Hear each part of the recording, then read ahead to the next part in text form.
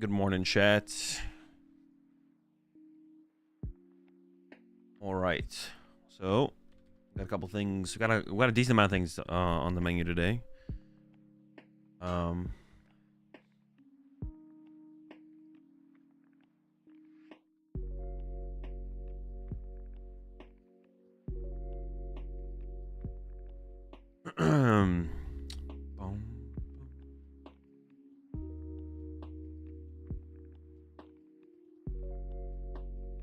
So I got a little bit of a impromptu show match, money match that I'm hosting. We got Bradner versus Isaiah Bradner versus Grant Manley doing Terrapagos. Terrapagos versus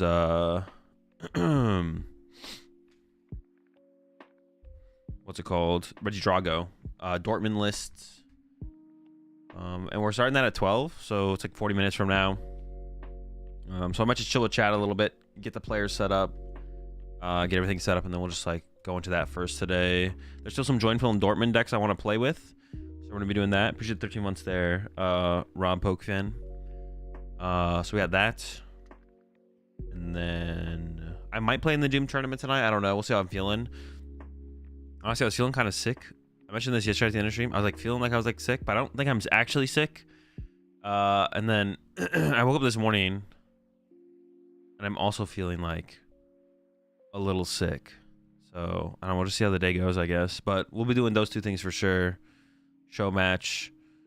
I want to play with like the Stefan's Palkia deck, the Golden Go from Yella. And then we might play in the Doom tournament. Is there even a Doom tournament tonight? There is a Doom tournament tonight. Then we might play in the Doom tournament. We'll see. We'll see. Also, good news for this weekend. Apparently there is a live stream for the special event in Peru. I'm actually curious because I wonder if appreciate the 2 months there, Kathy. There's a stream for the special event in Peru. Someone sent me a message. I mean, yeah, as long as that's happening, then we'll have an event to restream. They said their guess was that the stream would probably start up around like 11 a.m. In Lima. It's in Peru, right? I'm not sure when I say that, right?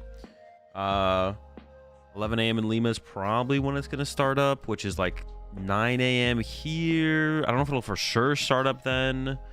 I might still, so the question for me is just, I might, if I go to the gym before, then I'm not going to start my stream until probably around 11 a.m. Because I don't know if it's going to like, when it's for sure going to start up. So we might miss the first couple rounds. I probably will go to the gym tomorrow morning, and then if the stream starts up before I get back, then we'll miss the first couple rounds, but we can jump into for the next couple rounds. And then that'll give us like a time frame to work with for day 2, like how early they start up the stream, and then we'll catch all of day 2 for sure. It is a 2-day event. And the person that messaged me said, I think it'll be like 250, 300 players, which is pretty good for, what was the last? Out of curiosity, because there's been a special event in Lima before, right? Special event in Lima. There was actually one that not that long ago. 145 players, so maybe like double the amount of players. Yeah, there's literally one in May. I assume it's capped though as well. So that's like a thing as well. I'm assuming it's capping. There might be space for more players, or there might be more players who want to play, but I'm not sure how the registration for that one went. I think Guardy should start using Namorous V, prevent effective abilities to Pokemon with Psychic Energy attached to it to stop Dust Snores. No, I think you spread your energy super thin. You don't play enough energy to do that. Imagine you have 4 Pokemon in play and they each have an energy. Like, by the time you get to that point, it just doesn't matter. And then your opponent can abuse the fact that your energy is spread super thin. Like, you can't Drifloon and have an energy on everything, right? So we'll casually ignoring the East Coasters and EU viewers, who it is not mourning for. Yeah, true West Coast elitism going on.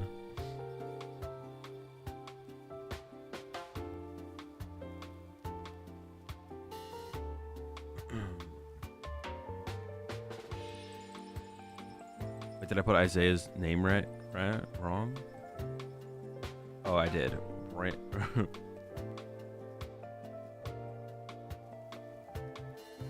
Bradner. Okay, I fixed it.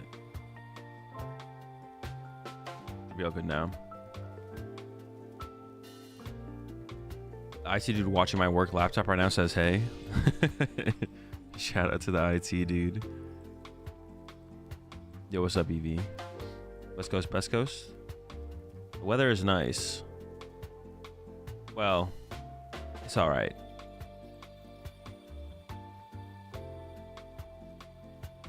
It is all right.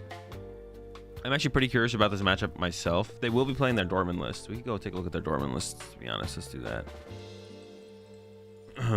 Yeah, they will be playing the Dortmund list. Let's see. Let me create a new source real fast. Before I do,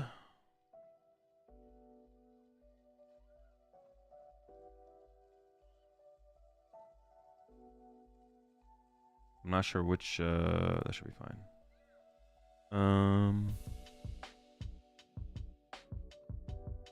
About that, that's fine. Yeah, I don't really know who's favored in this. I think Bradner thinks it's close, and I think Grant thinks it's favored. They are going to do a best of 7. It is just going to be Terrapagos versus Regidrago. I know someone in the chat earlier asked if it was Conquest. Not Conquest.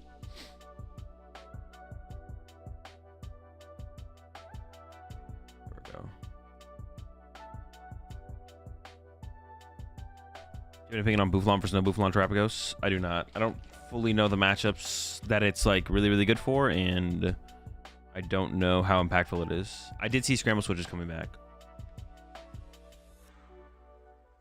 Does Jamming Tower ever make sense to Dragapult? Yeah, there's probably enough Bravery Charm in the format. It would make sense to include. I don't know if you'd play it before Vacuum, though. Kind of depends.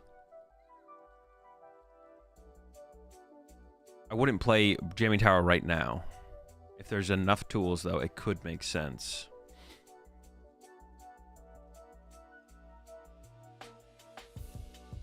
So this is Grant's list. And then Bradner did not make day 2, but I'm pretty sure Bradner played the exact same 60 as John Ang and Ruin. So we'll look at that.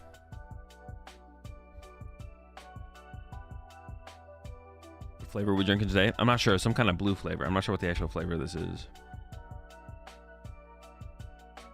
Do we still Sandy Shocks and Raging Bolt?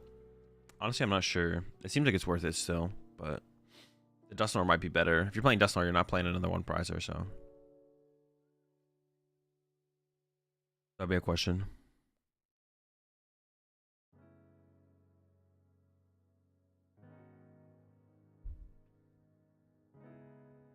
Bro, 3DT is so thin. Bro, it's like the #1 thing that people gravitate towards when they look at Grant's list. Which is like, I guess it kind of makes sense, but could be correct. I don't know. I feel like... I mean, it's kind of like expected to, though.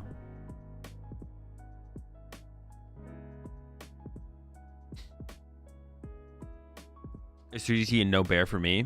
The bear was interesting. I had never thought of including Ursaluna in this deck at all, to be honest. But then I saw people playing. I was like, oh, okay, that's kind of...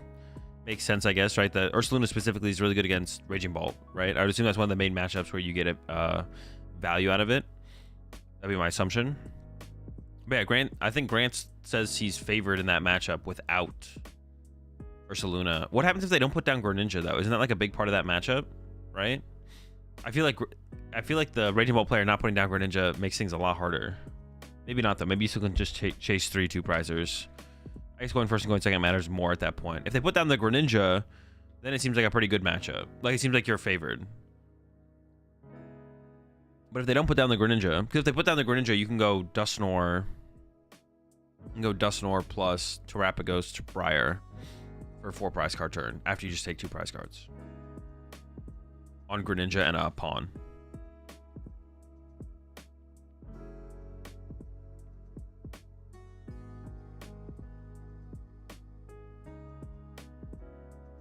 But Grant also did well, so it seems like it clearly worked for him.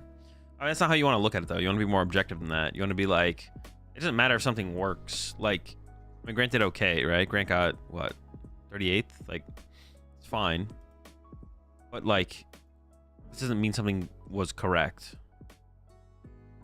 Yeah, I'm not even saying, like, I talked about Grant's list the other day as well. I'm not even saying Grant is correct for playing 3 double turbo energy, but immediately looking at it and writing off is just like the incorrect way to look at deck lists most of the time. I mean, there's some stuff you can write off. The thing is, though, the thing that's different, and this is why this is different, because I'll like pull up a deck list sometimes and I'll be like, I think it looks pretty bad, right? I'll pull up this deck list and I'll be like, Cleffa, trash card, get it out of here. What are we doing? But I will have tested Cleffa. I guarantee none of you have tested 3 DTE, right? That's the difference. I don't even have to like ask you if you've tested 3 double turbo and Terrapagos. I know you haven't. So when you see something different that you have no information to work off of, it's a little bit different, right? Like I looked at the 3 DTE from Grant, and I was like, oh, that's interesting. I could see that being correct because you only need to attack 3 times, right? But it is like a combo piece, right? Like part of your big combo turns, you need Terrapagos and an attachment to Terrapagos. So naturally drawing energy does seem good.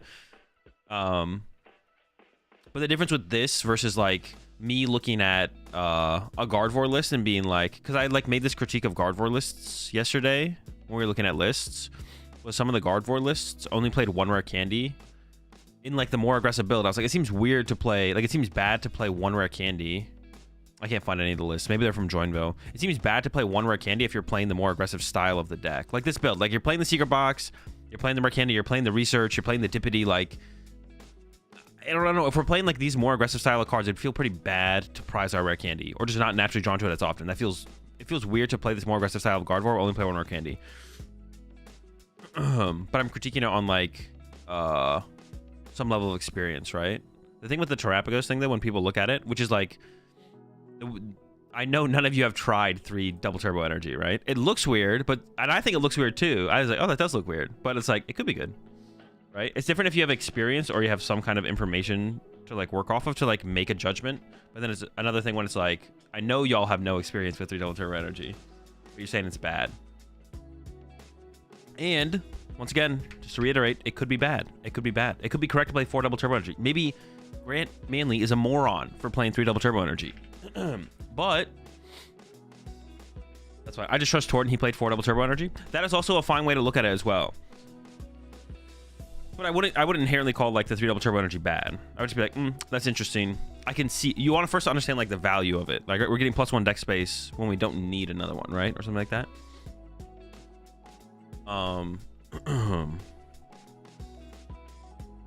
Yeah. That's what I'm saying. You just want to adjust your thought process around that.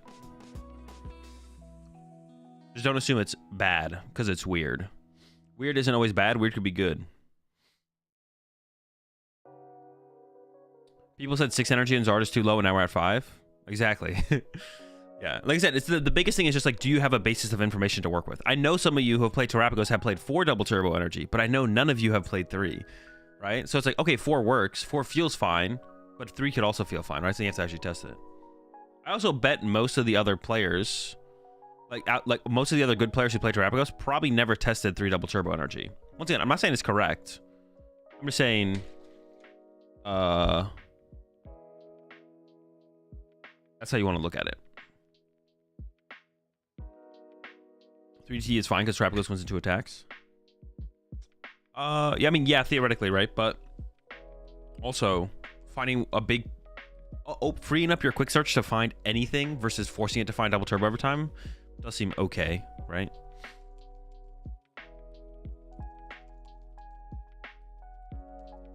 If you saw Lugia with 3 Ultra Ball, would you feel the same way since you haven't tested that?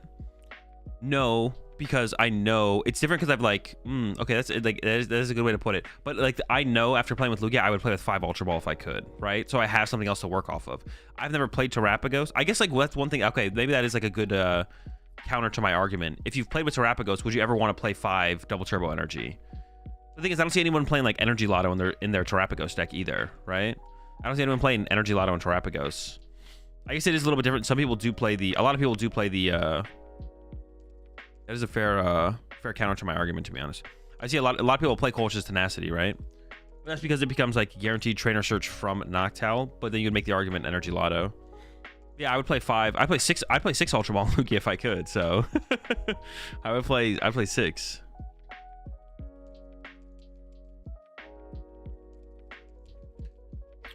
But But that is fair. I guess you could go down to 3 and be like, oh wait, this is fine. But you never feel that way because you're always like, man, if I could just draw an Ultra Ball here. If I had more Ultra Balls. But I see what you're saying.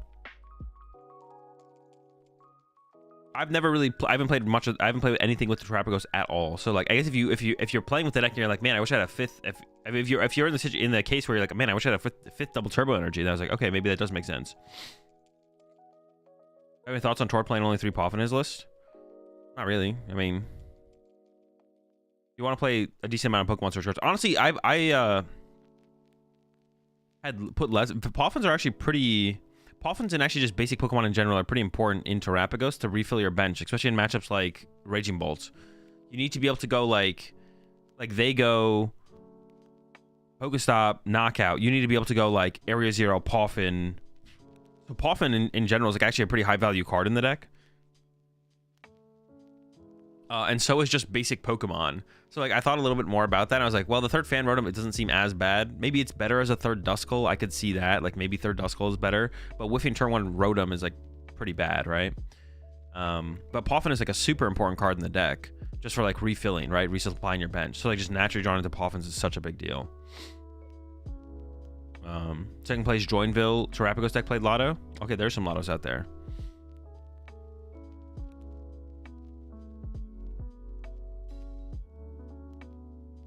Oh, they did have Lotto. They didn't have the... I didn't even realize they had Lotto. I mean, they both have to have had it, right? Yeah, okay. The more aggressive energy search card over... And if you play Lotto, you definitely play 4 double turbo. You're never playing 3 double turbo and energy Lotto.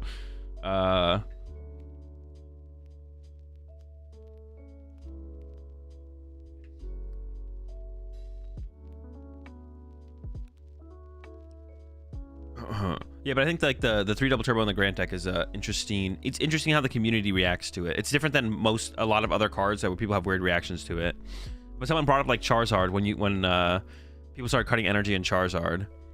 We're down to like 5 energy in Charizard now, but people also like playing a miss in a double turbo, so it's like a little bit different. We're not like fully going down to like 5 energy, but all right, what time is it? 11:30. Let me get these players the link so they can join up whenever they're ready.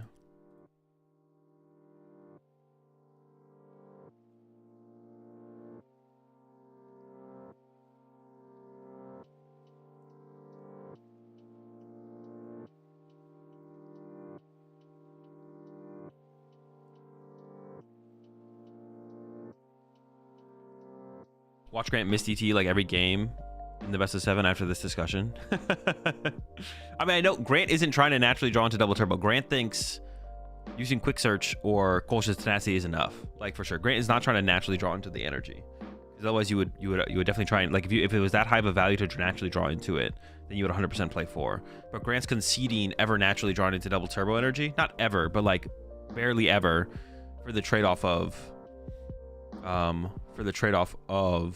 the extra deck spot, and always committing your like quick search to find the energy, or most of the time. But it's still a combo piece. So if you do like Pheasantipity into double turbo energy, then you go find something else with your quick search, obviously. He also has the 202 Pidgeot line. Yeah, and he also does have the 202 Pidgeot line, so he's like committed to like not prizing that as well. The Ursaluna is still interesting, to be honest. The lack of Ursaluna in Grant's list is still interesting, though, to be honest, because it is Nest Ballable, it is Ultra Ballable, and because you play Dusknoir, you can always put your opponent on 1 prize card, and because you can do that, Ursaluna becomes an attacker that hits harder than Terrapagos for no energy. So it's like Nest Ball for a double turbo effectively at that point in Grant's build. If you can Nest Ball for double turbo, but with Grant's build, you need 2 Nest Balls. So you have to Nest Ball for the Terrapagos and then Nest Ball for the double turbo energy. But you can't use it with Briar. So the question would be like, how often do you feel like you have to use Briar? If you feel like you're using Briar 75% of your games, then I guess it could make sense to not play Ursaluna. But if you're not, then Ursaluna makes a lot more sense, right? If you're using Briar like 40% of your games, then it's like, well, I don't know. Ursaluna is kind of like a free double turbo energy. So I would almost say in Grant's list, it seems like Ursaluna should come before the 4th double turbo energy, to be honest. Thinking about it, it feels like Ursaluna should come first before the 4th double turbo. But it depends on what percentage you use Briar. Because if you use Briar, like, I don't know what percentage of games you use Briar, but if it's like 75% of games, then you want to play more heavily into Terrapagos. Will be Terrapagos' worst matchup? I have no clue. I honestly don't know. I need to pick up the deck and just play games with it. I just haven't done that. Manley will help versus Drago. True. Yeah, I mean, you kind of... Do you like, need to play... Actually, I'm curious. The Joinville players also played Manaphy, right?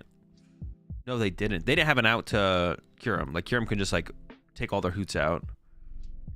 What did Galaz play? No boofs. Most people didn't play boof. Tord played the boof.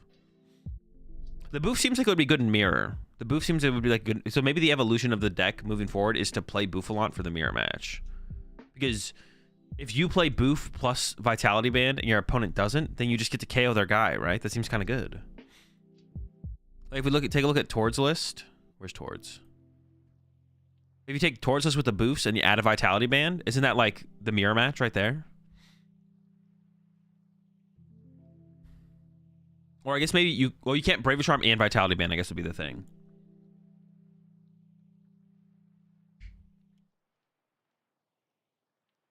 That's what Dragos have been doing to me nonstop, sniping my owls. Rip the owls.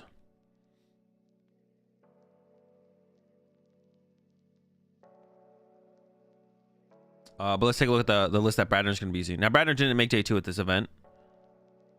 Did lose the winning into a Raging Bolts, but John Ang and Rune playing the exact same 60 did, and they brought that new tech, the owl.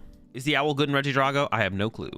It seems okay. One of my problems with Regidrago has always been like bench management. It feels like your bench just like it's really nice to aggressively put like Dippity and Mew in play and be like, all right, I'm prepared for anything. I'm seeing so many cards every single turn. I can't lose. The Noctowl does also see cards.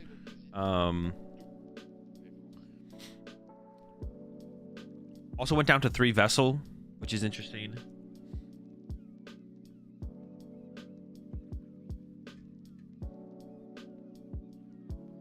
That was low-key clutch to take out Mimi. Is that your way to KO Mimikyu? You speed dive twice.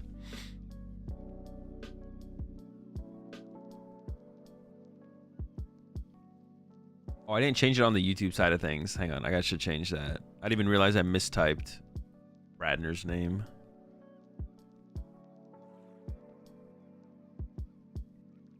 Fixed. In this match specifically, though, like as far as tech cards go, yeah, like someone in chat just mentioned, Temple of Sinnoh can be a thing.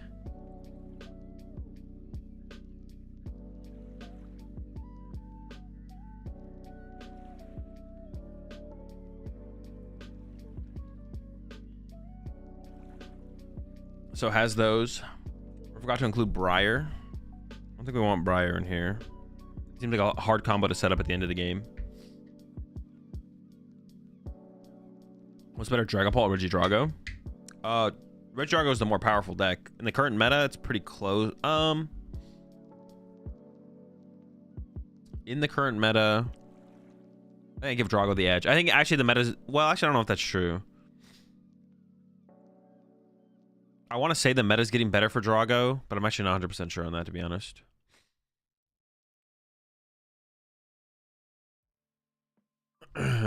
It's close. It's close between the two.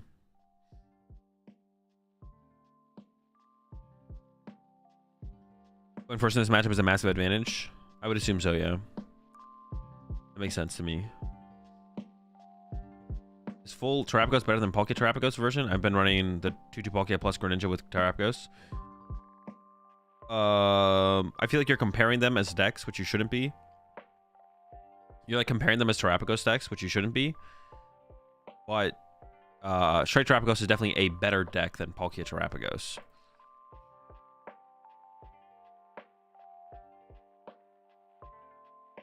Rise of Control and Lugia makes Drago not that good. Well, Lugia matchup isn't like terrible for Drago. It's not like truly awful. I'd say it's probably 60-40 Lugia favored.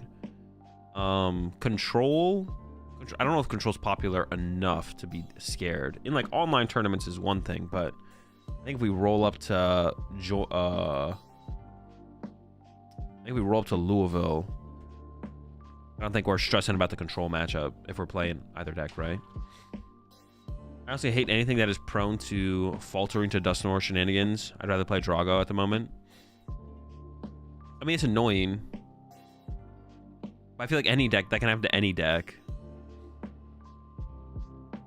I don't think Drago is favored into Lugia if you play Sinnoh. Interesting. I think it's still unfavored, but it might be close.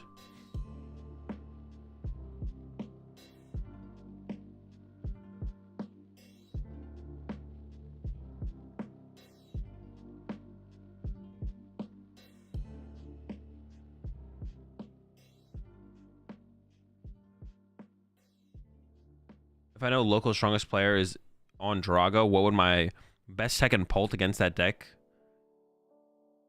be?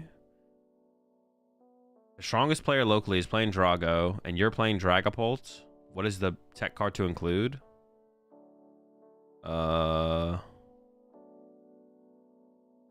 Maybe just Manaphy. Having Manaphy sounds kind of good. Are we scared of Kyurem? I don't know if you're already playing Manaphy. Klefki? I don't know. Klefki's rough, though, because you need to, like, Rotom turn 1 so often. Klefki is really good against Drago, but... What was second against 1% in locals? I don't know if they meant, like locals or local tournaments. Dude, I would do that. If I went to, like, a League Cup or a League Challenge and I knew the second best player at the tournament was... And I knew what they were playing, dude, I would tech for them. Like, I would put in something. I've done that all the time at Cups and Challenges. Like, you would roll up to a... You'd roll up to a Cup or Challenge, and someone would be playing, for anyone, now, this is a little bit old school, so not that many people are going to know. When the Greninja break players showed up, you put the Tina in your deck. You put the Tina promo in your deck. You didn't play it if they weren't playing, if they didn't show up. But if they showed up, we're playing Tina promo. It's going in. They are going to lose. I'm not losing to Greninja break. And the Greninja players never didn't play Greninja. They always played Greninja. You tech for them, bro. We're putting in the Tina promo.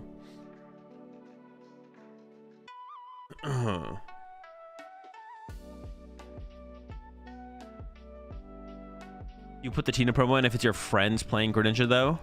If it's like someone I drove with, well, it depends if they're a Greninja player. If like one of my friends I like drove with to the to like a cup, like was like, I'm gonna play Greninja today, I wouldn't tech for them. But if I have like a friend who like only plays Greninja, but like, you know, I didn't like ride up with them or anything, but they like rolled up, they're gonna roll up with Greninja again, I'm gonna play the Tina promo. Like, they could be a friend, but they're not like someone I drove up with to the cup that day, or like but they only ever play Greninja. I'm gonna put the Tina promo in. Like, you're gonna get Tina promoed. What was the Tina promo? It breaks abilities got turned off. It said breaks can't use our abilities. The Tina promo's ability said your opponent's break. I'll show cards. So this is the Greninja. So Greninja was a really good deck. You had this Greninja with Shadow Stitching. It shut off abilities and then did damage. It only did 80 damage? Wait, it only did 80 damage? Dude, what the heck? I thought it did more damage. It did 60 plus 20 if you return a water. Plus 20? What? And then it did 40 and it shut off all abilities. This was the really good attack. This card wouldn't be good without Shadow Stitching, probably. But the break is where your damage came from. Break Pokemon were like, this is like effectively a stage 3 Pokemon. Because you have to wait a turn to break, for anyone who doesn't know what breaks are. There's probably a lot of people in chat who didn't play back then. And you could discard a water from your energy from your hand. You put 6 damage counters on one of your opponent's Pokemon. So this is where all your damage came from, was the giant water shurikens. Otherwise, you're not doing that much damage, right? 40. You do shut off abilities, but 40 damage is not enough. And then the Moonlight Slash. And then there was a Giratina that was a basic Pokemon, and it was called Giratina promo because it was a promo card. This one. Each Pokemon break has no abilities. So you just literally take away the damage source from the Greninja deck, and then you beat them. Like, you just auto-win Greninja. Basically, almost any deck beat Greninja if you played Giratina promo. Not all of them. I actually have a funny story.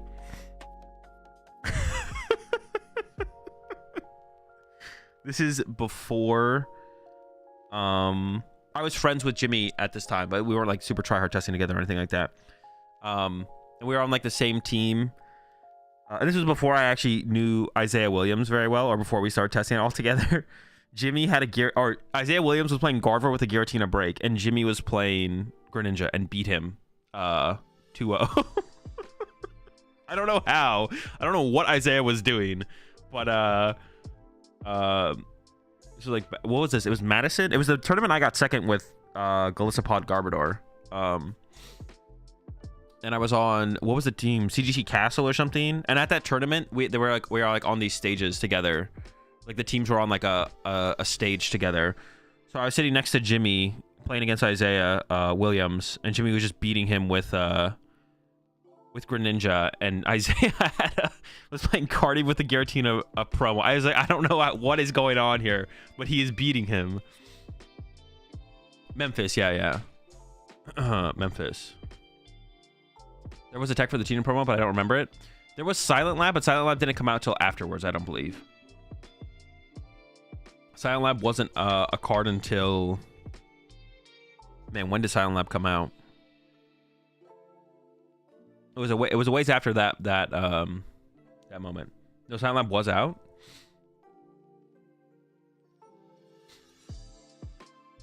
Primal Clash. Oh, it was well before. Was it really? It was before then? Silent Lab was out? Interesting. Oh, wait, no, that's right. Yeah, Silent Lab was out. Giratina promo came out, and then the question was, should you play Silent Lab to tech for their Tina promo, or do you just hope they don't have it? That was the question that people like played around. Was it like, yeah, Tina promo came out, and it was like, okay, should we play the lab? Like, do you play lab? Do you assume your opponent is playing Tina promo, or do you just not play lab because there's a dead stadium in every other matchup? Because you're already an ability lock deck to begin with. What do you think the SFA Genesect isn't being played all too much? Before the set came out, I expected it to be super popular with Rescue Board as a pivot / ace spec. The bench space is just too important. There are some decks that could be playing it, but the answer was yes to playing lab, though. There's original one of the Sable House brothers called Glaceon GX a bitch while playing Guardy Zoro. I mean, it's pretty good against that deck.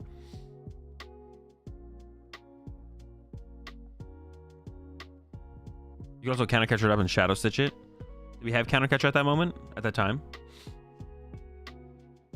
We would have played Dive Ball and Ninja if it was legal. We did play Dive Ball and Greninja. People did play. Yes, Dive Ball was legal, bruh. That's why Greninja was like, if Greninja didn't have Dive Ball, wait. Yes, Greninja did have Dive Ball. I played Dive Ball in Greninja at the regional where Chip got top 8 with Mega Ray. Oh, bro, means that's how you can tell Silent Lab was in? Oh. Wait, bro said Silent Lab rotated by that time because Primal Clash wasn't in standard. We would have played Dive Ball and Ninja if it was legal. Bro, go look at the Ninja list 2017, 2018. Primal Clash was rotated. Greninja was around for a while. We might be thinking about two different... Dive Ball was definitely legal. Dive Ball was legal at some point for Greninja. Maybe not the whole time. Maybe not the whole time. But for some point, it was definitely legal, right? Maybe not for Memphis, but I definitely played it in a tournament. I only played Greninja in one tournament, and it was exactly what you'd expect. Oh, you're specifically talking about Memphis. Okay. Yeah, Cody played it too at Worlds. Yeah, I played Greninja at one tournament, dude, and it was like a Greninja experience. It was like, it was like the deck is just not that good. The deck is like it's powerful, but it's not consistent enough to be worth playing. I shouldn't have played it. I should have played Turbo Dark. I should have played Turbo Darkrai. Just play a real deck. Ninja's fake. Lab was not legal for Memphis. Okay. When are they starting? 12? I'm waiting for the players to join the... I'm waiting for the players to join and share their gameplay with me. So as soon as the players are...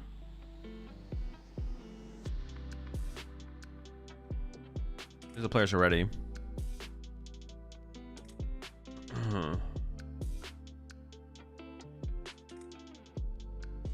Well, yeah, as soon as the players are ready, we'll start.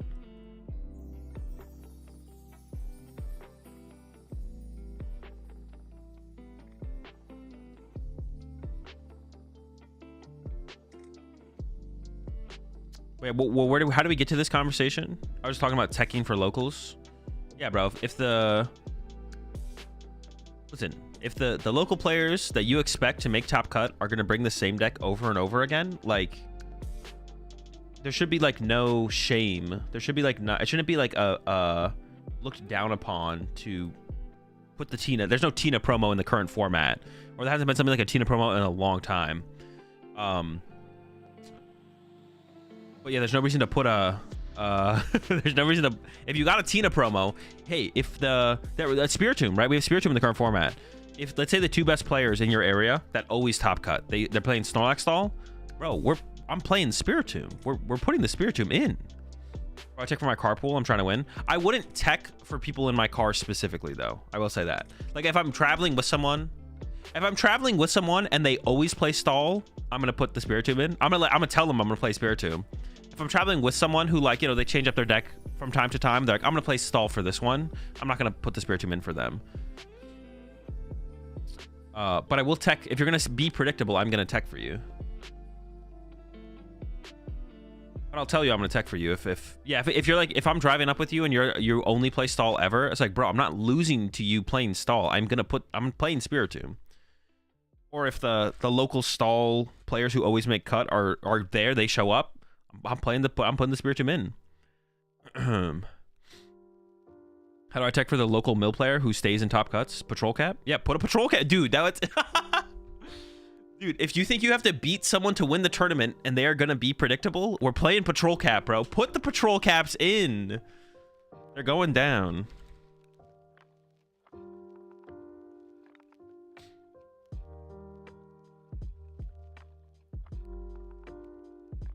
The patrol cap is crazy, though.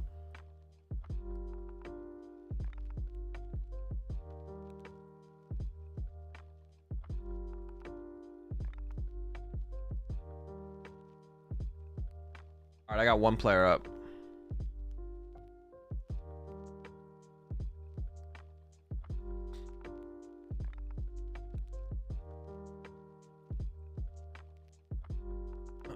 Yo, appreciate the raid there, Mahone. Hope you had a good stream. We're over here. We're about to start up a little show match, money match. Grant Manley versus Isaiah Bradner. Best of 7. Drago versus Terapagos. Dortmund lists.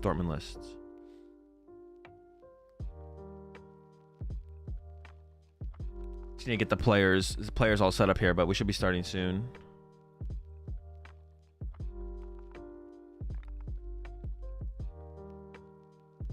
What is this? And I'm just like setting up the player settings or the video settings.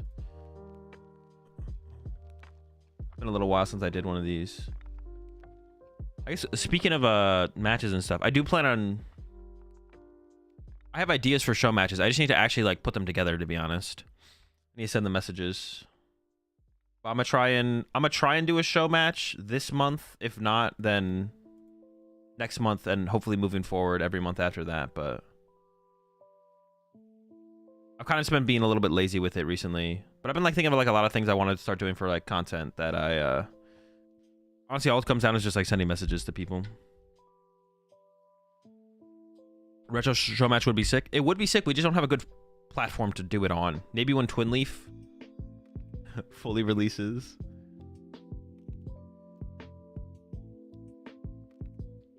Wait, where the heck is the link now? Okay, there we go.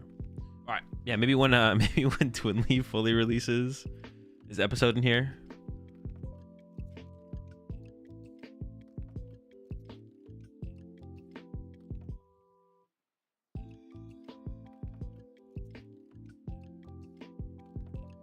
We're very, very close. Dude, I've been hearing that for a while now. At this point, just say, Azul, shut up. It'll happen when it happens. You gotta like... You gotta like, You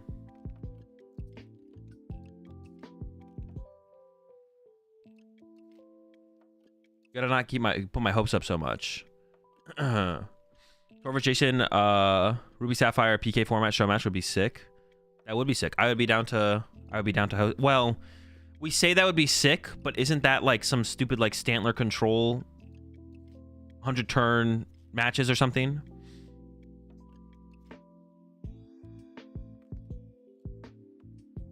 What's your favorite card from when you started competing? Favorite card from when I started competing? I have no clue. AzulGG's level X.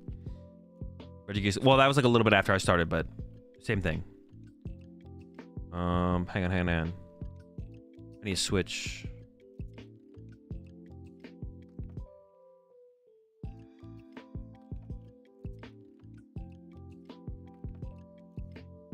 Prediction? Yeah, I got you. Let me just get this set up real fast. Prediction's not worth very much if we can't see the gameplay.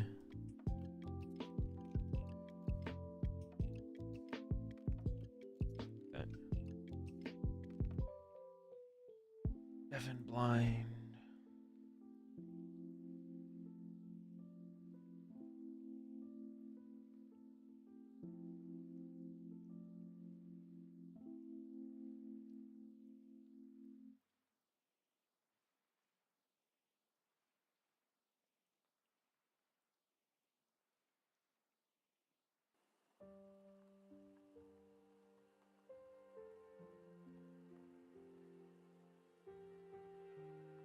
Did you used to play in around upstate New York in your early years? A couple of folks were saying you used to be local and couldn't tell if you were capping.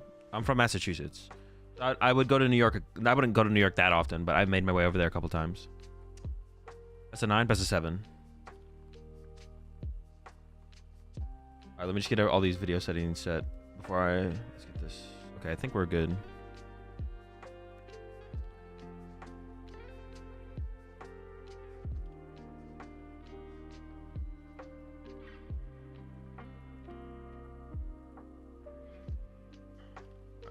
Bring this one in definitely a little bit here. Hold up. Oh wait, did I kind of messed this. Well, maybe I didn't actually.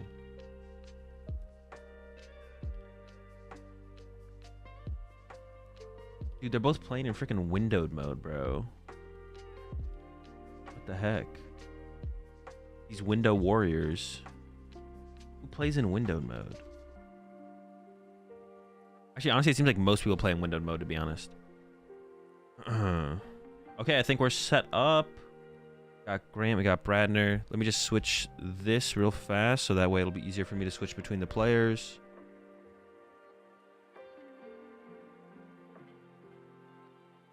There we go.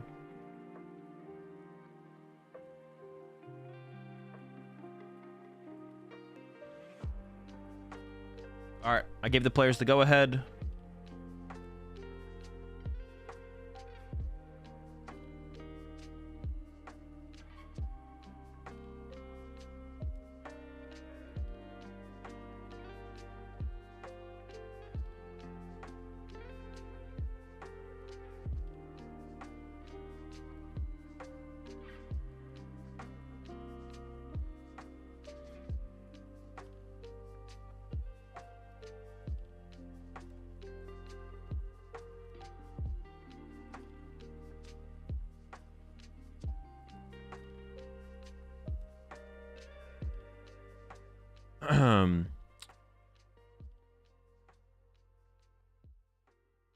All right, I'm gonna go ahead and start a prediction here. Start prediction. Who will win? Bradner. Dude. Whenever I go to type Bradner, I type Brander. Manley. Manley, who do you got? Bradner or Manley?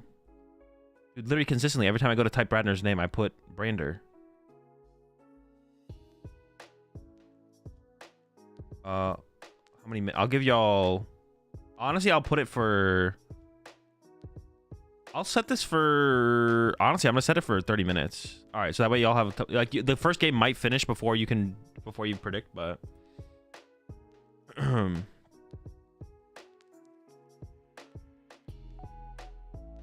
There you go. What decks are they again? Grant Manley is playing Terrapagos, and Isaiah Bradner is playing Regidrago. You can predict now. Or you can wait. We'll probably see the conclusion of the first game before the prediction closes, so up to you. Or determine who goes first each game. Coin flip will determine who goes first in game 1, and then after that, it will be a back and forth. Yeah, after that, it'll be back and forth. So, going into game 2, yeah. If you went first in game 1, you go second in game 2, back and forth. Both players choosing first, all throughout the whole sequence, I believe. I can't imagine you'd want to go second in this matchup, but maybe one of them is onto something. But they did agree to that. All right.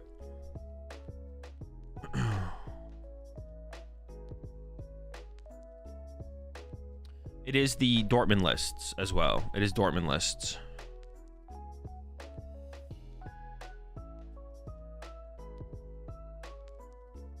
All right, here we go. Isaiah Bradner versus Grant Manley match, show match. Reggie Drago for Isaiah. Grant is on the Terrapagos. Dortmund lists, best of 7.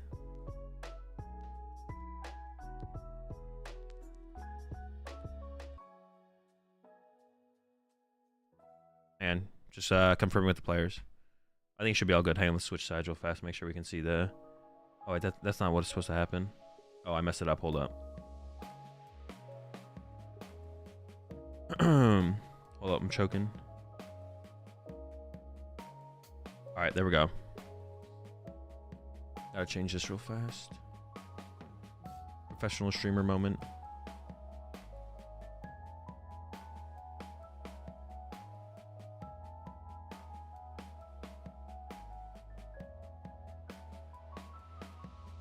Okay, we're all good now, I think.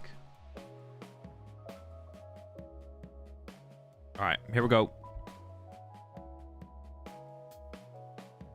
So, Grant's opening hand here is not great. He's lacking. It has the Rotom start, but is lacking in a Terra Pokemon. There's a mulligan here, though, to take advantage of. So, it's like Grant is like 1 card away from having a great hand. A single card away. Grant is just a single card away from having a good hand. Vitality Band is not it. We will see who is going first in this first game. It is Bradner going first. I guess I missed the coin flip. Bradner's hand, pretty chill. Doesn't have to play it super aggressively, but we'll see what the... Probably needs to play aggressively here. We'll probably see the Billy happen. And then the question is, do you use the Dippity here? Unless, like, the ability... No, there's no way the Billy is, like, that big of a liability, right? We always Billy here, right? Yep, there's the ability. Do you bench the Dippity is the only other question, I think, at this point. Oh, Bradner's thinking about it. Does have Cleffa, so, like, if you do think it's that bad to put Squawkabilly in play, you could just hard retreat. Oh, no, you can't. You have 3 retreat costs on Drago. For some reason, I thought it was 2. You could just go attach retreat, but you can't do that. Maybe we're just thinking about the Dippity placement there. There's the Billy. Press 7. Pretty good hand. Has an E-switch. Could E-switch here right now. Honestly, I don't see a reason not to. Grant only plays 1 Iono, which is unlikely for Grant to have, but you could have it here. I'm curious what else you actually grab here as Isaiah. I don't know if this is like a double draw. This feels like a double Drago matchup, though, where you'd want back-to-back Reggie Dragos. So I feel like getting a Drago V here. You might be able to live off 1 Ogerpon as well. You don't really need the next Ogerpon for sure. So we could see the... We don't even grab second Ogerpon. We maybe don't even ever even set up a second Ogerpon. It might just be 2 Dragos, live off 1 pawn, as long as you feel like you can. But I'm actually not sure if this is a double Drago matchup or not.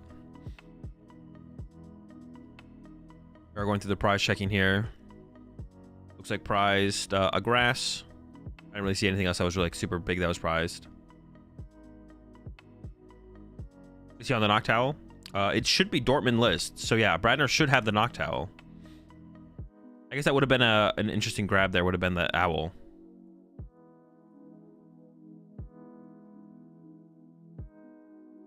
You do anything else here?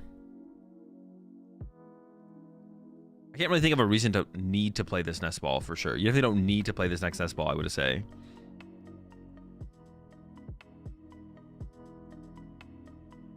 But the E-switch does kind of just make sense here. Because, yeah, Grant only plays 1 Iono, but Grant could just have it, and then you'd be wishing you had played this E-switch here. Fortunately for Grant, maybe though, is Bradner does have only Iono in here in the hand as draw support, so we might see Bradner. Oh, is actually going to get the Mew. Interesting.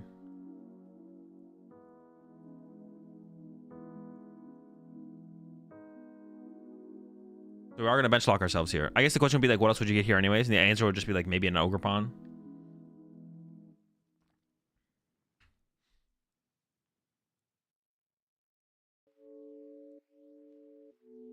Who and Noctowl prized? Yeah, it looks like the owls are prized.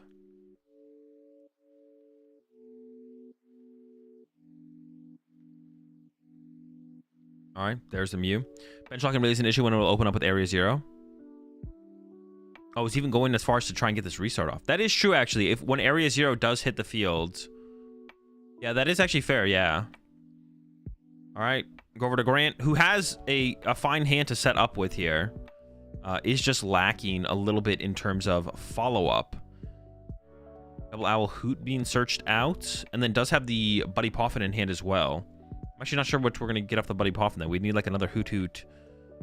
And I guess Pidgey? You get Hoot Hoot Pidgey off of the Poffin? Do you ever go double Pidgey, though? I feel like this is a situation where you'd want double Pidgey because your first Pidgey's just going to die, right? I assume it's going to die.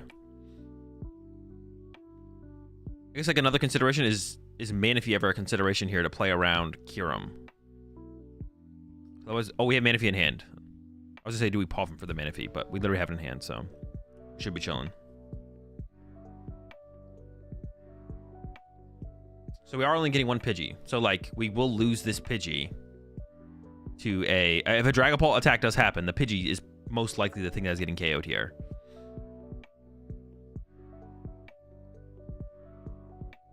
All right, we'll see how big of a turn Bradner can have. Grass Energy top deck. You could Ogre Pawn it, but I assume you just attach it to the Drago and then maybe just play Iono. You could give up your Prime Catcher to the Ultra Ball to go get your V-Star, but that sounds kind of bad to lose your Prime Catcher right now. You could Ultra Ball, you could play the Prime Catcher and then Ultra Ball away the Grass and the Iono and then draw with Restart. All right, is going to give up the Prime here. Giving up the Grass doesn't feel that bad. Giving up the Prime Catcher definitely feels bad. And then we see is going for that Drago V-Star. There's still lets you draw 2 with Mew right now as well. Kyurem's in there. Dragapult's in there. Cologne Angle. The Cologne is in there, so theoretically... But that now at this point, that involves Legacy Star, which is probably not a terrible situation for Grant to be in. If Isaiah has a Legacy Star to recover the Prime, then it's not a terrible spot. Appreciate the Prime and gift a sub there, EDU. Welcome to the pack.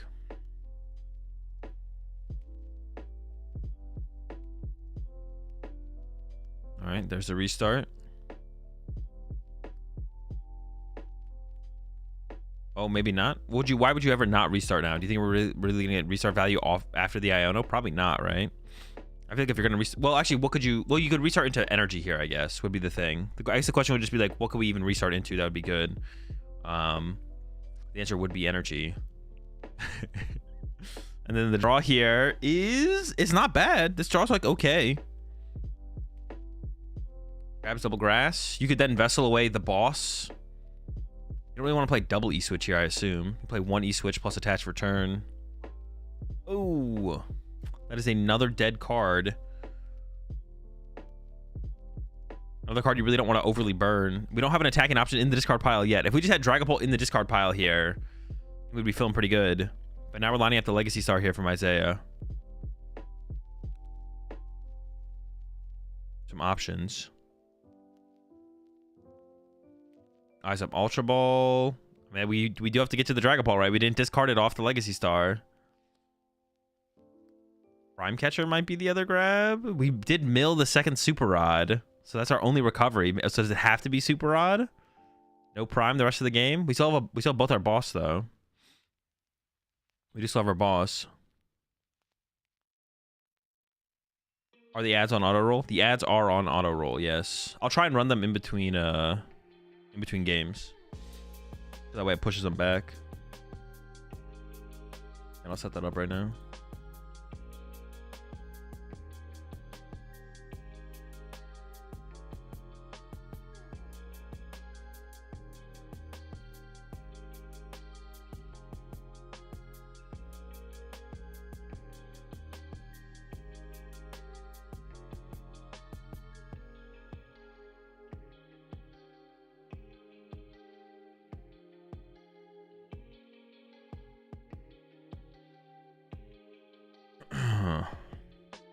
All right, Dragapult in the discard pile.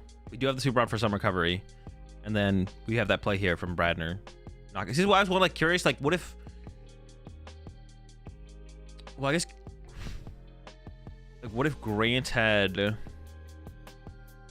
gone double Hoothoot, double Pidgey, Manaphy Fanroto, but then I guess you're bench locking yourself. But then you could eventually attack with Pidgey after like to threaten something, right? I'm not sure.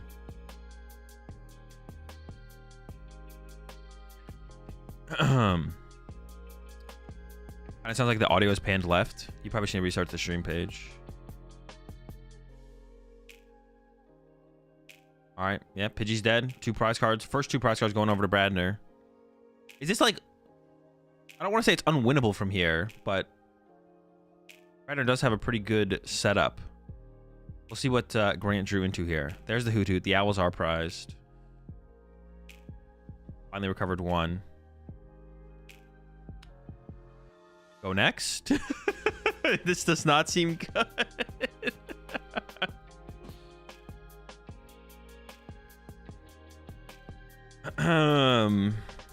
You're not attacking this turn.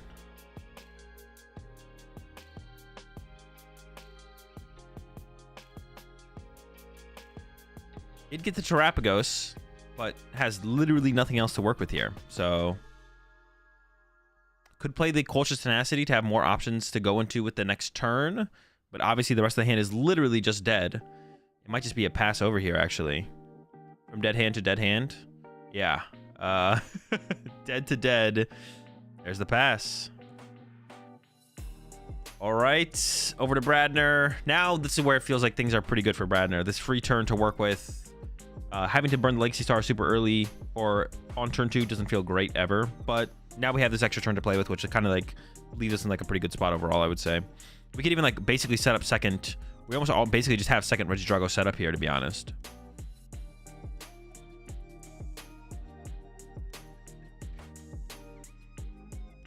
Welcome to the Yapping Podcast. I enjoyed it. Appreciate 13 months at Ridgeway. It's not gone. Me and Book are just waiting for content to pop up. Yeah, there's still the potential for it to come back for sure. Appreciate the Prime sub there, Chills. Appreciate the 4 months there. Or 3 months, IB Griffey. Appreciate the Prime. HG4. Chip trying to start the drama. Literally, Chip is creating fake drama. Literally fake drama Chip.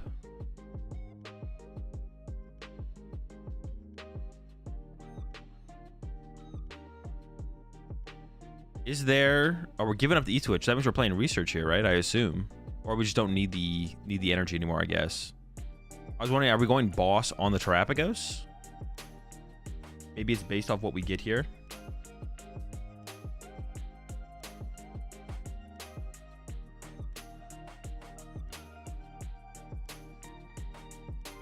Where's Tina at right now? Is the Tina in the discard pile? I actually don't know where the Tina is.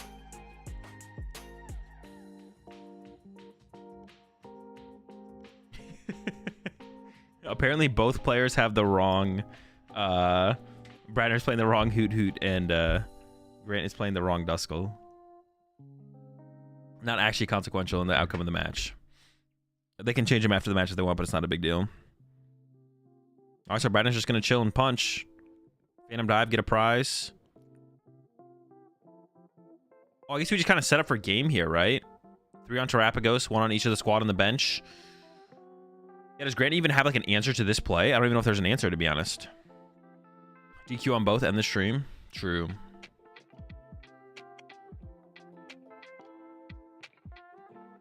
Oh, yeah, true. He does have Cologne boss next turn as well. Yeah.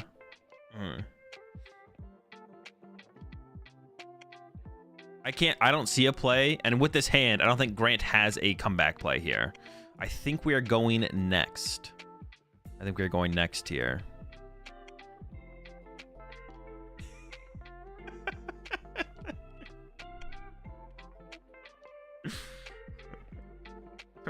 Reducing Terrapagos' damage is a genius play here.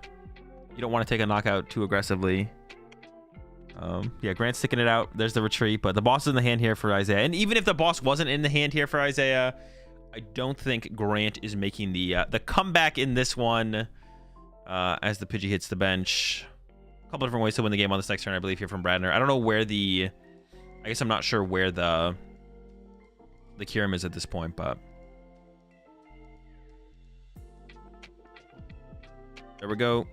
3-prize turn.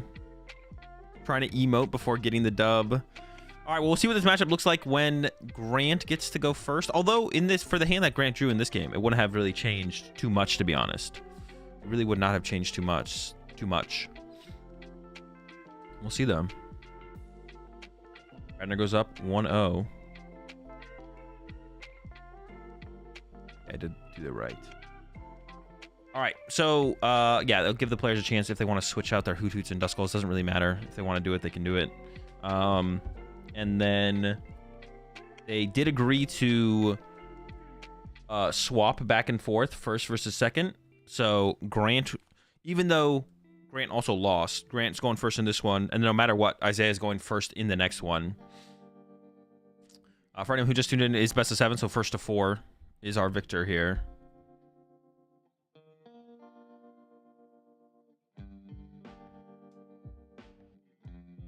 TCG Live RNG is not real unless your name is Grant Manley. True. Your audio is panned slightly left. I don't think so. Hang on.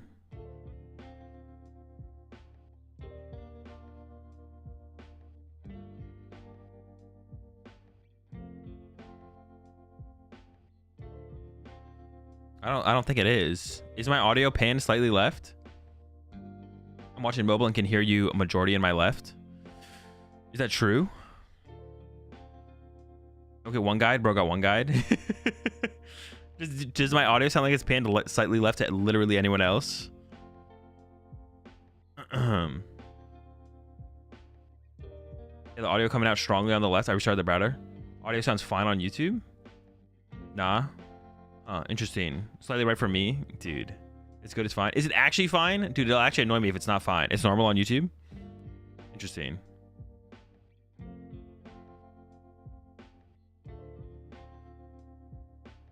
I don't know why that would actually be true if it was.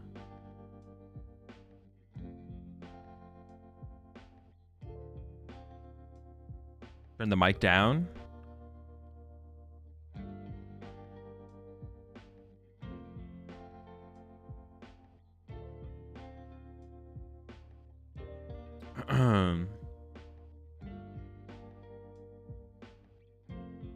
Not down, spin it backwards. That'll solve the problem. Dude. Which sides? Oh, my bad, my bad.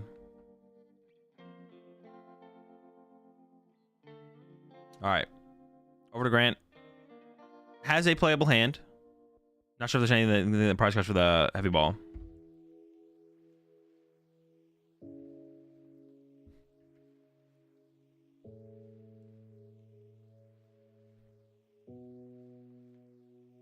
There's a heavy ball. There was a Terrapagos prized. Nothing too... I mean, there's a double turbo prized. There's one double turbo prized. If does Grant need to attack 3 times in this matchup? How many times do you need to attack in this matchup? I assume it's probably 3, right? Is it a 3-attack matchup?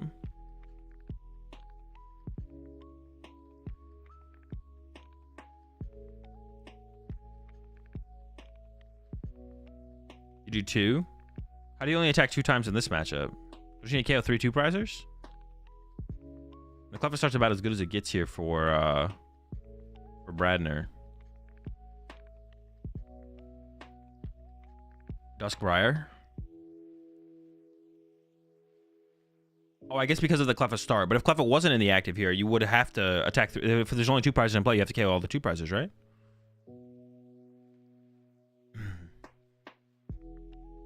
All right. This looks pretty good here for Bradner to start off with. Double Dusk. I guess, yeah, you could double Dusknoir. But aren't they KOing your Duskulls? Like, you don't get access to your Dusknoirs, right? They're gonna KO your Duskulls. They're not just giving you access to Dusknoir. They're not just gonna give you access to Dusknoir like that, I don't think.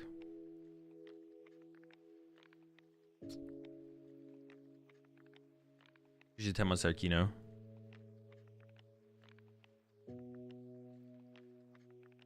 Bradner probably squawks again. I mean, you have Cleffa in the active, so you definitely don't need to. We'll just see what you draw here. You just want to get an energy attachment down onto your Drago.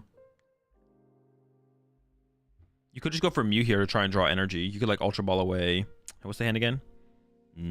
Maybe you Nest Ball for this, and then you Ogre Pawn 1 energy to the pawn, and you could Ultra Ball away Tina plus top deck, get Mew, draw 2 with Mew theoretically. You switch off the Ogre Pawn. They probably need second Drago here, right? I don't know how much of a threat is your Drago under with this board save from Grant. I don't know if you're under that big of a threat, to be honest. We'll see. We'll see if Bradner goes for Squawkabilly or Mew here. I assume it's one of the two. Or you could go second Drago, I guess. It is the Billy, though. So we're going to see a lot more cards here.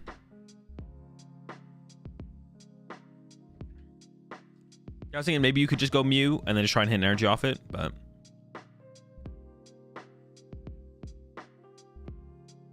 is always going prime kill this turn if he gets one Drago down.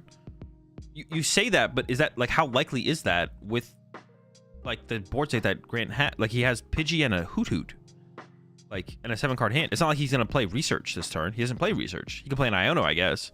Can he get a full bench plus Stadium plus energy? I don't know. I feel like it's not that easy, but I could be wrong. How important is that Canceling Clone? Can we just Ultra Ball away Canceling Clone and Kyurem to go get a Drago V-Star here if the third one's in the deck? Octowl does insane things. It doesn't feel that insane with this current board state, but we'll see. We'll see. I could be wrong for sure.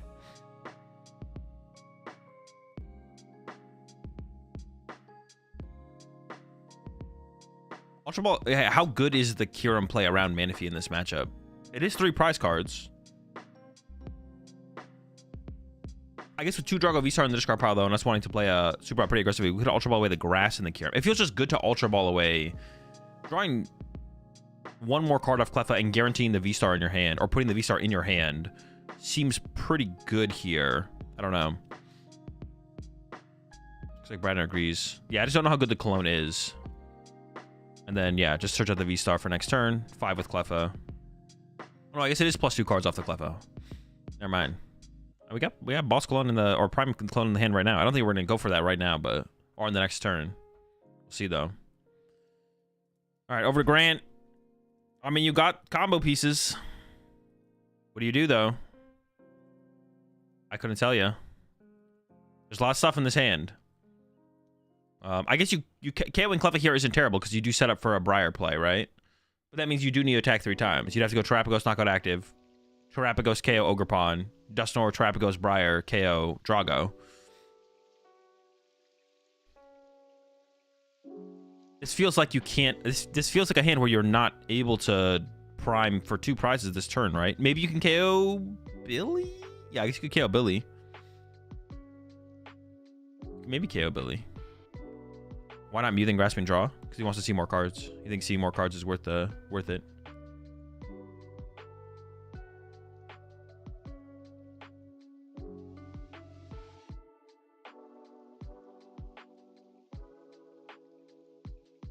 Candy Poffin. So we need to get some more squad here. Here's the Pidgeot. So this can find our double turbo energy.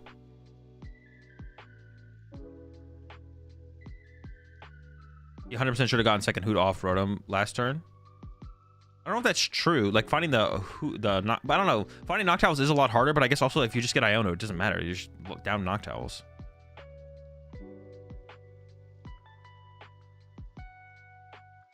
A prize count here. I would assume you bench. I guess you don't need to bench second Terapagos. You gotta bench something here. Imagine if Bradner just goes Iono KO Pidgeot. Like you're cooked. And that's a play Bradner can probably do out of the current hand. Manaphy.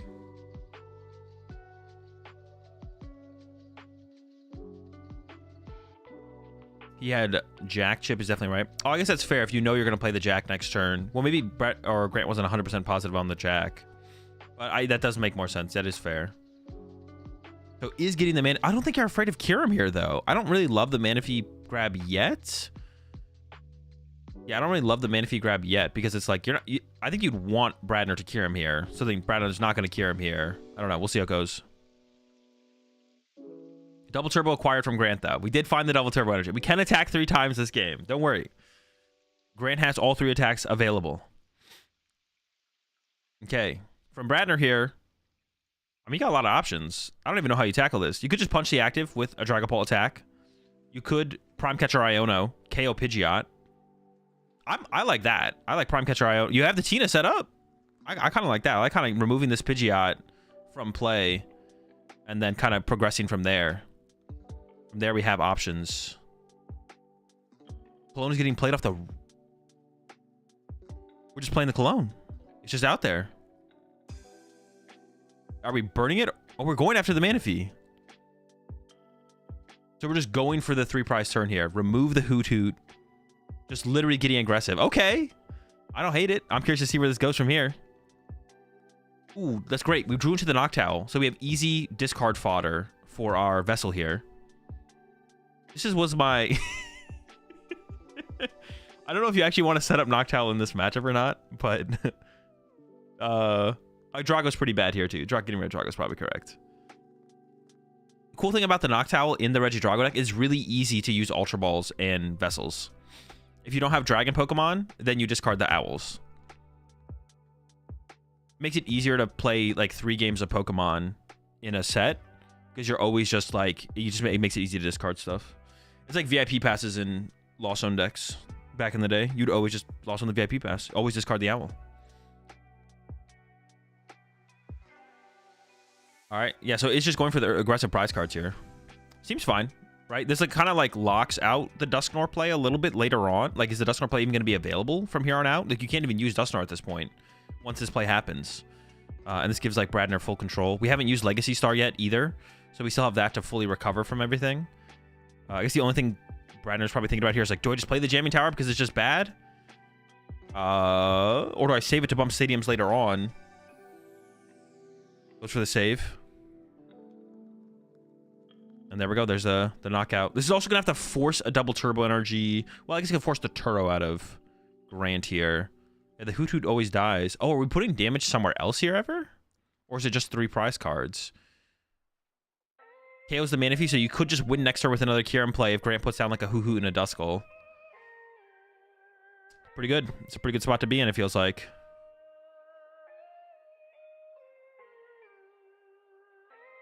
And pretty good prize cards as well. Well, the Ogrepon's like the big one to like replenish energy and play next turn.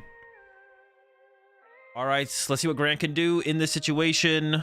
Plenty of options. Has the quick search.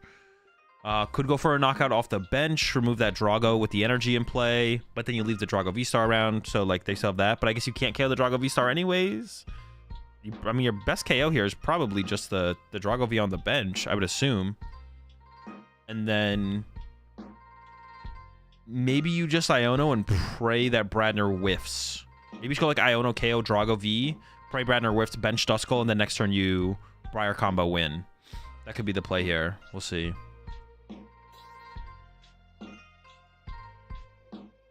It's hard to play Iono out of this hand, though, as Grant, because you don't have the Stadium yet, but you have all your basics in hand. But if you don't Iono Bradner this turn, Bradner has a 9-card hand and Legacy Star next turn. Like, Bradner can probably do whatever he wants next turn. And even could, like... wait, does Bradner play Hawlucha, actually? Have people been cutting Hawlucha? Is that a thing? You gotta fit the owl in. You have to cut birds for birds? Is that, like, the trade-off? A bird must be sacrificed to include another bird in your deck? Let's see. Yeah, there's no Hawlucha. Okay, there is no Hawlucha. You did have to sacrifice the bird. You can't just play all the birds. We did have to sacrifice... we did have to sacrifice the owl. Seems reasonable, to be honest. It's like... is that like how summoning in Yu-Gi-Oh works? That's how deck changes in Pokemon work? Is That synchro summoning, is that the synchro summoning version of Pokemon, or Pokemon synchro summoning? Wait, to get rid of the owl to get the 1/1 owl, or get rid of the hawk to get the 1/1 owl. Is that equivalent? Pokemon link summoning? What are you saying? Exactly. All right, I assume Grant needs to draw a prize card this turn. I guess Grant could just punch the active though, just chill with this the rest of his hand. I don't know.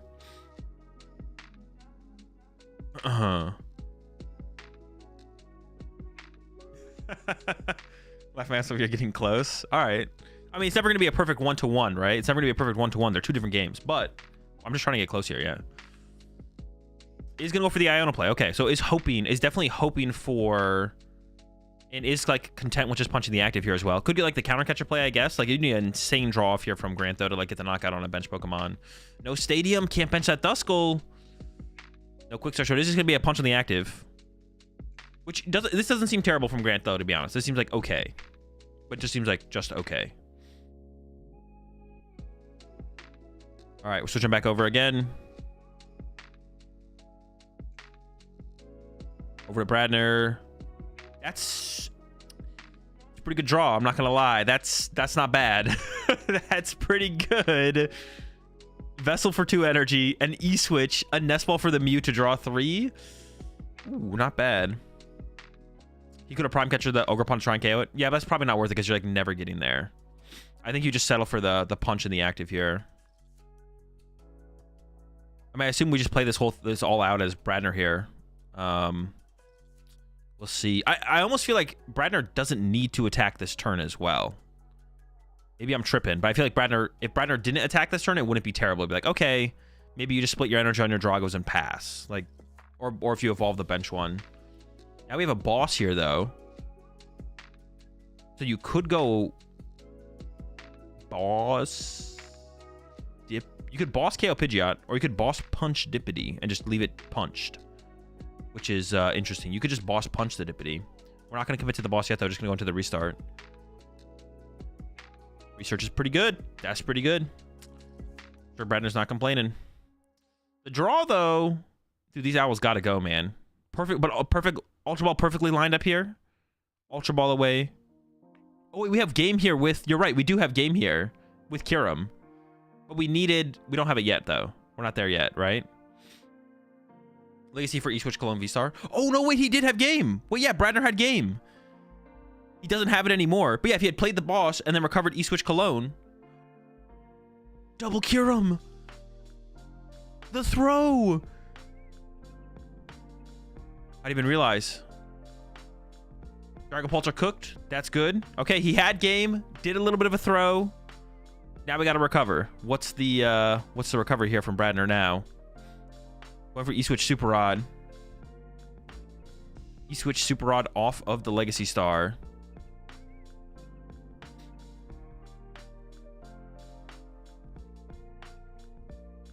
E-Switch is coming down.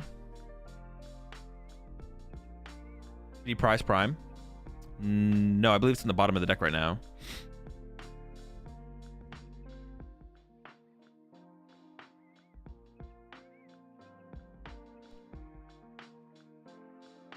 He is going to bench the Hoot Hoot.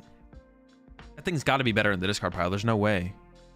Oh, Prime is in the discard pile, yeah. Well, no. In this situation, he can't win anymore. He needs to get Cologne E-Switch off of the Drago play.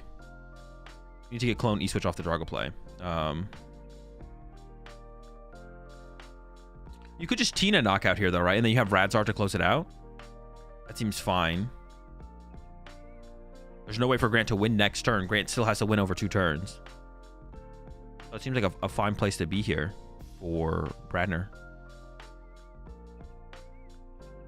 Bradner loses this game, bro. Honestly, though. Not going to play the Super Rod. Just going to hold it.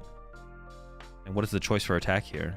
Yeah, Lost Impact. Okay. Just go ahead and take the prize cards. Go down to 1. Drosnor can't be used. Briar can't be used. Lock those 2 plays out. The only thing Grant can do is attack through the active, and that eventually turns on Radzard. I wonder if Bradner should have actually used Super Rod here and recovered energy plus Pheasantipity. Because if you get like... Oh, no, but you can't get Ionoed because Grant plays 1 Iono. Never mind. I was going to say if you get Ionoed here, but... that's not a thing. Got second super art off the prize cards as well. So it's plenty of resources. There's no like weird stall line that Grant can go for now. Some kind of like trap something in the active, hope you deck out situation. Because yeah, Bradner definitely decks out first here with only 6 cards left to Grant's 30. He has the owl, guys. Don't worry. Yeah, don't worry. We got the owl. We're chilling. Most important piece is still around. Oh, shoot. My bad. Thanks for the heads up.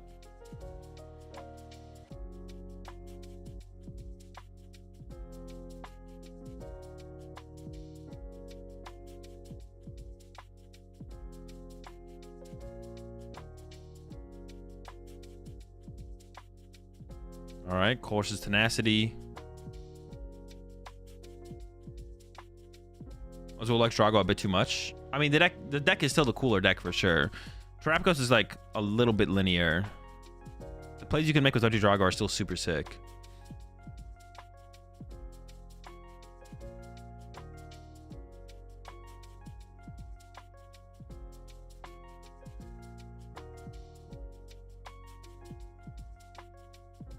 Does Grant play the bear? Because I feel like bear is the best option here. No, Grant does not play the bear, the Ursaluna. No Luna.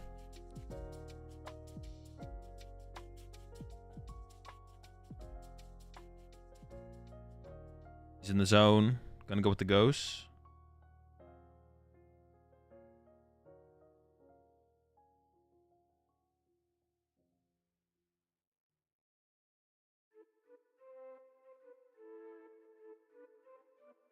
Did Grant ever come to the conclusion that 1 Iono was the right amount, bro? You might be onto something.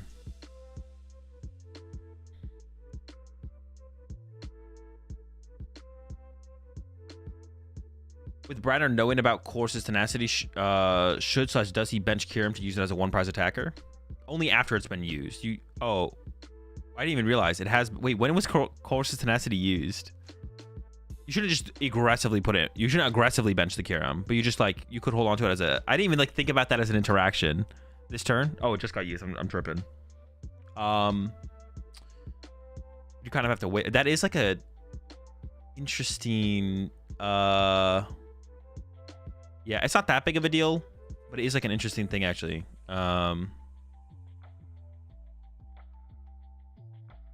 Yeah. All right, well, there's no hand disruption here. I'm pretty sure that means that you can't lose here as Bradner. I'm pretty sure Bradner can't lose. Terrapagos is a cool deck. It's not a cool deck.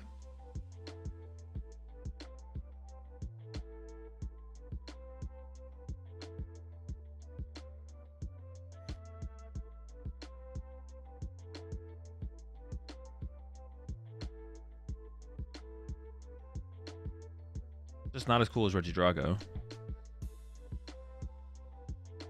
Both decks can be cool, but Drago is definitely cooler. Exactly. That's all I'm saying. Why quick search for DT?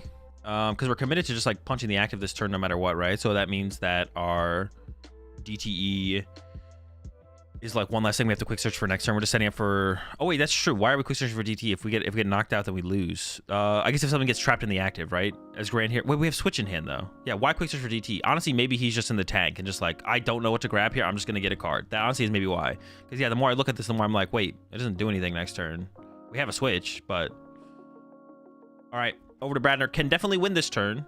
The question is, will we win this turn? And we have the owl. I don't know what's priced here. I think there's one E-switch left. So if the E-switch is left, the game is over, I'm pretty sure. E-switch is left. That should be game, I imagine. Wait. No, that should be game because we can super rod back Dippity and then some grass and then Ultra Ball for the Dippity. So it should be game here. And we should attack with Radzard. All right, 2-0. And honestly, this has been kind of convincing in my opinion. Like, these have not been close games. Now, I know Grant did not have a ridiculously good start in the first one, of course. Yeah, Grant didn't have like a ridiculously good start in the first game. I guess we would have just won with research here as well. The Noctowl literally did nothing.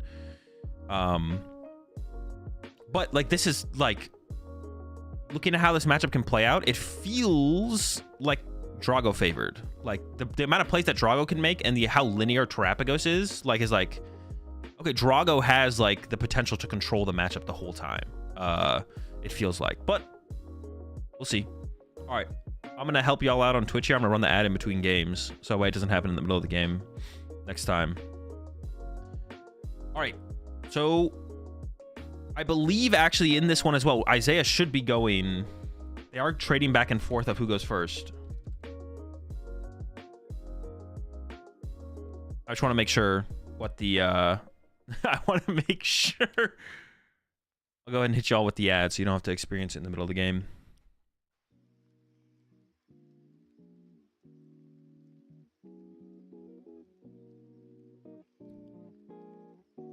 I believe they're going back and forth on who goes first, which means Bradner just won and will be going first as well.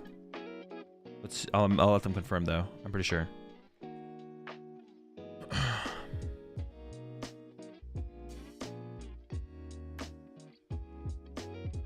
Imagine not using Prime sub. I mean, that's what I'm saying. At the end of the day, that's what I'm saying.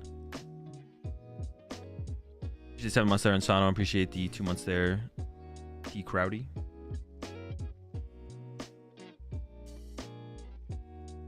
All right, Grant did say that he threw in the last game. He said, should have gone Fan Vitality, Rotom Punch, and then I could have Dusknored the Noctowl.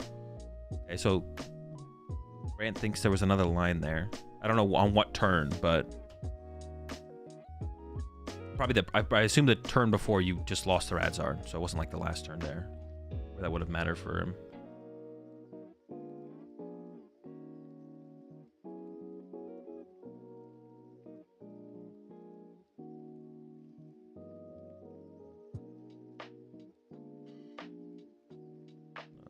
Fix the gameplay window a little bit.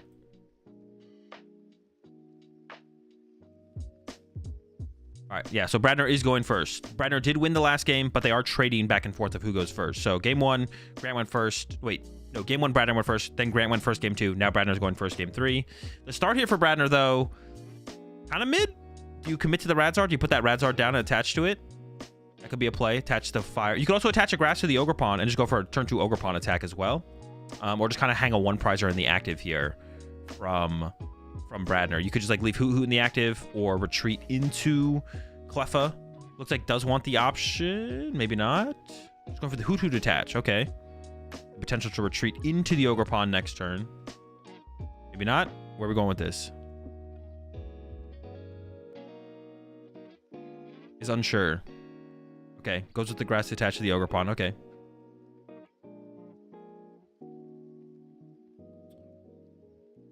Can't he cure him for real?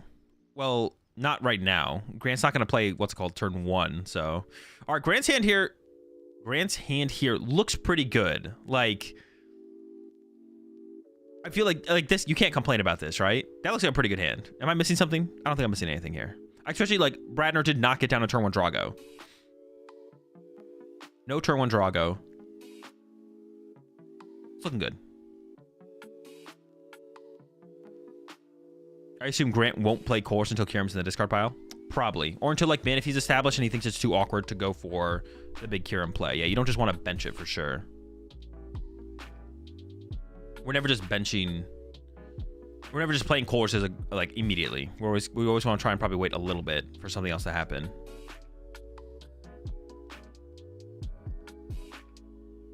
It is kind of funny for like lists that play like research and the Course though. Sometimes you just have to research it away. No turn 1 Drago means he has to bench 2 next turn. You say that, but last game there was no possibility Grant was ever KOing a Drago V off the bench turn 2. This is a little bit different though. This hand is definitely a lot better. Honestly, I'm not even convinced that is actually a play. I mean, it is a play, but I'm not even convinced that happens that often. KOing the active seems easy. KOing the bench Pokemon seems difficult sometimes. This game is 100% KOing a Drago. I would hope so. I would hope this deck can do that with this hand. With this hand, I would hope that Grant can KO a Drago turn 2. Attaching Radzard would counter KO Drago. True, but we're probably doing that this turn, right? There's probably something that's happening this turn. Once again, the aggressive Manaphy bench feels a little weird, but I says, oh, wouldn't you want like a Duskull down this turn? Am I tripping? I feel like Duskull down there was pretty good. And then we get Manaphy established next turn. Am I tripping? I feel like Duskull over Manaphy there makes sense. And then play the Jack. Oh, maybe you want to conserve the Jack in case you could Iono it. Actually, I don't hate that, to be honest. All right, over to Bradner. Has Radzard. Could attach to Radzard. Start with, did use the Ogerpon to accelerate an energy. Yeah, if you are scared, that's a lot of researches to lose, but it's probably fine. If you are scared of your lone Drago or a Drago getting Gust KO'd next turn, then you'd want to establish Radzard here, I feel like. It feels like Bradner's just playing towards like probably like retreat to Cleffa. Maybe you go Ogerpon Punch. Oh my, oh, that was pretty bad. It's a Cleffa angle. I feel like this is a Cleffa angle. Ultra Ball away, double Dragapult, Cleffa. No, you don't get a Drago down. Wait, what kind of angle is this? Oh, it's a Noctowl angle. Hold up, it's a Noctowl angle. Double Nest Ball for Cleffa Drago. Noctowl for this to save.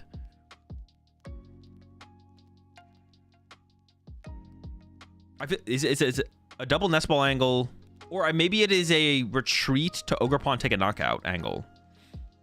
You could go Ogerpon KO active and then double Nest Ball for double Drago and then live off your V-Star next turn. But that just seems pretty mid. But maybe that's the better play to go for. See what Bradner thinks here. You could also double Nest Ball for Mew plus Drago and then bench all your Ogerpons. That feels awkward though. Then you can't put down double Drago anyways. We'll see. The Cleffa was in there, I believe. So the Cleffa line is available. Could also just like, what is it called? Triple stab? Hit him with the triple stab with the Hoot Hoot. That seems decent.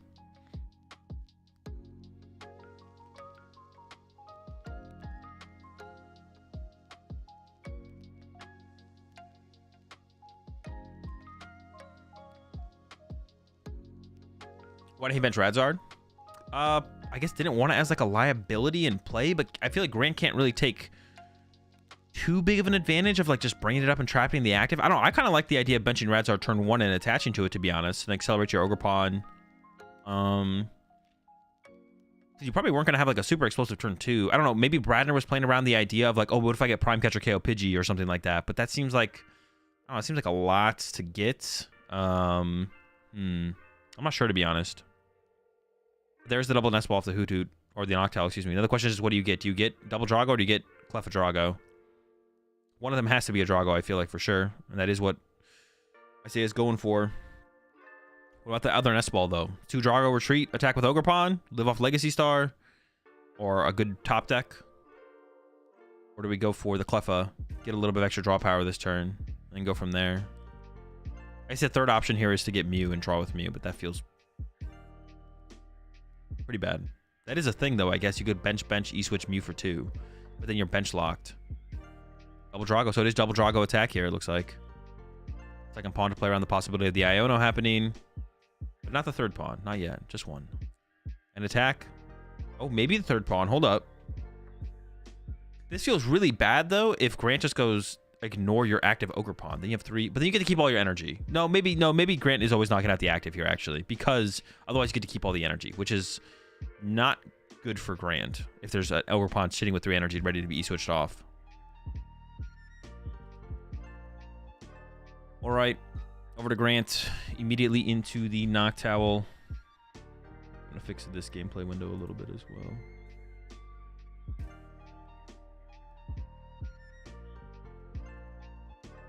That's good enough.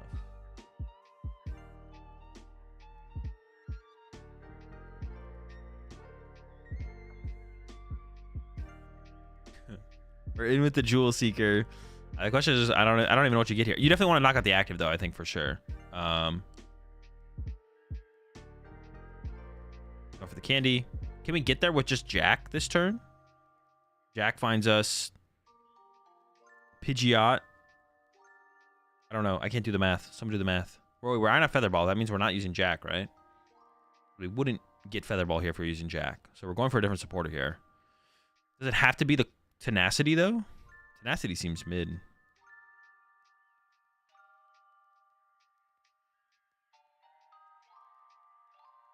How close are we? Tenacity, bench 3.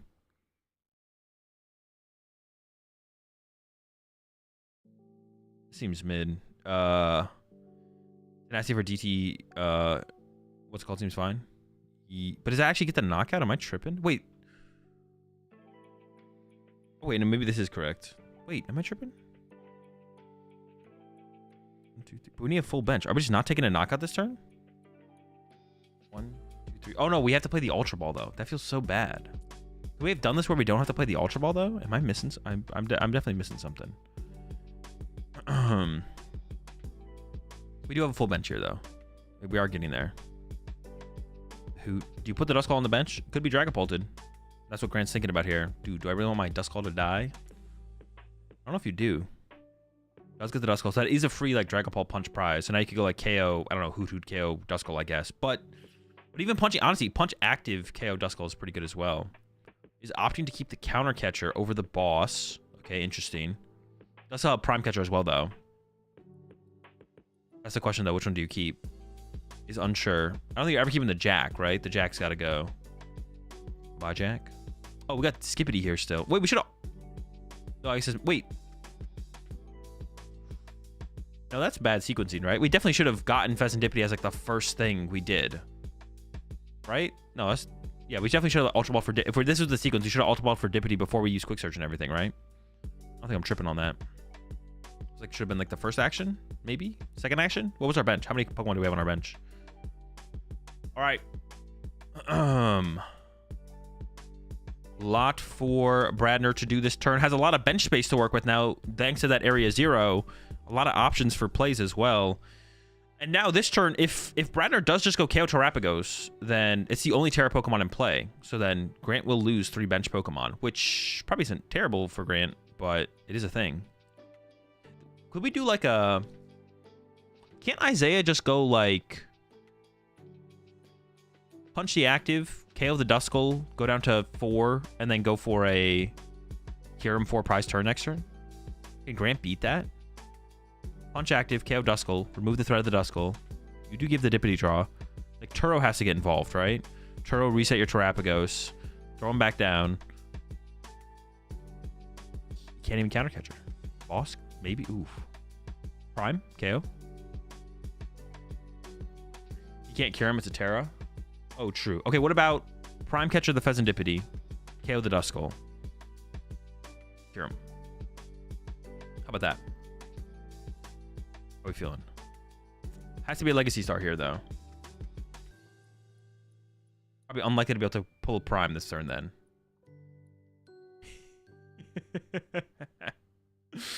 We're in with Legacy Star.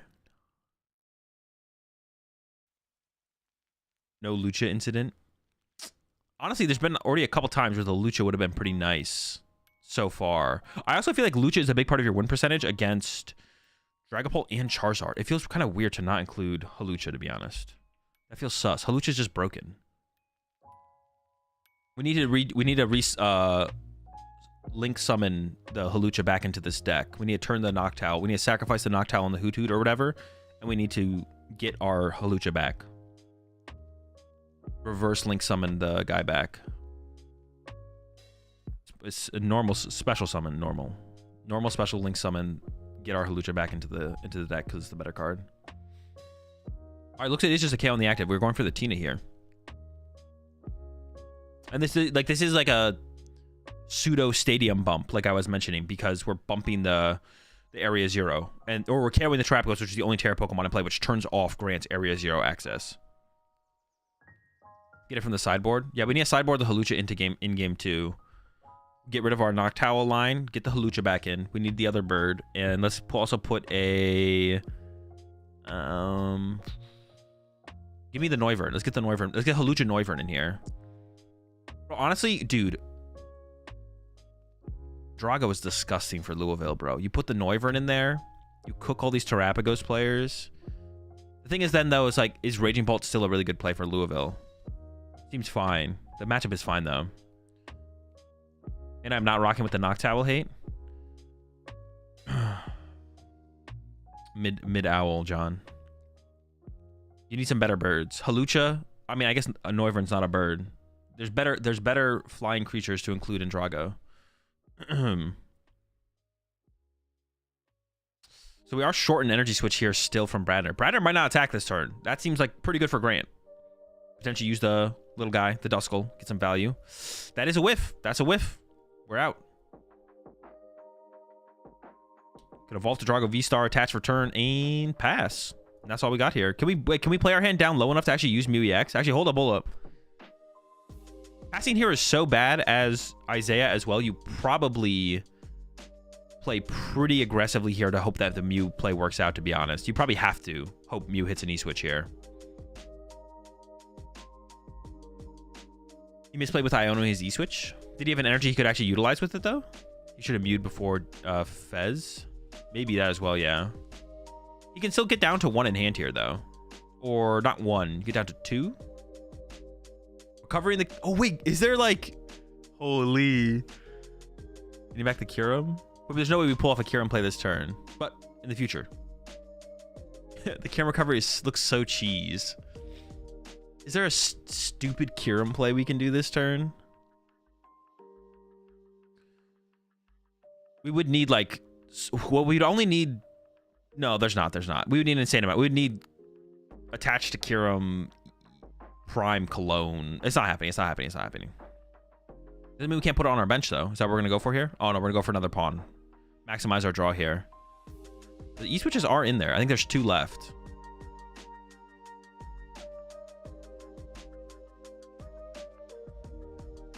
Yeah. Just going to be like, I need to get this knockout, so I'm going all in for it. We should Ogre Pawn first here, yeah? Yeah, okay. That was a missequence there. I was actually confused. I thought Bradner was going to missequence that and actually Mew first because he did the other actions before the pawn. But the pawn should have been the first thing that happened. How much you care about that boss? That's... we have Prime left. We don't have Legacy Star anymore. We only have 1 Gust Effect left after this. It is our Prime Catcher. 11 cards left in deck only as well. 2 E-Switch. Honestly, that's pretty good odds, but we're pretty tapped of resources at this point as... Actually, what the heck do we have left? Where are the super odds at? And a whiff! You get Temple of Sinnoh, which should be annoying. That does at least hit the resources of Grant, but you're not getting any closer to winning the game because you're not attacking this turn. But I feel like you gotta like put the pressure on a little. This puts some amount of pressure on Grant. I mean, as Grant here, you're just gonna discard. What do we discard in there? Owl, Fan Rotom, maybe the Duskull. If we can't get value out of Duskull this turn, we probably don't want it in play anymore. So we could get rid of those 3. Could get rid of those 3. I like the Haxorus. It wins versus Turtles. The Haxorus is also an interesting inclusion, honestly, but it feels unnecessary. I feel like Tina is not that hard to use overall. And then your better attackers are like Dragapult and stuff, it feels like, more often. I don't hate the Haxorus. It also does kind of collateral Lugia a little bit, but Lugia does play like triple... The average Lugia list plays triple mist. The Rahul list only plays 1 mist, but like most of the other builds are playing like triple mist. Give up on the Dippity. Okay, remove the liability of the Dippity. And now we got to see some... liability removal here from Bradner. Is it an Ogre Pawn or the Drago? I think it's definitely one of those 2. I feel like you keep around the second Drago, though. I feel like you keep second Drago here. And then it's probably just this Ogre Pawn, because the draw power from Mew and Dippity I don't think is... The Mew is more of a liability than a Dippity or an Ogre Pawn, but I don't think it's to the point where you wouldn't keep it around for its draw power. All right. Here we go. If Grant can KO the active this turn, which he can, and did keep the Duskull, so has that possibility. Like I was saying, though, it's like, I think we only keep it. That's a pretty good hand. I think Grant's got the KO here for sure. Can quick search for Dusknoir. That's it. Then Stadium. Off him for some dudes. Bonk. Seems okay.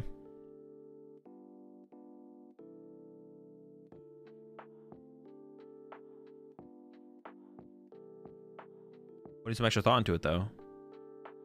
Not trying to misplay anymore.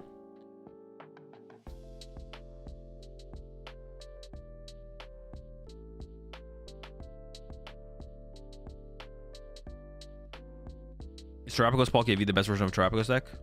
No, Terrapagos Dusknoir is definitely the best. I mean, I wouldn't consider Palkia Terrapagos a Terrapagos deck, though. It's a Palkia deck. I'll say it's just Palkia.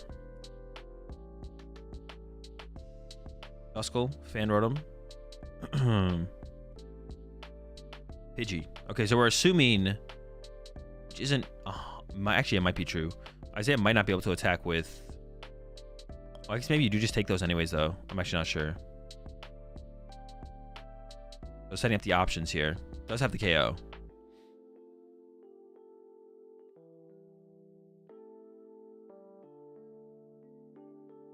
What is Grant in the tank about so much here? I'm so confused why, like, what is Grant is thinking about here so hard? You could go Noctowl. Okay, you could go Wait.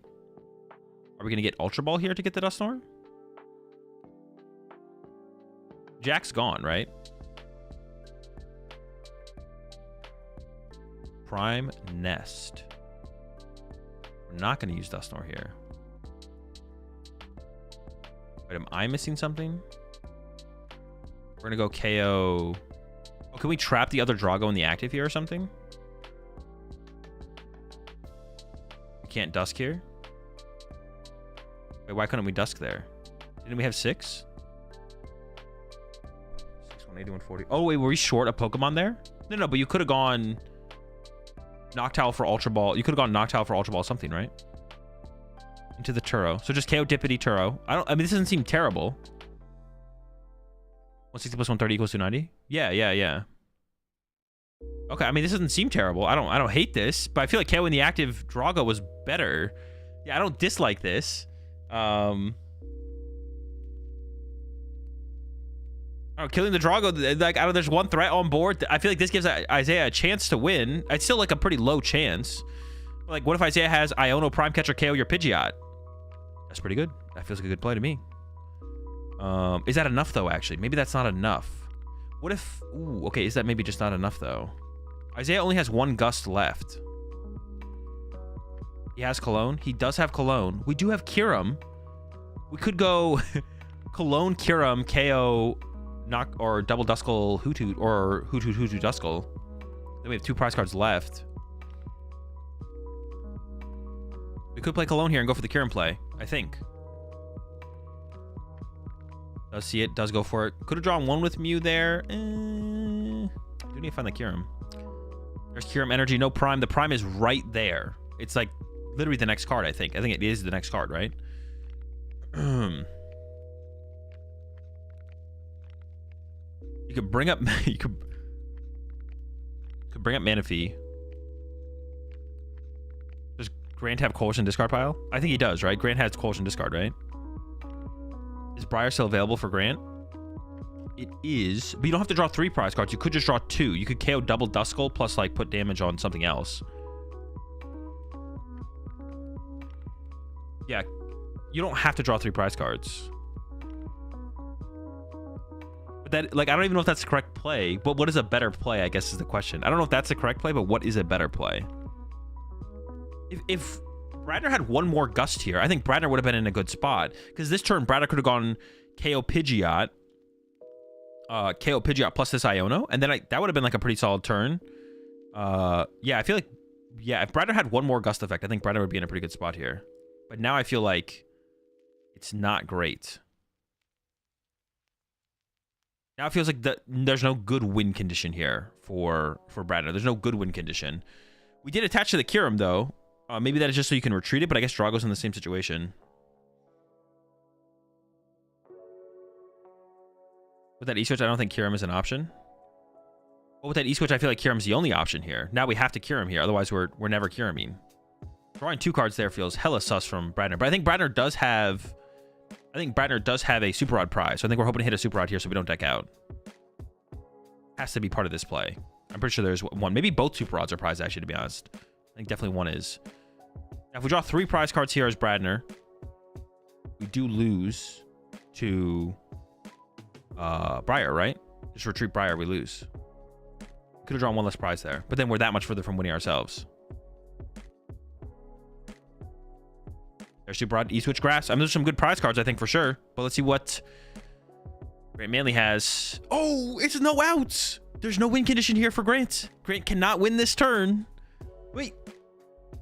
You can Dusknoir the Kyurem. Nope, not a win condition. I need to kill both Dusks as well. No, I think killing the Hoothoots probably should take priority. Like, that's the combo cards. Like, yeah. You're not losing... Like, it's easier to lose to Noctowl than it is to lose to Dusknoir. Stretcher for Fez. True. Stretcher for Fez. Draw some cards. hope for a play? Or can you play it slower here as Grant ever? Can you just like chill? Because there's no gust effect coming from Isaiah. Isaiah has no gust effect at all. Maybe this is the chillest play though, just to draw 3 cards and chill. Yeah, you know Isaiah's trapped. Oh, but you have to evolve your 60 HP Pokemon. Oh wait, no, this actually is no. Yeah, Isaiah is threatening to win here because of a Dragapult attack. The Pidgey and the Duskull on the bench are liabilities here. So you kind of have to win here. Yeah, he could just cure him twice. We can't cure him twice because we just need to get... Actually, does Grant just need to get the Terapagos in the active here? What if Grant just retreats to Terapagos? Oh, no, because then you lose to Tina. Wait. Holy smokes. Okay, what if Grant retreats to Pidgeot EX? That's the one. If we were... No, we still die. We can't... We have to win this turn. Can he retreat cure him? He can retreat cure him, yeah. No, we literally have to win this turn as Grant. There's nothing we can... We have to win. Does Grant not realize yet? Oh, is Grant just hoping something's prized? I think Grant is hoping on a prize card win here. Is going for this Hoot Hoot here by going for Hoot Hoot. But we know Bradner has E-Switch attached Super Rod, so the boost would go crazy. The boost would be pretty good here, yeah. Was it ever correct to kill the Manaphy double owl instead of... No, because you want to trap the Manaphy in the active here, I think. Because otherwise all Grant needs is like a couple Pokemon plus maybe boss on the Mew.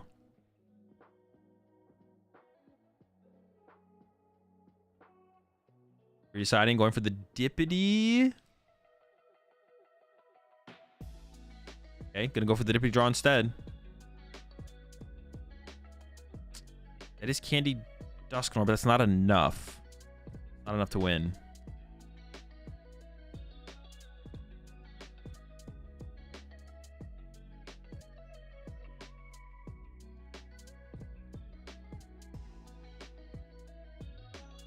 This is why you go for the Drago kill with the energy. How much would that have changed things? Because Isaiah went with the Kyurem play. I don't know if that would have... No, that might have changed things a little bit. I don't know how many E-Switch are left, though, I guess. Yeah, it kind of just felt better to KO the threat. I don't know. I kind of agree. Like, just KOing the threat there. Is there something prized here for Grant? Grant is going for... Oh, wait. Can we knock out Cleffa and then pull, like, a DT off the prize cards? Also, Bradner didn't have to bench the Cleffa to get access to the E-Switch or the Prime Catcher. So that would have been a mistake from Bradner then because it gives over this line of play to Grant. Bradner could have found Prime Catcher without benching Cleffa. It's Area 0. I wonder what the last prize card is. This was not good enough. Is it a pass and pray? But now you get Bradner one more prize card. Now Bradner has one more prize card. Or one less prize card. So if you were betting on winning by prize cards before, that's less of a bet now. Pass and hope for the throw. Literally just playing everything here. Hoping for a top deck. I guess you don't need a top deck. I guess you have Quick Search to just win next turn. Now Bradner just wins with energy. Oh, wait, yeah. Bradner does just win with energy because you just go Kyurem KO Manaphy. True. I didn't even realize. Yeah, we're on one prize card now as Bradner. All right. Game 3 goes over to Bradner. Yeah, this was... Grant's getting kind of cooked out here. Grant is getting definitely cooked. This matchup just kind of... Drago has so many options in this matchup, though. I don't know. I'm not sure. We will have Grant going first, I believe, in this next one, unless I'm tripping. I might be tripping. I don't think I'm tripping.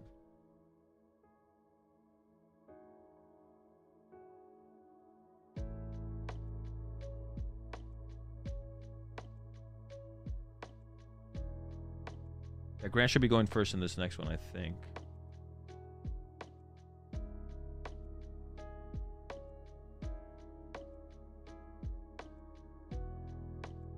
Something else I want to... Oh, I'm going to run the ad real fast.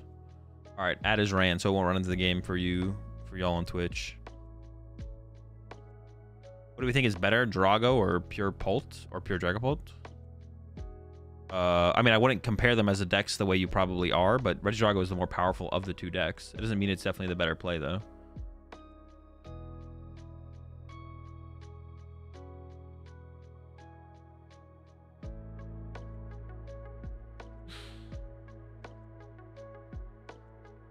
How much money is this match for? The players are putting up 100, and I'm putting up 100 as well. Grant Def had an energy prize. It's possible, yeah. It could have been a 50-50 there at the end. Is Isaiah better or is Drago favored in the matchup? No clue.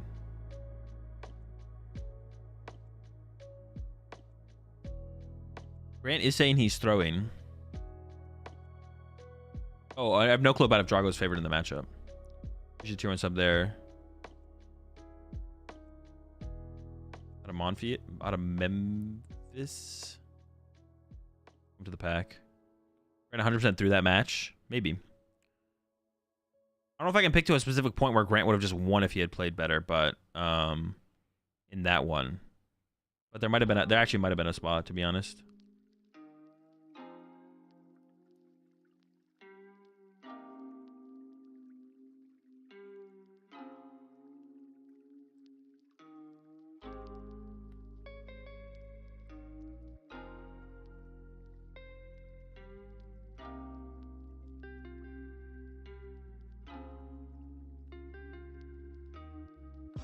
Might be a bathroom break for the players. I'm not sure.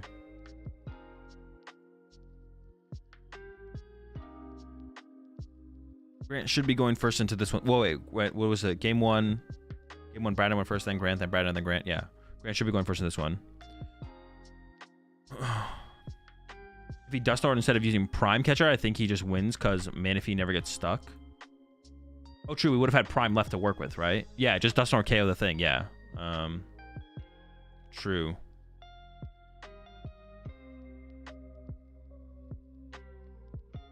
Definitely true. All right, let's see if Grant can make the comeback. 3-0 up for Bradner. Long road ahead for Grant. Not potentially the last game, though, that Grant gets to go first, though. Grant will be going first in this one. And then potentially... Oh, Grant needs to win 3 in a row for us to go to Game 7. So Grant will be going second in Game 7 if we get there. But we'll be going first in this one and 2 games after this one. You think Dragapult plus Dustner could be Heat? No, it's too much going on. Definitely Feet, not Heat.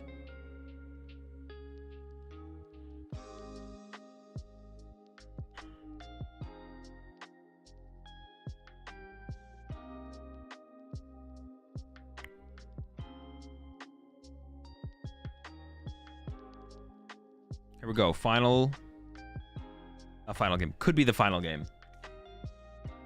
Potential for the final game.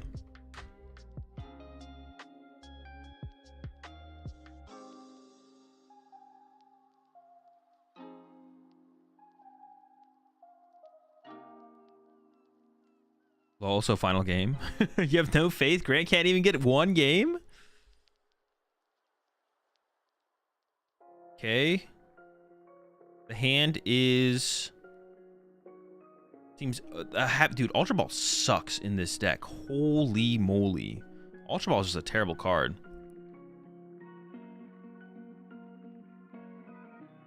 What a terrible card Ultra Ball is. Alright.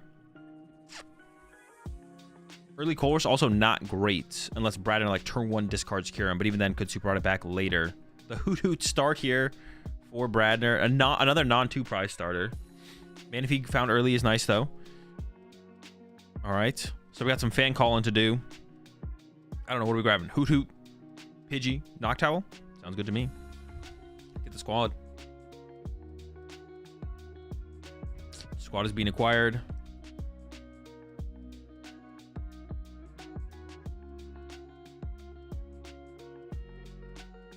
The whole bird gang.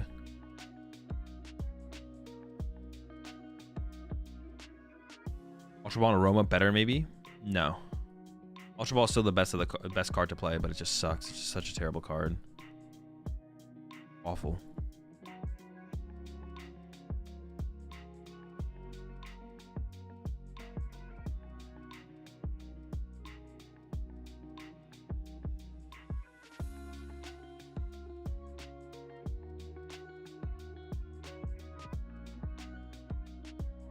All right, the Noctowls are here. The Pidgey is here.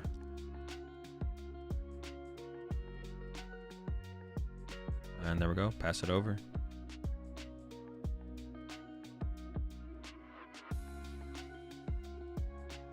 Drago Energy. And then from there, you got some options here as Bradner. I feel like Iono is maybe the way to go. You preserve the Stadium bump. The biggest thing is you preserve the E-Switch. And also, actually, you don't discard Kyurem, which almost feels like it's a good thing. It's like a good thing to not discard Kyurem. For the potential of the Colchis Tenacity having to be played. Oh, might go for the research instead, though. Is unsure. Jamming Tower into research. You do shut down the Vitality Band. The draw here is pretty mid. Definitely mid. But you got everything you needed on your first turn, which is attached to Drago Pass. So, yeah, not too much else to work with, but...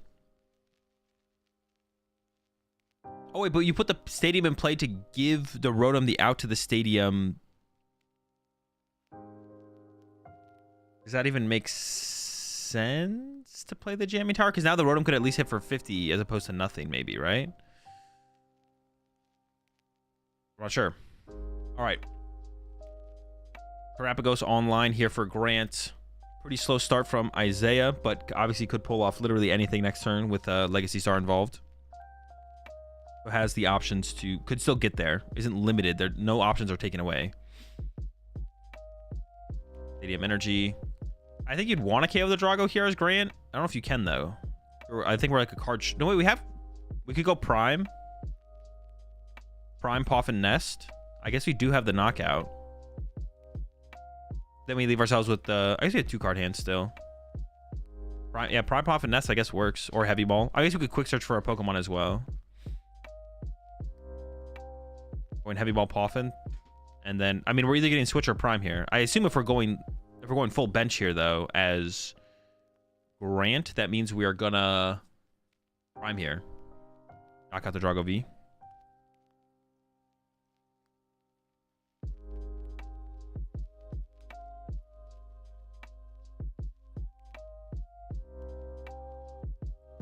And there's a quick search. We'll see right now, I guess. Oh, second Owl. Interesting. Okay. I don't know, burning an Owl use there feels a little weird. I guess we have a Hoot Hoot. Well, why would we want to, like, evolve an Owl?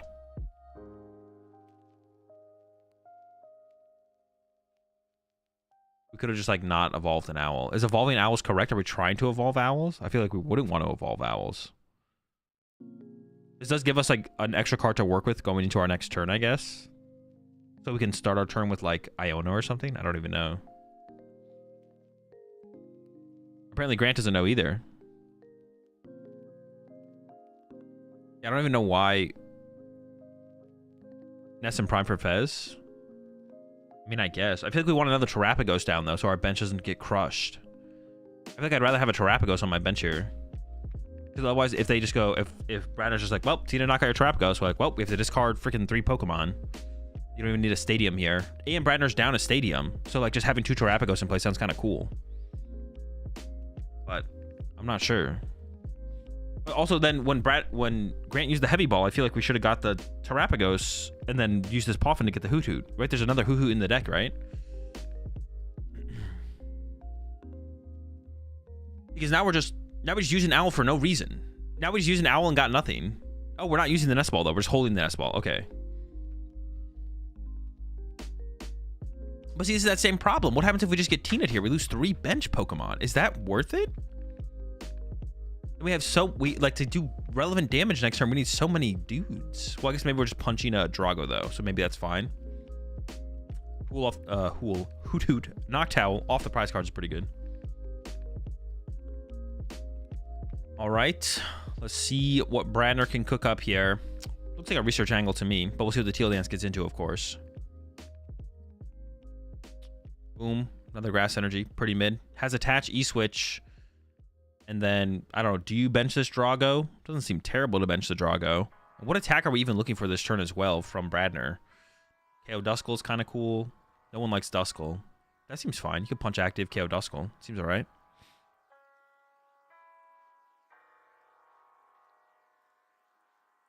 Give up that.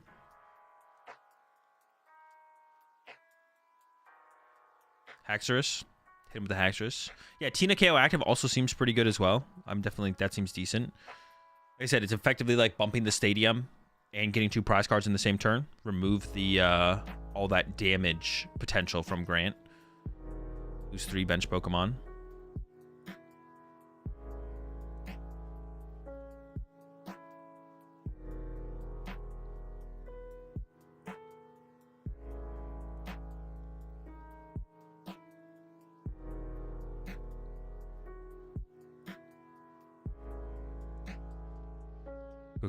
Cooking.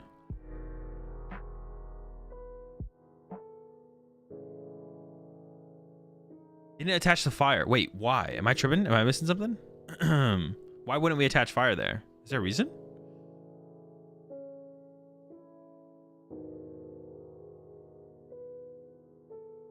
Were we holding out for like a Kyurem play? Like Kyurem... We're holding out for like the possibility of researching into Kyurem attach Prime, maybe? Cologne? Was that maybe what we were holding out for? Oh, the Kyurem's already in the discard pile though, right?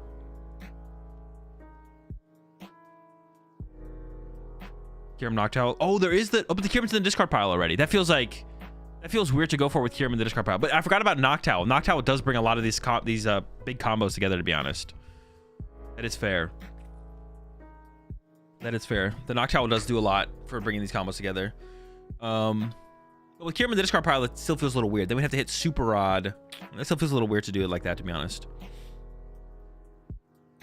But you could like hit Super Rod, then get like you hit Super Rod Nest Ball and then Noctowl for Cologne Prime. It's not like completely unreasonable with Noctowl, to be honest. But was Cologne no Cologne's not in the discard pile yet though, right? There is no draw power here available for Isaiah, so it's either you Legacy Star or you pass. There's Legacy Star. Let's see. That's a bad Legacy Star. That's 2 Super Rod. Holy. That's a tough one. That's a tough one. We still have a decent amount of energy in hand. But if we want to attack this turn, we need an Ogerpon. So do you have to get a Nest Ball here? It feels like you have to get a Nest Ball here.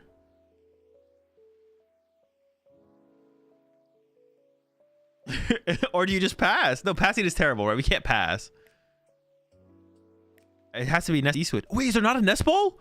Bruh, it has to be an Ultra Ball. That's so bad.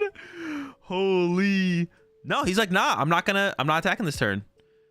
Bradner's like, this is so bad, I am not attacking this turn. Goes for the Iono instead. I honestly don't hate it. That's such a terrible discard there. There wasn't even a Nest Ball, so you'd have to Ultra Ball. Oh, you'd have to only have Ultra Ball away your Vessel and your Research, but that is all your draw power in hand. Yikes. All right, if there was a game for Grant to win, I got to imagine this is the game for Grant to get back into it.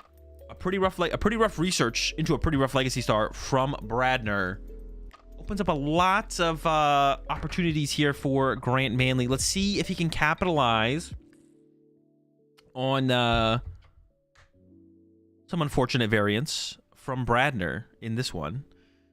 We are down Prime Catcher, so back-to-back Gusts here from Grant's not possible. But, I mean, Candy, Dusknoir, KO active here into Gust, KO, the Ogerpon on the bench. Seems pretty good to me. Grant didn't like KOing Regidrago V-Star in the last game, though. But I feel like this game, that's the play, right? The guy's got to die. We got to send him. We got to get him out of here. And then we open up a bench space for Terapagos or Dippity to establish that before the Iono, which we know is coming because Bradner did recover Iono off the Legacy Star. So I kind of actually I like getting Terapagos here to keep our bench big. I feel like that means we need less pieces next turn.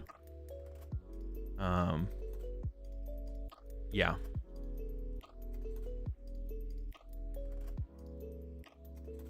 Turo? We can also just punch the active, I guess, and not pop the Dusknoir yet, but that feels a little weird to do as well. Wait, we can still get there, though. We could Turo reset a Noctowl and get Candy Dusknoir. I feel like you want to Candy the Dusknoir. I guess you technically don't have to pop the Dusknoir, to be honest. You could Candy Dusknoir and leave it there. You should get your Duskull out of range of Knockout, I think is the big thing here. So you don't actually have to pop the Dusknoir. So you could get Candy plus Ultra Ball here, and then Nest Ball for a Terapagos, or... I think we want second Terapagos in play here. I don't want to lose my bench. When I'm looking at this situation here, but also I guess if you did pop the Dusknoir, I can take a Terapagos. Interesting. We have Heavy Ball for Terapagos right now as well. We could play the Heavy Ball and get a Terapagos. We don't even have to do an S-Ball. Yeah, there's the Heavy Ball for the Turtle. And save, then we could... I guess we're not saving the S-Ball, but... You don't have to pop this, though. You don't have to pop this Dusknoir. You could just save it. But if we're going to pop it, we definitely should have... What? If we're going to pop it, we should have kept the Heavy Ball for another Turtle, right? Are we KOing the Hoot Hoot?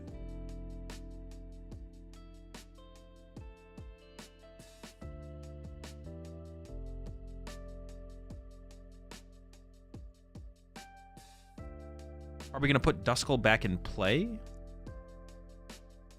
Is there something we need? We got an area 0, but that's our third area 0, right? We still have 1 in the deck, right? Grant Overcooking a little. I feel like just drawing... I agree. I feel like just drawing prize cards there seems pretty good. It's not like the Noctowl for Isaiah generates resources. It just gets combo pieces. But we know Isaiah, like, you have to know Isaiah has attack with Dragapult, Regidrago next turn. We don't need Noctowl for that as Bradner here. There's no way you're playing as if that's the case. Okay, Duskull's back, which I don't hate here because it's a little bit awkward for Isaiah to, I think, at this point attack with Dragapult and not knock out the active. Let's see though. But maybe you have to do that as Bradner here. Actually, the more I think about it. This might be a... I have to KO this Duskull situation, actually. I feel like you maybe have to KO the Duskull here. I think you always got to KO the Duskull here.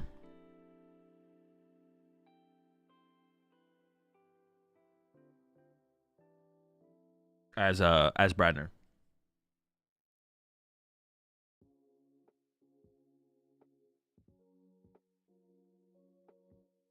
Maybe try and play around Iono.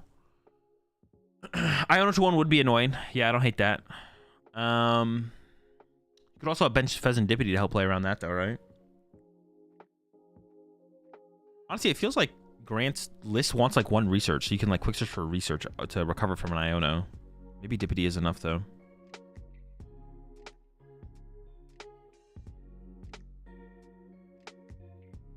It is tough. Honestly, I think Bradner kind of has to go after the Duskull. It's kind of tough for Bradner to use Tina this turn because there's so few energy left. There's so few resources. I'm actually not... Yeah, there's no rods. We don't have that much energy left. I'm actually not sure how Bradner's going to tackle this here. We'll see.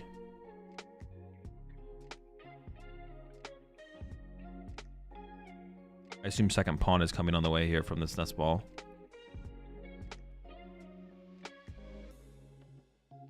That's Bradner's last fire. Oh, is it really? That comes all the way back to that fire that Bradner did not attach earlier in the game. So does Bradner need to hit? What's left in the deck? Do we have like switch? We could switch into the other Regidrago maybe, right? Or do we have Prime left? We could like Prime, KO, something else. I don't know what's left there for like pivot cards. I think he wants to get a clean Drago going. KO Duskull, then Cologne for 4. You can't Cologne the Terapagos, though. Can't Cologne Terapagos. Well, like, you can't KO Terapagos if the Manaphy's in the active. I think Switch was discarded by the Legacy Star of Doom. Oh, was it? Okay. Yeah, then we don't even have that. I don't know if Prime's left. Sheesh. Looking rough. There's that owl, though. We have that.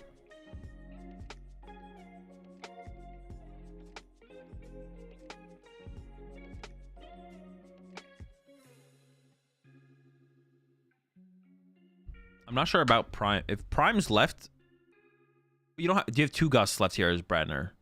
If you have Prime left, you could go fresh Regidrago, punch Bird, KO Duskull into Boss, Cologne, Kyurem, KO Manaphy, Pidgeot, something. That could work, I guess.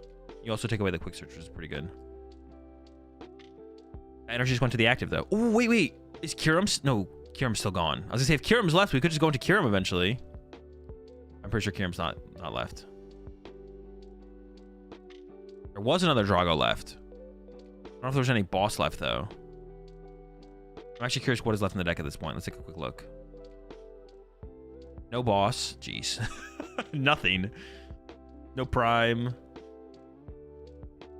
Is there... I don't even know if there's a play here.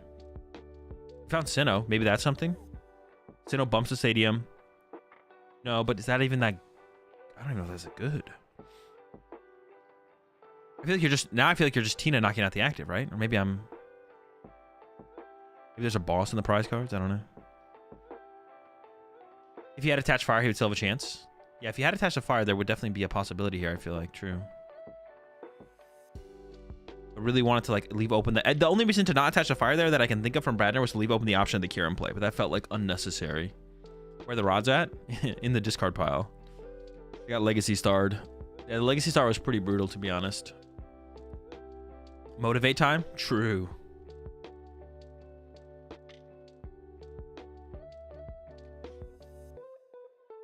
And I'm pretty sure, yeah, I'm pretty sure Grant can literally just win next turn, right? Candy, Dust, or knock out into Trapagos. Well, gotta fill that bench again. We do have to fill the bench again.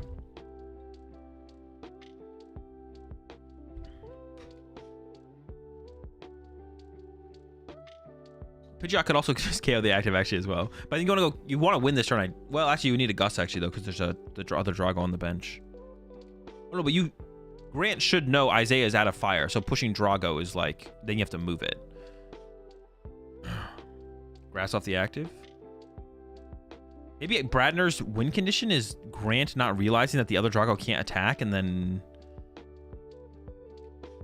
Sinnoh not played. Oh, maybe yeah, playing Sinnoh there was probably correct as well, because that could have prevented Grant from actually getting to anything valuable, right? True. Playing the Sinnoh might have been correct there. All right, what is Grant's 2-card hand?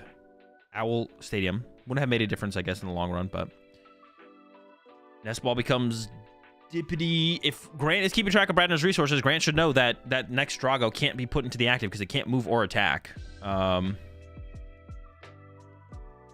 Yeah.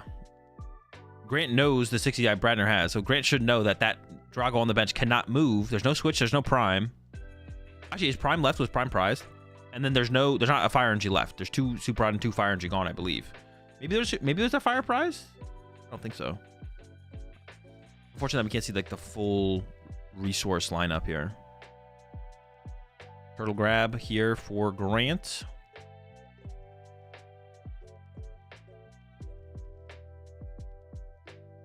There's a switch in grass in Isaiah's hand. No. There's an E-switch on a grass in Isaiah's hand. Yeah, but you can't do anything with that. That's not enough to actually attack with the card.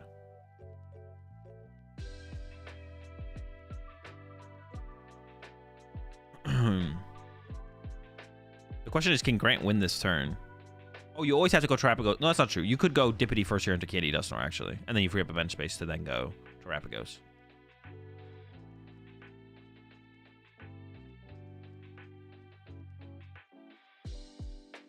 Oh, I guess you can go Noctowl now into the Noctowl for... Oh, Briar's an option too. Yeah, we have Briar here. True. I didn't even think about Briar. Yeah, just Dusk, don't KO active, then Briar. Genius. Do we have a guaranteed? We don't have a guaranteed, though. We are a card short, I believe. So we would need to draw something here. Oh, wait, no, we have to stretch it for second Owl. This feels guaranteed. This feels guaranteed. Yeah, stretcher for second Owl should make it guaranteed here, I feel like. We should have all the cards we need. Because now the stretcher becomes Ultra Ball Candy. And we got Ultra Ball off that even, so it's even better. I guess Grant could still throw. That's like the... The one thing is, Grant could still throw here.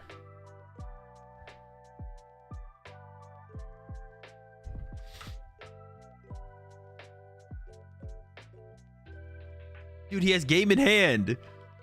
Holy... Wait. No, he does have game in hand. Grant. Wait, is Briar...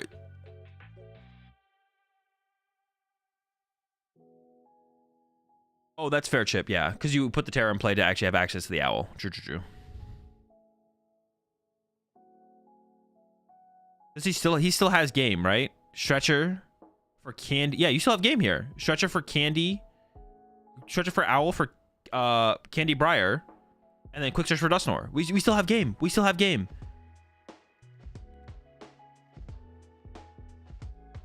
Second Dusknoir not in deck. Ooh. Second Dusknoir might not be in deck. That would be the only thing, I guess. Hey, and we'll see right here. It's there. Wait, this works too. That still works. This also works. This also, that works as well.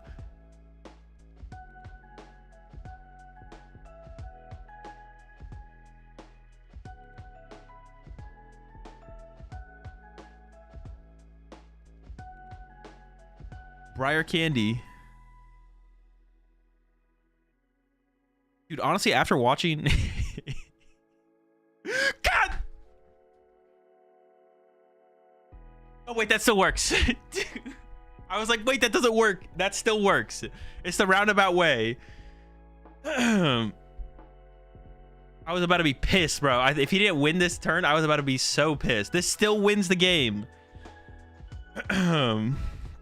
Briar is obviously the cooler way to do it.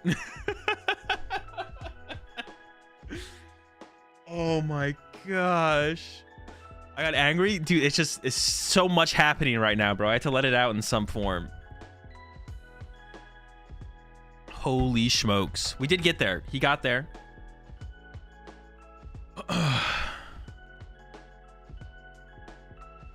He's one off. No. He had Ultra Ball he had Ultra Ball to guarantee to find a Pokemon, but then also had Nest Ball, Terrapico, Surprise, so he was guaranteed the KO here. And Bradner just pushes up the thing, so if he didn't draw Nest. No, we had Fuel for Ultra Ball. We had Ultra Ball to get another basic. Was there a basic left? Oh, we maybe guaranteed it as well, to be honest. All right. Congrats to Grant on his first dub. Bro, honestly, after watching some of these throws, well, Grant did winning that one in the end. But like Bradner had the Kyurem play and didn't do it. So, dude, I gotta come out of retirement, bro. These tournaments sound free. I gotta come out of retirement. I didn't know the game got easier since I left. Grant's mental a shot. No way he can win 3 in a row. It would be a tough comeback. Bradner will be going first in this one as well.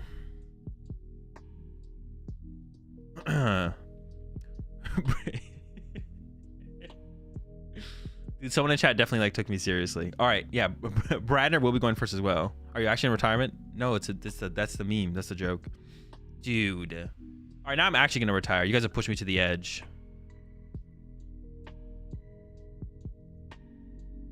All right, Grant got the first one on the board. Got a long ways to go though. Oops, let me switch sides.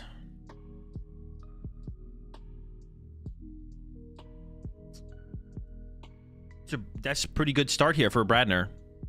Pawn for 1, attach active, Ultra Ball for the V-Star next turn. Cooking. You could, there's an argument to maybe Ultra Ball for Mew right now to draw more cards. You could Ultra Ball away, but the Canceling Cologne honestly could lead. You could Ultra Ball away, switch Research, grab Mew, draw 1. That's not worth it though. Keep around the Canceling Cologne option. All right. Grant's hand, honestly, kind of mid, but does have the Iono. The Nest Ball as well for the Fan. I assume we grab Fan Rotom off that. We do have we got Nest for Fan.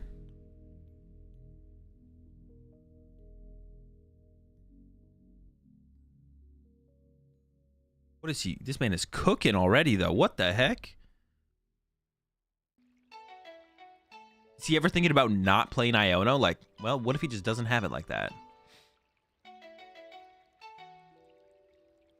Looks like a Pidgey is prized.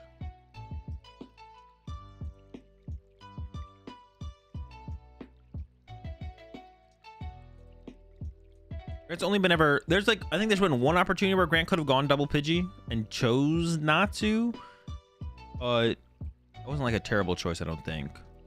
I don't think so far we've seen Grant go for the 2 Pidgey. I don't think we've seen Grant go for the 2 Pidgey so far yet.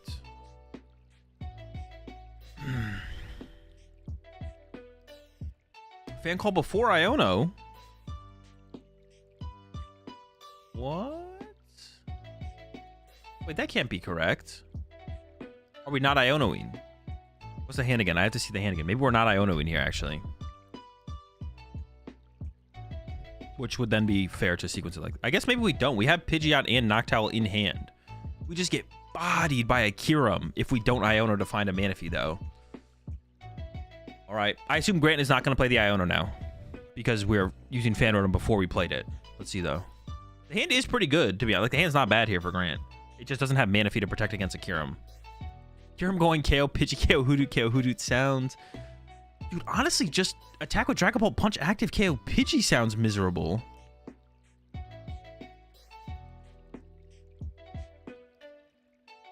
You also lose if Bradner kills the active.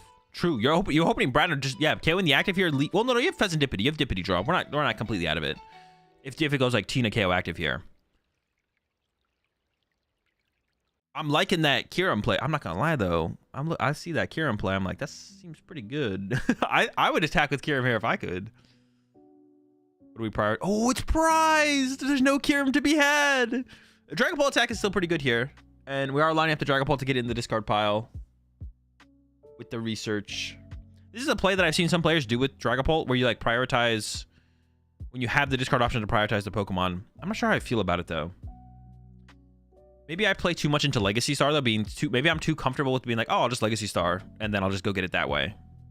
But that always feels like a fine route for me to take. But I do understand the reasoning for this. It makes sense. I don't know if it's correct always. So because like one of the hardest things to do in Regidrago is get your attacker in the discard pile. So when you can guarantee it like this, it feels pretty good. You get a Regidrago V-Star anyways. But then if you draw to a hand without Regidrago V-Star, you're like, well, I can't even do the like... Why is there the arrow? What is that arrow? Is that like some overlay from Isaiah's computer? It's not on my end, is it?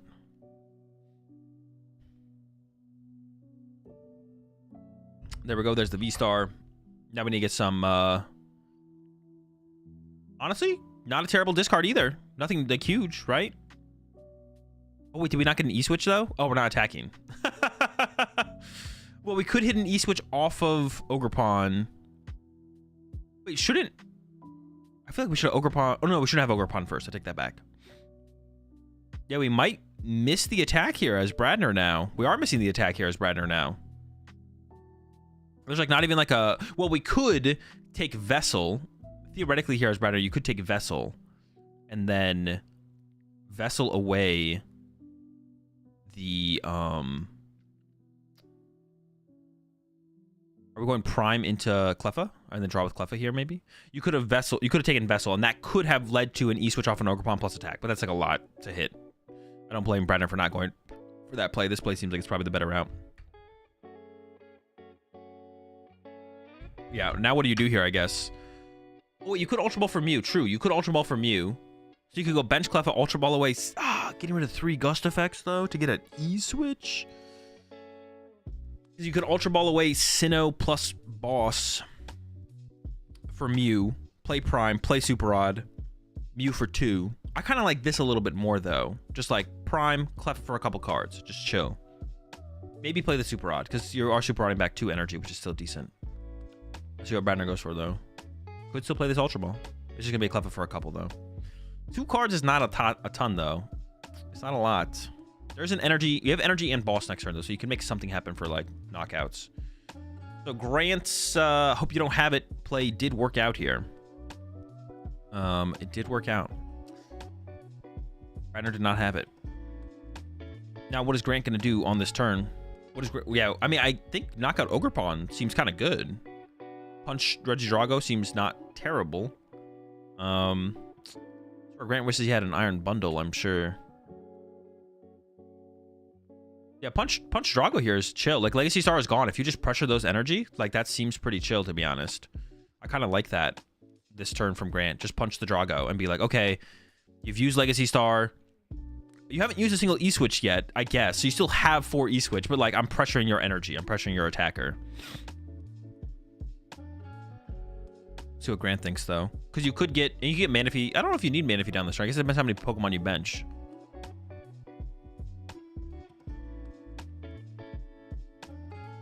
The Course Tenacity is hitting the discard pile here, though.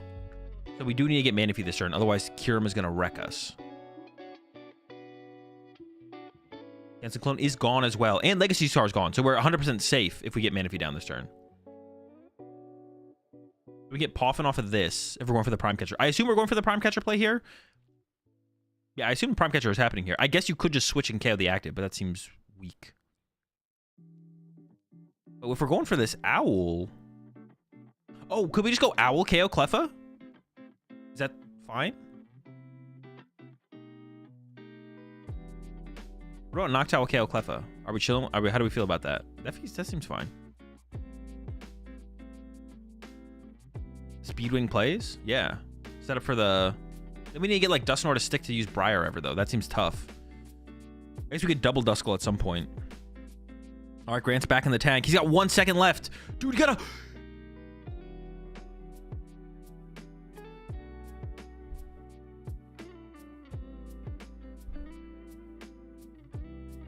You never deselect the card until you're selecting another card. Never deselect.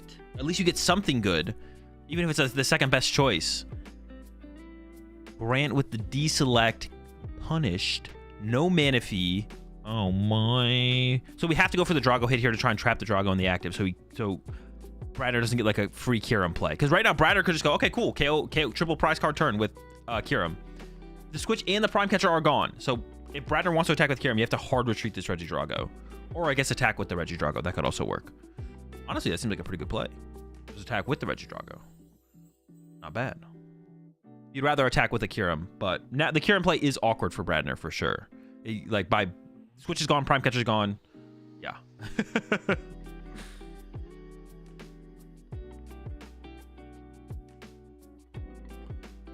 See what Bradner chooses to go for here. Honestly, KO Lone Hoot Hoot or Tina KO Pidgeot. Because you want to set up for like the Kyurem play though.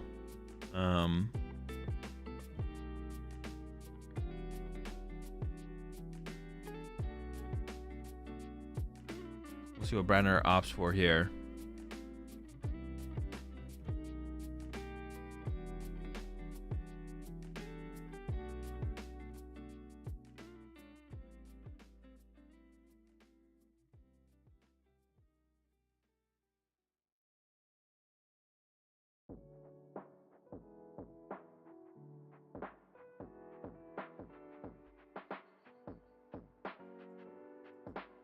Up a grass. That means we're probably committing to the Super Rod right now to recover the energy.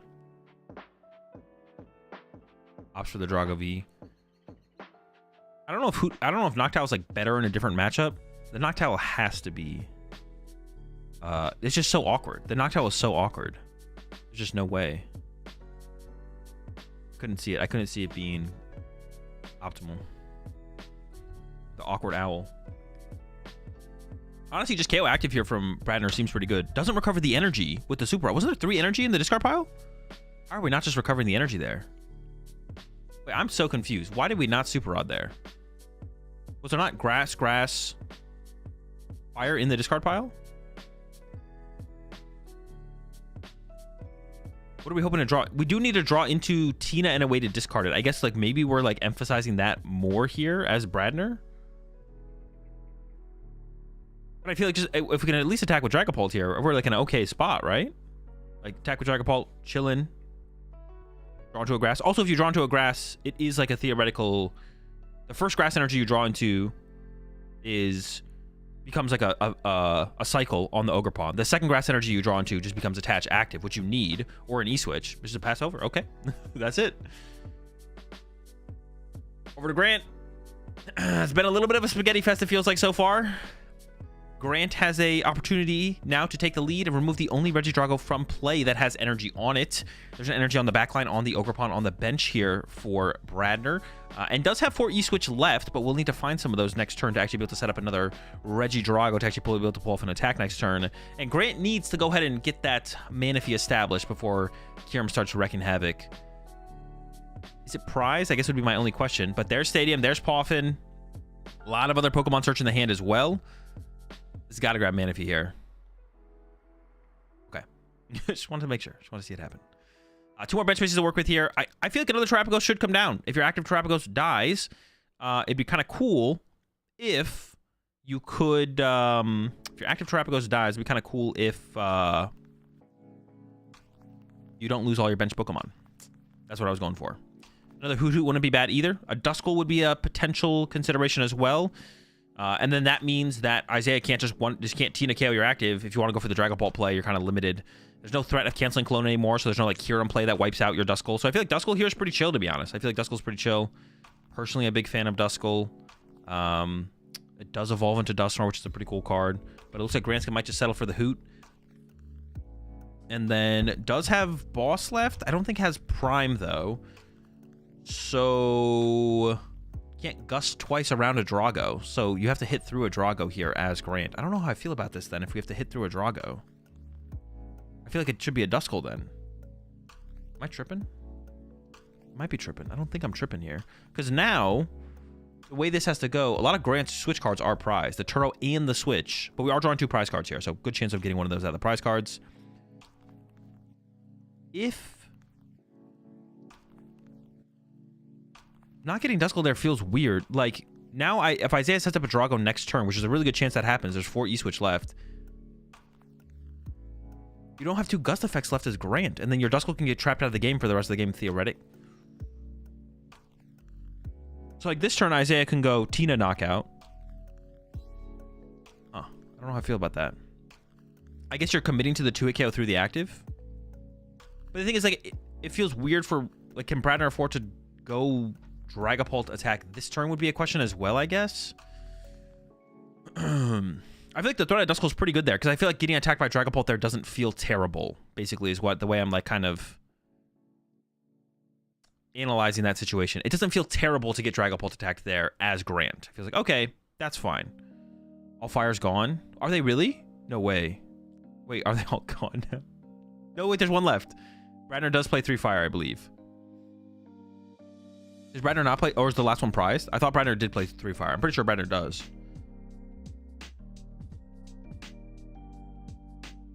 And that, not using that super rod, well, I feel like if Bradner's not, yeah, I feel like the fire is prized here. If Bradner is not using that vessel right now, we're digging for the super rod, which it felt like Bradner should have played on that previous turn as well. Now we have to go find it. And we whiffed. Alrighty. So Bradner is not attacking this turn. Unless there is actually a fire in the deck the whole time. There's not. So even if we find, we have 1 more, yeah, we can draw 1 more card here as Bradner. Pawn for 1. And we could attack with an Ogre Pawn. That's not very good, though. I guess we just, like, leave Clef in the active and pass. But now we have Radzard on the bench as well, which is, like, another 1 prizer for us to have to deal with. Or, like, another 1 prizer that Grant could go after. But I guess Grant's, like, out of Gust effects, right? Grant has a boss left. And Grant will probably not regain access to Countercatcher if Bradner doesn't want him to. Bradner can probably lock Grant out of the Countercatcher the whole game from here, I would assume. We need to find that Super Rod, though. And we're going to keep digging forward here with the Teal Dance. Could at least attach a Grass, I guess, to the Drago. Oh, can we actually play this hand? Hold up, hold up. Can Mew draw... Mew can never draw 2 cards. Mew would have to draw as Vessel and Super Rod. I don't think that's possible here. Can we get our hand low enough? No, we can't. We can't. Probably just going to be an attached pass. Grant hates Duskull. Same. Yeah, it's just going to be a Cleffa chill. Get 2 off the Cleffa here. Could bench that Drago. Get 3 off the Cleffa. You already have a liability in the Radzard, but it's like less of a liability. There's not that many Gust effects left, though, for Grant. So splitting the energy on the Dragos. Do you ever put it on the Radzard there, actually? I'd probably keep this E-Switch. I feel like the threat of the Radzard, honestly, is interesting. It depends what Grant does on the turn, though. But I think Grant's never bossing here. I don't think Grant is ever actually playing boss. So maybe just holding on to everything makes more sense. Grant playing boss would be interesting, I think. And by that, I mean bad. So I think Grant has to attack through the active here. For sure. Once again, like, the threat of the Duskull would have been... Like, this turn would have been... Could have Dusknoir, I feel like. You could have Dusknoir KO'd the Cleffa. I mean, it seems decent. And then just punch whatever ends up in the active. You either get a 2-prize knockout, or you punch the Drago V-Star ahead of time. And maybe even bench another Duskull. I don't even... That seems fine as well, to be honest. I don't even think you could lose if you do that. Isaiah has, like, a decent amount of resources left to attack with Drago, but not a lot of options. Prime is gone, Cologne is gone, Legacy Star is gone. Wait, Legacy Star is gone. If Legacy Star's not gone, actually, I completely take back what I said, but I'm pretty sure it is gone.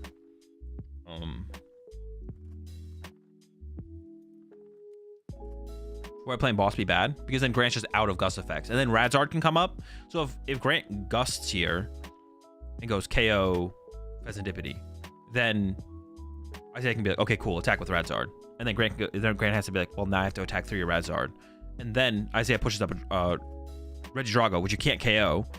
Yeah, you can't Gust here as Grant. I feel like if you Gust here, you literally just lose the game. you have to KO through the Cleffa, which is fine. You're far enough ahead on the prize exchange where like going through the Cleffa is like, okay, it's not that big of a deal. That's another thing with like putting the Duskull in play on the last turn as well as Grant. Doesn't that like force Isaiah? Well, now it wouldn't, I guess. It could have forced Isaiah into a... Oh, Grant's thinking about that assault landing. I don't hate that. Go get him, Fan wrote him. That will burn a double turbo and a switch from Grant. And then Grant only has Turo, which is prize left, and another double turbo for pivot cards for mobility. So it is possible Grant ends up in a situation where Grant loses to Noctowl getting boss trapped or something, or Manaphy even. It could be anything. If Turo stays prized. But actually, that's not even true though, because Bradner decks out first, right? All right. No Fan Rotom, no Speedwing. I guess Speedwing would have worked as well. Clef is pretty weak. But yeah, Grant, I guess that doesn't work though, because Bradner always decks out first. Grant would have to go like turbo mode through the deck for no reason to lose, to be honest. Okay, over to Isaiah. Still no Super Rod, which is the card we were looking for. And honestly, well, we got Dippity. Yeah, we got Dippity. Do we have an Iono left? Nope. We have another. Yeah, we have Super Rod. So we have Super Rod Vessel. We have to draw into Super Rod Vessel here as Isaiah. And then honestly, I don't even know what else we do from there. There's got to be some other stuff to be done, but you could Ultra Ball. You could. No, you can't. I was gonna say you could attack with back-to-back Radzards. That would actually be interesting. If we could set up back-to-back Radzards here from Isaiah, that would be kind of cool, I feel like. Oh, I guess that plays right into Briar, though. Maybe that's not as cool as I think. It is a thing with the current board state. I don't think Isaiah can play around. Wait, can Isaiah go, like, punch the active Terrapagos for 200? KO both Terrapagos and something else to draw 5 prize cards in a turn? We probably... Oh, that's tough. The last 2 cards are the cards you need. Wait, could Isaiah... Isaiah could have definitely... I think Isaiah could have actually maybe just had game, though. You go punch active Terrapagos for 200. No, because Turo could get involved. I guess Turo could get involved to heal damage, so maybe not an auto win. So now I think Isaiah's only... No, I don't think Isaiah has a win condition anymore the more I think about it. Yeah, I can't come up with a win condition. There might be something, but... Now you could run to Radzard, then top deck Super Rod, recover Radzard, use Radzard again. But then you just lose to Boss. So maybe you hope Boss is the last prize card, I guess. I'm not sure. I think it's going to be Retreat to Drago Pass, though, here from Bradner. Let's have Temple of Sinnoh. I don't know if we're playing it right now, though. How many stadiums are left? Grant has all the stadiums left. You want to force the resources out of Grant this turn, or do you do it on a future turn? If the thing is, if you play Temple of Sinnoh now as well as Bradner, then you give Grant access to Duskulls, which I don't think you want to do. You want to do it maybe on a turn where you're attacking. Although, in this situation, to be honest, I don't know if it actually matters. Let's go for the stadium play. I don't like it, though, because now Grant can go, okay, bump your stadium, play 2 Duskulls down. I win, right? Like, how do you beat that? I don't think it's beatable as Bradner here. And then you don't even have to draw prize cards as Grant, which means, well, I guess Ionos are all gone. Well, actually, I don't know if Grant knows that, though. There might be an Iono left. Will Isaiah attack this game? Good question, Chip. I'm going to put my money on no. Well, no. No, I'm putting my money on no. I don't think Isaiah's attacking this game. And what is Grant stressing about on the other side there? Let's take a look. Don't you just get rid of Owl Fan? Keep Hoot Manaphy? All right. I'm not sure what we're stressing about. Oh, now we have to discard 1 here for Isaiah. Honestly, I have no... Maybe the Radzard just so it doesn't get trapped in the active, to be honest. That might be the play. You do have Super Rod to make it into an attacker, so... It's not trapped, but it does seem like the biggest liability. So we can explain why Grant bossing something rather than knocking out Cleffa was wrong. Because then he can never boss anything ever again. And then Radzard, you can attack with Radzard. It just gives Isaiah like full control over what Grant gets to attack for the rest of the game. Because it's his last gust effect. Generally, you don't want to give that over to your opponent. Oh, and the boss is being played here as well here. And is being played as well. Grant the Manaphy. I guess I hope to stall for a turn or just like force more resources out of Grant. But Grant's got the Turo, got the switch, and now can establish. You can like quick search for stadium, play the stadium, Poffin for double Duskull, switch, punch the active hard. go. And I think that like basically sets everything up here for Grant. That's the last stadium I believe from Isaiah as well. So Area 0 just gets to stick and play the rest of the game now. Didn't Isaiah use Grasping Draw? Isn't that an attack? Dude. Will Isaiah put damage on Grant's side of the field this game? Are you happy now? Are you happy, Curry? All right. Yeah, the Area 0 is... Yeah, I think this is pretty straightforward here from Grant. Switch or... I honestly don't know. Probably switch. Turo's like a more powerful card. Hold on to that. Poffin for... a Duskulls, I think. Yeah, just get the Skulls and just punch. Chilling. Finally, Grant puts the Skulls in play. It did take a while. But I think it was a mistake from Bradner to actually have played the stadium last turn. So, like, Grant should not have access to Duskull here. Not that it would probably really matter because of the whiff of Bradner on the last turn.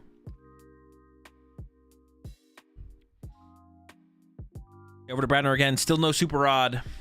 And if you want to draw cards here, you probably have to give up too many resources to actually... Dude, this is so bad.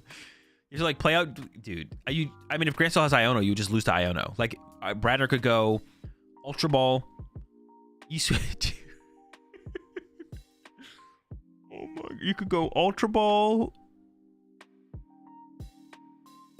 Oh, yeah, I think he messed up the E-Switch there. The E-Switch, I think, had to be E-Switched over and then E-Switched back. Dude. Do you have to KO double Duskulls here, though, as Isaiah anyway? So maybe you have to go pause the Duskull, Ultra Ball away the Ultra Ball in the research, restart into Super Rod, play Super Rod, recover Fire, Grass, Grass, Vessel away the E-Switch, get a Fire, attach a Fire to the active, or Fire, Fire, Grass, knock out double Duskull, get 2 prize cards. Genius. It's beautiful. Yep, there it is. I imagine the Skull's got to go here. Okay, Bradner agrees. Does Grant ever run out of Pokemon? Also, like the thing that I brought up, does... Oh, we need to get a V-Star as well. Holy... That's fine, though. Does Iono win the game here? What do we have? We'll have 2 cards, 4 cards. Yeah, Iono wins the game here. If Grant has Iono, Grant wins with Iono. I think Grant does have the Iono left as well. So the question just becomes, does Grant see the play? Pretty sick way to win. The Iono deck out. Does not happen very often. I also think Grant just wins by attacking the active. Those are pretty pitiful prize cards. The Iono dub is available, and it's definitely the cooler way to win the game. So... Not in the discard pile. We have to wait, sit here and wait, let Grant cook for... It could be... It is possible the Iono is prize. That'd be the only thing. I guess it could be prize. I don't think it is, though. I think we saw the prize cards this game. All right. Now, I don't overly fault Grant for missing the Iono win, to be honest. I don't overly fault. It's like not something that comes up very often. Is it there? Dude, don't take the Iono. I mean, there's so many ways to win here as Grant. Like, you probably boss the Radzard, and that also wins you the game. The Iono play is just way cooler. It is there, though. Honestly, we all feel a little bit better knowing that Grant threw here again, right? We all feel a little bit better. So it did just take boss to set up for the win on the next turn. There's the knockout on the Drago. This does still win Grant the game. But, you know, winning sooner is better. I guess the only thing would have been, like, if Isaiah had an Iono left, maybe Isaiah could have won. If there was an Iono prize. No, but you couldn't even play it because you deck out. It doesn't even matter. All right, there's a concede. Okay. Grant continues to bring it back. But now this game, we will see Isaiah going... Actually... No, Grant goes first here. Grant goes first. Another game. This is the last game that Grant will get to go first, though. If Grant wins this one, Isaiah is going first in the last game. So Grant gets to go first. We could see a tie-up at 3-3. Is there a context behind the show match? Grant tweeted out that the deck was broken. Bradner was like, no, it's probably like 50-50. And then Grant was like, all right, that's money match. Yeah. Grant said, after Dortmund, Grant was like, my deck's broken, beats everything. Bradner was like, nah, match was probably 50-50. I'm sure I can take 4 out of 8 against you. And then Grant was like, all right, money match. And here we are.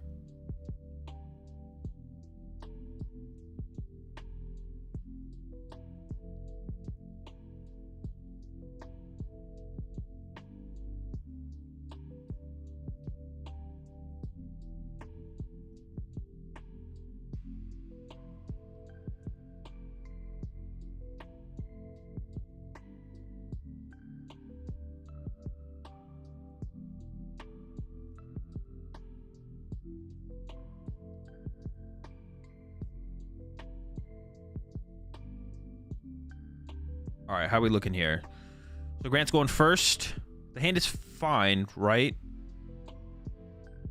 Nest Ball for Fan, Ultra Ball for Terapagos. Noctowl unlocks the rest, right?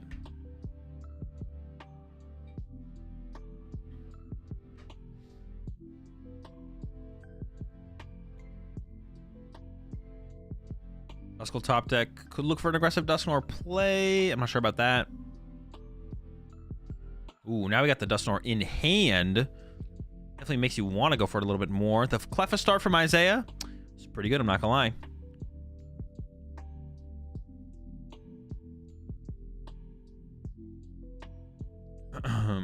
Donnie, you're so weird, bro.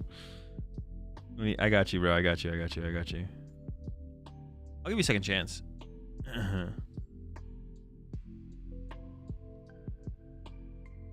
If it hasn't Isaiah already been proven right no matter what? I mean, they're still just doing a money match anyway, so they're doing a, what's it called? That's a 7. All right, Grant has the fan. Like I said, Ultra Ball becomes the Terapagos to enable the Noctowls. Got 2 Owls. This is where Iono feels... Honestly, yeah, if they use fan... Dude, imagine playing Terapagos and getting judged. Do you just pack it? Like, you're like, all right, well, you got me. Like, imagine going against, like, the Roaring Moon deck or Raging Ball. They go first against you. You go second. You do your thing. And then they're just like, all right, judge knockout. And you're like, well, that's it. Pack it up. Like, the Noctowl being in the hand off the fan room seems like such a big deal. I mean, obviously, you could draw into something off the thing, but...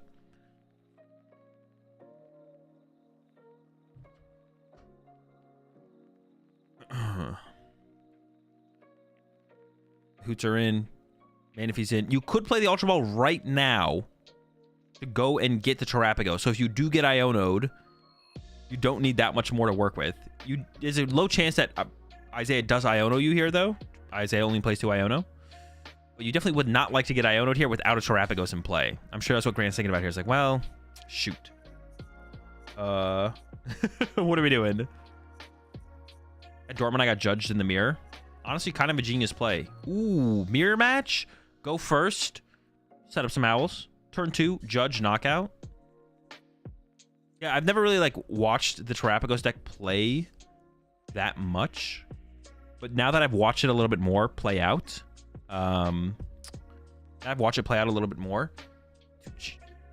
your hand is so, like, keeping your hand off your fan rotom is so important. It seems like such a big deal. All right. Over to Bradner. No Iono. Hand is fine, though. Nothing, Owl, once again, going to the discard pile, but that's kind of predictable. Where it belongs. Gonna go ahead and grab a Drago to begin with. I was wondering if it was gonna be an Ogerpon, but it is going for this just for the Drago. Makes sense. And it does have the Clefairy to back up the hand on the end. Also has a Temple of Sinnoh. So throw down turn 1, which means it doesn't become a bump to an area 0. But it does mean Grant has to find an area 0 to attack on this first turn, which I'm sure the possibility of just being able to go double turbo attack would be nice. And you're not, like, feeling that bad about having to put an area 0 in play, I'm sure, here as Grant, especially if it comes through the Chorus. You know, gonna go ahead and get it anyways, so we'll see, though. Also could not, I assume you just attach the grass, so I don't see a reason to not attach this. And you throw out the Sinnoh.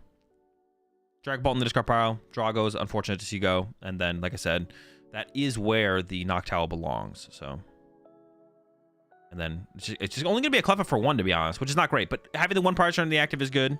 And then you don't need that much more here, obviously, as Isaiah. Oh, wait a second. Oh, we're going to burn the switch here. Okay, draw 2, I guess. That seems fine. The switch is, honestly, I'd maybe cut switch from Drago. That card sucks. Just play better. I've never seen someone use the switch for actual effect. Like, it's like, oh yeah, I win now because I have switch. It doesn't exist. All right, over to Grant. KO on Drago looks... I can't see it not happening. I think it's going to happen. Prime. Get the Noctowl in there. Hopefully find the Pidgeot, Featherball thing. Get the Quick Search cooking.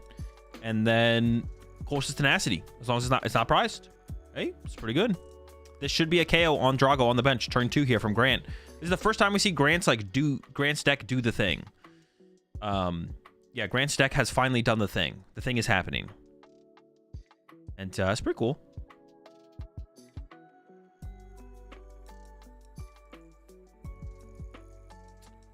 Coming from a control player, coming from a Laxall player. The switch, you're already losing those matchups anyways. Take the L. Plus, also, control and stall. Bro, Lugia will take care of y'all. I'm not stressing. I'm not stressing.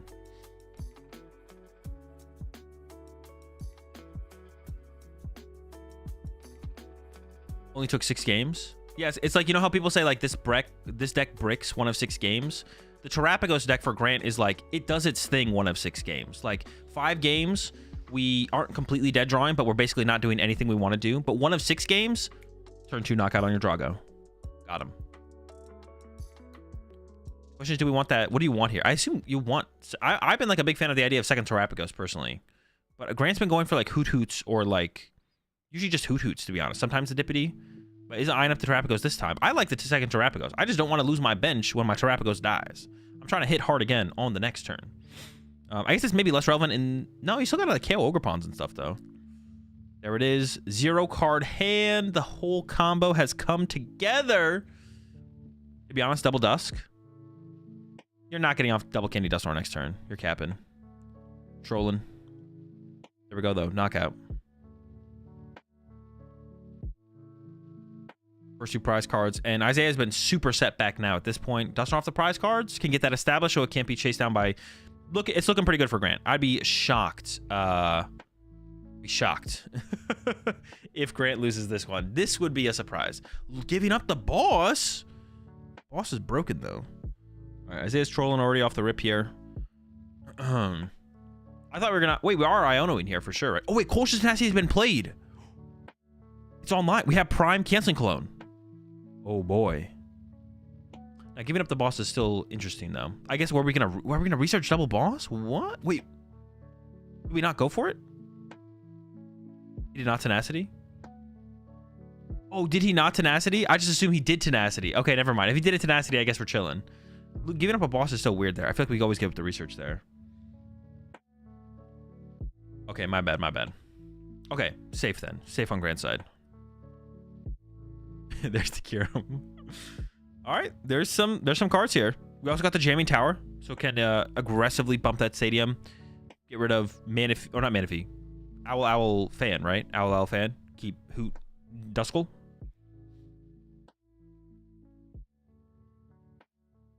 And then got Nest Ball for Dippity. We got Nest Ball for a Drago. And then we could Ultra... We want to attach return. Do we just go maybe Drago attach? Maybe we don't Dippity, actually. I take it back. Yeah, maybe it's just Drago attach to Drago. And then if Grant wants to boss a Drago again, like, all right, that's fine. We'll see what... I guess you could grab Dippity, draw 3. No, but then you would have Dippity first, though, because then we wanted to Dippity into a Drago to save the Ultra Ball. But you could Dippity for 3 here and then Ultra Ball away the Kyurem plus the thing. But keeping around the threat of the Kyurem is pretty nice as well. So this seems fine. Just draw 5. You don't need to stress the Dippity right now. Seems reasonable. Alrighty. Over to Grant. And honestly, Terrapagos knockout active seems chill. There's the boss top deck there. I think it's possible for Grant to fill the bench and actually knock out the Drago with the energy. But I don't know if that's the way you want to take, to be honest. The route you want to take. Dusknoir KO active plus fill bench KO. The next thing, go down to 1 prize card is... I mean, honestly, that seems kind of mid as well. Honestly, I have no idea how to approach this turn. I almost feel like just knocking out the active seems fine. Wait, did Grant discard the Terrapagos there? I guess Grant did. Instead of the other owl. So what, you could Turo the other owl, I guess? I don't know, once again, just when you're this far ahead, though, just having attackers established seems kind of better. Just, like, keep your Terrapagos in play. I guess it is for the Turo. Or maybe it is for the speed wing potential. Are we speed winging this Cleffa here? I don't hate the speed wing angle. Pictures for Owl, get Poffin Stadium, Boss Drago. I just don't know if you want to Boss Drago. I just kind of want to evolve the Duskull to a Dusknoir and knock out active. I just want to like protect my... Yeah, KOing the Drago doesn't seem... Like this is our last Gust effect here as Grant. Grant does not have another Gust effect. But that's what Grant's going for here. It's just going for the KO on that Drago. Oh, I guess we do have double Duskull now in play, though. We do have double Duskull, but we don't have that many cards in hand to begin with. Are we even going to be able to pull off the... Like, our hand can't candy Dusknoir. We're going to get 2 prize cards in a top deck, though, but we could get Iono'd here. It is also possible for Isaiah to KO double Duskull here. Isaiah could go do a Kieran play, or you could just go with, like, Prime Catcher, KO double Duskull. You don't really want to do that. We'll see, though. But if you KO active here as Isaiah, if you just KO the active with Tina, that also seems like a decent play, to be honest. And then worry about the Duskulls next turn, maybe. There is the Iono in hand, actually, though. The Iono is here. So put him down to a 2-card hand. Tina KO active. That seems kind of reasonable to me. That seems reasonable to me. Drawing into... Well, I guess we're out of stadiums. Maybe beating up to Legacy Star back as stadium is okay here as well. Honestly, the switch being gone at this point... Actually, is the switch gone here for Bradner? The switch would be nice to be able to go from Drago to Drago. Because this feels like a game where we need to set up... It feels like for Bradner here... Oh, I guess we have... Honestly, we have Radzard as well, though. I was going to say, this feels like a game where we don't really want to do Radzard because of the Cleffa in play, though, still. This feels like a game where we want to go set up Drago, punch into... Set up Drago, punch for a turn, and then immediately pivot into a new Drago. It feels like the kind of game that we're currently in here for Bradner. Couldn't we just grab Dippity and draw 3 with Dippity and then use the rest of these Ultra Balls with more resources? What do we all... We could have grabbed Tina there as well, though, right? Or is Tina... No, we're not playing the Iono. Okay. I guess that makes sense, then. We're not grabbing the Tina. So we're not Tina-ing this turn, either. Bradner's going for something else. I guess. Does Bradner actually salvage this? I think it definitely is salvageable. Yeah, I think it definitely is salvageable here for sure, because you could just play like... Well, I thought we were gonna go the Iono route to reduce the odds of Grant having Candy Dusknoir knockout, but instead Isaiah's going with the research, because I was thinking we just want to Tina KO the active. There's the Prime Catcher hit, though, so this means that Bradner can get... We could have established Dippity too, though. I feel like we should have Ultra Ball for Dippity and drawn with Dippity first. That gives us more cards to work with then with those Ultra Balls as well. Maybe. We do have the Prime, so you could KO double Duskull here as Bradner, or you could ignore the Duskulls for a turn. Like I said, you do need to, like, you either need to get into Radzard or you need to get into a fresh Drago on the following turn as well, though. Here comes the Vessel. I assume to get rid of the Hoot Hoot. Oh, gives up the Radzard. Okay. Seemed like a reasonable option to have later the game goes, but I guess we have Super Rod left, so we could recover it.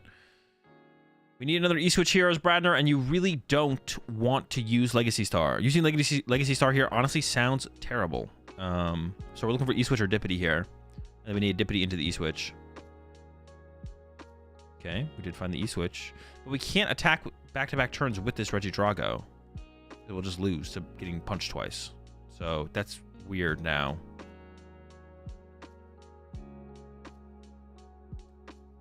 I don't think you can ignore the Duskull anymore, can you? We maybe do Prime KO double Duskull here, to be honest. Oh, or do we have a Kieran play, actually? A Kieran seems fine, actually. Yeah, we might have a Kieran play here, actually. We can actually back-to-back Kieran for the win, right? KO double Duskull Hoot Hoot. Is Kieran the discard? We maybe just have Kieran. Okay, it's there, yeah. So KO double Duskull plus Hoot Hoot, and the next turn KO double Noctowl plus Manaphy. That's pretty chill.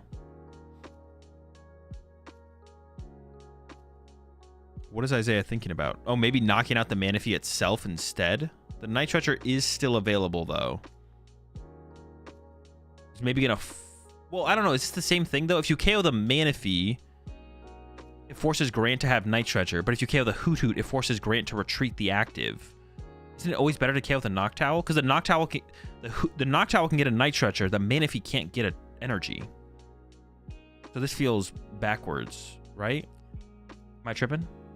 Because now Grant's gonna go, okay, cool, Noctowl for Manaphy. Like, it's the same thing, but oh, I guess Isaiah also actually literally has to recover Prime Catcher and Cologne here. I feel like you remove the Hoot from play. It like reduces Grant's options, right? If he ignores Manaphy but retreats it, forces Gust Cologne again. I guess maybe like this also opens the opportunity of prize cards getting involved, right? So now the Night Stretcher could be prized, and then there's just no Manaphy, right? So maybe this is the better play. Oh, my bad. This plays around Turo, though. Does it? Can't you just Turo the Hoot?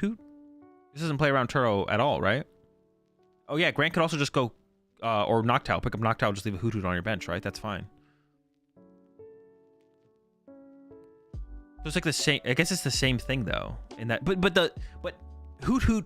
Noctowl can find cards. Manaphy can't find cards. So I don't know. I keep coming back to that, where it's just like... If we evolve Hoot to Noctowl, that can find 2 trainer cards. Manaphy is a Manaphy. I still feel... Well, I guess with the prize card involvement. That's the thing, right? But yeah, we can just Turo a Noctowl here. And then just leave a Hoot and a Noctowl on our bench. And then there's still 3 prize cards left for Bradner. How many E-switches do you have left? He can double cure him. He can double cure him. He has plenty of E-switch left. And Legacy Star. Well, I guess, well, we can maybe... No, both boss are gone, actually. Legacy Star has to get Canceling Clone Prime. But there's like 2 E-switch left. There's E-switches. There actually might be 3 E-switch left. So yeah, here for Grant, if you do play Turo here, you completely remove the win condition from Bradner. If you just stretch it for Manaphy, the win condition is still available. So I feel like you just Turo here, right? You just Turo. Does Grant have a... Oh. Wait, Grant's out of Gust effects, right? Oh yeah, that's what we were talking towards last turn. Oof. So as Grant here... Sheesh. As Grant here, you have to go Turo Hoot bench Duskull, right? Turo Hoot bench Duskull. If you don't have Duskull on your... No, you can't do that, though.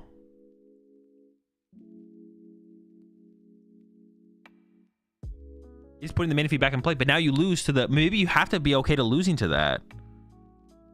Oh, no, but the active Regidrago is literally stuck in the active, right? Unless you Legacy Star for a switch card. I was thinking, like, you could switch into Radzard, punch with Radzard, and then Grant's out of Gust, so you can't get... Oh, but then you would get access to Countercatcher. Yeah, Grant won't get access to Countercatcher if Radzard attacks. So then I guess you do have access to Gust effects. Okay, maybe it is fine then. No, but then we should go with the Turo route then, right? Then we should go with the Turo route, because even if we get hit by Radzard, then we get Countercatcher. So doing this play from Grant is incorrect then. We should just not bench Duskull and just Turo our Noctowl, leave a Hoot and a Noctowl in play, and pass. But now, Bradner can actually win this turn. Yeah, so I think this is a mistake here then from Grant. Should just have played the Turo. And punch. And then we eventually win.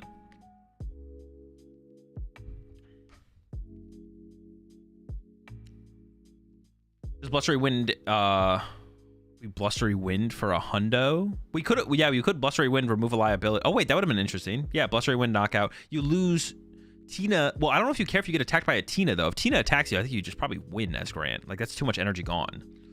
So if Tina attacks, you just... Oh, no, Tina attacks you, you would win because you could KO the Drago. But you could Blustery Win and, like, remove liabilities. True. That would... Actually, the Blustery Win play would have been cute. Should he bench Duskull if he's benching Manaphy? He can't bench both. He lost both Duskulls. Yeah. He only has 1 Night Stretcher. He couldn't get all 3 back. He couldn't get 2 back.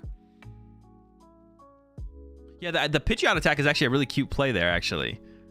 You could have just held the Night Stretcher and then... Actually, could we have got like another Terapagos down and then left our bench as Duskull Hoot? And that might have worked, actually. Could we have left our bench as Duskull Hoot, Blustery Wind, Bump Stadium? And then do we have enough to like... We have a Terapagos in hand. What am I saying?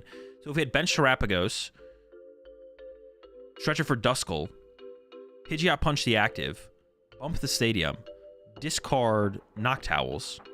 That's a pretty chill... That's a cool play.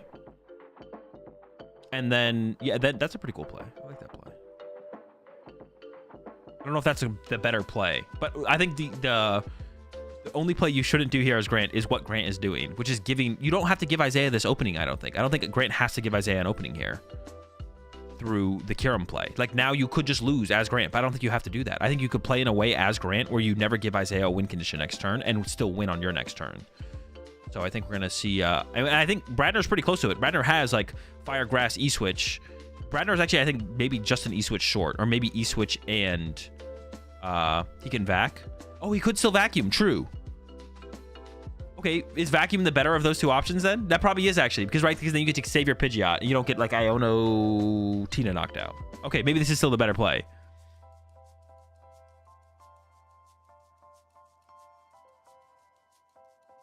Yeah, maybe this, but then we shouldn't have gotten Manaphy.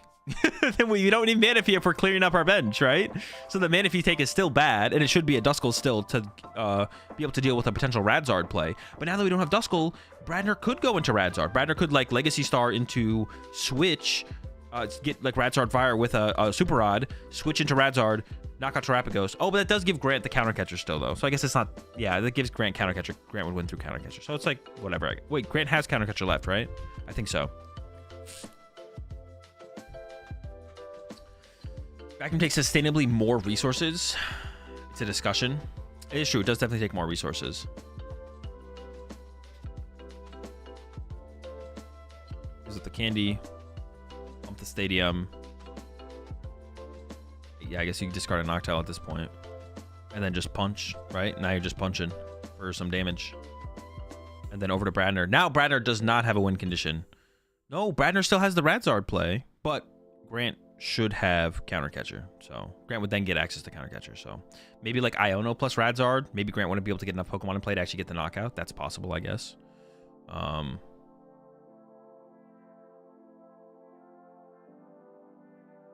Grant can't Dusk anyways because Isaiah's on one prize. Oh, that is fair. I guess like the Dusk doesn't matter at that point because you would be on one prize card. True.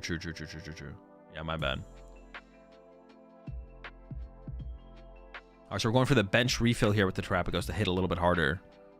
Isaiah might be out of stadium, so this might be fine. Yeah, we would be on one prize card. So maybe the Dusknoir play doesn't actually work then. I might be trolling with the Dusknoir play then. You discard the Radzard last turn. Yeah, but he has Super Rod and Legacy Star still. So maybe the win condition here from...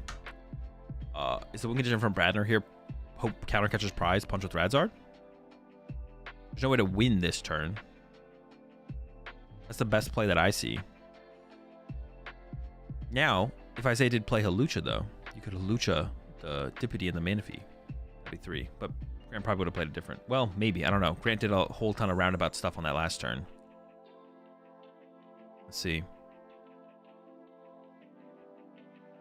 Yeah, we can't leave this Drago in the active, that's for sure. That's why if we got another Drago V down on the last turn, I think Isaiah would just like almost guaranteed win. If we could like get this Drago V-Star into a fresh Drago V-Star, I think Isaiah maybe just wins the game. With Radzard, Grant wins by Briar. No, because Bradner would be on one prize card. But Grant would win with counter catcher at that point, so counter catcher would also still work. Yeah, Briar they have to have 2 for Briar to work, but I mean, it's looking pretty rough no matter what here.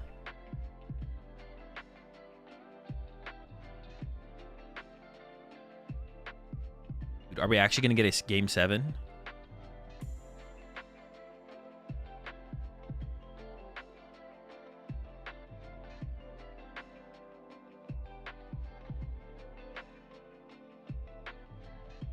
Goodbye Dippity, goodbye V-Star. Smack Pidgeot with Radzard. Smack Pidgeot with Radzard. Ooh, yo, that's a play. That's a play. That's a lot. Does that work? You maybe are cooking there. Get Radzard. Smack the Pidgeot. Yeah, and then we could Dragapult next turn. We would need another Gust. KO Noctowl or Manaphy plus the Pidgeot. That is a play. True. Hawlucha Prime wins. Bradner doesn't play Hawlucha. Oh no, did the game bug out? Uh-oh. I mean, as far as I can tell, it looks like the game bugged out. No. Oh no, he's picking. I didn't see the go back button. It looked like a bug out. It's not a bug out though. Very much alive.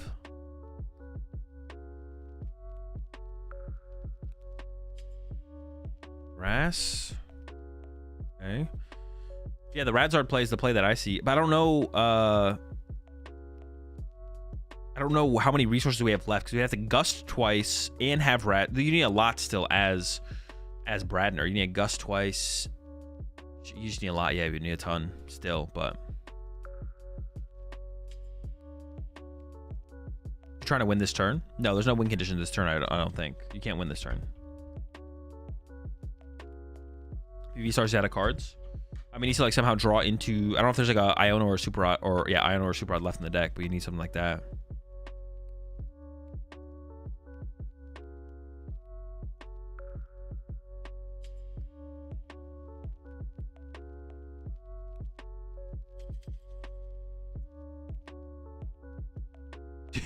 He's checking if he used the abilities. Bro, he's in the tank. 2 Iono gone. Maybe there's a Super Rod left. I don't know if there's a Super Rod left.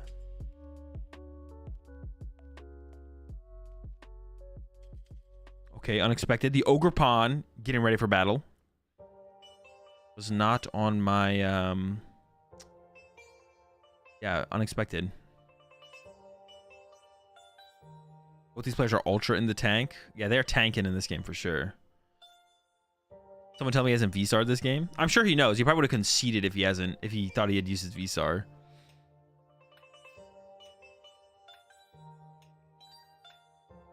Fatigue setting in. It's been a long match. V-Star for 1. I don't know what we're hoping for here, but probably not Ogre Pawn.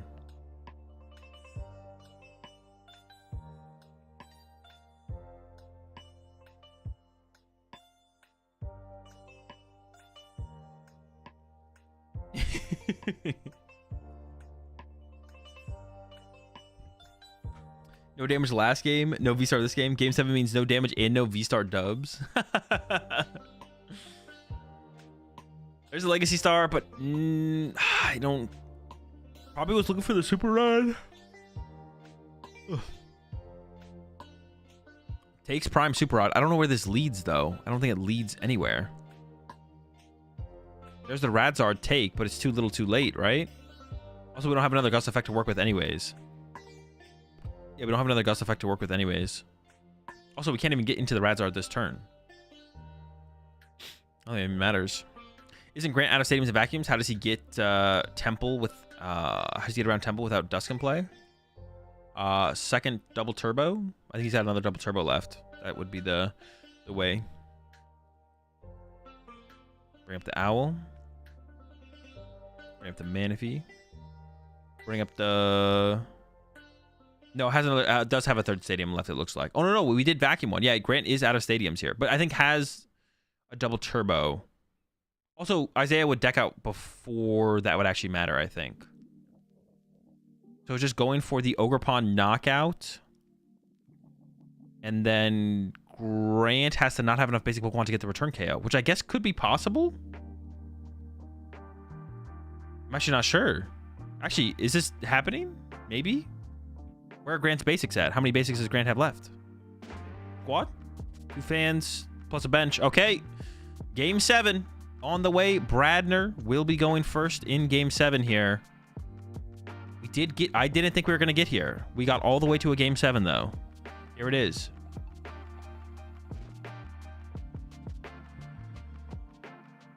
And yeah, Bradner will be going first in this one. Bradner will be going first in this Game 7. What a great script. Insane script. All right, I'm going to run the ad so you guys don't catch it in the game.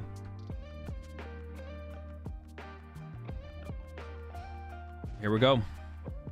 Let's see what this one looks like.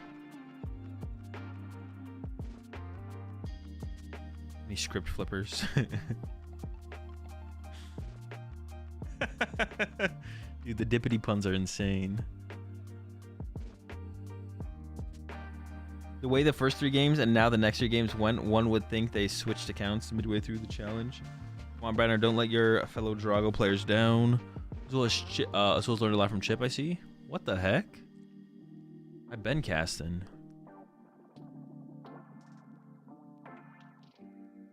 All right, I don't know if the players need a break. Or not. I guess we should start on Bradner's side. That Bradner will be going first.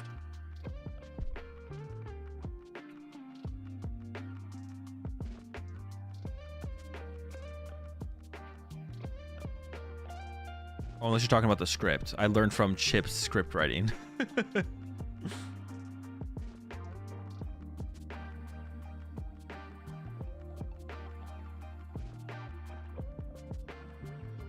So Bradner will be where you want. You want to be going first in this matchup for sure. Bradner will be going first. We'll see if Grant can. Well, actually, Bradner's been like whiffing turn 2 attacks and stuff though. So like, there hasn't been that much. You've been using the Chip advice about ads. Oh, true. That is true. Yeah, run the ads in between the games so it doesn't pop up during the game. I got you. I'm evolving as a content creator.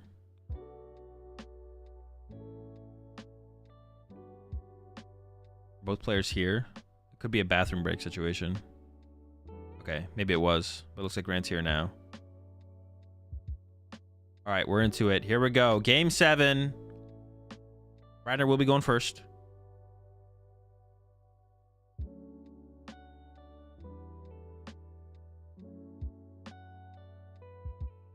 So will you learn how to play ice hockey? No.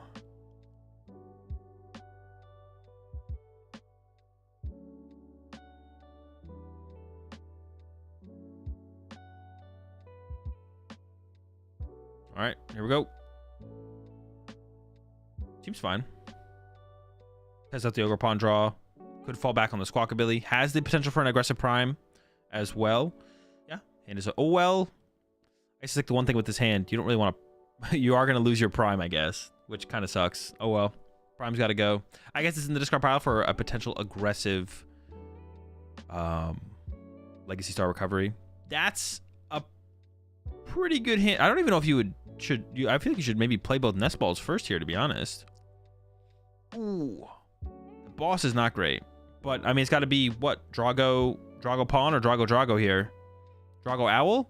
Is this an owl moment? Oh no, it's gotta be Squawkabilly. Damn, never mind. I got excited. Owl is not getting grabbed here. Dude, the owl, dude. It's really good. All right, let's get the Squawkabilly. Let's get our Drago. Yeah, we gotta go with the Billy here. The boss draw there was not great. You definitely didn't want to draw a boss there. Definitely did not want to draw the boss there. Oh well, it's gotta go. We're never not Billy in here. Did prize 1 E-Switch. Cologne is available. I believe the other boss is in the deck as well. And does have both stadiums. I missed the first 2 games. Has Owl and Drago done anything today? I think we used it once. Why not thin first there? That's what I think should have happened. I think we should have actually thinned out the deck first there. We should have played double Nest Ball because I think we're always grabbing. I guess like there was a possibility you don't get Squawk, maybe. Or I guess the Hoot Hoot was a play, right? You do probably want to be able to get the Hoot Hoot. So I guess it does make sense to use Ogre Pawn first. Because yeah, if you could get Hoot Hoot, Drago, Squawk here, that would be pretty good.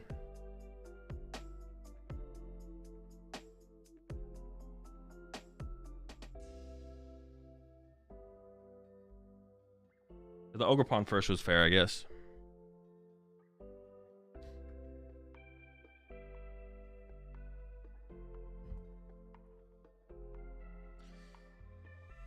Maybe you show likely to Squawk here that you don't want to draw cards, good cards pre-Squawk. Yeah, that'd be like the only argument I feel like for sure against it. All right, no E-Switches found here, but yeah, it's still a pretty good draw there from Bradner. Could Nest Ball for that Hoot Hoot. I mean, hey, if we're not gonna get him now, when do we get him? I feel like Bradner just is like forced to go get the Hoot Hoot here. You like have to go get Hoot Hoot here. Otherwise, you're admitting that the Noctowl was terrible. This is like a pivotal moment in the history of Noctowl in the Drago deck. If we're not Nest Balling for Hoot Hoot right now, you gotta cut it from the deck. It's gotta get cut. There's no way. You can't not grab the Hoot Hoot here.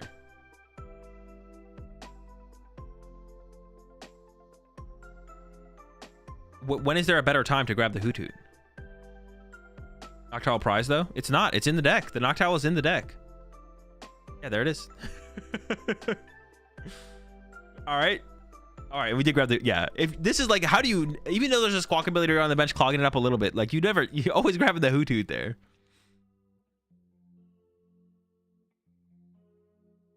All right. Ooh, ooh.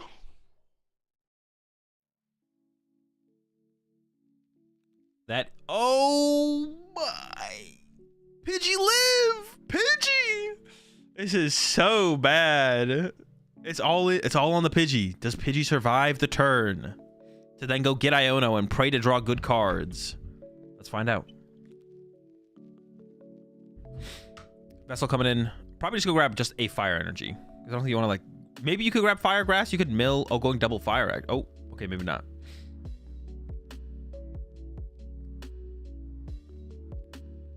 We're not there quite yet, but Bradner does not need very much. Bradner does not need very much here. We'll see. And doesn't like need to. Yeah, you just need to attack with Dragapult here. Mew. That's more cards. Drago, Attach Fire, Jamming Tower, Bench Mew, Mew, draw 1. Okay, okay. Kyurem or Pult. Kyurem, you don't want to Kyurem, I don't think you're. I mean, Kyurem would be interesting. You could KO Pidgey, Hoot Hoot, Hoot Hoot, I guess. Oh, doesn't even bench the Mew. Okay. There's the Ultra Ball. There's the E-Switch. I mean, I don't even know if you'd want to Kyurem even if you could, like, even if you get the Kyurem play. I don't think you want to Kyurem here.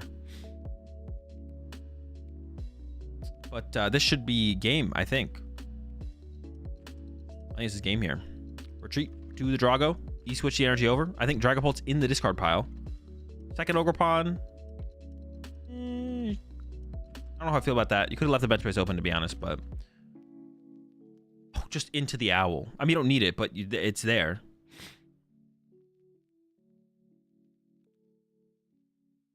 You have Hoot Hoot, so you cure him? I don't think so. I think you just Dragapult. I mean, also, you don't have Kyurem in the discard pile. If Kyurem was in the discard pile, it would be a different discussion, but even then, I think you still just Phantom Dive. But you'd have to... You definitely don't Legacy Star to get to the Kyurem. Ever.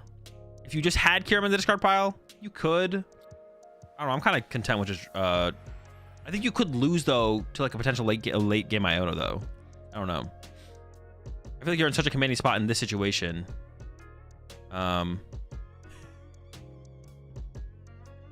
Oh, we have Dibbity for 3. Okay, okay, okay. Dibbity for 3.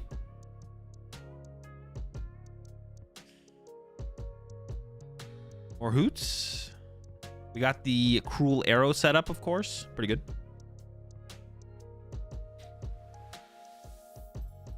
All right, and pass over to Bradner. I mean, honestly, Boss Punch the Pheasant-Dippity, but not knock it out seems pretty good here. You can't win this turn. So Boss Punch Dippity and spread damage seems pretty chill to me. That's what I think I would go for. But we don't have a boss yet, so... The boss is in the deck, though. Just save Legacy Star for another turn. Legacy Star's kind of broken. The longer you hold it, the better it gets, so... You could also, like, KO... Also KO triple Hoot Hoot, but... With Kyurem, it's like... Once again, I just don't want to use the Kyurem. I just don't want to use the Kyurem. I hate using Kyurem. You always wait as long as you possibly can. Stay waiting. I think just Boss Punch spread seems chill.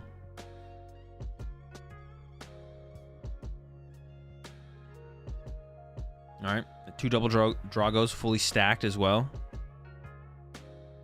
Is it full chillin'? I don't know. I don't know if I would. I don't know if I would take a knockout without. I don't know if I would take a KO here though. But this seems fine as well, I guess. It's not terrible. I don't know. I kind of like the boss play though. Man, that owl is getting... We do still just win. Actually, this just wins the game anyways, though, right? This is fine. Even though we give the Dippity draw over, there's no comeback potential, right? With Legacy Star available. Yeah, there's no comeback potential still here, though.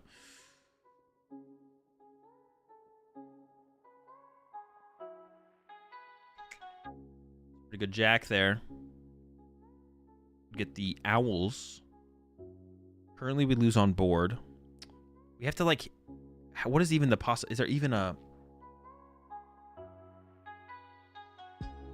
I don't know if there is. I don't even know if there is a win condition. Because, like, you can't heal and actually do something.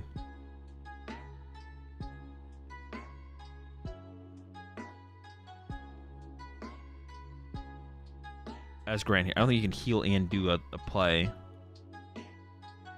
Okay. That gets the Terrapagos.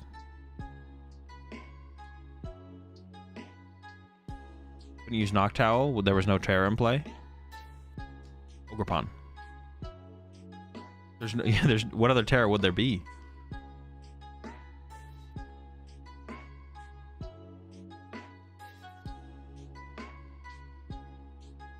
For Grant. Oh, for Grant. Yeah, true. Yeah, we had to wait for the Terrapagos. Kind of just Squawk, Iono, Cruel Arrow, like 5 turns. And hope that Bradner forgets about Legacy Star.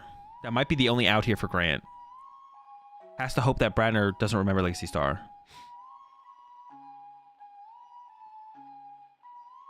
If he KOs all that energy on the bench, is it over? If Grant KOs the bench Drago, can Grant win? No. That's not like a win condition. Well, I assume that's what you're asking. No, Grant KOing the energy on the bench is not Jover.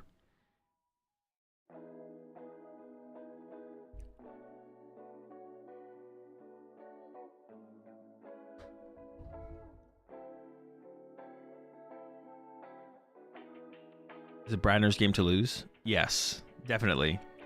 Grant's still going through the motions here, but definitely Bradner's game to lose.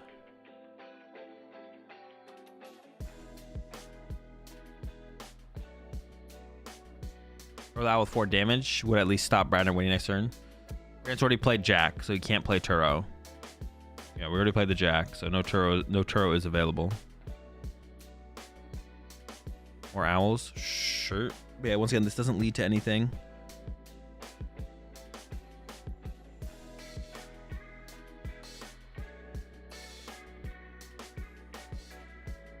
So just thinking, a consistent version of this deck, that Jack is either Research or Iono.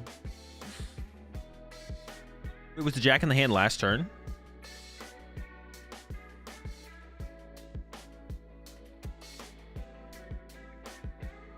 Oh, what if Grant KO'd the bench Drago and 8 Bradner's active Drago? That is an out. That is an out. That would be an out. True. You're cooking.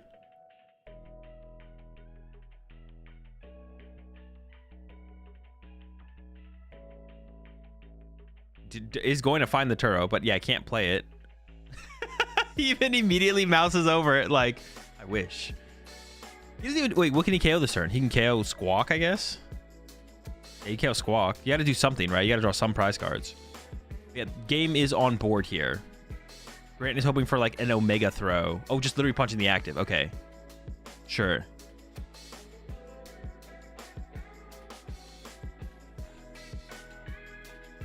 Okay, with the Hoot Hoot. Genius. Yeah, Grant actually, you know what? Honestly, I respect this play from Grant. We can't let Bradner continue to push the Noctowl in Drago propaganda. If Bradner wants to get value out of the Noctowl here, to convince more people to play it. So I like this. I like this from Grant. Put it where it belongs, in the discard pile. Very good. I like that choice from Grant. We're going out on an L, but a dub to quell the Noctowl propaganda overall. Bradner is responding in kind with well, I guess this makes sense for when you Legacy Star here. You gotta prime into it, it's the same thing. Now you don't have to hard retreat. Well, responding in kind in terms of maximum actions, it looks like here. There we go. Boss and Prime, that gets the job done. Bradner wins 4-3 after a 3-0 start. Grant was able to pull some back, but it felt like a lot of Grant's wins were just due to, like, if both decks set up and play the game, it feels a lot. It just seems like it's a good matchup for Bradner, to be honest. Grant's wins were mostly came to like Bradner whiffing turn to attack, but I mean, I guess that doesn't happen that often with the deck. I feel like maybe I'm wrong though. I learned something about this matchup. This matchup to me seems favorable for Drago. I guess like a big card though, after watching those games as well though, a big card for that matchup honestly seems like Bouffalon, which is something that Grant didn't play. The Bouffalon seems like it could be a pretty big player. Stops the Tina KOs, and then it also shuts down the Kyurem damage as well to like KO Hoots, stuff like that. Raster Bradner on the dub. All right, that was fun to do. Shout out to Grant and Bradner for coming on. That was a ton of fun. I'm gonna switch over to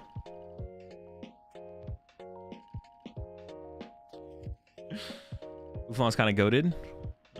Maybe. We'll go play some with Stefan's Palkia Greninja deck. I think that's the plan next. What time is it? I need to go with food first of all. There's 3 over here.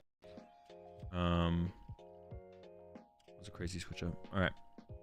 Yeah, first thing I need to do is go with some food.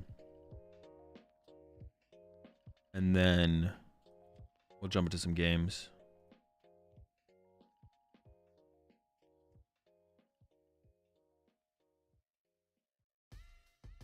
My thing just close?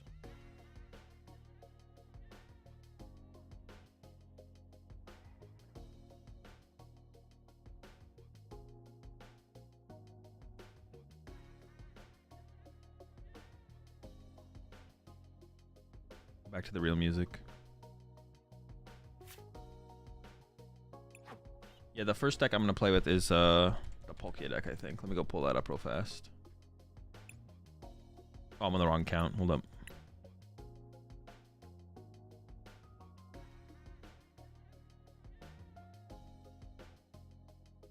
Payout. No interview. I'll get that payout though. Choose outcome. Bradner with the dub.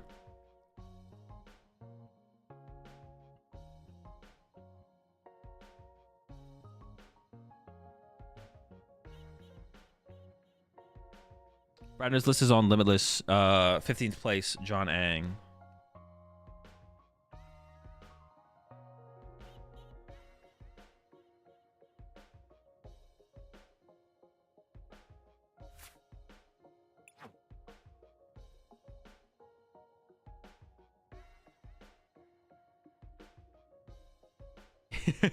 I mean, how about Grant didn't misplay? So at that point, it's the deck. I don't know. Would any of like the mistakes that Grant made have made like a big impact on like outcomes of matches though? I'm not sure if it would have. Also, like Grant could have won the match, and I could have, and I might have. I think I would have still said that it seems favored for Drago. To be honest, even if Grant won the match, I think I would have said it's favored for Drago. So yeah, just like but the way the things like play out, especially with no Buffalon. With Buffalon, I think things could be different. But honestly, like the Kyurem, like. Buffalon eating up 2 bench spaces sounds miserable though as well in that matchup, to be honest, because they can just like punch through your active and like KO your Pidgeot and stuff. I don't know, that they just seems like they have so many options, to be honest. That just seems like a tough matchup overall for the Terrapagos deck to handle, like Buffalon or no Buffalon. Like if you have Buffalon, Kyurem can't KO your Hoot Hoots, and Tina can't KO your thing, but then they're just gonna like, all right, give me your freaking other thing then. You know what I'm saying? I don't know. Seems tough.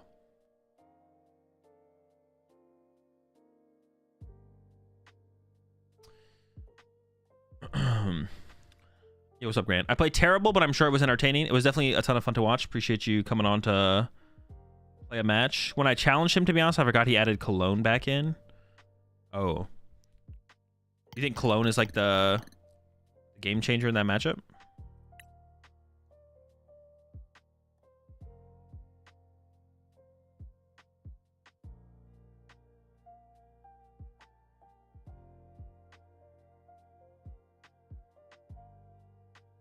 I do agree Drago is favorite, but Drago can get bodied by its own luck, right?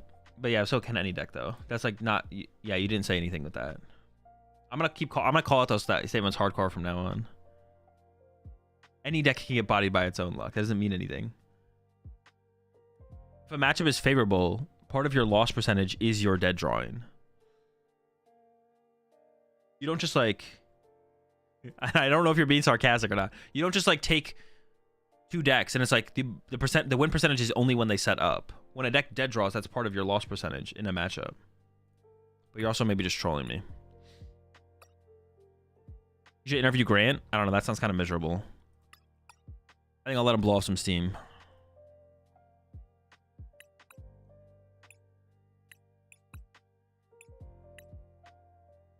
It depends how.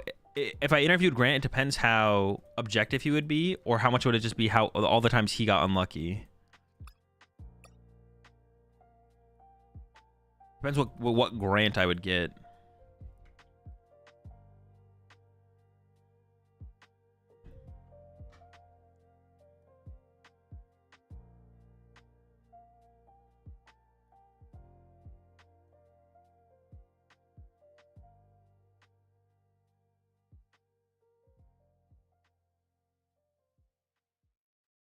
You think Drago is more on the consistent side? My opinion is that it's not super consistent, although very powerful. I don't care how consistent a deck is. I care about how many games the deck wins. Like, consistency shouldn't be a factor in determining a deck. Unless, like, okay, it can be a... No. Consistency should never be a factor in determining a deck. If the way a deck plays just doesn't feel enjoyable to play, that should be a reason to not play a deck. The only thing you care about is win percentage. Consistency does not matter in deck choice if you're concerned with win percentage. The only two things that should matter for deck choice are... Do you enjoy playing it? And what is its expected win rate? That's all that matters, is those two things. How consistent a deck is doesn't matter, because it could be the most inconsistent deck in the format, but if it wins 90% of its games, it just doesn't matter, because you win 90% of your games. Who cares? Who cares if you dead draw? If you're winning, especially some of your dead draw games, or if you dead draw 10% of your games. I mean, 10% is not like a very high number, but you get what I'm saying. Like, consistency is not a factor in deck choice. But consistency is your win percentage is impacted by a deck's consistency, but it only matters about consistency. So let me get an interview. Bro, I don't know if I want you to be spreading that Noctowl propaganda. What if the deck consistently sucks? And it just has a low win percentage, which means it's not a good deck.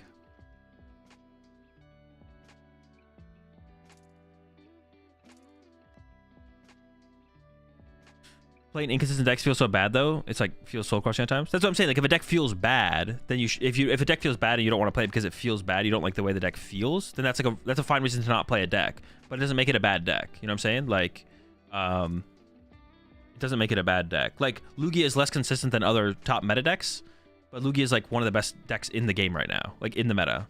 It's one, like maybe the best overall deck, if not, you know, like top 3. And its expected win rate is like top 3.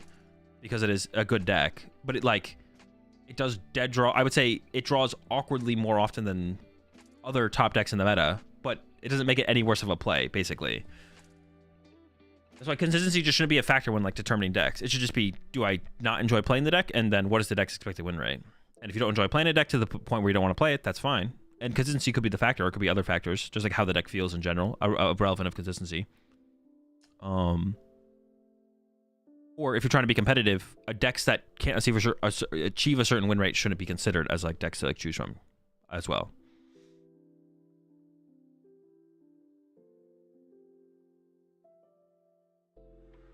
How could one enjoy Lugia? Exactly. I get that win rate is the most important, but we just cannot talk about how consistent Drago is at all. It's just irrelevant. It's irrelevant to talk about how consistent it is. The only thing that matters is its win rate. That's what I'm saying. Like you can talk about how consistent a deck is, but it's just not relevant. It's not relevant. Right, interview? No interview today. I'm gonna go get my food, and then we're gonna jump into some action with the Palkia deck. Palkia Nor. Shout out to Grant and Bradner for coming on though. I'm always down to like host show matches whenever players are down. And throw some money on the line for them. What is this?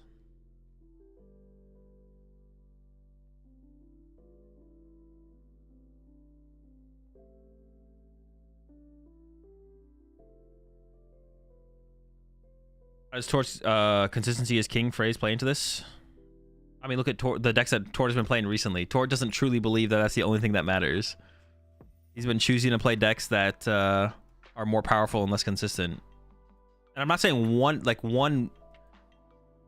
don't know if I want to go into all, like, I'm not saying one route is better than the other. The only thing that matters is expected win rate. A deck can be more powerful, less consistent, and a deck could be more consistent, less powerful, and they could have the same win rate. And they could be the two top win rate decks in the format.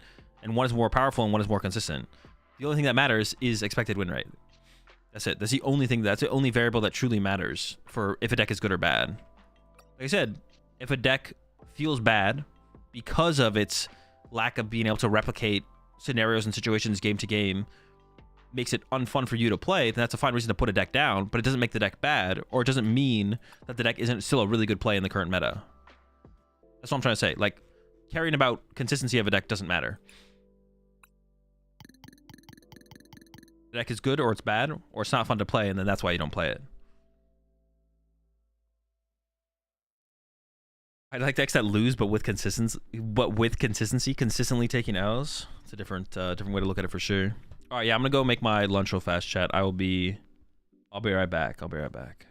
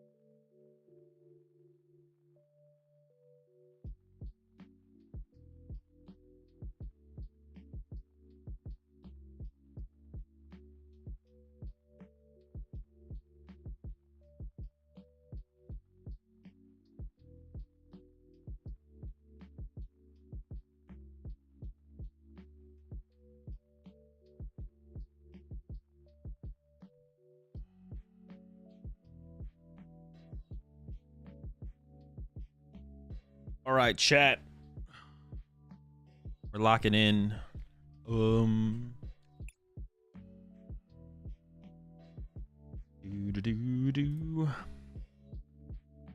yeah, rest of the stream today. Palkia, Greninja deck from Stefan, top 4. Where were we? Where were they? Dortmund. Yella's deck as well, the Golden Go. I want to play with some with that. And then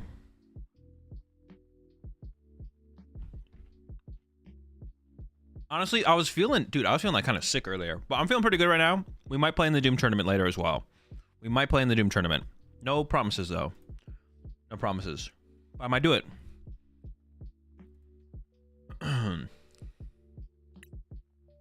And then I think there was one more thing on the list today. Maybe not. Here's the 5 months there, Dan Song.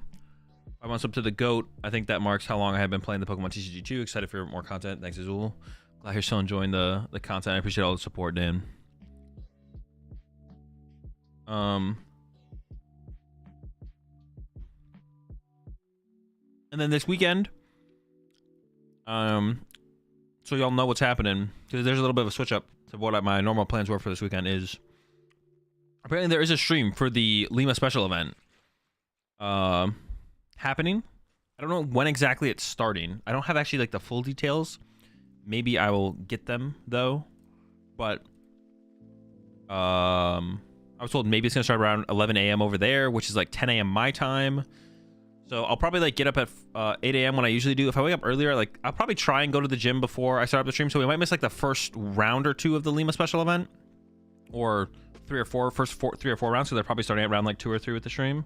But we'll be watching that over the weekend for sure. Want to know your take on Rotom versus second Irida in here? I like the idea of the Rotom. I have to play some games with the deck to see how often I feel like I have a bench space to work with. But I feel like it would probably come up a decent amount where you have the bench space. And then also it is another liability. I saw Hunter with the deck at Baltimore. I was like, oh, that Rotom's pretty cool. Actually, that kind of makes sense. You're not doing anything turn 1 anyways. May as well get +3 for your combo turn.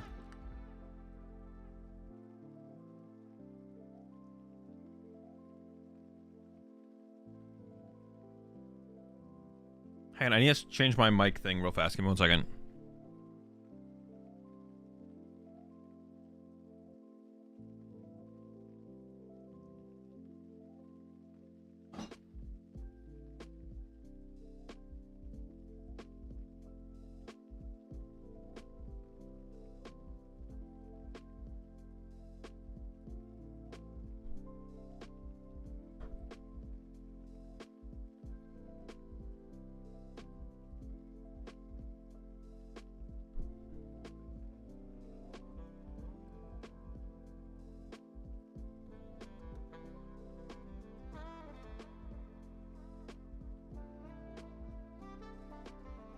It's obviously not as good going second.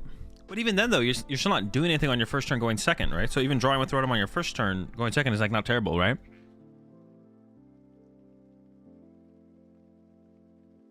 Man, there was one more thing I was gonna say now. What was I gonna say? I had another thing I was gonna say.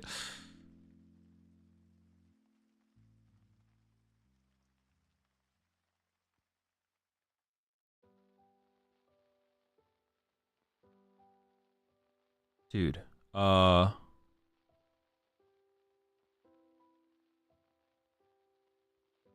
don't know. I was gonna say something. Dude, what the fuck was I gonna say? Was something I was gonna do? Gonna say? I don't remember. Alright, I'm gonna start up the TikTok stream now too. I honestly should have built out a scene for TikTok to stream the. I should have built out a scene to stream the show match too, but.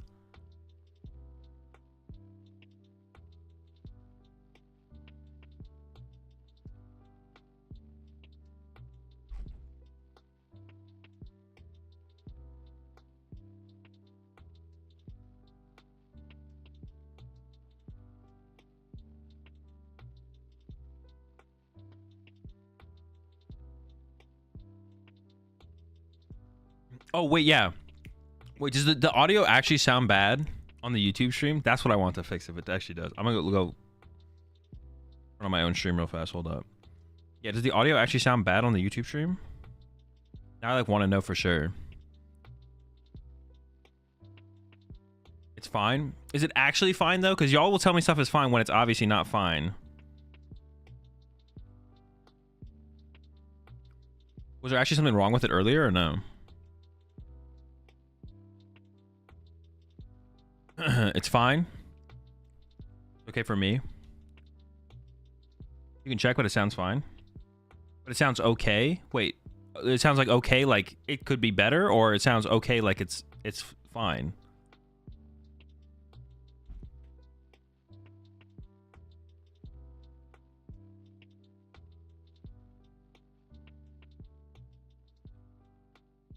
Apparently, it was only a problem on YouTube. It was like it's always fine on Twitch, right? It's perfect. I'm literally outside at an airport and hear you clearly. All right. Well, someone was saying there was like a left and right imbalance.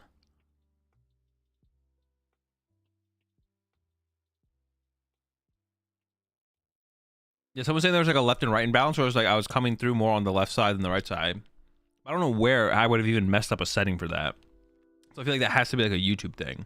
So maybe it just like solved itself. Maybe. All right, let me start with the TikTok stream real fast. Nah, they were tripping. Maybe. Let me know if let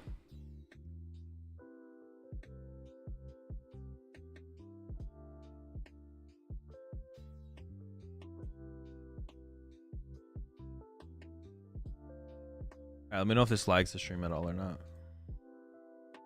It should be fine though. I'm hoping this is fine and doesn't lag anything, but let me know if it starts lagging, if I start dropping frames. Because on my end, it won't tell me I'm dropping frames. Sometimes when I am dropping frames, when it goes to YouTube specifically.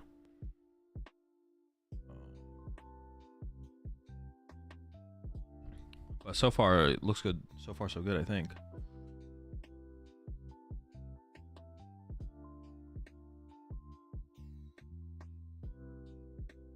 All right, and we're good.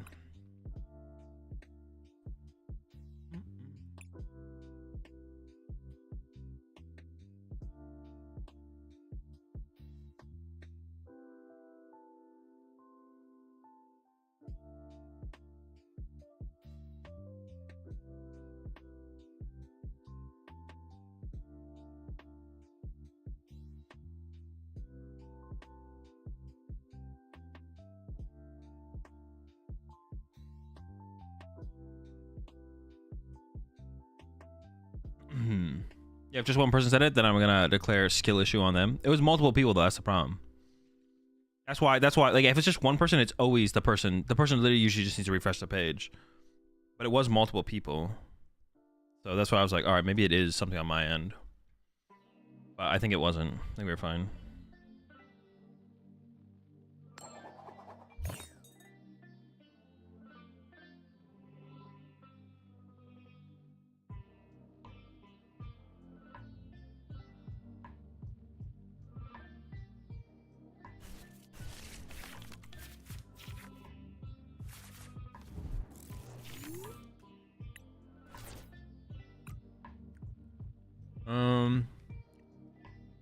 I feel like Froaky's pretty chill, so I should probably keep the Froaky around.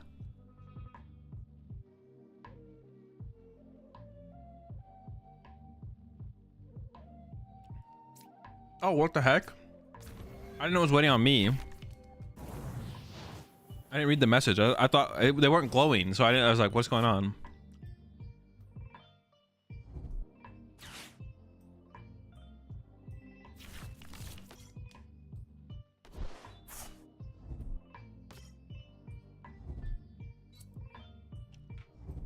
Huh.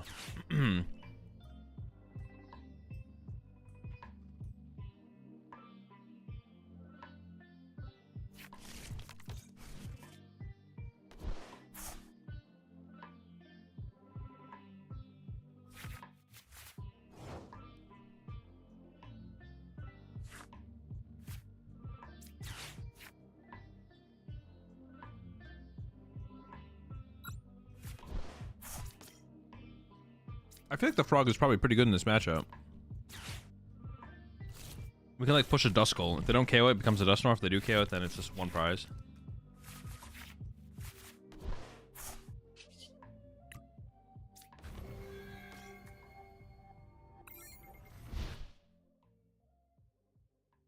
Bruh. What am I supposed to do with this?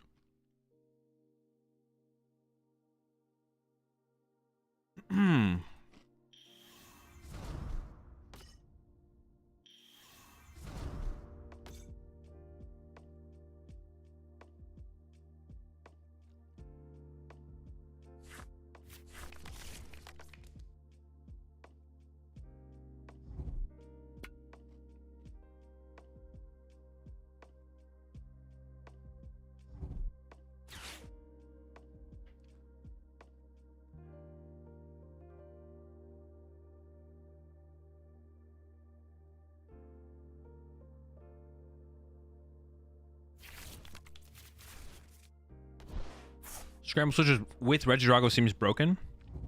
Actually, that's a pretty good. I was like, okay, first of all, everyone who was like tweeting how happy they were Scramble switches, dude, no one played Scramble Switch back in the day, bro. What kind of nostalgia are these people like having with Scramble Switch on Twitter? Nobody played that card in any deck because it wasn't very good.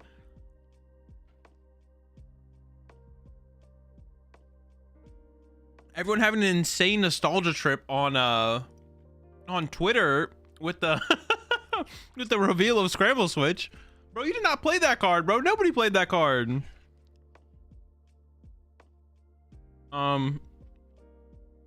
Just in Primal Groudon. That was only sometimes as well though, right? Because like wasn't Dowsing Machine also pretty good in there? I don't remember. Seems mid. It is mid. It's a niche ace spec. It's not like a. It's not a prime catcher or an unfair stamp or something like that. It's a niche ace spec for sure.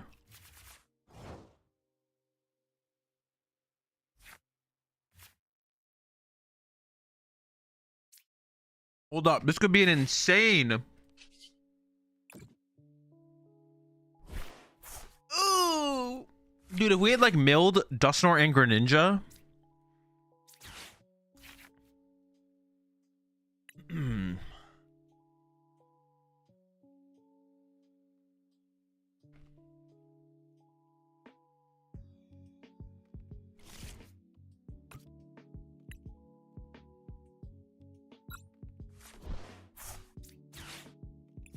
I feel like it has to be yes there.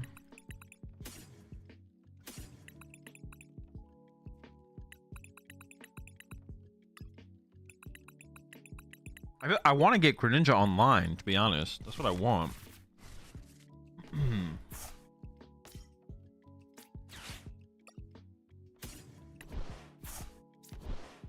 I feel like at this point, getting Greninja online is just like the play for me, but... What is happening?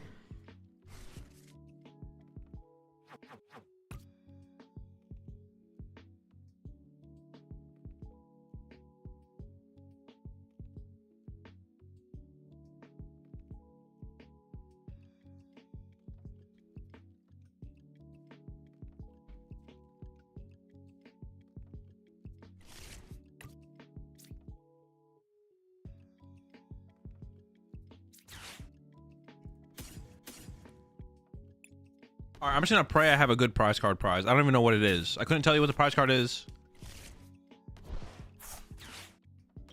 Not sure what it is. Hopefully it's a good one. Ultra Ball.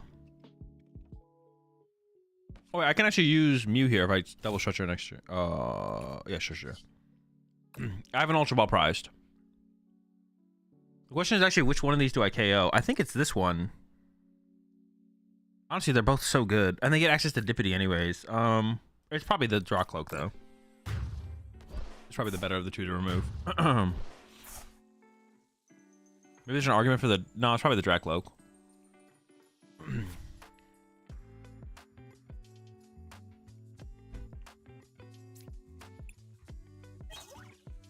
Hold up. I'm not even sure what this could get, to be honest. All right. The answer is nothing. Okay. Here we go. Here we go. Hold up. That's cool. Water energy. Bench. Attach. Restart for 1 into Greninja. Oh.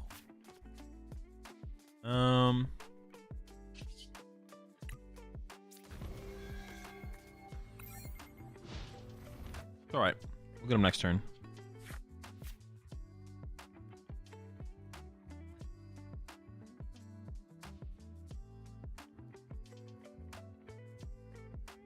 Love your content, longtime fan. Glad you enjoy the content.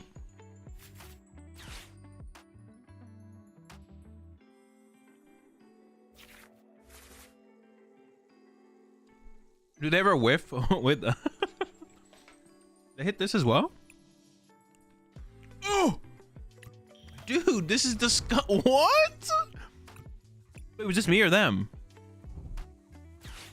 AzulGG moved AzulGG's 3 cards into the discard pile. AzulGG moved AzulGG's 3 cards to their hand. Wait, was this me or them? Why is it where? What the fuck? How does that even happen?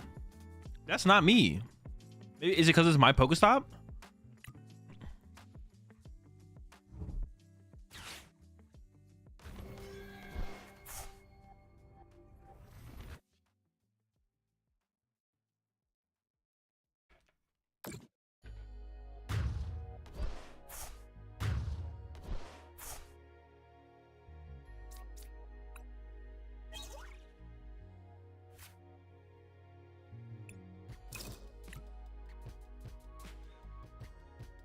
I don't see that one being worth sticking out there, to be honest. All right, I finished my food though. Time to lock in. Food finished. Let's lock in. Let's lock in.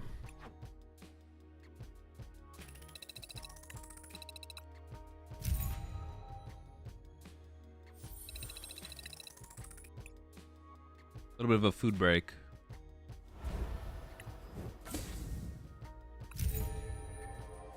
Dude, I thought I was gonna maybe turn off the stream after the Bradner Manley show match, to be honest, because I was feeling really bad when I started up the stream, but I'm feeling pretty good right now. I'm feeling pretty good.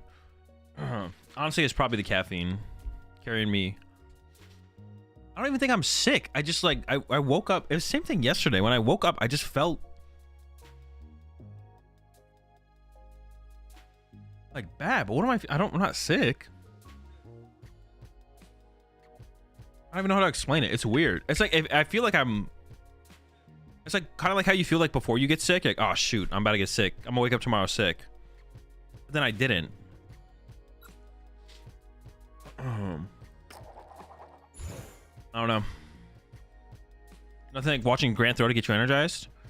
But I was gonna make that meme when I got back. I was gonna be like, you know, the biggest takeaway. Dude, the biggest takeaway from the Grant Manley versus Isaiah Bradner, 2 top players in the Pokemon TCG with achievements that only the 0.001% of Pokemon players will ever achieve. If there's one thing that match proved to us, is that anyone can be a top player in the Pokemon TCG. You too can go all the way and become a top player in the Pokemon TCG. No, I'm just joking. They know I'm messing with them if they hear this. Honestly, you know what? Actually, until Bradner cuts the Noctowl, I'm not joking.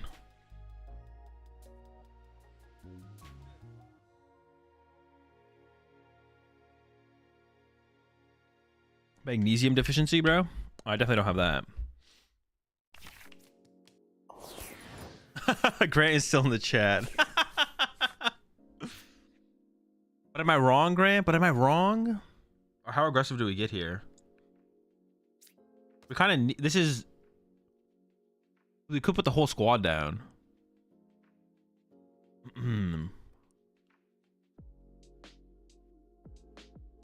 This is really good against Lugia. So the frog gets played.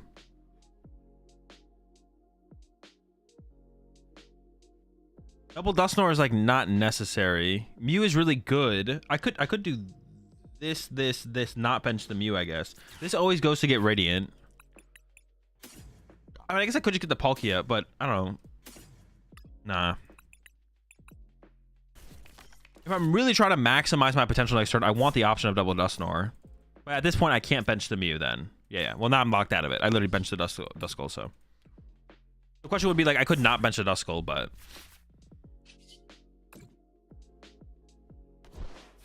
Honestly, I like playing decks like this is fun because you don't even, like, think about...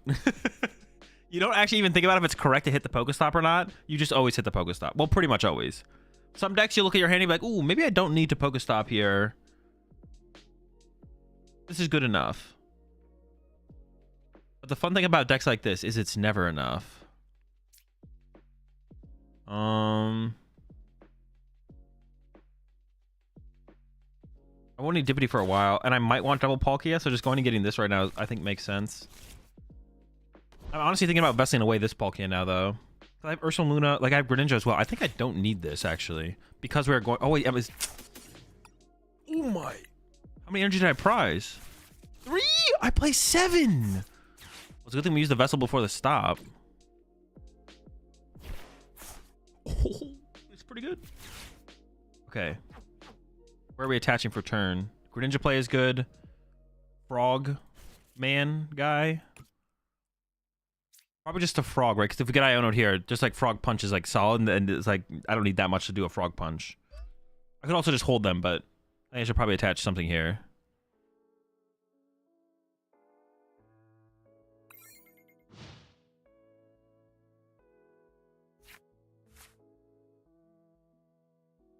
What was the final score? 4-3. Man, this deck is really bad. A 1-1 Greninja and a prayer. What? Wait, so you do think the Greninja is the best card in the deck? There's no way you call this deck bad. That's kind of crazy. I feel like it's probably the best way to play. Is it probably the best Dusknoir deck, right? Like best Turbo Dusknoir deck. Besides maybe... Oh, 100% Ninja is the best. Wait, what if you just played Greninja Dusknoir? Could that be a thing with like 4 double turbos? Could that work actually? Turtles has to be better. What? Well, Turtles I don't think is like an aggro Dusknoir deck. It's just a deck that is very good at abusing it. I don't know. Maybe just from what I've seen from Terrapagos decks, they just don't. You just literally do not attack with Dusknoir aggressive. Like you don't use Dusknoir aggressively. You do use it eventually. But I have yet to see a Terrapagos deck aggressively utilize Dusknoir. I feel like the Palkia deck and the Banette deck are like the 2 most aggressive users of the Nor. All right, Candy. This is where we get. Oh, hold up. We're actually super close.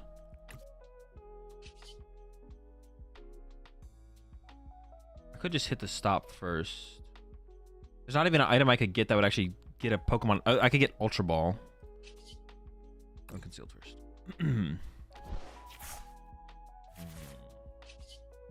Not good. We're kind of living off the Pokestop. Unlucky. Oh, we got the Palkia actually. That's fine. Okay, so now I have to decide what the heck we want to do. I think it is just the Greninja play, right? It feels kind of weak. Dude, prizing so many energy, honestly, is pretty bad.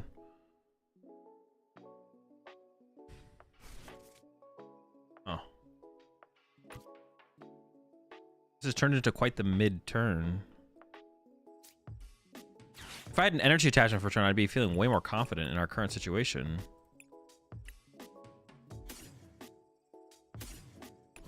If I can Candy Nor Greninja 90-90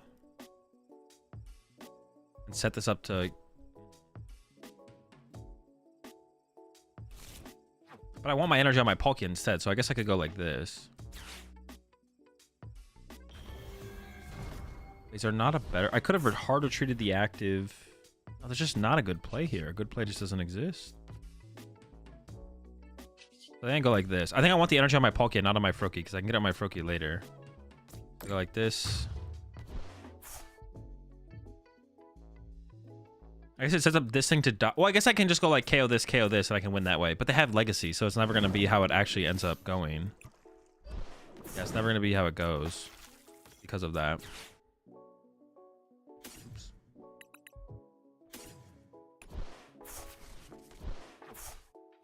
They have 2 chops.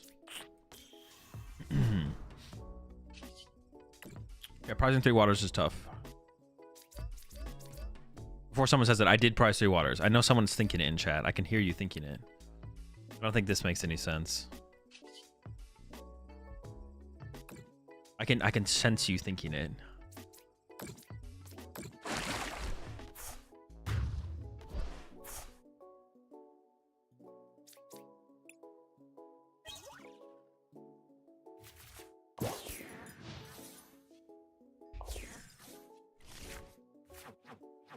I'm down 4 already? Oh, I did squawk 2, didn't I? I was like, how? How do we get rid of that many? All right, I'm not feeling super confident here. Broken smell the brainwaves? Exactly.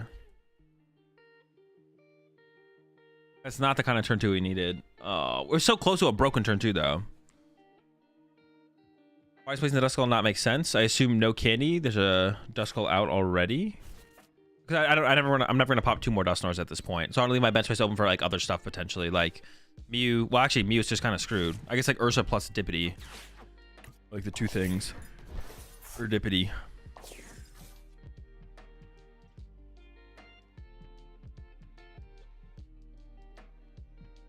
Kyurem VMAX clears Fraudnor. True. We should be playing Palkia Kyurem VMAX. Bring that deck back, dude. Honestly, the most fraudulent. Now that you brought that up, though. Aren't you out of energy now? Well, yeah. What do you want from me? Wait, do I just lose? I literally can't attack. Can I concede? We're free. Literally one of the most fraudulent decks of all time is Kyurem VMAX. I think it was 17% of the Peoria. What was the one? Peoria? I think it was Peoria. No, maybe it was Peoria. Yeah, it was Peoria. Crazy. That deck was so bad. Had no good matchups. By sheer play percentage, it carried it to 2 top 8s that tournament. Actually, there was, I think, if Bradner's still in chat, Bradner tied the winning in or lost the winning in? Otherwise, there would have been 3 and cut, I think. I hit 5 in a row at Salt Lake City playing Reggies. Did you lose to any of them? It was also super popular then as well. There as well.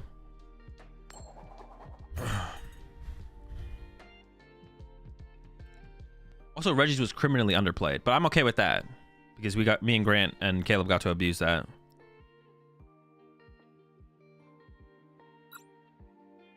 I did not lose to any of them. 30 Taiwan with double Empoleon, Heavy Lost City. Unlucky.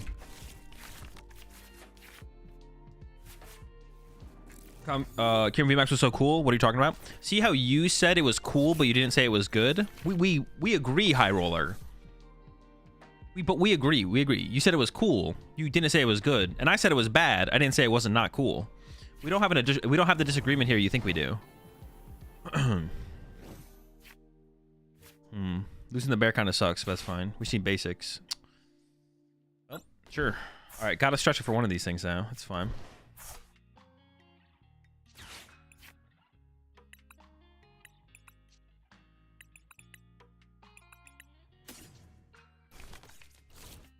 I should get Greninja Palkia here, right? I don't really want to use concealed cards. I'm just going to lose the card's ability. So I should attach active. I want to be able to retreat this, right? Yeah, I think so. I think it's... Well... No, I probably should have attached here, actually. Because I could hit the switch. Or I might want to prime. That's a mistake, y'all.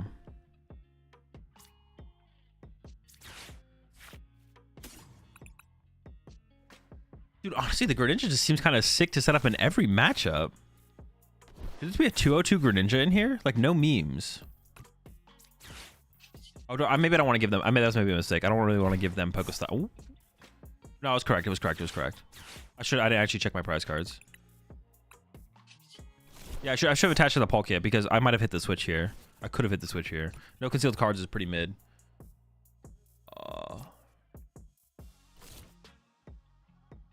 I kind of need this guy in this matchup, right? I think so. Double. What? Stretcher for 2 of these things? Dude, I need to find water energy. Yeah, the attachment should have been on the Palkia there for sure. Just recently came in that Greninja EX sucks. Well, it does. Like, dedicated Greninja EX decks do suck. This is where we grab Rotom because we have decent odds to squawk into Palkia / Nest. Honestly, yeah, probably, honestly. We have the bench space. Also, I didn't need to bench this turn. We would have had plenty of bench space for Rhodey here. The Rhodey definitely seemed sick when I saw Grafton utilize it, and like playing 2 games with this deck, I'm like, Rotom seems pretty good here. Honestly, I'm kind of down to. Well, I don't really want to change any cards, but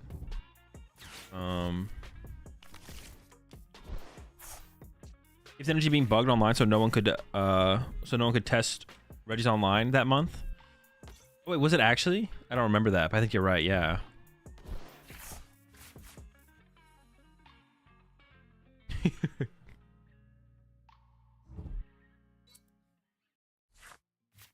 Two Ninja only works if you're a cut to the Nord. Do you really want to do that? You don't have to cut to the Nord. We could find space. Just cut the truck and shoes. This hand is okay. Seem better. Oh, honestly, this is so bad because my stretchers are on the bottom of the deck. Okay, so what's the play this turn? Let me think. They have a lot of.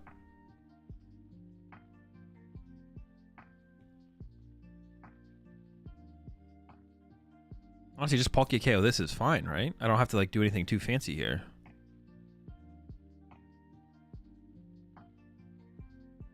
I do need to shuffle the deck.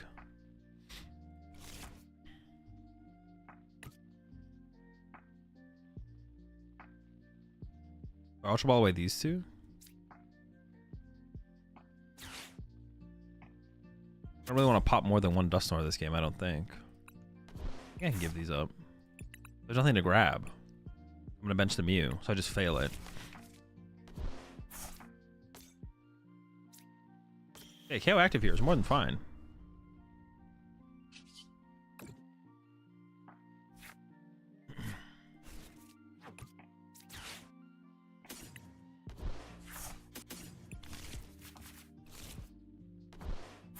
I could go for.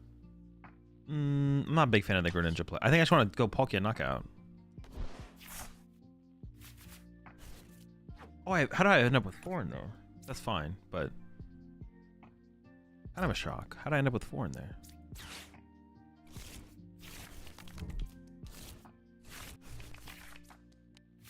Okay, that's what we wanted. Just a structure. I'm actually not sure I'm going to hit the Pokestop here. What do we have left? We have so many stretchers left, though, and I have an Iono in hand. Yeah, we have all the stretchers left, so I'm not too worried about milling anything too important. Progressing through the deck seems fine here. Oh, we have Ursaluna to win the game as well, so go knockout. Yeah, this should be 1, 2, 3, right? Or 2, 2, 2, excuse me. 2, 2, 1, 2, 3.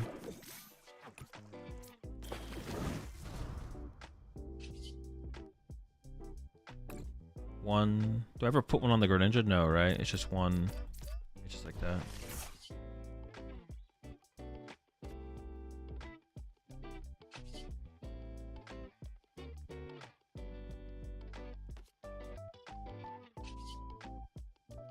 What if they went Kyurem? Kyurem. No. I think it's fine. Probably answered this before, but could you see Palkia winning any major tourneys? Yes. Like,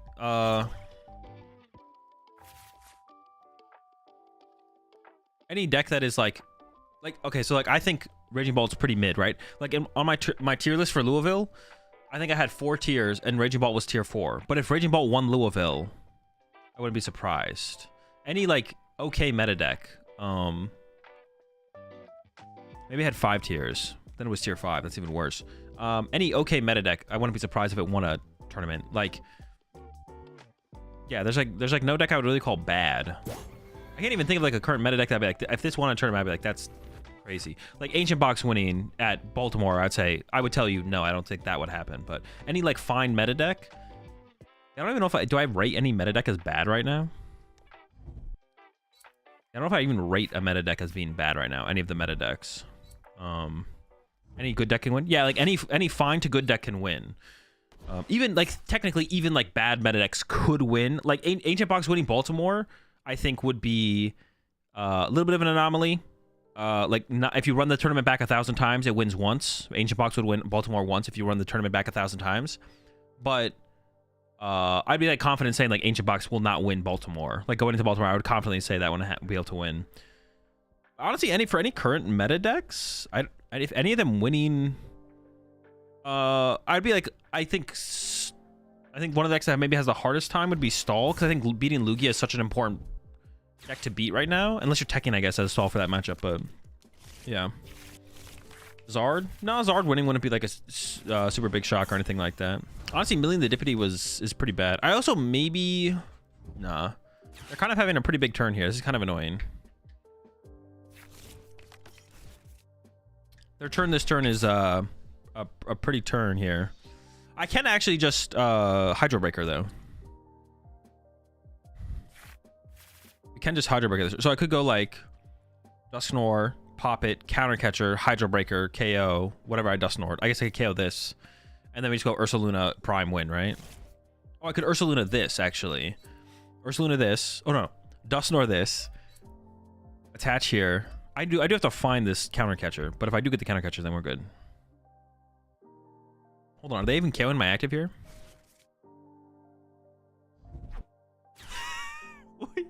Oh, they have Legacy Star left, I guess.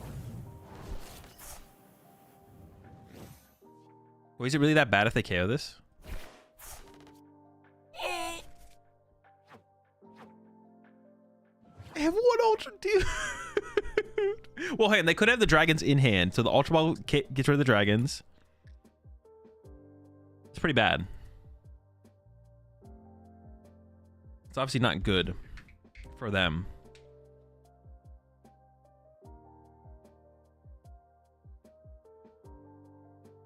Actually, it's pretty good into Lugia with 3 Fan, 2 Giacomo, to be honest.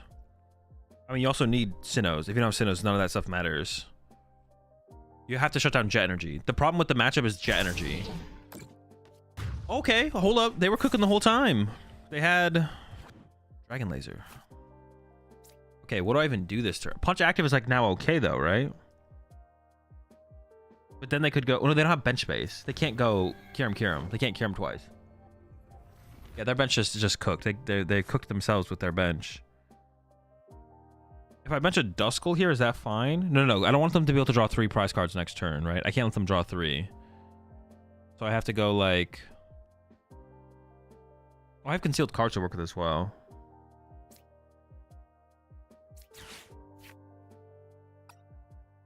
I could put Froakie in play though, right? They can't do anything about my Froakie. I bench Froakie. They can't Kyurem, or they can't Halucha knock it out. Froakie's also a pretty chill dude. Personally a big fan. But then I don't get Night Stretcher for Dippity, which is probably just better, right? Yeah, okay. I don't think I need it any... Well, no, I do need a third attacker, actually. I do need a third attacker. All right, maybe I am getting the Froakie. I've changed my mind. I'm coming back for the Froakie. Because I do need a third attacker, potentially, right? Because if I'm punching this for the turn, which I think is fine, then I would need that follow-up, the Froakie follow-up. Okay. Then the question is, should I just attach this energy to the Froakie instead?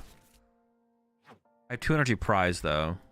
I think I can concealed cards the energy away.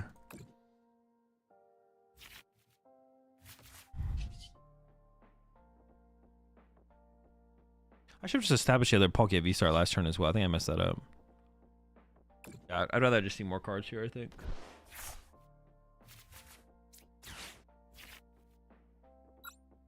Am I okay just ripping this? I think so. I do give it to them, I guess. I really care about that, though. Pretty good rip. That's a rip. Or maybe I shouldn't have played this yet. I didn't need to play this right now. I kind of just want this Palkia. I said I didn't need to grab it now. Doesn't matter which Palkia I attack with. I need to attack with the damaged one, right? Well, this would allow them...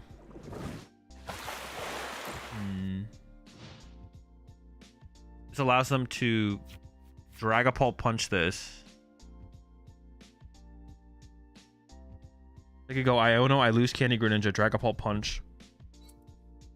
Spread 6. 50. And then Gust KO. So I probably should have attached with this one. Because this gives them more opportunities for Dragapult plays. So I should have attacked with this one. Because yeah, now if they go Iono and I don't draw Candy Greninja, and they go Punches with Dragapult and spread 6 to my Froakie, then next turn they could go Gust at my Mew, put 1/5, and I lose. One after my Mew though. Which I think I mean, if they're knocking it out with this, I think I'm pretty sure I'm just fine with that.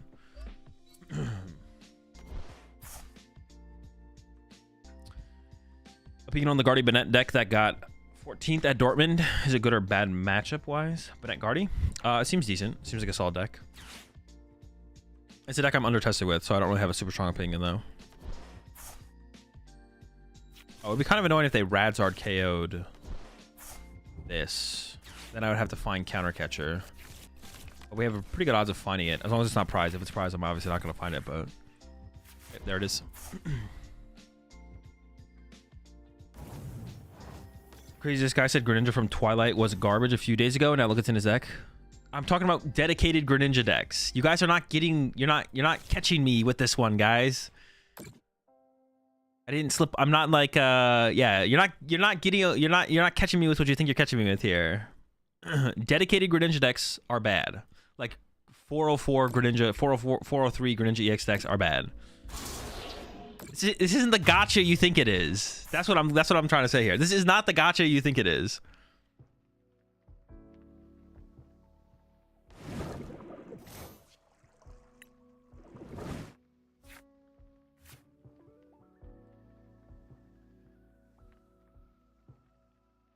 Good cards on the bottom of the deck. I mean, I have Ultra Ball. I have a water Pokemon in the deck. I don't even think I have a water Pokemon left, right? I don't.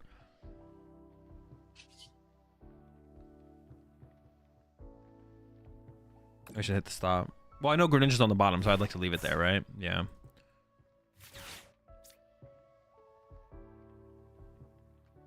Knockout active.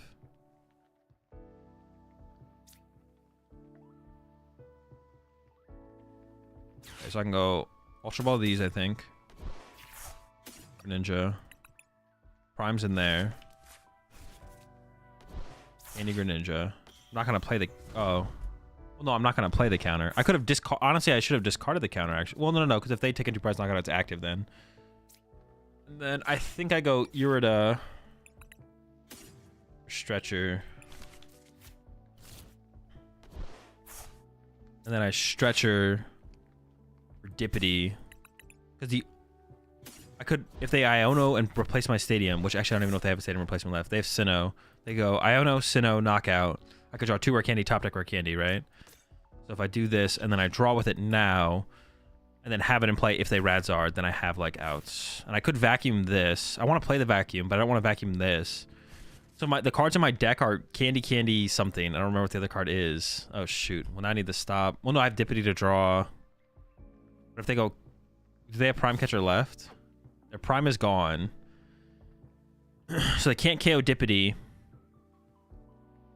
I can't KO Dippity and Iono me and bump my Stadium. So I think if I vacuum away my Stadium, that's fine. But also if I don't do it, I think it is also fine. But I'm going to go ahead and do it.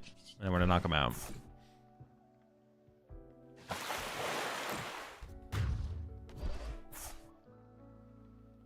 Good game if you set up another Dusky. Yeah, but then I also would have lost if I had another Dusky. Does he take 4? Does he take 4 prize cards? Well, they would have gone. They would have had a 3 prize turn last turn. They would have gone attack with Dragapult, KO Mew, KO Duskull, go down to 2, bring up Radzard, knock out of my active, and then I lose. I would lose this turn, and I wouldn't have been able to use the Dusknoir. The Dusknoir would just be dead. Any reason to not play Switch? Yeah, I'm out of pivot card. So if they bring up this and trap it, I would lose. I'm out of pivot. That's my only Switch card left because I prize all my other 2 energy. Prime Catcher? Oh, true. We do have Prime Catcher left. No, you're right. I could have got rid of the Switch. I could have got rid of the Switch there. That's fair. For some, in my head, I was like, we need a pivot card, but Prime is the pivot card. Broken card, bro. It's everything. It's a Gust. It's a pivot. It's a Switch. It's a this. It's a that. Can't lose. Broken card.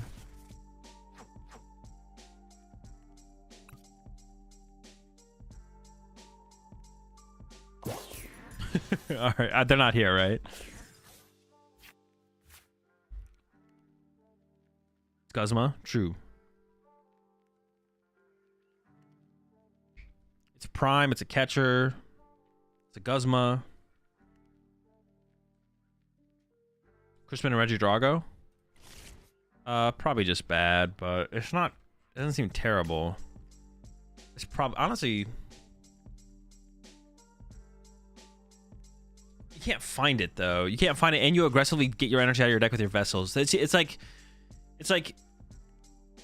energy acceleration in Drago sounds really good, but it's like counterintuitive to like the synergy of the deck. If it actually, honestly, Poppy would probably be better. Poppy would probably be better in Regidrago than Crispin, because if you play Crispin, you have to like not aggressively use vessels to thin the energy out of your deck. Now that's like inherently terrible, but yeah, honestly, Poppy would be the better inclusion, I think, though, because like Poppy synergizes with Ogerpon and like aggressively just going through your deck. But honestly, you probably don't want to play either of those. But honestly, now that I think about it, Poppy doesn't sound terrible. It doesn't sound like awful. And sometimes all you need is like E-switches for your next Drago. The thing is that you usually need a little bit more though. Like usually just like moving energy from your Ogerpon to your Drago isn't enough. You usually need like a little bit more. Like setting up for your next turn or something like that. So just like researching through your deck and finding E-switch will also find you more usually. So I think I did talk about using the. I did talk about the Poppy at some point as like a way to stop you from getting trapped in the active. It's like an effective switch card as well.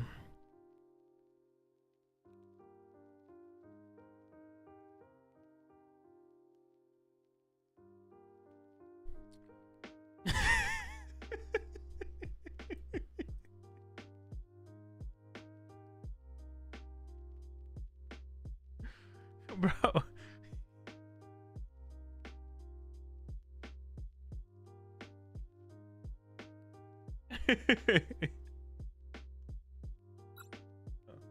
I'm sure you will, Swansea. I'm sure you will. There's no way that's ever worked, right? No one's ever challenged someone like that to any kind of duel in anything ever, and that's ever worked. It's just comical.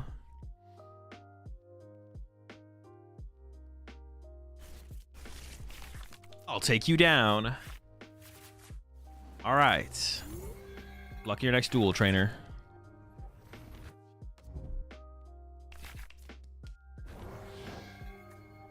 Fellow Dusknor enjoyer across the table. Okay, okay. I mean, this feels like a Billy hand. I almost feel like I should just commit to the Billy right now.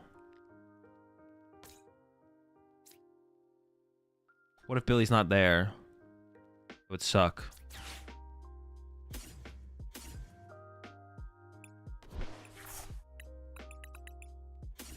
Feels like a Billy hand.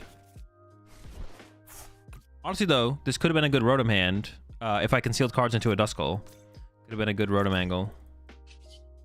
Could restart. That is +1. I'm down for the +1, to be honest. Alright, take it back, take it back, take it back.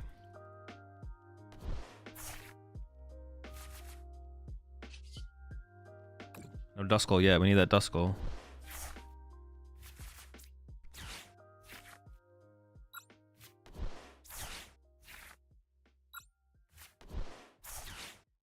Poffin Vessel. That'd be pretty sick, actually. Oh. No attachment for turn. I mean, no Duskull feels just so bad. I think I'm gonna get rid of these and get a Duskull. Like, no Duskull just feels like I'm like nerfing my turn 2 potential, right? Like, I don't know what they're playing for sure, but like Candy Dusknoir is like too big of a part of this deck to ignore, I feel like.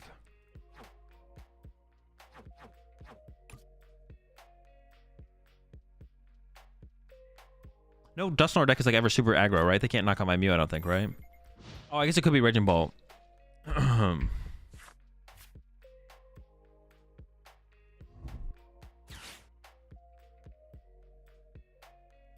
How do you always have 4 energy discard and not on board turn 1? Just never lucky, I guess. I think the first one was correct to just discard there. I could have used concealed cards, I guess, before the Ultra Ball. I maybe should have concealed carded before the Ultra Ball, to be honest. I'm not sure. I didn't want to draw into like good cards and then discard them. Like, Billy on your hand is so much better than... Like, if I know I'm going to Squawkabilly which I was like pretty set on Squawkabilly in there. I guess I didn't need to. I don't have to have drawn pretty well to have not Squawkabilly, to be honest. I'd have to have drawn pretty well to not Squawkabilly. I am on PC, yeah. Nobody really plays Boltnor. I mean, you're not wrong, but it doesn't mean people don't play it, you know? They could still play it. 2-2 for the frog is tempting. For this, still not sure what to cut, though. I mean, you have to go cut into the trekking shoes, I think, for sure. I kind of just want to cut the trekking shoes in general. Trekking shoes are just fake cards. They're not real cards. I didn't realize there was only 2 Vessel in here as well. Also, what is the vacuum for? Is that just for Bravery Charm and Raging Bolt? What else do we get value out of? Double stop. A way to bump our stop before we Iono them is nice as well, to be honest. That is a thing. That is a thing. I just want to KO their Palkia here, it looks like. I can do it with Greninja, but it's pretty costly.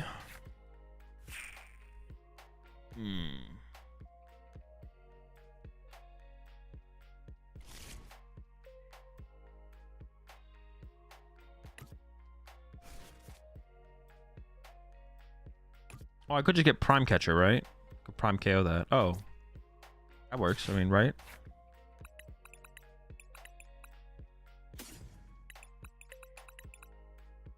They should have, like, benched less Pokemon. They should have benched a couple less Pokemon. Mass appeal. Give my attachment for turn.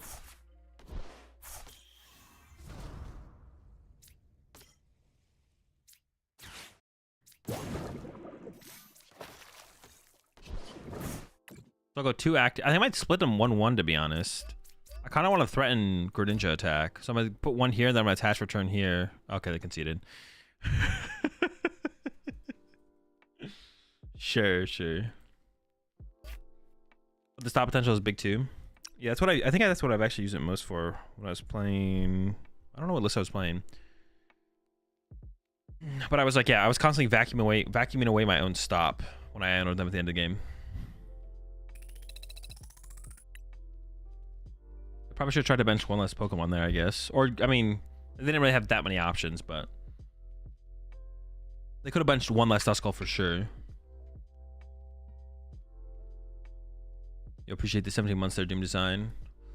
I live in Western NC, and this is the first time I've been able to tune in since Helena hit. It's wild out here.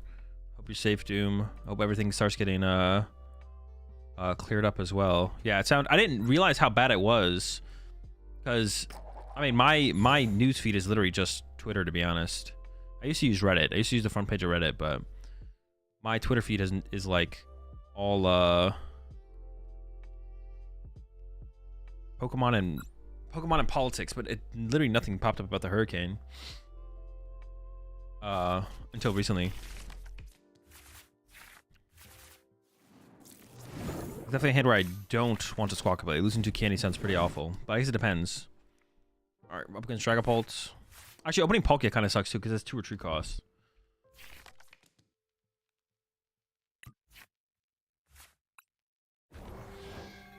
We do have Switch and Prime. They also open Alakazam, which means you could like pass for a turn and maybe be fine. How do I want to approach?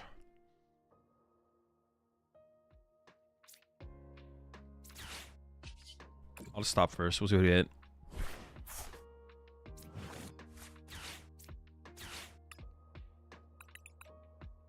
Pretty weak, to be honest. Attach active Ultra Ball Billy. Use Billy.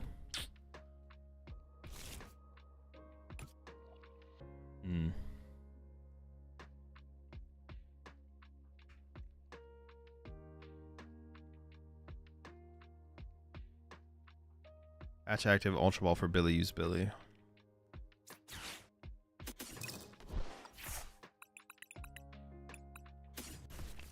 Okay, that's fine. It's pretty weak. I don't know. This is maybe like too aggressive. I could have maybe just chilled on that hand and passed. Not terrible, actually. Not terrible. Not terrible. Got the switch as well.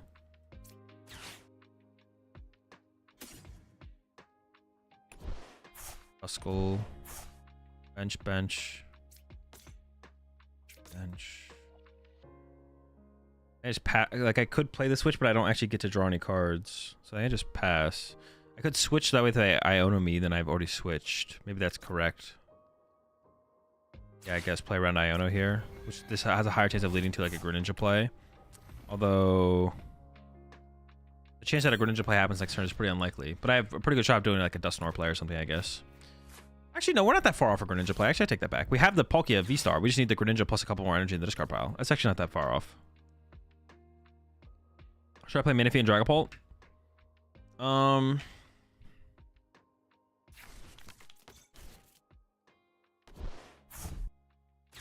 think it depends how popular Water Pond is in Lugia. I think that's the question.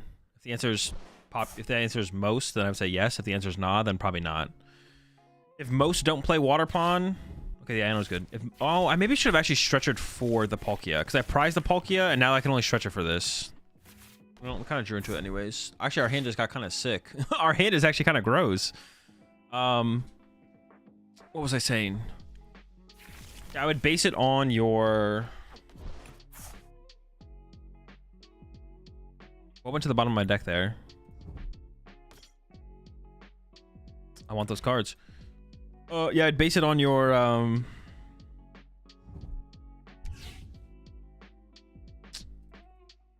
base it on how popular Water Pond is in Lugia. That's what I would base it on. That's where I was going with this. It's a good top deck. Okay. I have Dusknoir in hand, so I think I want to dig for candy now. I think Greninja's there. I think we dig for candy because I have Dusknoir, right? Although I could... Well, no, I have the water energy in hand to work with. I definitely concealed cards first. I maybe don't Pokestop, though. We'll see what this gives us, and then I'll decide again.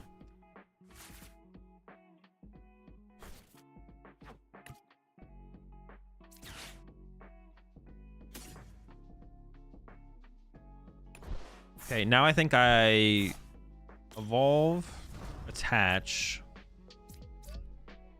Duskull Iono. I think is correct. And then we use Pokestop afterwards. It's close though. No candy still.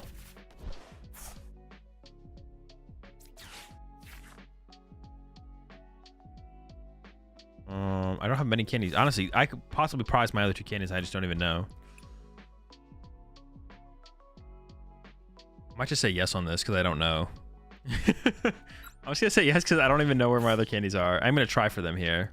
Honestly, just milling a water energy would be nice.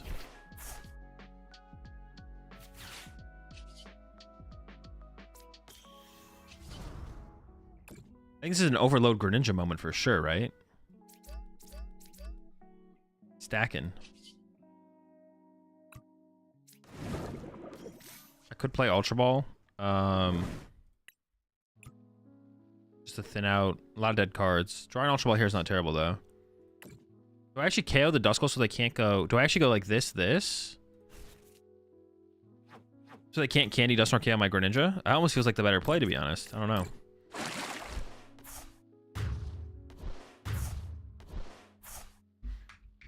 Can you take out the Force Shield Stone? No, I'm not trying to move their Alakazam for them. Moving their Alakazam for them is worth more than their Force Shield Stone is worth. That's the last thing I want to do.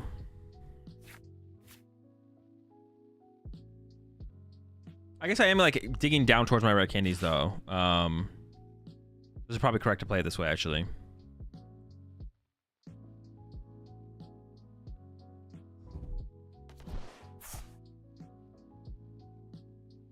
One candy definitely got Iono'd away. Did it? Am I tripping? I thought I got Iono'd away last turn though. Yeah, but that was last turn though. My Iono put this on the bottom of my deck. That was uh-oh. No way, do they actually have the play? Oh wait, they're just gonna kill my active with wait, I should have played the Ultra Ball. They're just gonna Mind Ruler KO me. Holy. Okay, I should have.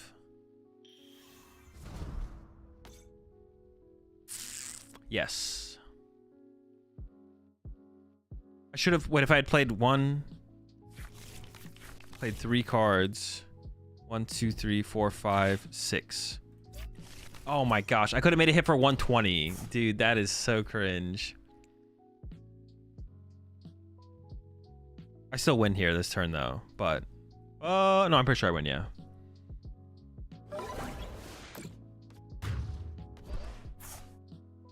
I can go KO2, leave 2, 160, 200, right?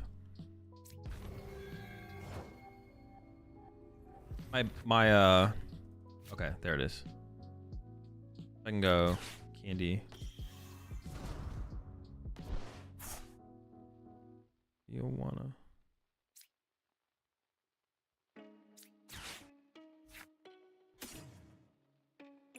It is funny though. Still funny play.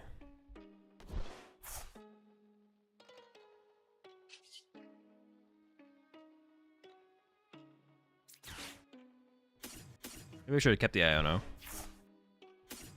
Oh, we have it no matter what though.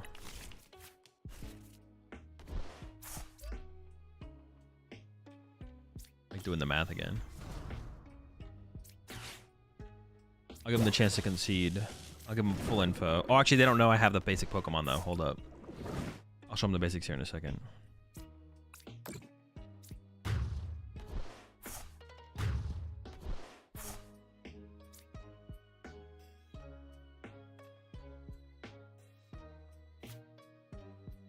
Dude, this whole process takes so long. Holy.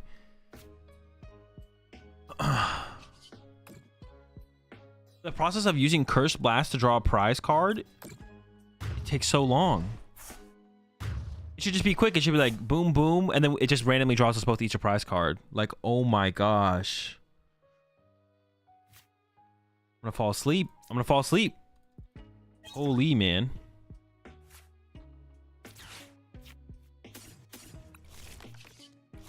All right, we did it. Oh my gosh.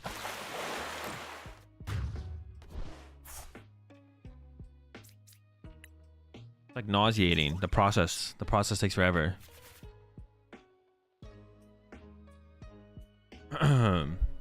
Terrible. Did I watch any Worlds today? No, I was maybe gonna try and wake up for T1's game, but I didn't. Did T1 win?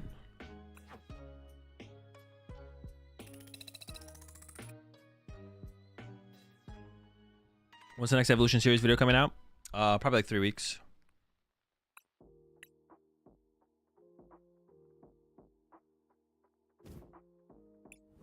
They're gonna come out at like a rate of they're gonna come out at a rate of about once a month.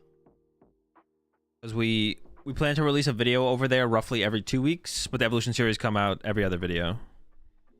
They're gonna come out at a rate of about once a month.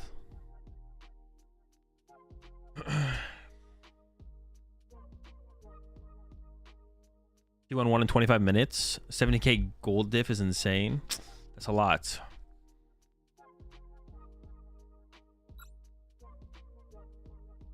If you don't duel the TikTok guy, he wins by concession. That's fine. I'll take that L.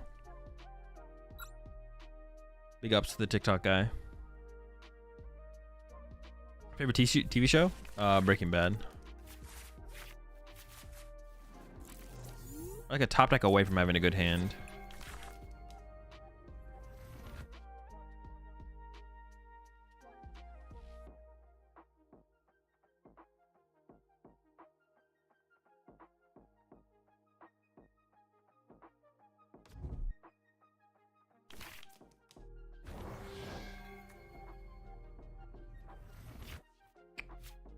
I mean, we gotta play. We gotta turn 2 play here.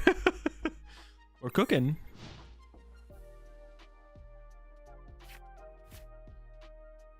We got turn 2 Dusknoir attack. And they're playing a Dusknoir deck as well, so I don't know, this might be enough. Oh, is it Fan Rotom? Are we about to get toasted here though? Might be able to get bodied.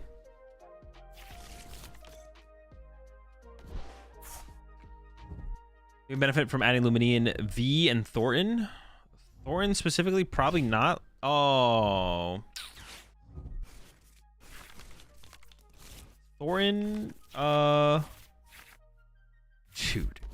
Thornton, probably not. I mean, Thornton's just like such a weird, it's like so hard to line up a good Thornton. Luminian V is never a bad card. Yeah, I say Luminian V is never a bad card, but I don't even know what do I want. I want Candy Dusknoir, I guess. Retreating and then... Dude.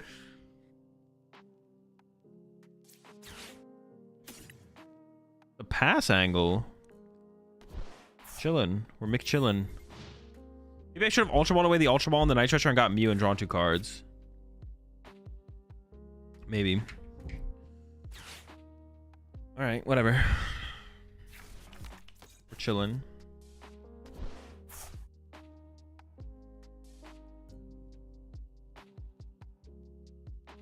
Rotom would be nice here.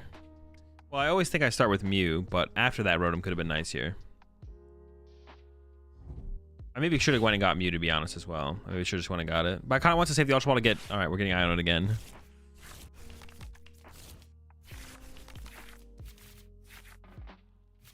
Not all 4. I think we had 1 on the top half. And it moves.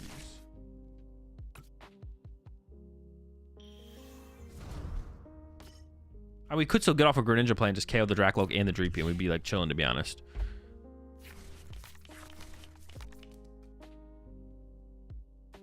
Now check the Iono history. Wait, is it literally all 4?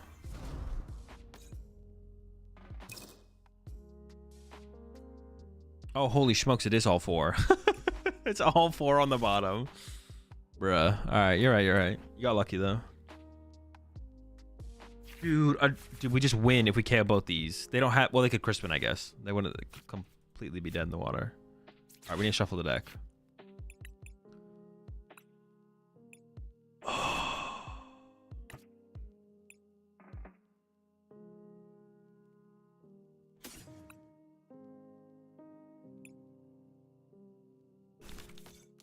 Okay.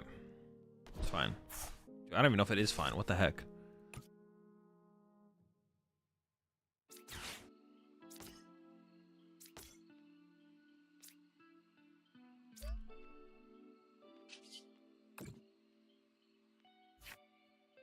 Dude, Mill Dusknoir, please. One time Mill Dusknoir.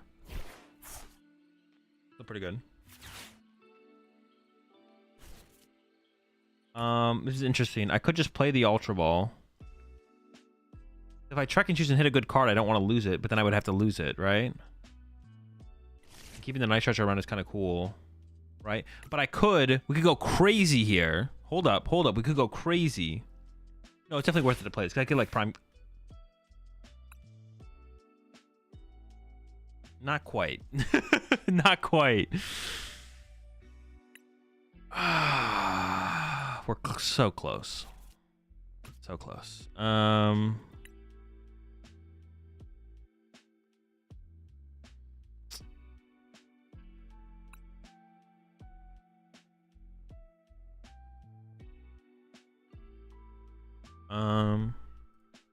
I think I say no at this point.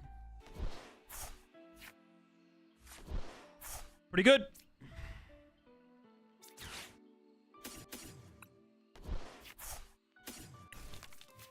That's pretty good.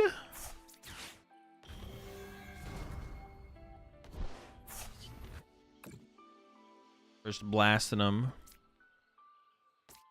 And we still have... Hold on, can we go like crazy? No, we still have our Star Portal. Kind of cooking them, to be honest. Double down, build the candy to another candy. That would have felt really bad. Oh my gosh. Yo, can I get that candy back? Holy smokes.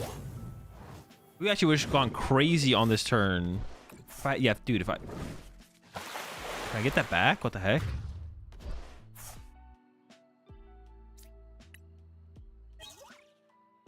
Pretty mid. Honestly, the hand is pretty mid, but we did like set them back hopefully like a whole turn. Now their only way to attack this turn with a big attack is Crispin, so they hopefully got set back a full turn there. We'll see though. Oh, we can also like do the Greninja snipe attack as well. It doesn't even have to be yeah, the Greninja snipe attack is also like a possibility here.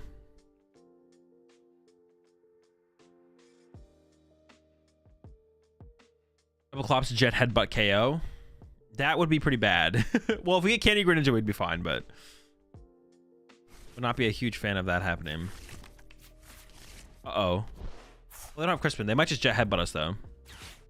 Don't you have 0 water in the discard now? I do have 0 water, but I can retreat my Palkia. Get 2. It actually might just be a Jet Headbutt angle here from them.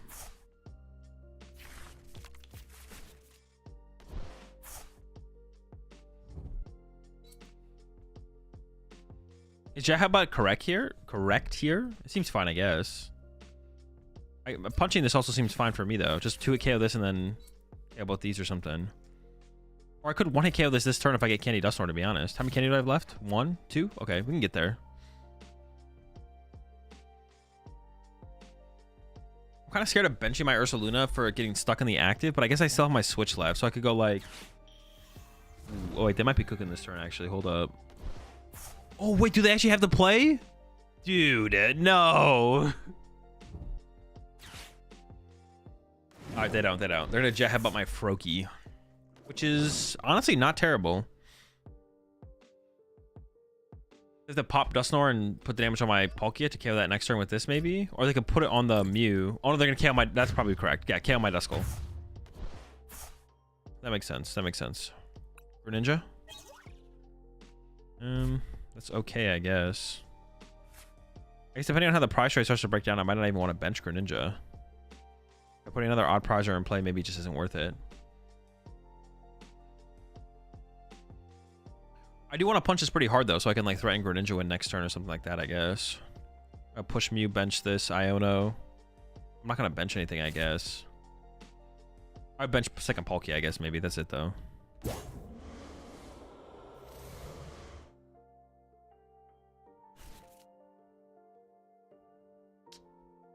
Kind of sus. Insta charging, dude. If I get Candy, that seems it's not a bad play. Ooh, Dippity's good.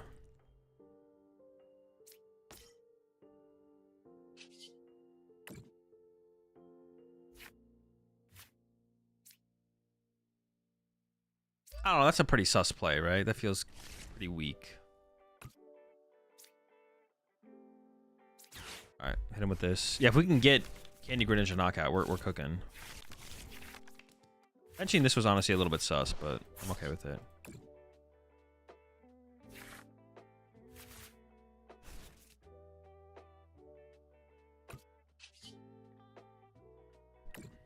We'll see. Let's get it! Wow! Wait, I win! I win!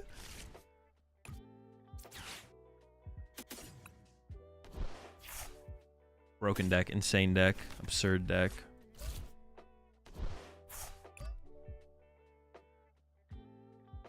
I don't think it was a terrible play on their part either, to be honest, though. The play they did wasn't terrible. Oh, no, and you know what, to be honest, the more I think about it, though, they shouldn't be out here popping Dusknoir if they're going to try and go for, like, some kind of lock play. They shouldn't give me Dippity Draw. Maybe they were trying to find something off their prize card that would have changed their turn. But I feel like them giving me Dippity Draw was, like, pretty bad. That seems bad to give me the Dippy Draw. Not sure. That seems... Yeah, that seems weak. That seems pretty weak.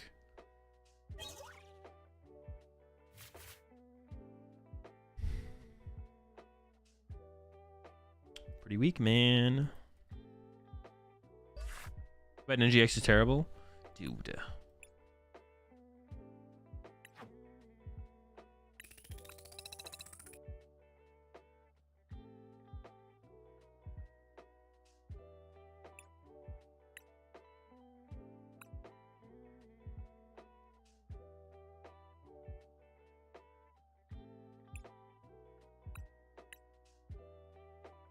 What?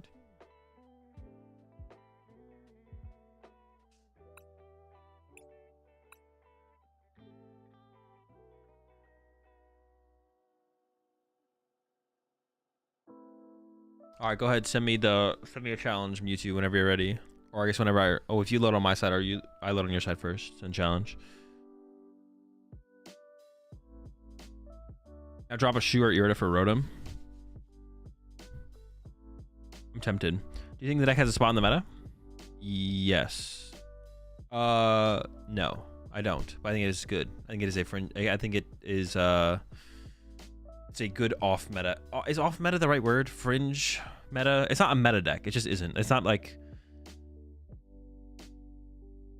I think it could, but the answer is no, because not enough people will ever play this deck to make it meta. Right? Yeah, not enough people will ever play this deck to make it meta.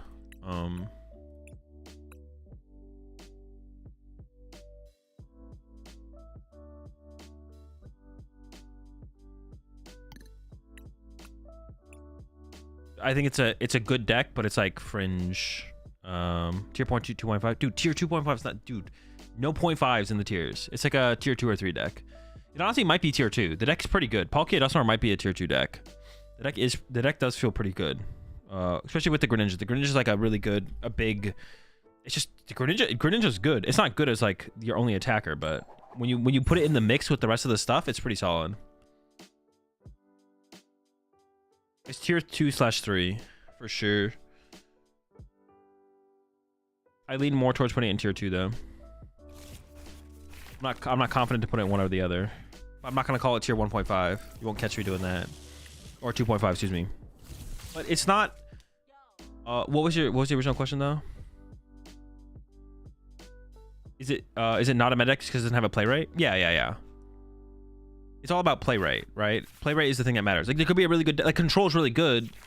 I wouldn't call control meta though. Like sometimes control is meta because sometimes it's like if a deck is like at least 3% or no, it's like 4 or 5% is when a deck becomes like meta relevant. I would say the deck's good, but being good doesn't make you meta, and being meta doesn't make you good. Meta just means it reaches a certain level of popularity where it's worth worrying about. Yeah, meta just means it's a certain level of popularity where it becomes worth worrying about. Cringe. Bolt? What? I don't just want to give up 2 prize cards. Wait, this is actually really bad. They mulligan that many times and my hand still sucks.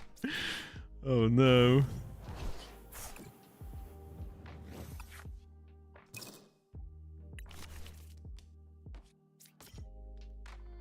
Yeah, not all meta decks are good and not all good decks are meta. Meta, it means it's a deck that's being played of a certain popularity. So it's like off meta / fringe meta. I don't know. One of those two terms probably mean the same thing, but I don't know which one's like the better one to use. Fringe or off meta. I'm not sure which one's the better term to use, but. Well, we didn't even burst roar. What could your hand possibly be that you wouldn't burst roar in that scenario? I actually still can't do anything really. I think it literally is a take our time angle.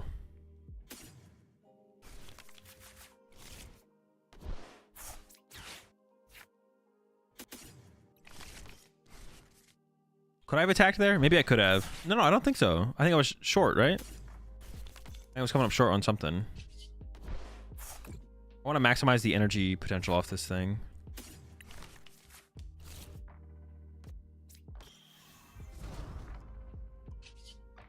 Maybe I miscalculated there. I have 4 Sada in hand. It's possible. The Ultra Ball's got to be better, actually, right? Yeah, I think so. I kind of just want to go get a Vessel here. Attaching for turn is just too good. It's too good to like if I don't attach for turn and then they have the Gust for turn, then that's like pretty big L. But my hand is so good at this point that just getting an energy attachment for turn is just worth it for sure.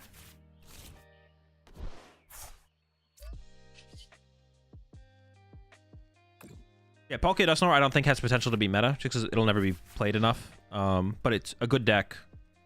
So it's like a fringe meta deck, fringe deck, or like off meta. I don't even know the best term to use, but it's like that's what I would like classify it as.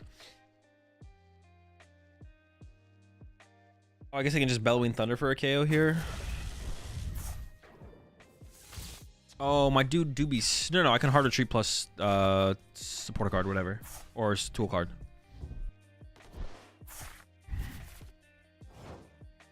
Tool card. Dude. I drew this card and my instinct was, oh, I can Ultra Ball that away so I can get access to it. Like I'm playing freaking the other deck. I think I'm going to do this because I need to get the tool card no matter what. And then I also want to grab some fodder for my Ultra Ball. Although I'm not even going to Ultra Ball this turn, I don't think. I'm going to go Evolve. Attach. Candy. I guess maybe if I had actually drawn into the tool card, I wouldn't have played the Arven, to be honest, the more I'm thinking about it. But I'm also get to see 4 more cards with this, so.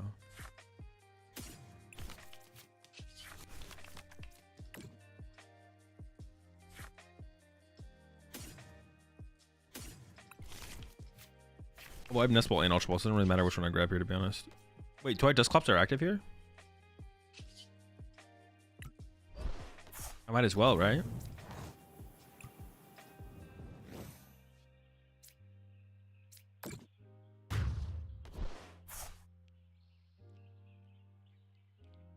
Yeah, I don't want this thing to be in their active here. Oh, they had Prime Catcher in their hand. That's why they played it slow. I'm probably not going to use that Duskull, but may as well grab it, I feel like.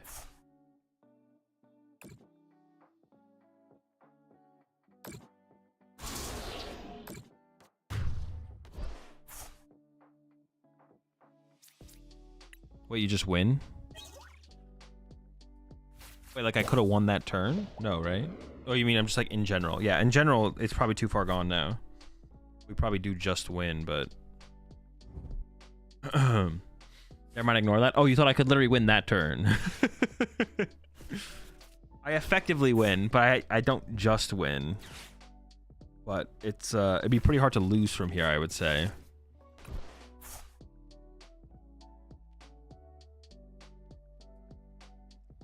Yeah, it'd be pretty hard to lose.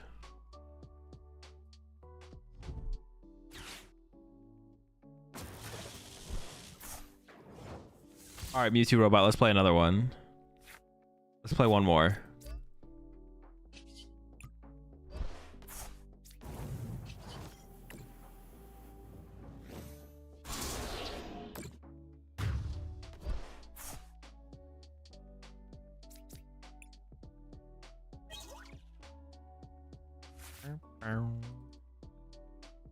I was doing a viewer battle. I'll play one. I'll do another. I'll run it back against him though, because that was a pretty unfortunate game.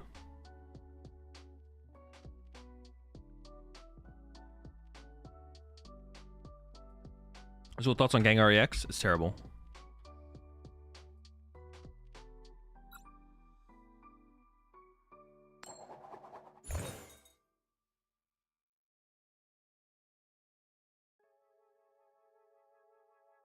Now I know what they're playing though. I'm choosing second though. I earned that knowledge. I earned the knowledge. Holy, it's a good thing we chose second.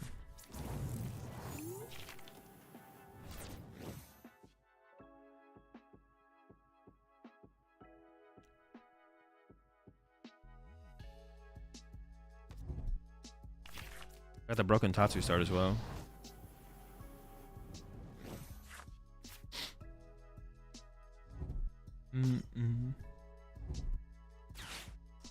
This is why he doesn't play for his viewers, or why not enjoy? What are you asking?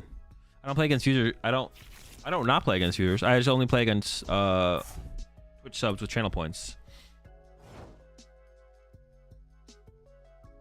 What are you spouting off about?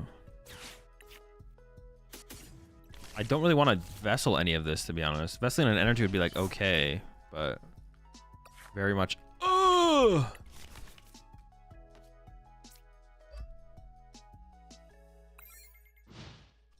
Oh, it's not looking good, folks. Does deck want first or second blind? I'm a little torn on that, to be honest. It's definitely meta dependent, though, I think. I currently lean towards... Currently, after thinking about it recently, I lean towards second, but... Tatsu not being the fraud allegations?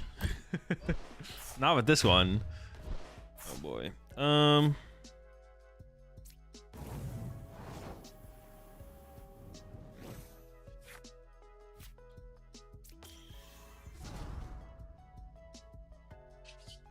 Check this first, but we might be stretching for that Tatsu.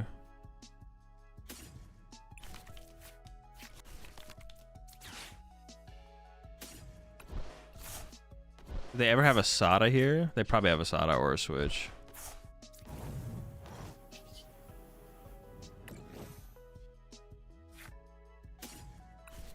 Brother. You're trolling me.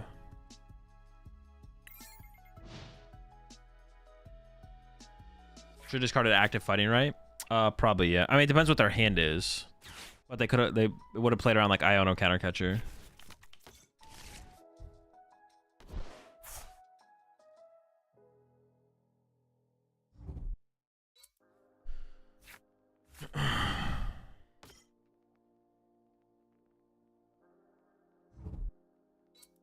Should we go to game 3? Nah, it's winnable.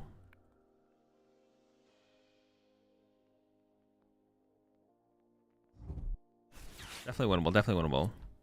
Not likely, but winnable.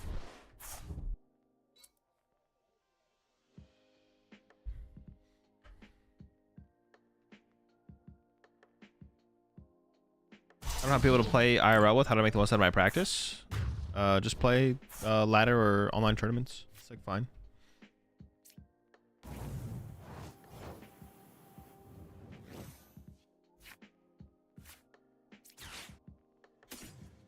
Giving that up for now seems fine.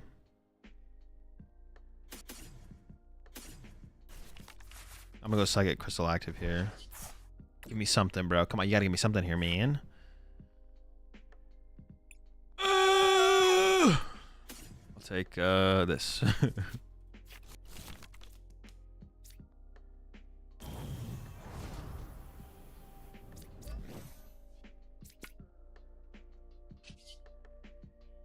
Punching.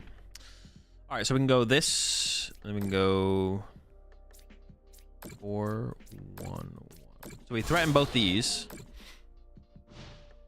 I didn't really. Actually, I would like to have put 3 here. If we had Alakazam to work with, guaranteed. Because I don't know if I actually want to KO this or not. It depends on if they put Pheasantipity in play. I don't really want to KO this, right? That's interesting, actually. We'll see. Why do you think Halucha is included in Red Drago decks, but not Pulse? Because the deck is just more aggressive.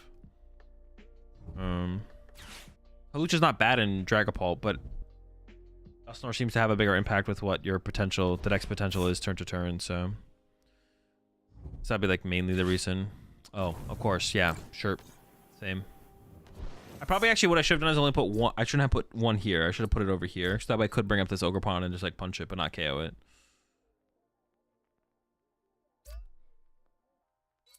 And now I kind of have to take a knockout, but I don't really want to take a knockout.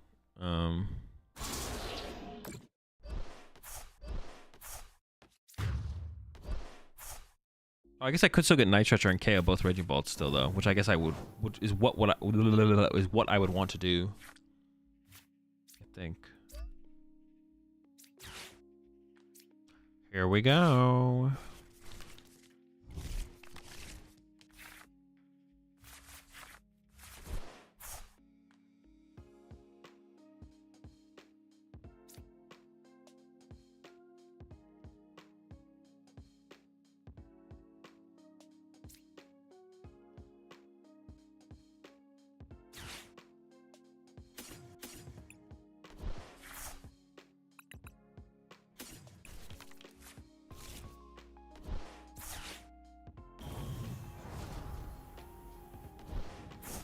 Lion.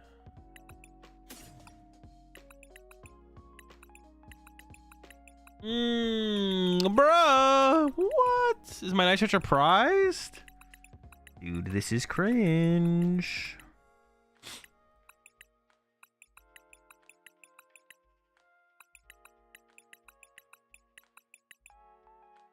Huh. Let's have a look here.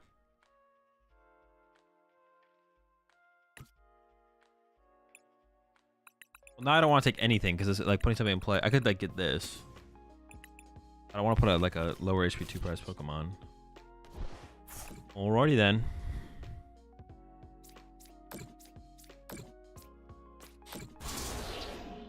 You played one? Wait, I played a Night Stretcher at some point? Oh shoot, when did I play it? Dude, I'm just trolling. Apparently I played it. Oh, I used it on the fish, bro. On the fish. Of course. True. Now I lost my counter catcher for no reason, but I do have Nest Ball Forest for Rhodey. Or boss. As long as the boss also isn't prized. But I could just have counter catcher in my hand here literally right now if I didn't misplay. Uh-oh, they're cooking. Oh my gosh, they're cooking!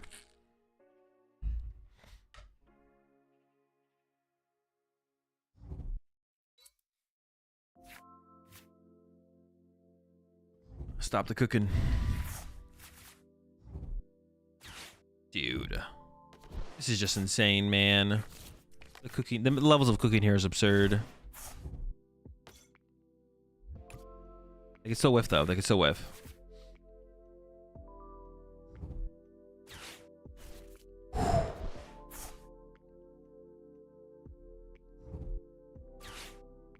Oh no.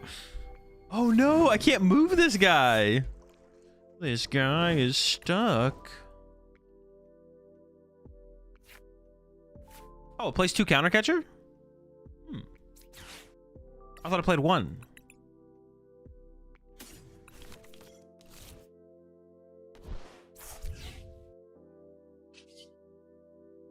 Yeah, I thought I played 1 counter catcher. I'm just tripping. I'm trolling. Oh, I had it with arm for the rescue too.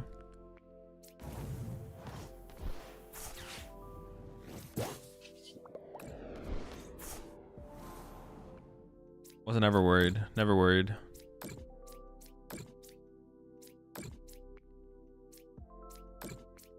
Dude. I need to click the 3. I need to click the 3, man. We're fine.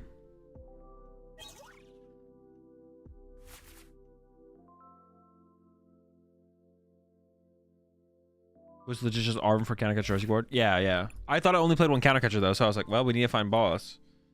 And then I literally top decked the counter catcher.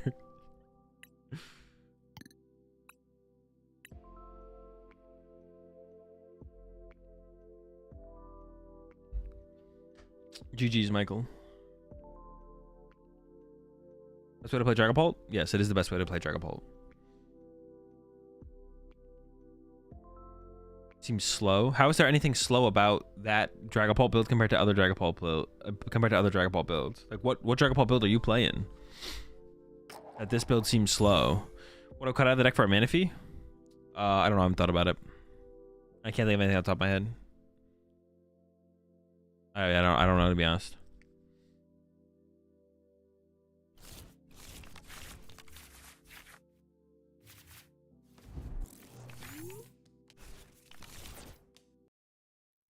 Just got back Owl and Drago or nah? Definitely nah. I thought that thing was capping. That thing is definitely capping. Cap card. I don't have to Billy here, but I mean, we might as well Billy here. Oh, okay. Another Froakie Enjoyer. What makes it better than Pidgeot? It seems clunky when you have all the Duskulls and no Pidgeot. I mean, it's just as consistent at getting out. It's more consistent at getting a turn 2 Dragapult than the Pidgeot build is. Not by like a whole ton, but the Pidgeot build has a bunch of dead cards if you don't get out Pidgeot. So that deck is like more concerned with getting out Pidgeot and the other thing as well. It's just it's just a better deck at setting up specifically that. I could motivate here. Interesting. Or I could retreat this. Motivate is very tempting though.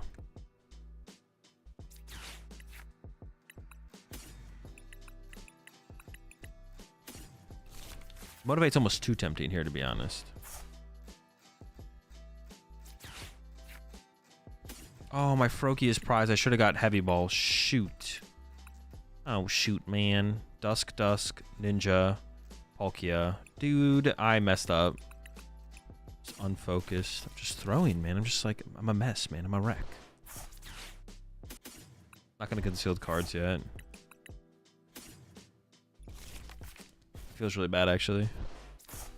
We're definitely gonna get motivated. Yeah, I literally could have grabbed Heavy Ball instead of Paul.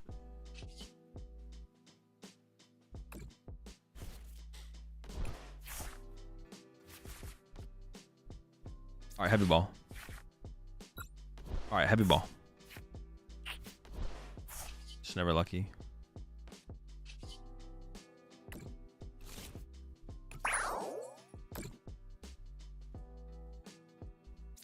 Does it have to go to 1 Pokemon? It does, right? I'm assuming that they actually do something big this turn, but I could always get energy in the discard pile for this guy anyways. Azul, when will be the next dude stream? The information is in the Discord. Or actually here on the stream. I don't know if I listed all the dude streams here on the no, they are, yeah. Stream schedule here on Twitch. Dude channel in the Discord. The dates are there. What I changed about the deck so far? I'm not really thinking about that. So there's 2 ways I play decks. Sometimes I just play Pokemon decks with the 60 cards that there are, and I'm not concerned at all with trying to change anything. And that's the way I'm currently playing Pokemon right now in the moment. I'm not thinking at all about changing anything about any of the decks I'm playing with. Just playing Pokemon. Would you ever be open for an expanded format dude stream? No. Anything ain't the Dragapult deck you'd change, or is it the Solid 60?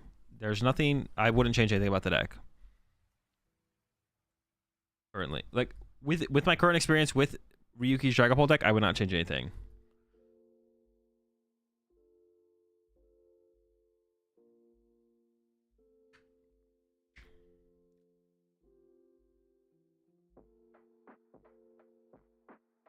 Oh wait, this thing's resistance to fighting. I thought it was weak. I thought I was dead.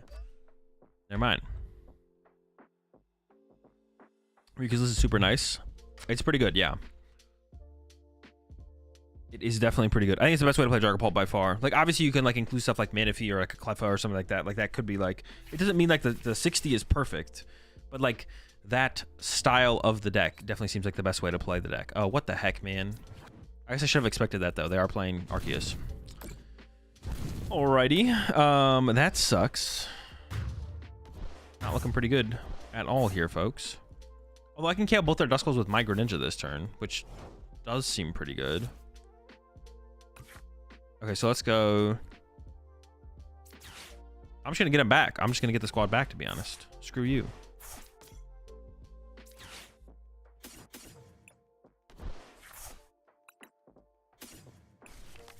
This might be a little cringe, to be honest. Actually, the more I think about it, the worse this was.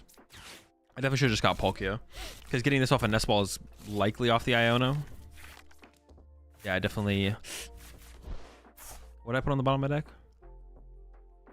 Sorry, I don't know. What this? Mistakes were made. Mistakes were made for sure.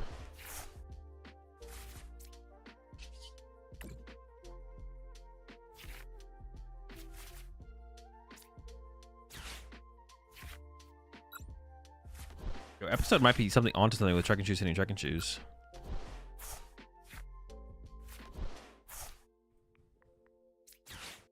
I could whiff. I should have definitely just Ultra Balled for the Palkia. Look at all these Nest Balls. Dude, I whiffed. That's punished, though. That's, You love to see it, to be honest. You love to see it. Sheesh. Well, now I just lose, right? Damn, we probably squad. What the heck? Wanted Frokums. I should have just Ultra Balled for the Palkia V-Star. Immediately when I did it, I was like, wait a second. I'm just like, this doesn't make any sense. I just need this, and I'm going to get an out to Pheasantipity.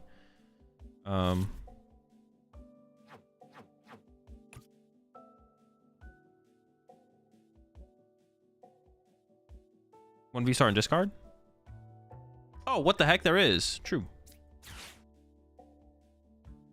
I don't know when that got there, but that's chill.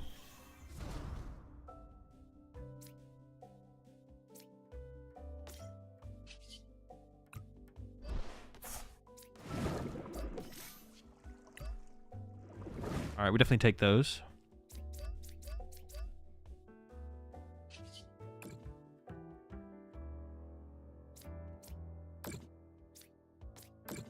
Yeah, I don't want any. I'm not cool with that. I'm not cool with the Duskull shenanigans. Maybe I shouldn't have benched the Duskull, to be honest, because now they do have a clean 2 more with Greninja, right? Maybe I should have held off on the Duskull bench until I candy out my Greninja.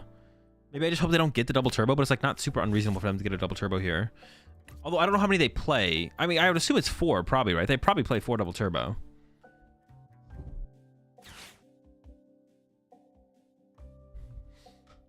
Which Duskull is best right now? Kind of seems like a toss-up.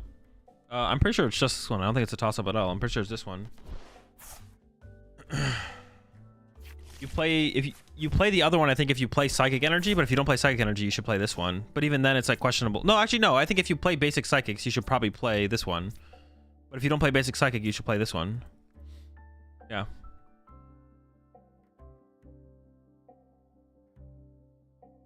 All right, well, they're kind of cooking over there. I'm not going to lie. Yeah, we're really hoping that they don't find that double turbo. I really should not have benched this, to be honest. It's definitely a mistake. It's possible we don't get punished here, though. Oh, okay. They can't double turbo this turn. That is terrible. Why would they do that? Why would you do that? Why would you not play for the double turbo energy?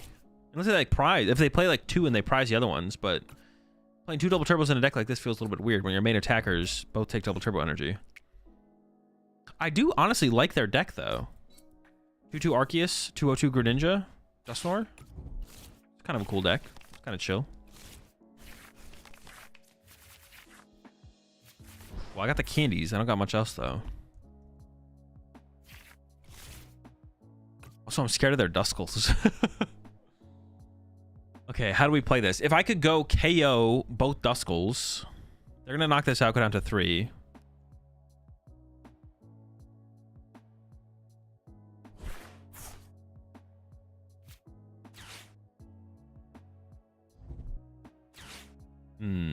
That's not good. Okay, that's pretty bad. Pretty good for them though. Okay, how do I play this?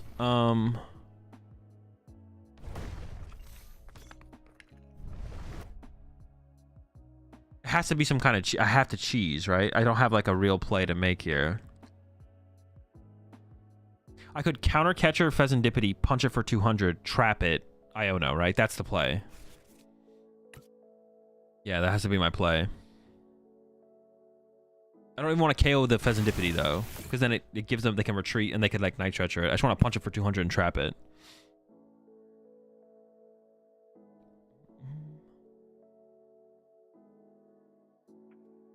When I try to submit, it gives me an error. Well, I mean, the error tells you what to do. At Dylan's are in Discord.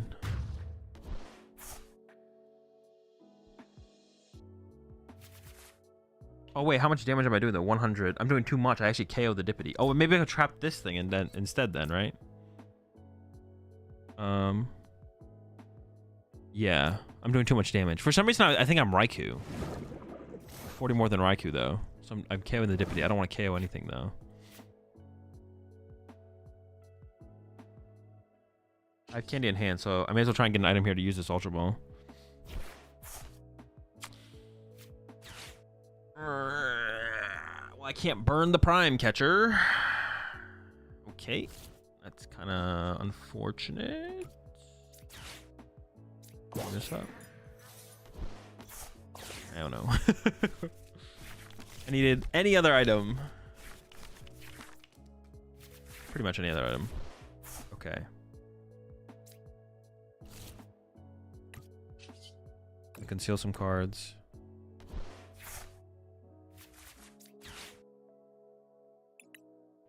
Draw with Dippity. I need to get to the Prime Catcher's on the bottom of my deck. I need to get to it. Okay, still can't shuffle the deck yet. 6. This becomes concealed cards. If I attach to Greninja though, that's also a win condition possibly, right?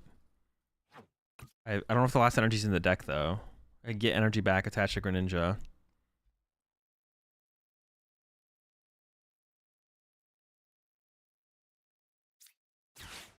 Sure. Yeah, if I would play this differently if I know where the last energy is. I just don't know where it is, so.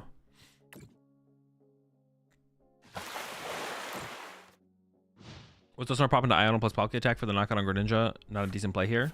No, because then I give them access to Pheasantipity draw.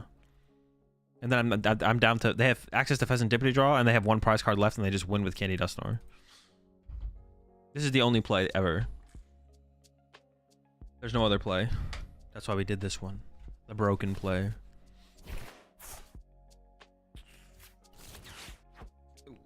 If they should have candy, we lose. They have 3 candy. They did this. This deck definitely plays 4 candy for sure as well. There's no way they don't play 4 candy with Greninja being such a main piece, a main part. Dub here would be kind of crazy though. Would be kind of hype.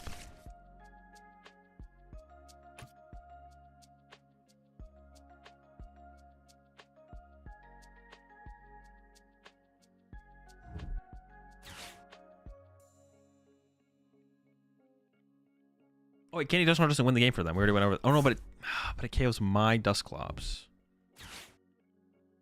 So me getting Candy Dusknoir was important, so they can't Dusknoir my Dusknoir. No, but if they Dusknoir my Froakie or my Ninja, it's the same thing anyways. Oh, they just have it. Do I even have a win condition now? I feel like I don't even have a win condition. They don't win guaranteed, but they need so little here as well.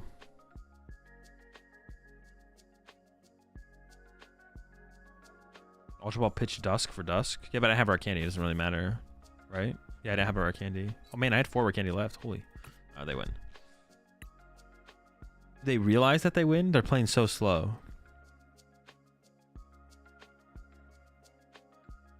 Dude, do I stick this out? I mean, they win, but... do they not realize they win?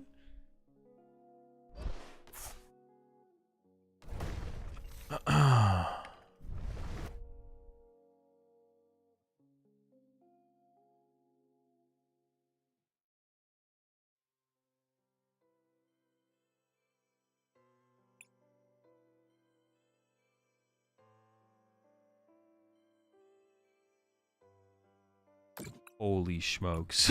Dude.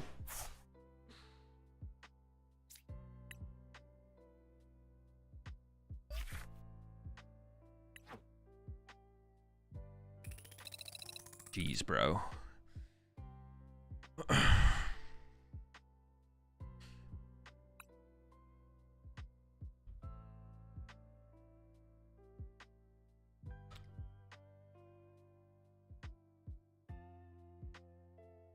Could you not do 130 plus 200, 130 plus 70? I could do 130. Oh, on their side. Just a slow roll king? Possibly. Could be. #1 slow roller on the PTCG live ladder. Look out.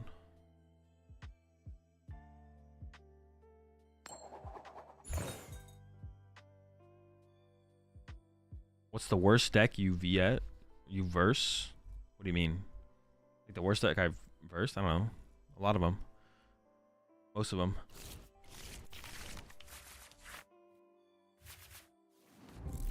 Billy? It's the first or second? Second? Okay. Well, we can go like Irida setup, I guess, Billy then. That seems fine. Putting these in the discard pile is like chill for the candy combos. Irida setup, Billy, Squawk. Alright, that's pretty chill. I mean, opening Billy is not great though. But we'll see what this... Yikes. It's pretty chill though. It's pretty chill. You're doing alright. You're doing okay. Pass?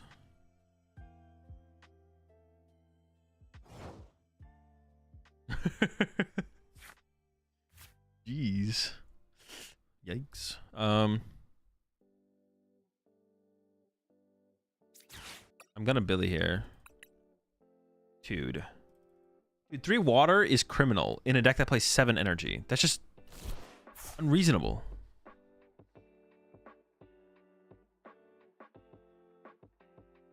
So what is the difference in the amount of misplays you made in the game compared to a regular player or someone who hasn't quite caught it? I don't know. I don't even know how to quantify that.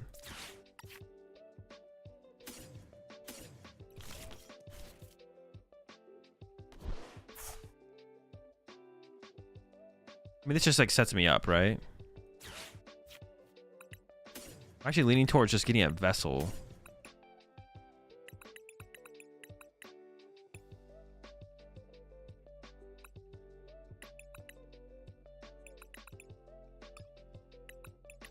Just getting some waters in the discard. Well, I only have 4. Awkward. Maybe that's like more of a reason to get them. Dude. Maybe, yeah, maybe that is more of a reason. I want to like the threat of this.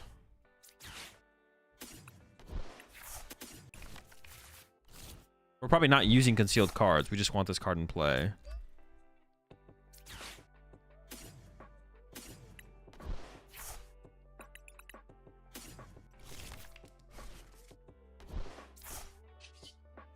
Squawk and sneeze. Rip a stop. Ooh, okay, options. Mentioning this seems fine. And then motivate. More so for the 20 damage than anything. And the energy goes to Greninja.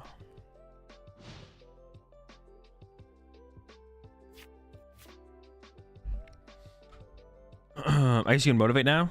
No need for the V-Star. I'm still gonna have to V-Star because I'm definitely still gonna have to V-Star. But it's like fine.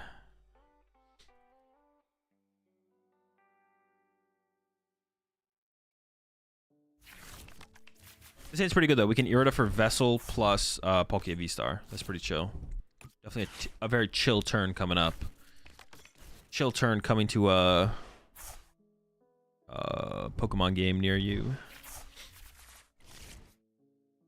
I should get another Dusknoir.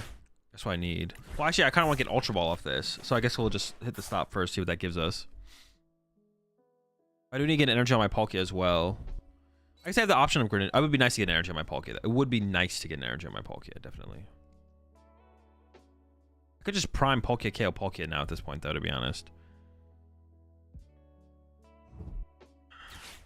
It depends what they set up, though, I guess. But maybe... I do want to KO the Duskull as well.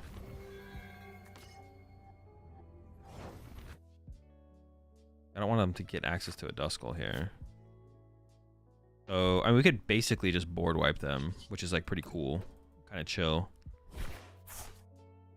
That's kind of chill. Holy. Holy smokes, folks. We got everything. So we can go Greninja, KO, KO, Dusknoir, KO. Nor, yeah. Kind of broken. Oh my gosh, bro. You just start playing cards and you get literally everything. You get the nuts.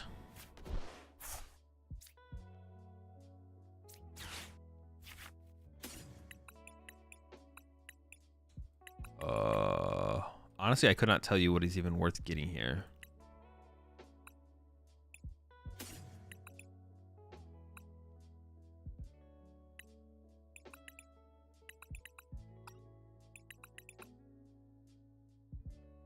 Nest Ball for Mew, because like their only out is Iono, right? So Nest Ball for Mew, I guess.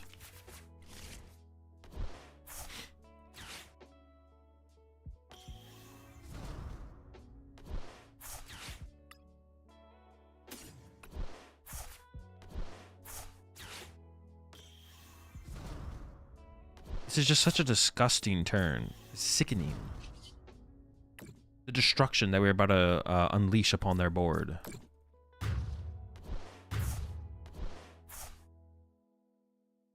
Establishing Dippity is probably also correct, right? Because we just need to draw into Prime and we win.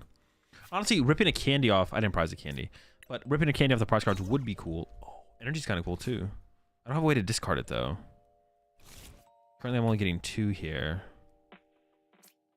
Could I Mew into something? I don't think so. Candy for Greninja would have also been nice. Can't have it all, though. Oh, I could have gotten an Ultra Ball, though, instead of... What did I grab? I grabbed a Nest Ball. I should have grabbed an Ultra Ball. So I could Ultra Ball and energy that I get off my prize cards. Yeah, I messed up. And then... Yeah. So I should have got an Ultra Ball instead. Oh, well. Never lucky. Chalk it up to never lucky. Oh, but yeah, do I... I think I burn this. And I can... Night Stretcher for dip. I don't want to bench. I did want to bench a Duskull, but actually this is probably just better to make sure I have, right? I think so.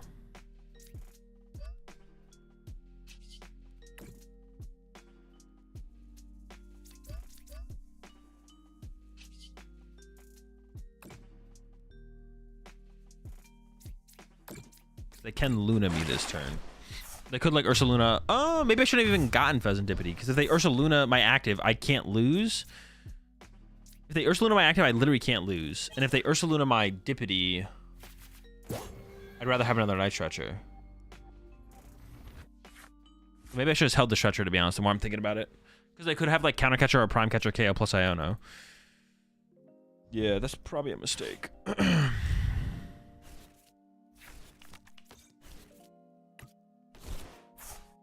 Yeah, that's probably a mistake. Attach to dust before pop discards. I mean, it's the same thing. It's just attaching here for turn. It's not any different. That's literally just, yeah, it's just like neutral. Except I have one less card to like work with for Ultra Ball fodder. But I should have just taken an Ultra Ball. I should have just taken an Ultra Ball off the Iono. And then that way, if I get an energy off my prize cards, then I could Ultra Ball this away. And then this thing could have 2 energy on it right now instead of 1, which would be a pretty big difference here, to be honest. Because then I only need Prime KO to win. And that's it. That's game. There it is. And this I should have not put this in play, actually. This should have been a Duskull, actually. Yeah, this should have actually been a Duskull. And I'd rather have the Night Treasure, because if they KO my active, I win. If they have a Gust, it's always KOing my Dippity. Oh my gosh, I'm throwing, man. Oh my gosh. Alright, so now it's on the bottom of my deck, right? My Prime Catcher and my Stretcher. In my water. Dude, I need to shuffle this deck.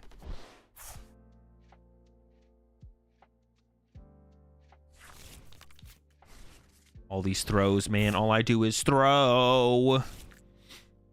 But honestly, just punch their active and force them to have switch plus. No, but they're out of Gust as well. If we're playing the same 60 here, almost definitely. So they can't actually win next turn themselves unless they get down Duskull. They need a bunch of Duskull here to have a chance to win next turn. Otherwise, they can't win either.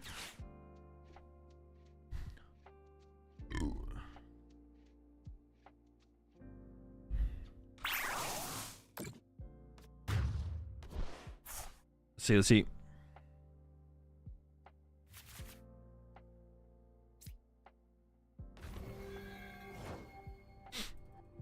Yeah, shuffle this deck, man. It is. Ooh. My Gust is still on the bottom, though. Shuffle. Yes, I need a shuffle. I need a shuffle. I can attack with my own. Wait, what is going on here? Duskull is definitely the thing to take, right? Yeah. Oh, fudge! I just locked my...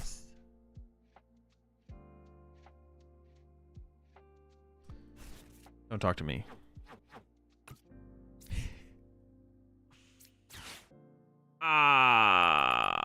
See, the thing is... Oh, I messed this up too. Dude, I am just... Not good. It's not good.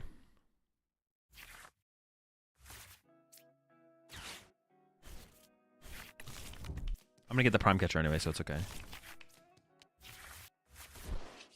There's a couple things, quite a few things I could have done differently here. Oh no, dude! If they win, honestly, they deserve it. If they win, I threw this really bad.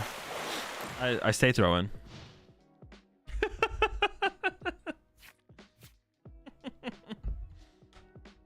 I just forgot about Dippity, but also I should have kept open the potential of Greninja for longer, which I think I could have. Yeah, I need to just like recover Dippity there, obviously, with the and not put the Duskull in play. But oops. I don't know if they can win this turn. Like if they are running the exact same 60 that I am, which is a good chance that they are, they literally can't win this turn because they have a switch, but they have no Gust. They have to like switch this into a 1-prizer for a turn, and then they have to switch into a Duskull for turn and then threaten the possibility of Dusknoir. That way I have to kill their Duskull. They just need to get into a 1-prizer. They just have to get into a 1-prizer, basically. They could actually win the next turn with Palkia, some kind of Palkia Greninja combo, so that also works. That's fine, though.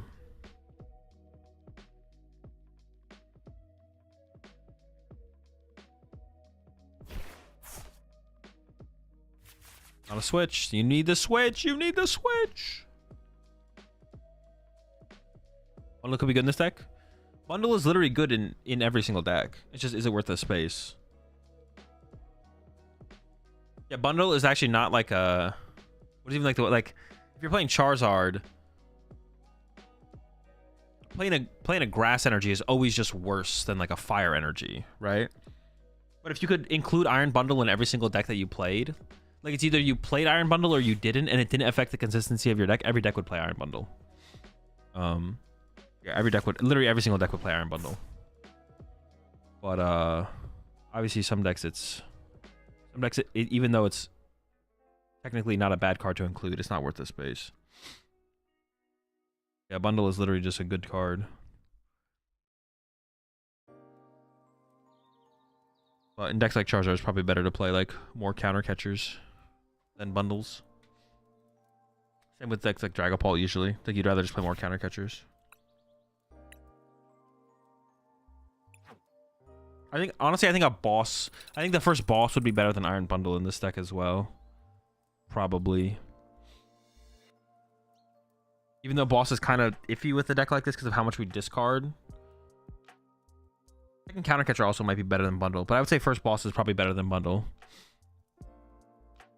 Is Greninja EX worth it in the deck? Yes, I think you should play Greninja EX in here. The card is pretty sick. Definitely pretty sick. Was Fion popular in Sun and Moon? I don't think so. I don't really remember, to be honest. It was like played in Malamar, I think. It wasn't in a ton of decks though. It was in ADP as well, I think. It was in ADP Keldeo. I think that deck played it.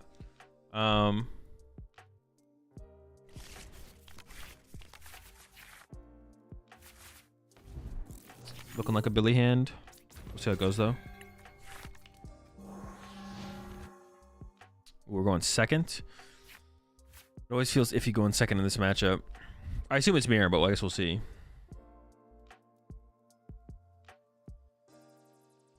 You can flip the Thorns and Dawn matchup itself, which is cool. Yeah, it does. It does a lot of things, man. So you can do those. It's good. It's good against Lugia as well when they hit you with the Iron Hands, because you don't have a great response to Iron Hands depending on how many Pokemon they have on their bench. But Ninjina is pretty good. It depends how many Pokemon you have on your bench as well. Oh, it is Terrapagos. Okay. Well, going first in this matchup is a pretty big deal. I have no idea how it's going to go with us going second, but we'll see. You have a favorite football team you watch on Sundays? No. I do be watching some football sometimes on Sundays, but I don't really have a favorite team. I'm just hit this first because I have the Night Stretcher. Just like that. Boom. He's back, baby. Let's get it. Walking on him.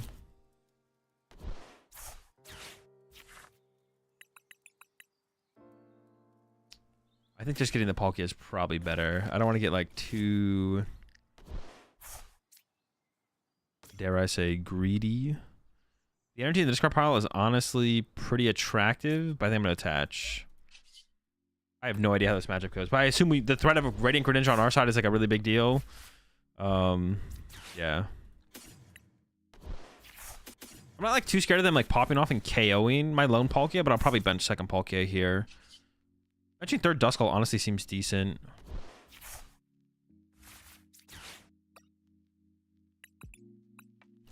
There's only one in here. Honestly, having a Dusknoir in the discard pile is pretty good as well, though. So I'm just going to do that. And then, what is like the worst card here? Or do I want to take something else here? So I can either put this on the bottom of my deck, or I could grab something to bench. Another Duskull. Or do I think they're going to KO this? I don't think they're going to KO my Palkia. I don't think they got it like that. I don't think they could do it even if they wanted to. They're trash. They're garbage. I'm going to get another Duskull. Or should I get Froaks?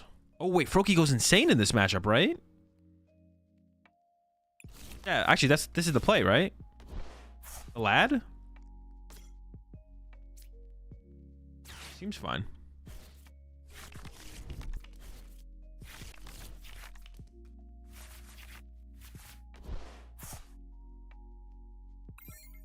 Seems good. Seems chill. Definitely a fan. We need to find a Night Stretcher for the boy, I guess, but we'll get there. Not worried about it. That's your Ronaldo. Tom Brady. Greninja keeps looking stronger and stronger in this deck. It really does. It does. The card's insane. I think you said Froakie goes insane in this matchup in most matchups. Yeah, they can't handle that bouncing. Bouncing OP.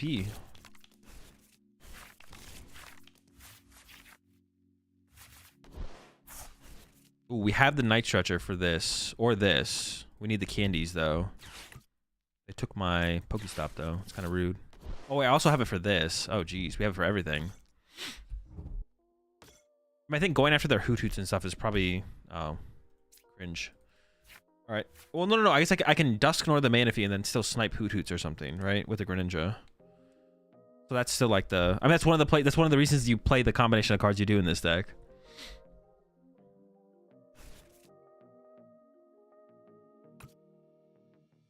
Just for that, I'm turning the post notifications bell off. That doesn't change. That doesn't stop Brady from being the GOAT, bro. The GOAT of football. Your ninjas in the discard pile and both night stretchers in the prizes. Wait, did I really prize 2 night stretcher? Well, I play 4 of them, so we have something still to cook. That's like a really good top deck. Hold up. Conceal some cards. Hold up.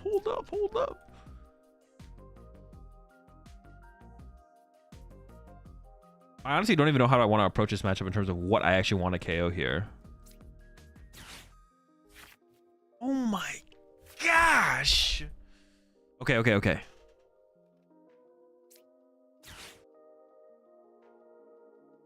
Just like 3 broken cards in a row. Play 3 stretchers. I play 4.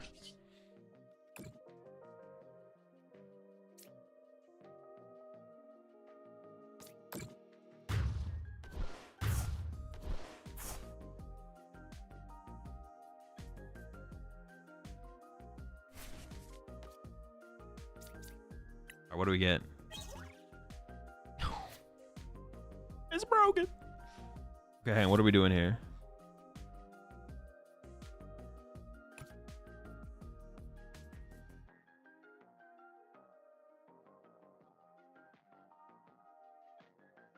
Palkia, Candy.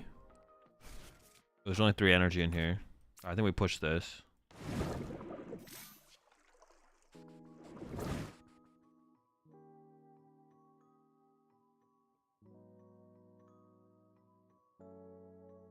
Dude, we just cooked. They're just done. Concede the match. Wait, this is actually just so cringe.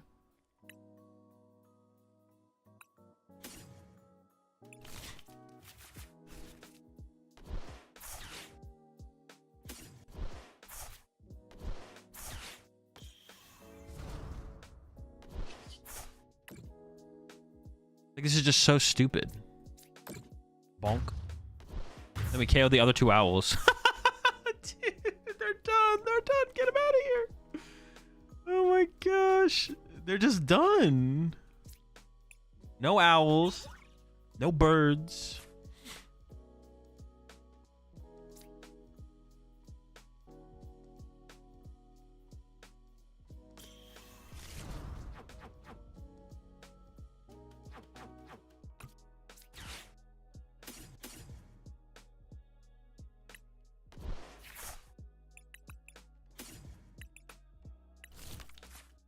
I don't even know if that was correct to grab, to be honest. I go like this. I just want to draw a couple cards. I was going to Night Stretcher for Duskull. I don't really have any Night Stretcher. I might just draw one, actually. Because if I can draw into the Duskull, I can save the Night Stretcher.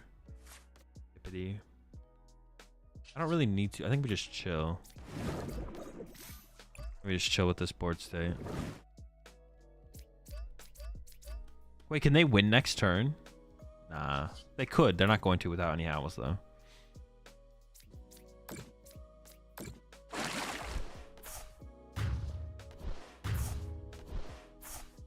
They could go Briar, Candy, Dusknoir, Dusknoir KO this, push Palkia, counter catcher my Mew, knockout with Terapagos, win. But that's like kind of insane. If they got it, they got it. I guess there's nothing I can do about it, to be honest. If they get there, they get there. If I had been able to candy this into a Greninja, we'd have been out of range. Wait. That wouldn't change anything, actually. I take it back. It means their support for it also has to be Briar, which is also insane. Imagine Thorn from the top rope. I mean, Thorn's fine here. Thorn's not Briar.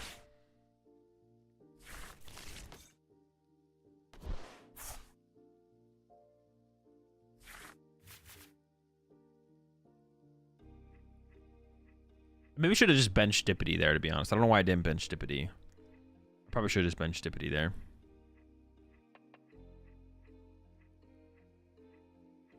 We just absolutely cooked them.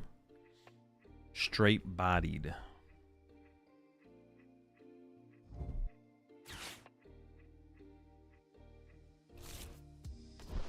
Are they at 3 prizes? They're at 4. You wanted the skull?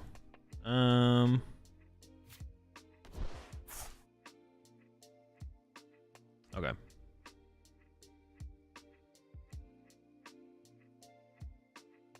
Skull would have been okay.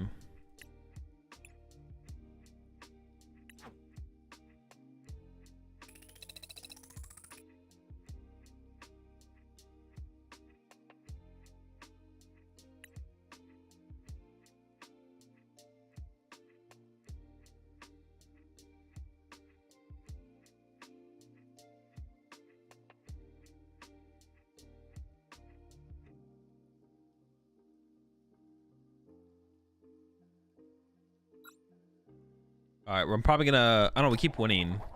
All right, I always usually say like once we lose. I don't know, it could take us a while to lose with this deck, to be honest. This deck feels broken. Will you jump for the chicken or the beef? Bro, that meme is so stupid. I hate that meme. Maybe because I don't understand it. But even if I understood it, it's still stupid, right? There's no way that's not a stupid meme.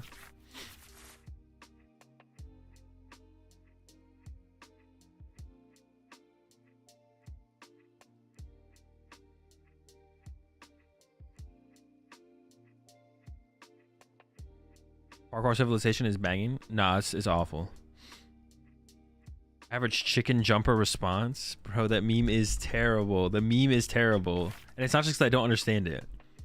It's just a terrible meme. It's just a terrible meme. Hey, listen, if you like terrible memes, that's fine. What the fuck? The broken Klefki, man. I can't beat that. It's broken. Actually, how do I beat that? What the fuck?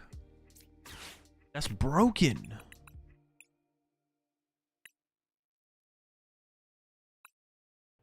Gotta be a Palkia angle. We got the prime.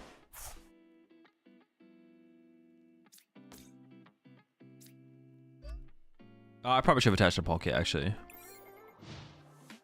I should have attached a Palkia.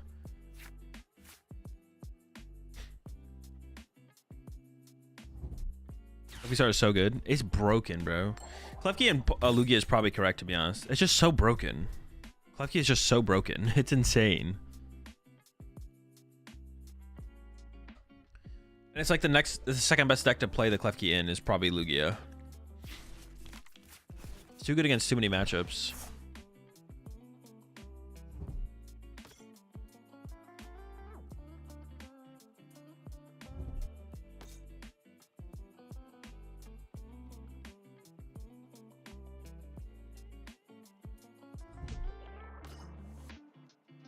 The aggressive hands bench and the Chinchino bench is a little bit awkward. Depends what their hand is, though, I guess. Oh, your deck sucks. All right, Prime, baby. I take it back. Their deck is just mid deck. I thought they were cooking. They were capping. I mean, if I don't know them to kill their lone Lugia, it doesn't really matter.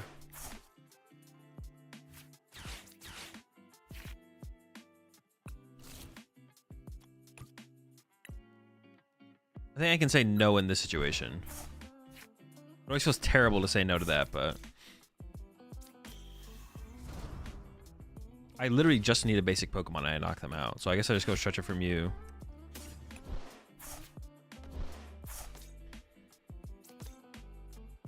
Retreat knockout. Yeah, sure. Pretty cringe, but it works. I don't really want to give them a fresh hand, right? They really should not have benched another Pokemon, to be honest. This is on them. This is on them. If they just don't bench another Pokemon, I can't do this without Dusknoir. I have to go find Dusknoir. This is their fault. They wanted this.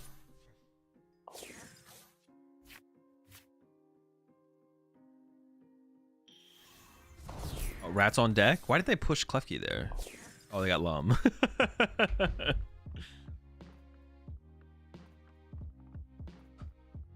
I'm still surprised this deck doesn't run Terrapagos for Area 0, but ultimately makes sense. Palkia just doesn't need the help. It's about this this deck is not built around, like, it's built around the explosive turn 2 potential of Dusknoir or Greninja. Like, that's what this deck is built around. It's not trying to just hit really hard with Palkia. It's trying to use Moonlight Shuriken and Dusknoir. That's what this deck is, like, trying to emphasize. That's like the... That's kind of like the way to think about Palkia in general. Like, Palkia is an enabler of that combination. What is going on right here? Wait, what the fuck just happened? They have a 0-card hand.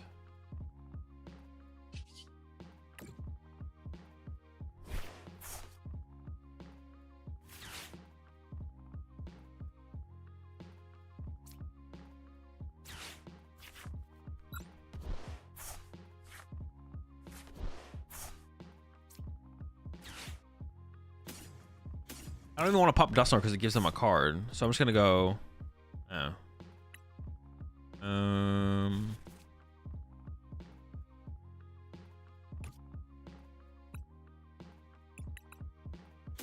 Grab Palkia, I guess. No, energy for turn is. Oh, if they got some weird ear shenanigans, this could be kind of sus, I guess. But they don't have bench space for Weird Ear and 2 chops. So no, I'm just going to candy this out. And then punch. And then we just don't pop the Dusknoir. Yeah. Okay, chill. We'll chill. Because they don't have bench space for 2 Arcaps and Weird Ear.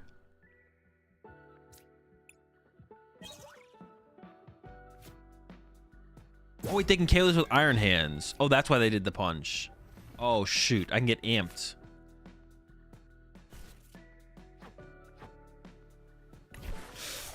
Oh. Have I thrown?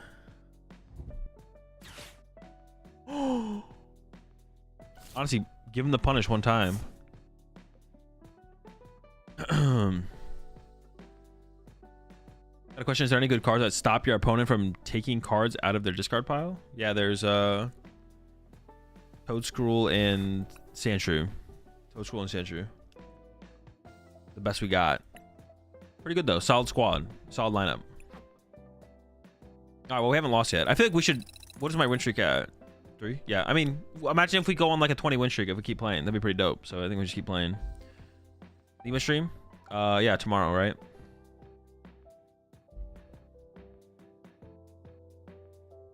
There's not a Lima stream right now, right?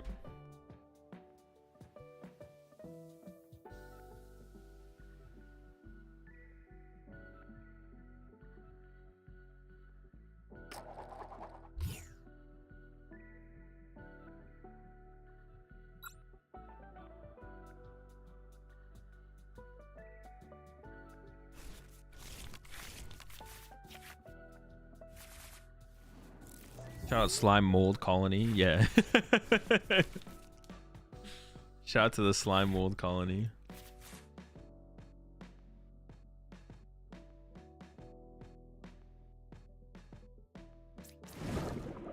We're going first or second. Honestly, this hand I could see not actually billying out of. Let's see what the top deck is. I'm like more tempted to not. I'm just gonna go ahead and get rid of the Billy, actually, to be honest. Maybe I should get rid of the Iono. It's still possible we actually... I have like the Palkia guaranteed, but I want a Duskull as well. All I want is Duskull. All I want is Duskull Palkia, and I'll feel content. Ooh.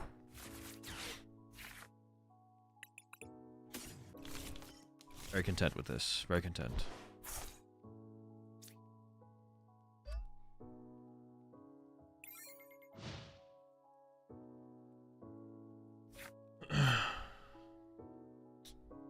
Yeah, sorry for the question, bro. I only just got back into the Sun and Moon Lost Thunder. What was your question? Or do you ask someone else? Oh, you don't have to apologize for the question. Wait, what is wrong? What was wrong? We gave you the answer.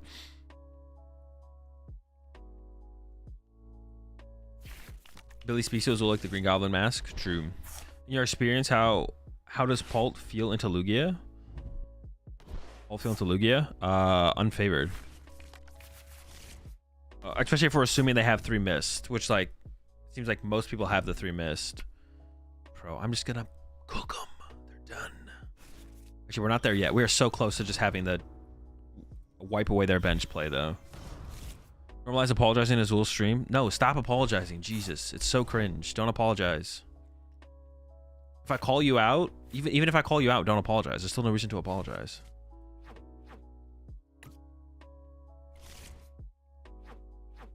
Or actually, there's like, if I call you out, maybe saying like my bad is like fine, but like don't preemptively apologize. Preemptively apologize is like one of my pet peeves. It's so cringe.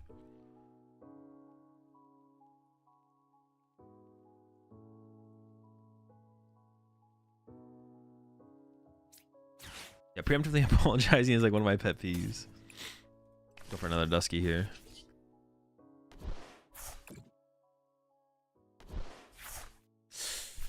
We whiffed! We whiffed! Okay, hold up. We didn't fully whip. We can still get there. But now I gotta find Candy Dusknoir off of Iono. I was hoping to get the Irida involved. We did draw the Palkia, which is nice.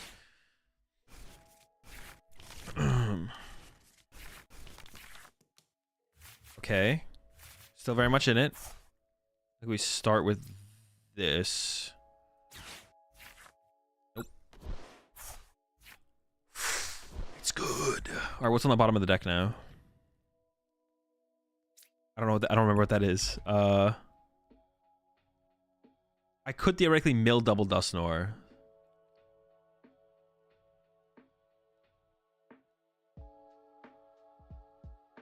I don't know what I have prized. Let's go and play this. It'd be fun if I double Dusknoir prized. In my head, I was like, if I have Mew prized, though, I want the Mew. So I can Ultra Ball away these two. I really want an energy here is what I really want.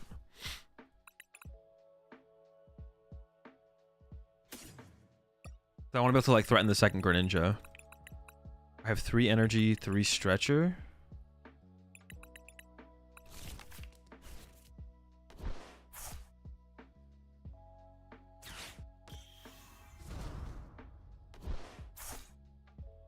Yeah, the switch I don't really need. I was like thinking about trying to preserve the switch, but the switch doesn't matter. Like I would burn it alongside the heavy ball. We're still missing an energy. Ever play the ultra ball? No. Because if I mill an energy, getting the energy back is what I want. Let's get it, dude. Just insane. I guess we could have checked the prize card first, though. To be honest, possibly. We can't lose. This deck is broken. It's insane. Honestly, I can even actually go get. Oh no, I just benched that Duskull, right? There's nothing else. There's nothing else to get off the heavy ball. I'm just gonna hold the Ultra Ball for now until I see like my top deck and stuff.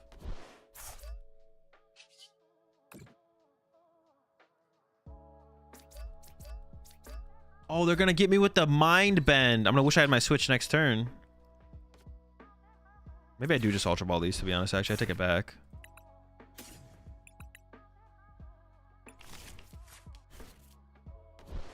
Some more Duskillies online.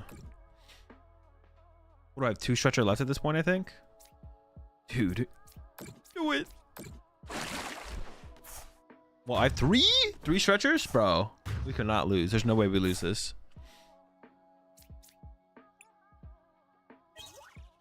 Okay, that's 1. I'd rather have them say sorry than double down and be a dick. No, apologizing is fine after the fact. Preemptively. Apologizing after the fact is fine. Preemptively apologizing is cringe. Even if you think you might have to apologize after the fact, don't apologize before the fact. Yeah. Preemptive apologies are cringe. Don't do that. And if they double down, then they get timed out. Like, it's fine. It works out.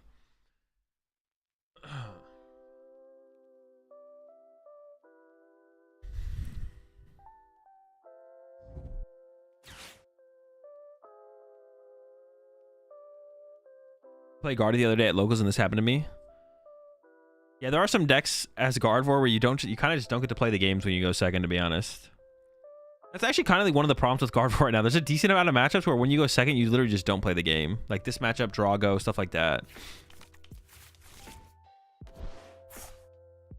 How do I time someone out IRL if they're being a dick? That's what you have to call the judge. The judge comes in with the timeout, bonks them.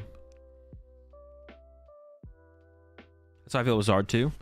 Zard does have this. I mean, all the evolution decks kind of, but Zard less so, because Zard just needs one Charmander to survive, and you go Candy Charizard and you clap back, right? You need way less to go right.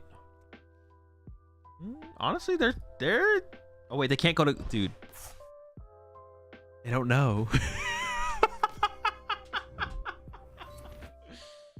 Oh no, bro. Say it ain't so. It's all right. Well, they'll learn something today. You think this deck wants one boss? No.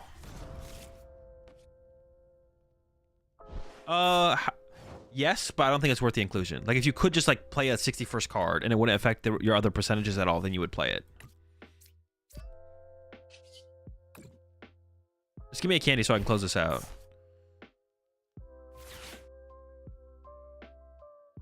Nah.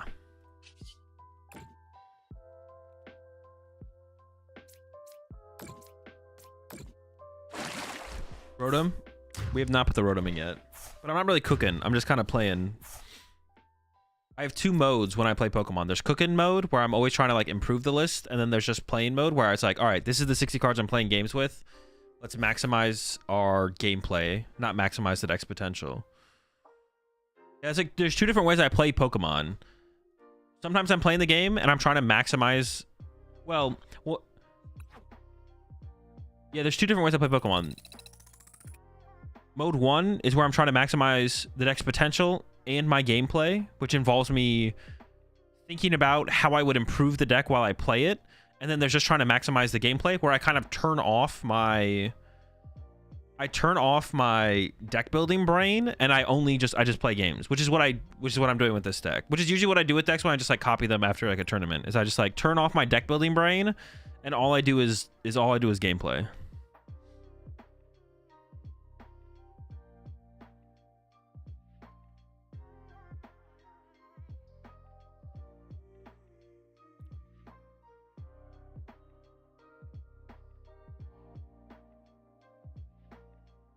Cook mode and cold pizza mode? Yeah. Is there a really bad matchup for this deck? A really bad matchup? How do I feel about the shoes? I would want to try cutting the shoes for like literally just cards. Like another energy or vessel. +1 energy or vessel. The Rotom seems cool. And then maybe second Poffin. Just more stuff. I feel like playing more stuff is probably greater than shoes. The biggest thing is energy, to be honest. I don't know if it should be in the form of an energy or a vessel. But that's like the one thing that the number one thing I'd want more of would be energy or vessel.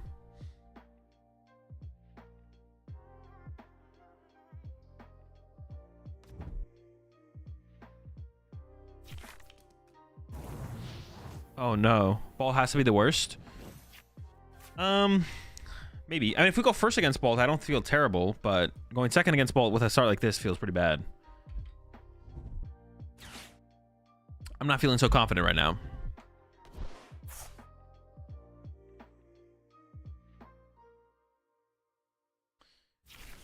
When do the rest of the V's transfer? Rotate? Next rotation. We lose all V Pokemon.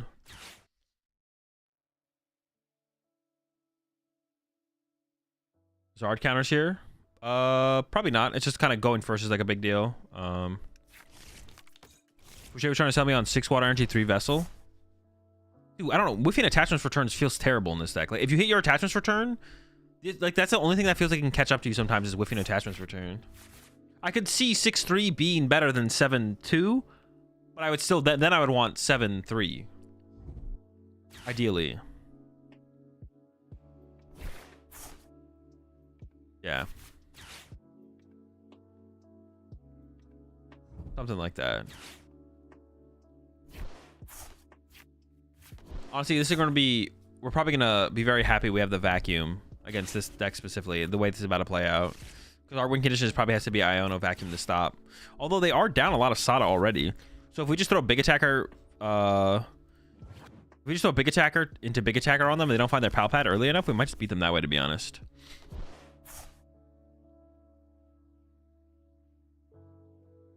Or maybe just to overwhelm them like that.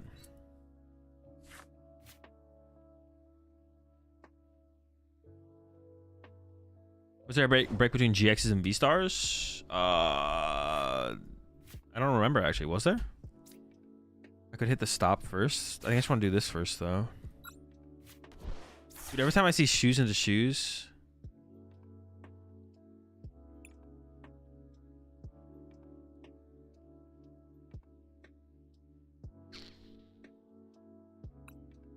I kind of want to say yes, to be honest, because if I am going to play Irida this turn, but I think I'm going to base...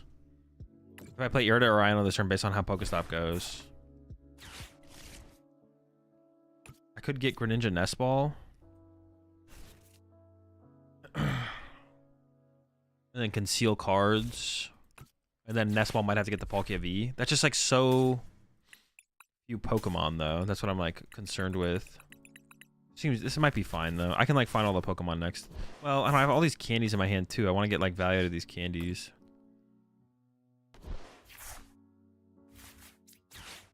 Dude, what? What? Alright, this feels pretty bad to be honest. I could switch into Greninja. Sure. That's actually pretty good. I can't even one-hit KO this. It makes him go through a one prizer, I guess. It's probably still worth it. I'm not going to be able to...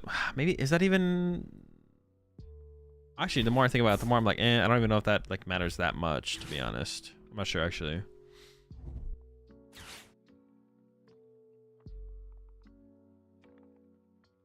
We'll see how this goes, though. I could, like, just, like... I can't really Moonlight Shuriken in this turn, though. No, not really. I could, like, hard retreat this into this and then punch. That's pretty weak, too, though.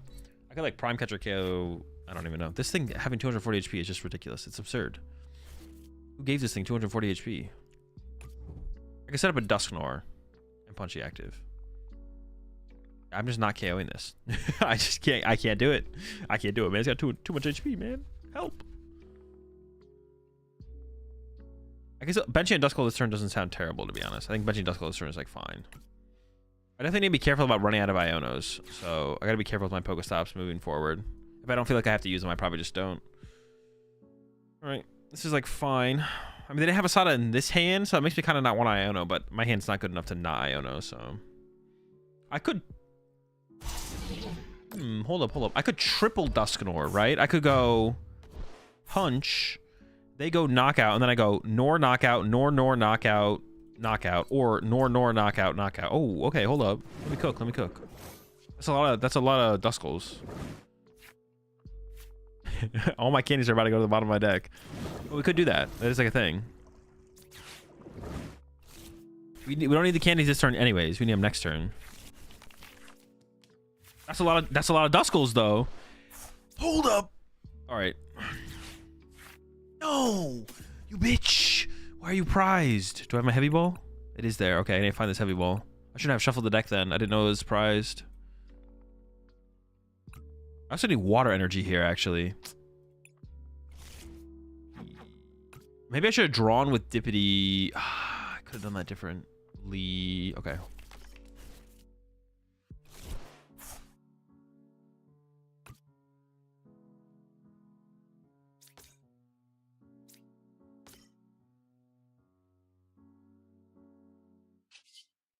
I can't bench anything else because I want another Duskull, right? You have to just draw 3.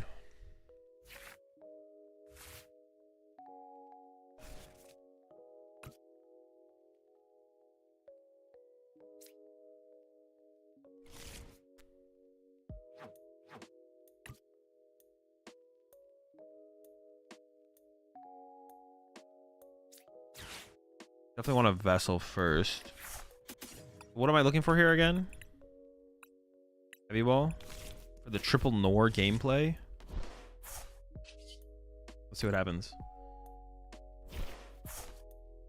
No. Oh, I could still get a knockout this turn. You're right. I could just go knockout Nor next turn. Oh, true. Actually, that works. Maybe I was too focused on the Nor gameplay. Forgot about the other things we could do. 160, 200. I'm only doing 200 damage though. I could kind of catch a KO Squawkabilly. And then Nor, Ursaluna. Okay, okay. That works. That works.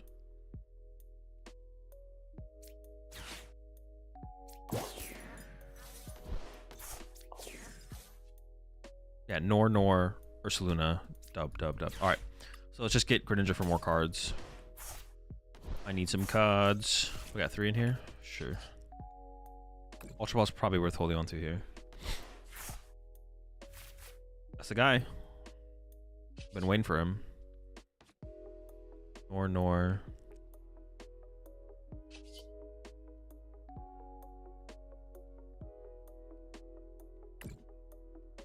I feel like I'm not missing something here though, right?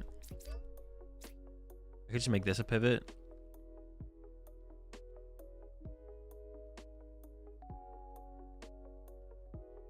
I'm not 100% going down that route though. Let's put it here. Yeah, let's put it here. That's safer for sure. I'm gonna hold this though because I want to be able to use. I could just attach this here still.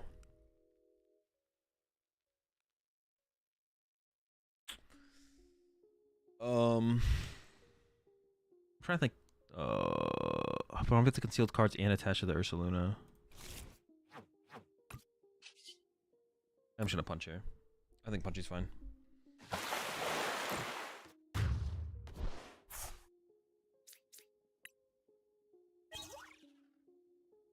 Shoot, this guy, bro. But honestly, this still works up. This is actually probably the better line to take, to be honest, is to go for the... No, but the problem with this line... My opponent can go Gus KO Duskull. No, but then I go pop Dusknoir knockout and I win. Yeah, okay, so it still works. So actually, this line was always better. The triple Dusknoir play I was trying to do was actually just mid. Well, it means I didn't have to find counter catcher. But then once I found the counter catcher, this was fine. But didn't I find the counter catcher first? So maybe I was just always wrong with the line I wanted to take, to be honest. Yeah. Maybe I was just always incorrect with the line I want to take.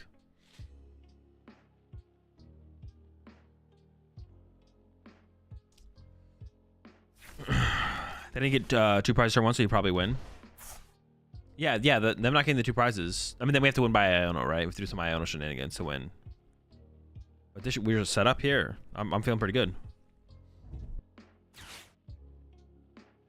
It's feeling pretty dope. 130. Honestly, being able to KO this would have been nice though, because then I can go Dusknoir, Dusclops. But it's not that big of a deal that I have to do it like this, I guess. Being like this is like okay.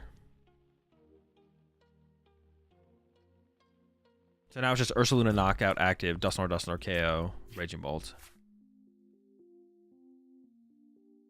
Wait, they're on prize cards. Oh, but they have Dusknoir, so now I have to worry about their Dusknoir. Okay. So I still want to win this turn because otherwise they go Dusknoir, Raging Bolt, and I lose. It's okay. We could double stop this turn actually. I don't know where my last stop is though. I put a lot of what did I put on the bottom there? Mostly good Pokemon, not good items. So I think I actually stop first and then try and shuffle the deck and then use Dippity. There's Vessel Ultra. Actually, no, that's just not true. There's good items on the bottom.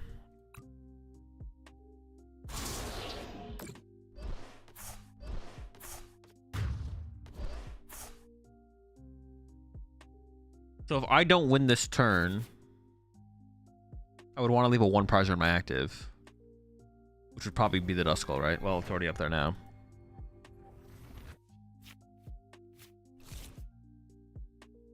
That gets me an energy for concealed cards. Or a Dusknoir off a Pokestop.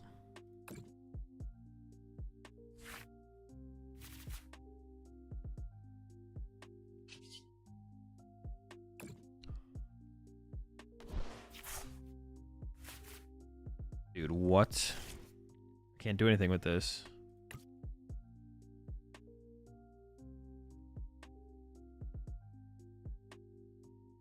Can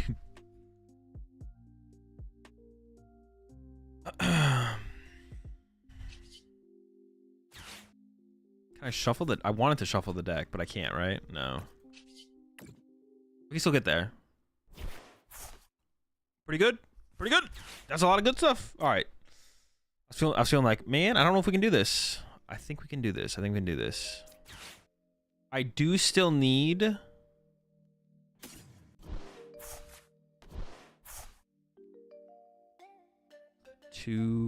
160, 200. I do still need the Ursaluna, right? Yeah, I do still need the Ursaluna. I should KO the Ogerpon, right? You got it? I got it? No, I don't got it. Wait. 160, 200. No, I don't got it. I don't got it. I can't get gaslit by chat right now. I gotta focus up.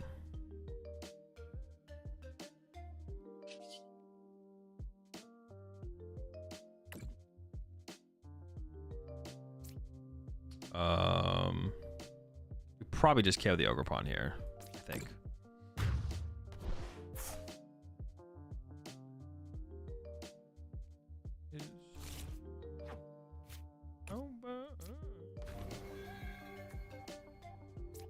So I maybe prize my last Pokestop. So if I pull that off the prize cards here, I'd want to hold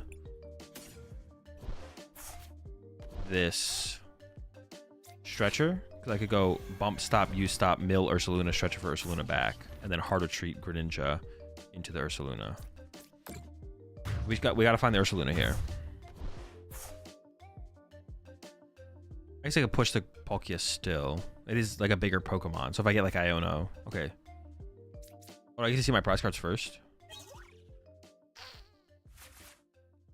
It's the same thing though, so I should push this, yeah. Yes.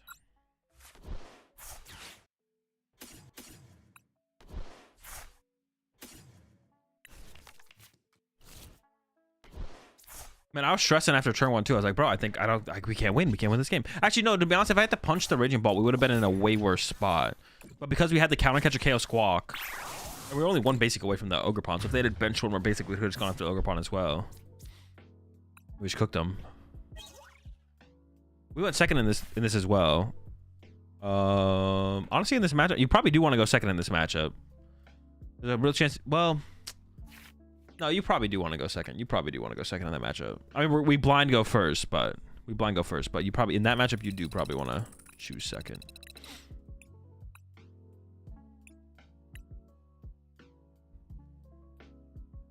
That's a wild turn. It was a little shaky there at first. Our hand was just like clogged, but we did have pieces. We did have combo pieces. We had the candies. We had candies and stretchers. We just didn't have a Dusknoir in the discard pile.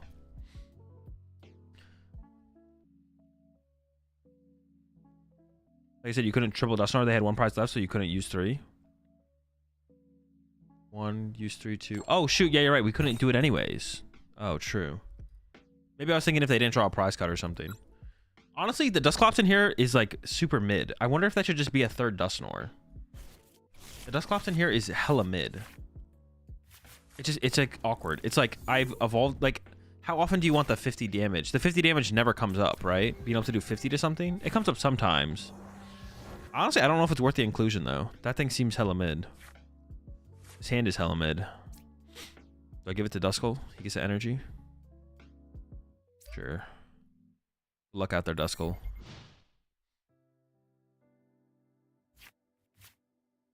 If you went Palkia V-Star, would you still have survived without no Ogerpons on their board? Without no Ogerpons on their board? Probably not. They had like a 12 card hand. They probably just bench more Ogerpons and kill me. 170 plus 50 equals 170 plus 150 equals 220. Yeah, but I don't think it comes up. I don't think it's like a relevant thing that actually happens. Like the chance that they have a 220 HP Pokemon in their active and you get turn 2 Candy, Greninja plus Dusclops, which is like super low. And then at some point you could just have the Dusknoir anyways. So it's like the same thing. Yeah, I just don't think it doesn't seem worth it. Now, this matchup seems fine.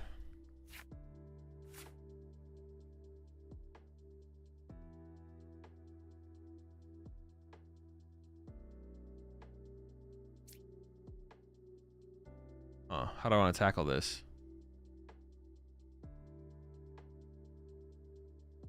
Candy Dusknoir knockout seems kind of cool. I could get Palkia. I could Ultra Ball these two away. My Froaky's prize. Otherwise, I was gonna say I could get Froaky here. I don't know. That seems fine, right? Bench this, Candy Dusknoir knockout. I don't think I want either of these. Ursaluna could be good eventually. But Fez is just gonna get stuck.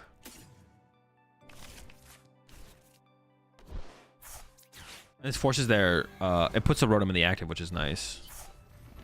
Because then they have to like penny this turn or have drawn into a Mist if they play Mist. Oh, for a second I didn't think it was letting me hit the Mimikyu. I was like, oh shoot, wait, what? Maybe I should have just held the energy though, because then I could have attached it to the Palkia. Yeah, if I go back and like look at my hand, I think I should have actually held that energy, because I don't actually want to use my V-Star power here. Okay, I don't have to. Cool. But still, I would have preferred the extra energy.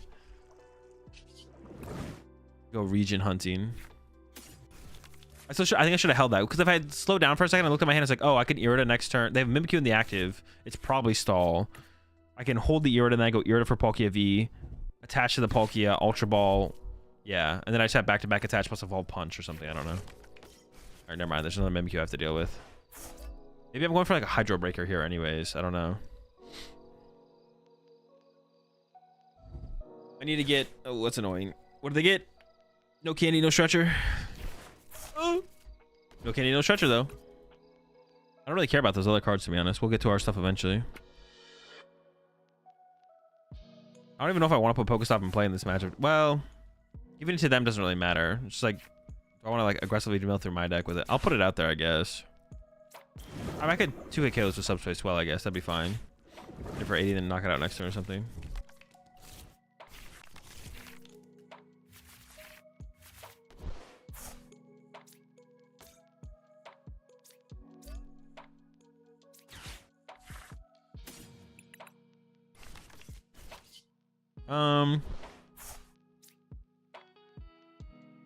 I could go get Radiant Greninja. Radiant Greninja, I guess, a little bit sus. Like it can get trapped in the active, but no complaints. Roki seems chill in this matchup, to be honest, because Greninja 1-hit KO Snorlaxes. Oh, what's the retreat cost on it though? Shoot, I don't know. No reason to play this, I don't think. Well, I could play it and discard something that could get fluted, right? I do just want energy. Okay.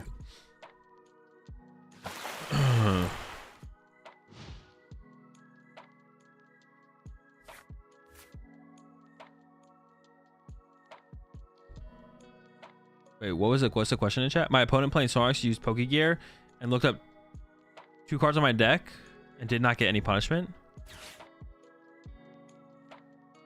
That's fine. Wait, my opponent playing Snorlax used Pokegear and looked up 2 cards on my deck and did not get any punishment. Wait, what do you mean looked up?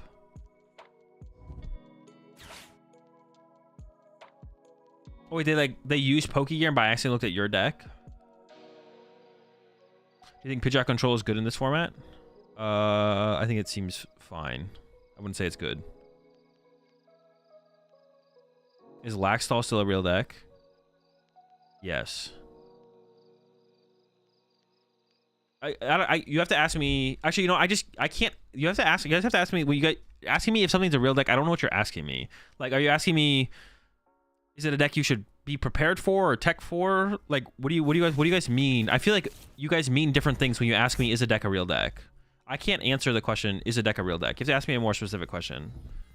I'm not just. I don't just like saying fake answers to questions. So like, I don't know what you guys mean when you ask me, is X a real deck? I don't know what that means.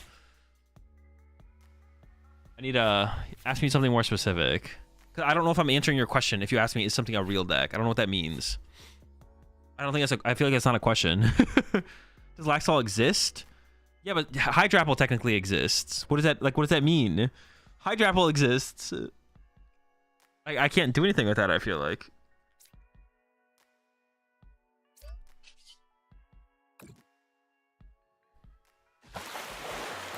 So I mean, like, is it a competitive for people who actually want to top majors? Stall? I think stall. I mean, is it competitive for people who want to actually want to top majors? I don't think stall is a great play right now, but I value beating Lugia like super highly. Like stall making top cut at a major tournament wouldn't like surprise me, but I don't, because of the bad Lugia matchup and taking for Lugia being a super mid choice with the deck's building. I'm not a huge fan of the deck right now.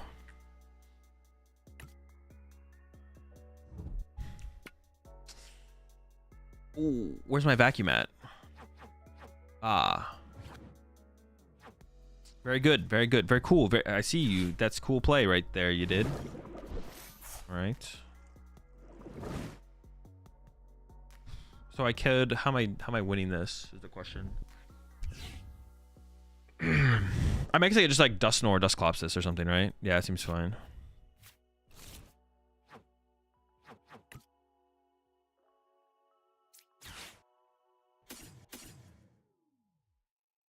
I mean, I was like saying Dusclops feels mid. We're about to use it for big value here. About to use it for big value.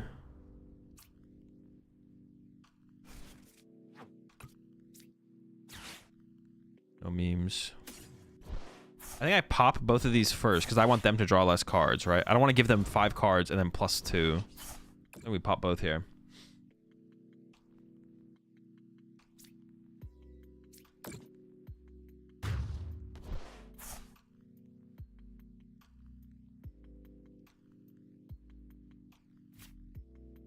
How does X ever beat Y? It doesn't.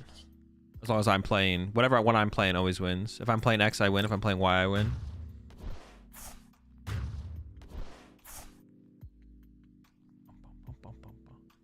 Sorry for asking the question for. I mean, it's fine that they. Yeah, I'm just like I can't give a good answer based on is a deck real. I don't know what the question is for that because like I could give a couple different answers for a couple different. I actually don't know what that question is, so I can't give a good answer. But I want to give you a good answer, so I just need you to ask me the question again. But you already did. I'm not saying like again. Don't ask me it again. If you ask me it again, you're banned. But yeah. Is it real?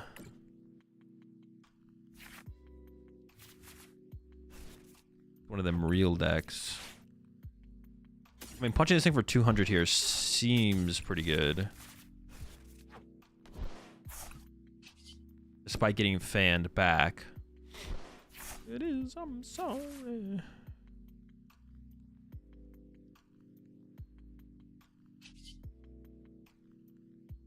Seems fine. I'm gonna hold this energy though. Wait, can I win this turn? Am I tripping? No.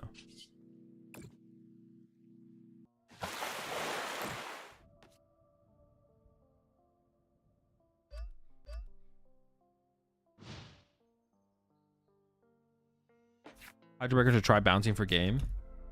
No. I will hit him with a Shinobi Blade. No. Wait. Yes. They just reset my attack. Wait, is that ever correct? Oh, they're afraid of try bouncing. They're playing around try bouncing. Genius play, actually, to be honest. They almost got bounced on.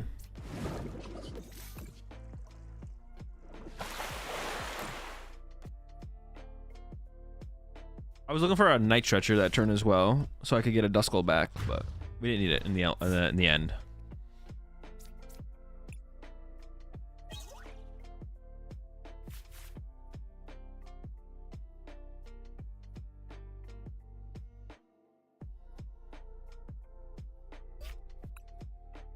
Yeah, so the answer for Snorlax right now is I think it is a fringe meta deck that I personally would not worry about trying to beat because I don't think it's that good of a play right now because it has such a bad Lugia matchup that doesn't even get solved if you tech for the matchup. So if you tech for the matchup, you're just playing a bad deck at that point. So it is technically a fringe meta deck, but I think it's at a bad place in the meta currently. So I wouldn't worry about teching for it or worrying about the matchup, and I wouldn't play it either because I value having a fine Lugia matchup so highly. I mean, we're still winning, right? I can't, like, dude, I can't. I want to, like, going for big win streaks is cool. I can't do it. I can't break up the win streak. Where would you rank Regidrago going to Lille? To Lille? Wait. Is Lille the week after Louisville? Right, probably 1. I think it's, it depends, like, that's the thing with Lille. It's, well, no, I would rank it tier 1, I think. I think my top 3 picks right now. So I do like a meta breakdown before every major tournament and after every major tournament, or after every major tournament, prepping for the next major tournament in my meta fight group. And I think the only thing I had in tier 1 was Lugia. But I think my tier 1 right now would be Iron Thorns, Lugia, and Drago. I think that would be my 3 tier 1 picks right now for Louisville and then also Lille, because Lille's the week after Louisville. I think those are my top 3. Dude, people are sleeping on Thorns big time. I even saw I think Josh Frink posted on Twitter. If you're losing to Thorns, you're just misplaying. Bro. If that's the energy people have towards Iron Thorns is a broken play right now. The deck is good. If that's people's energy towards Iron Thorns, the deck is so much of a better play than I thought it was. Am I going to Louisville? No. But honestly, oh, dude, I feel pretty good about the meta right now. Like, I feel good about a couple decks and the meta. Like, I'm like pretty confident in the meta right now. Like, I like know how I'd want. I think I know how I'd want to build Drago. I just haven't gone on my way to build it. I know how I'd want to, like, Thorns would be something. Dude, I don't know. I'd be fine like picking up any. I wouldn't really want to play Lugia, but I think it's a very good play. I think I would play Thorns or Drago. I would play like a really teched out Drago list or Thorns. Would be what I would play if I went. And I would be pretty confident like going into the tournament with either of those. Thorns is bad into Pulp. If you play a fan and a couple penny, I think you're fine. You just need a tech for the matchup. You need a tech for that and Trapagos. Figure out the techs for those matchups and then play those techs and then you're chilling. And if you play like 2 to 4 penny, I don't know what count it should be, and then like a fan or 2 fans, you're chilling. Dude, this one of the worst decks of all time right here. Now I'm gonna lose.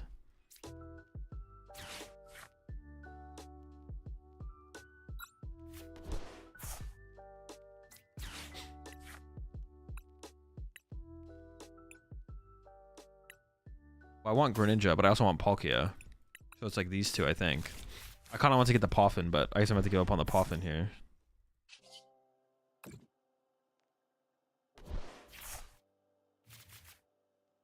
Well, if I mill a basic, I could stretch it for it back. So I think I will hit this first.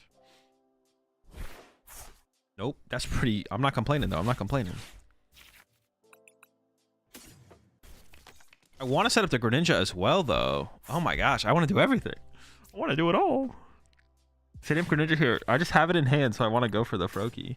What am I leaving in my active here, though? I don't want to leave something Charizard can kill.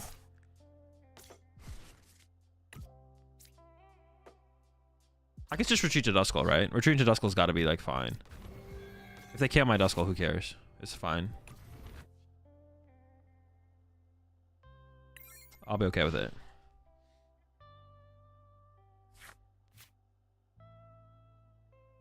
So far, what feels better, Palkia or Trapagos? I don't know. I haven't played with Trapagos. Was your first event in the season just Sacramento? Probably, yeah. I don't know. Maybe like next week I'll be like, you know what? I'm feeling confident in this deck. I'm gonna go to Louisville. Who knows? I might do it.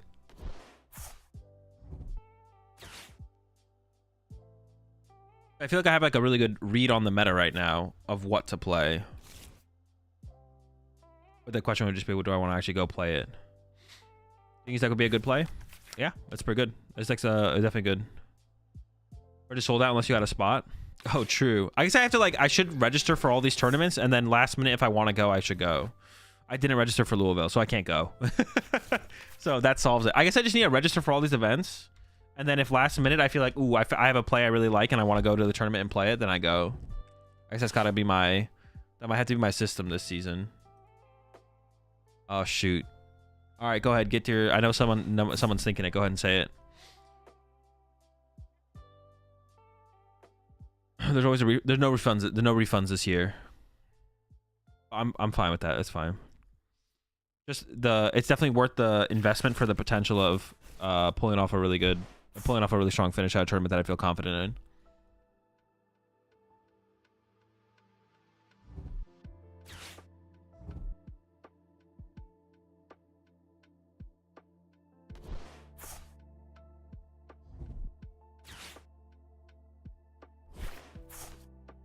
They're getting cooked over here, but they deserve it. This deck sucks. I can't. I gotta cook them here.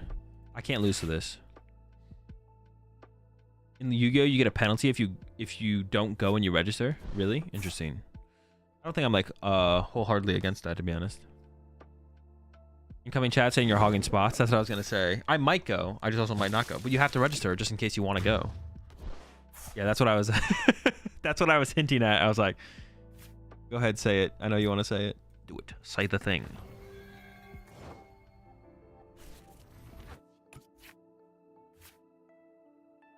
Honestly, my setup is kind of weak right now. I do want to KO this thing, though.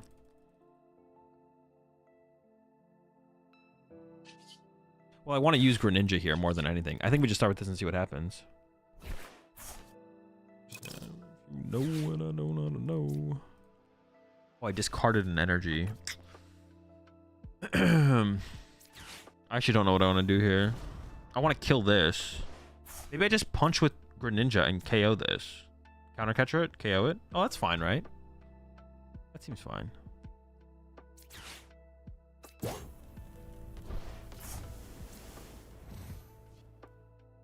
want to vacuum their rescue board.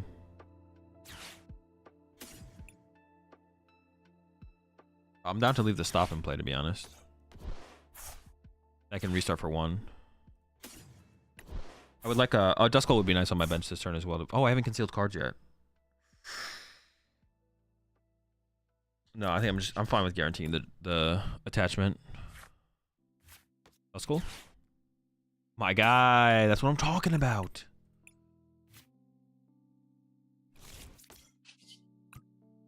And I think off of this, I just want Irida for the potential Palkia plus this guy. Yeah, Irida seems like the grab here. I'm cool with that. I'm chill with that.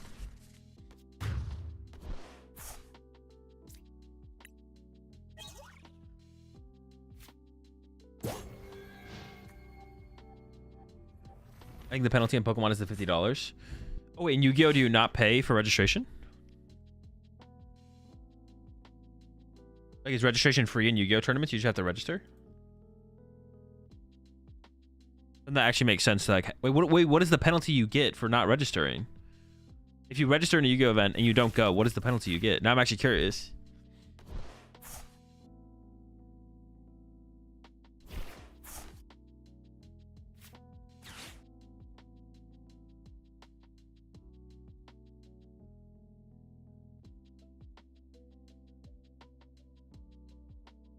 Of course, you need to pay.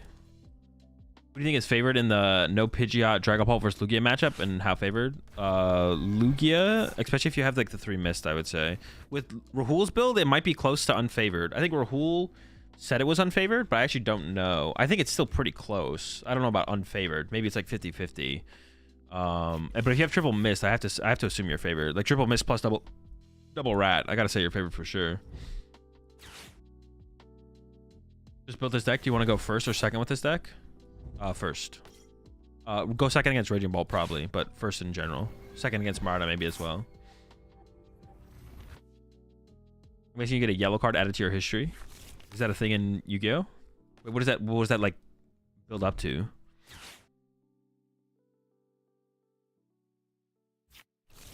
Straight to the Shadow Realm if you don't pay. Surely if they can do influencer spots for the Pokemon Center, they can do reserved registration spots for influential players at regionals. They don't. I don't think they should do it for influential. Well, actually, I actually just don't. I don't actually agree with that either, though. I think that'd be fine. Like, I think it helps the game grow if you have people like, I don't know, like if, what do I feel about that? Is that weird because it's a competition? Yeah, appreciate the 54 months there, Professor I think there should be priority registration for top players in the game based on like last season's rankings and current season rankings.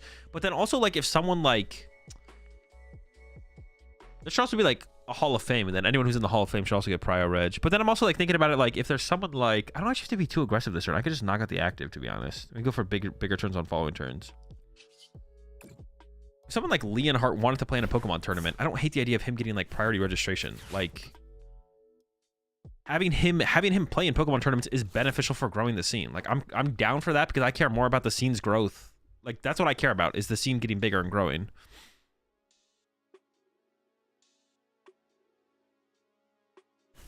I know a lot of people do not feel the same way. What do I even want to do here? I don't even know what I want to do here. I don't know what I'm even doing here. I honestly just want to vessel this away.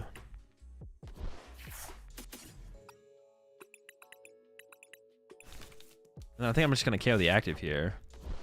I'm How many do they have in the Lost Zone? 13. Do they even play Sableye? I don't know. They do. They do. But I don't see an energy for it.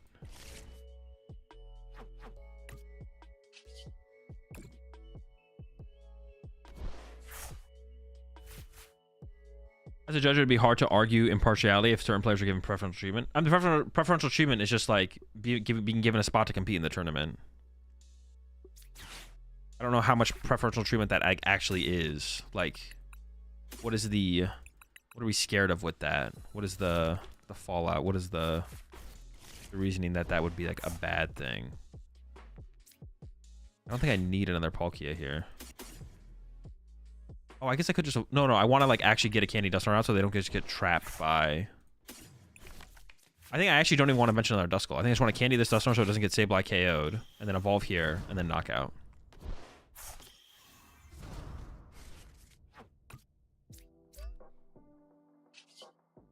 Just bonk. And I think I probably just search an Iono out of my deck here. Probably. Iono seems show. I do have 4 of them in there though. Let's get Chica one, that's fine.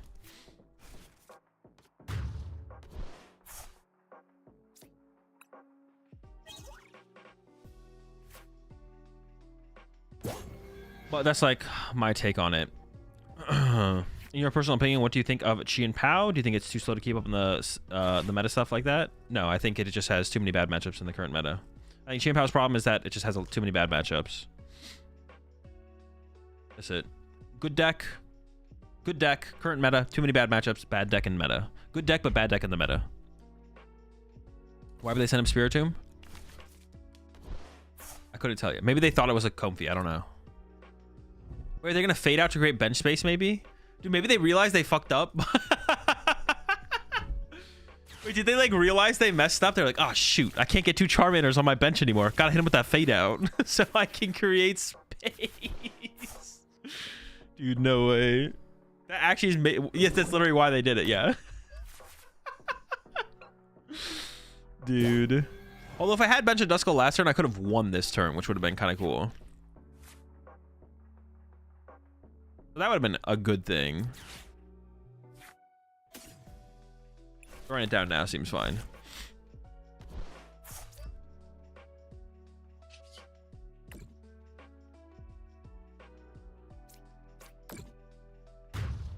So now I'm winning a turn later, but I mean, that's like fine. It's like whatever. Is Lost Box right now? No, Lost Box is terrible.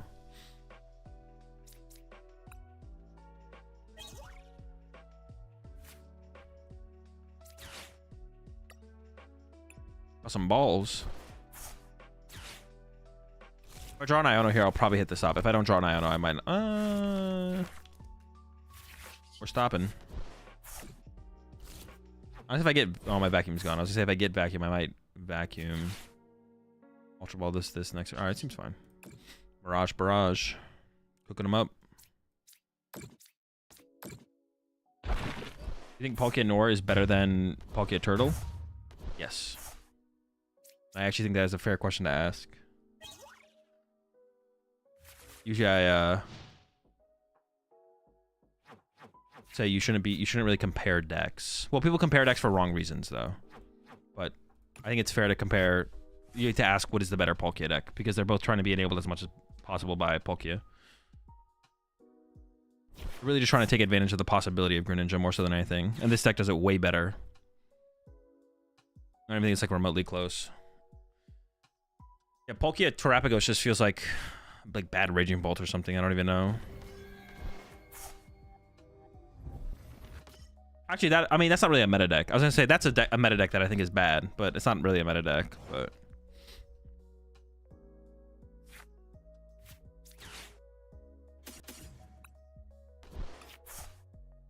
oh, I don't even have a. Interesting. Okay. What, am I actually stuck? I'm not stuck forever, but... Am I? No. I got kind of scared there for a second. I was like, wait. Can I not move this Duskull? We have plenty of ways to move. We just need to find them. Not there yet. Let's have a peek.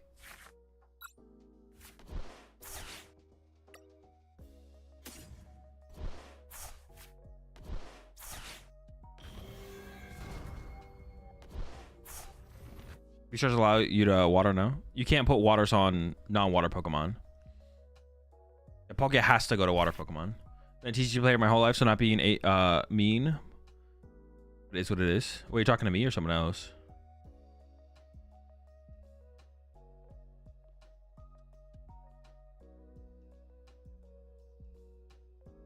Oh, did I respond to one of your questions?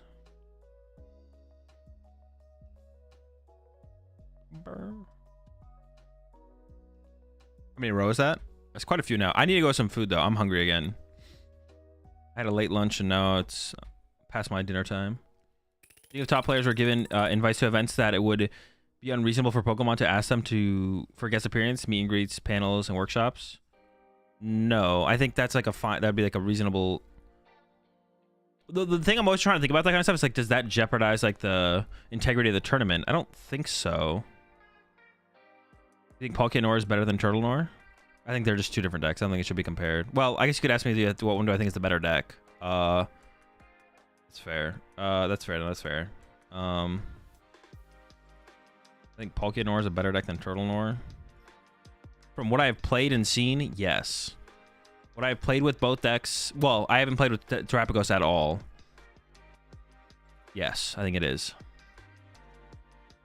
Because they're both like trying to like win really fast with some kind of combo Dustno style stuff, but the Palkia has a way more options, and it's not like Terapagos does it way more consistently.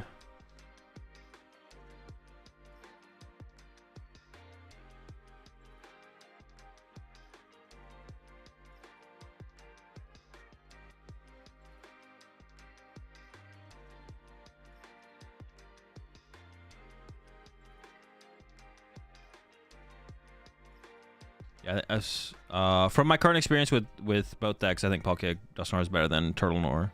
Turtle Noir. All right, yeah, I'm gonna go make some food. Yeah, we're gonna continue the win streak. I don't really want to. 7. I mean, it's not a lot, but who knows how far it could go. We could get 30. Who knows? It could be 40. I'll be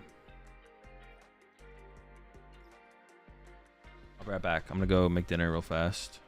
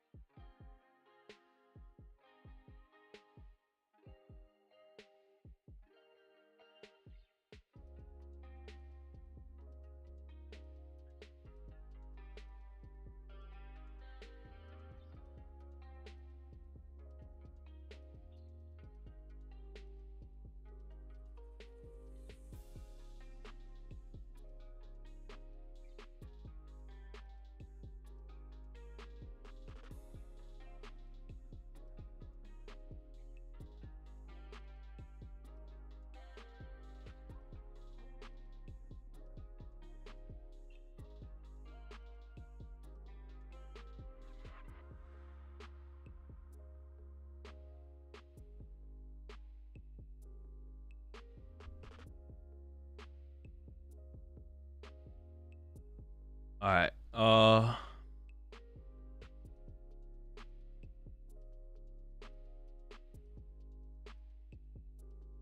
Dude, where's my mouse? All right. I'm gonna do a quick restart. I'm a little bit choppy.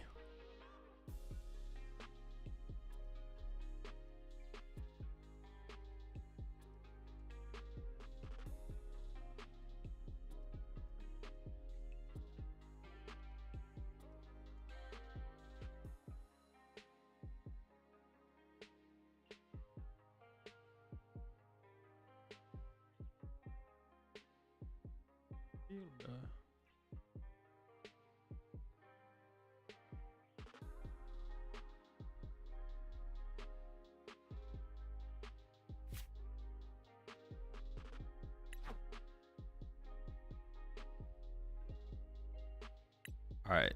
I don't need to do anything else, right? Chilling.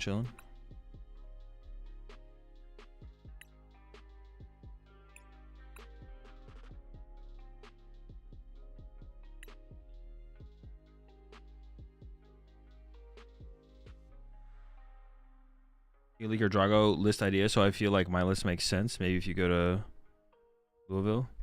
I mean, I'll probably work on it next week at some point, but I don't know. I just have a lot of the ideas I want to try out. Wyvern, other stuff. Nothing like too ridiculous, but yeah, nothing too ridiculous. I just need to put time in and try them out.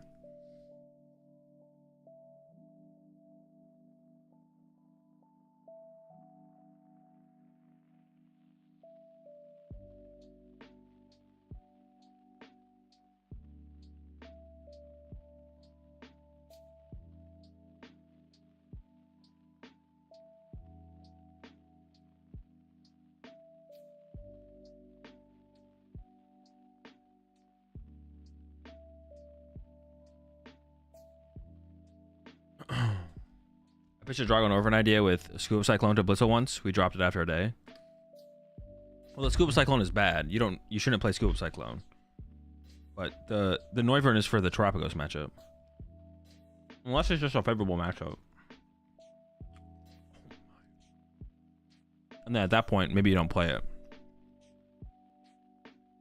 But if it's close, especially if they have Boufflant, then just bop them. I want them with the Noivern.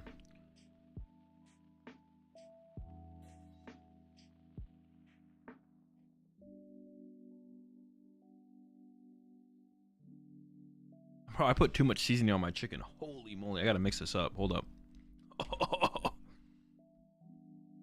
that's spicy. God damn.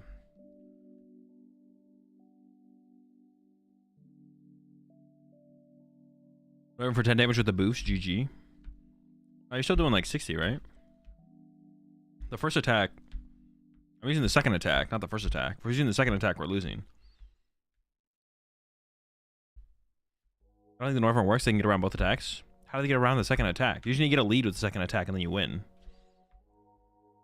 You just need to use it to gain a lead.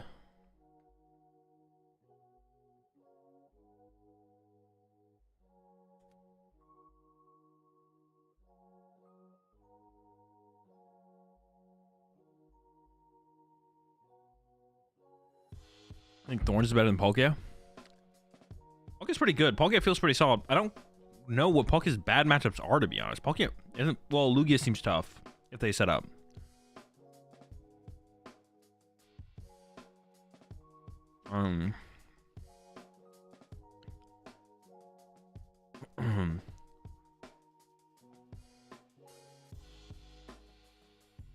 Bruh, well...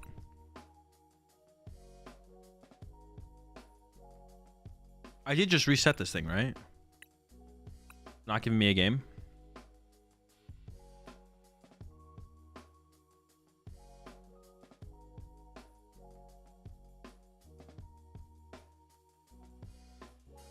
Two attaches before I start Noivern is over. But I ain't getting two attaches before I start Noivern you.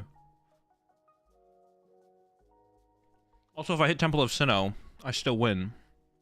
Because Noivern says you can't play stadiums, right?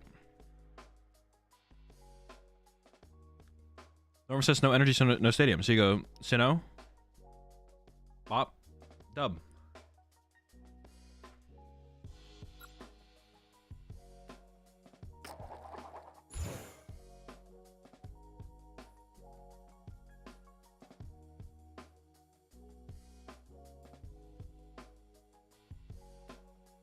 I think just the option of it has to make the matchup like insanely favorable.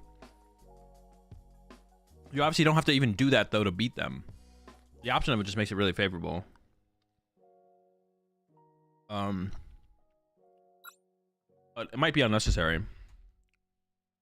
You don't. It's not about only doing that in the matchup. It's just now you have the option of that.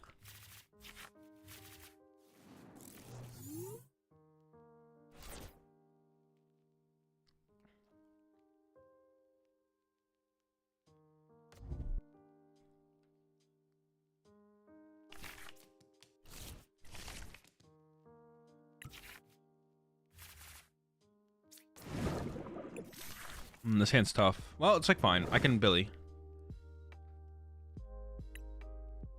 I'm going first. Well, yeah. If I top deck water energy, maybe I don't have to Billy. We'll see. Goes up Muller.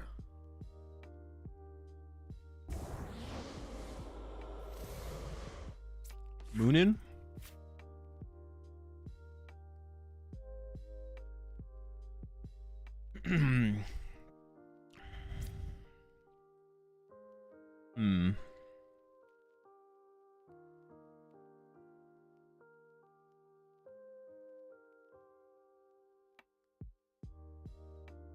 Can I make this work?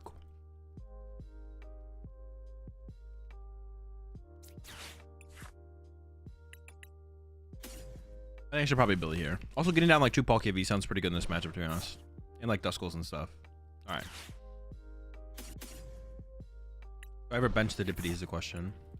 I don't think I do.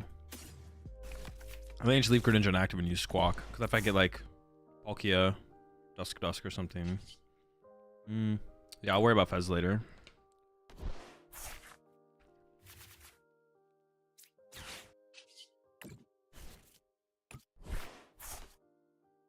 It's not terrible, but it's not what I was looking for.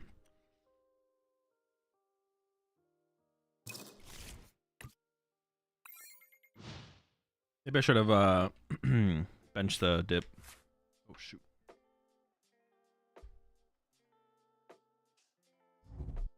Am I playing in the Doom tournament? I don't know.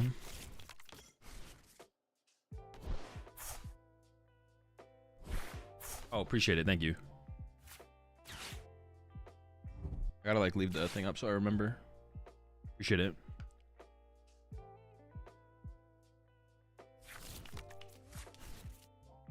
Have a going, Dylan boss.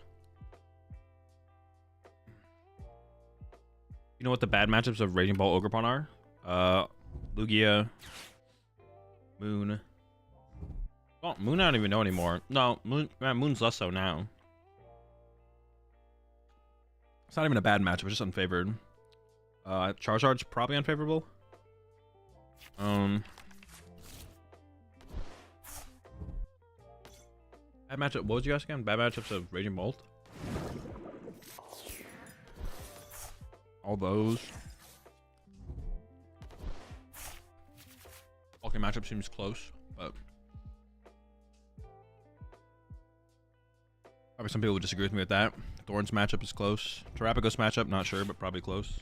Raging Bolt or Drago matchup, favorable. Guardian matchup, terrible. But better now with Briar, probably. Dragapult matchup, unfavorable.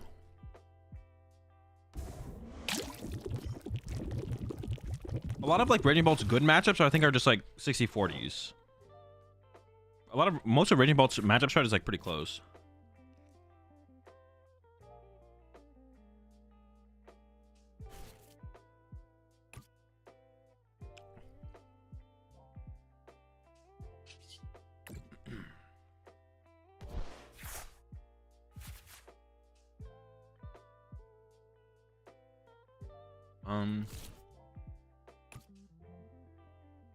I honestly don't even know how I want to play this.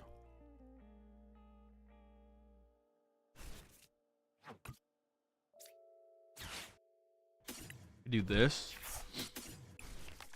What am I trying to do in this game?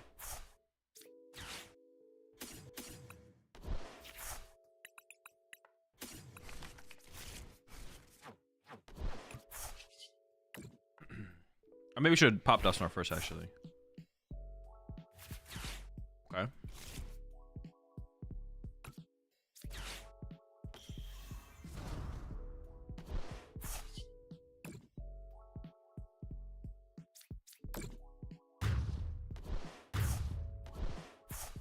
No matter what they push it, we should be able to like piece this together, right? I think so. We'll see what the prize card is. I have no idea what this prize card is going to be. Not terrible. Oh, this seems pretty iffy though, to be honest. We'll see what they send up though, I guess. I'm okay with this.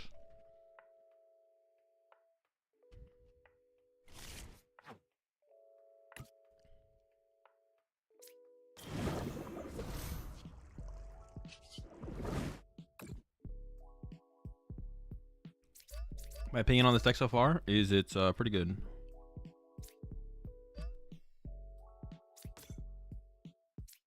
I think I just grab a Duskull here. I think it's possible that I pop another Dusknoir at some point in this match.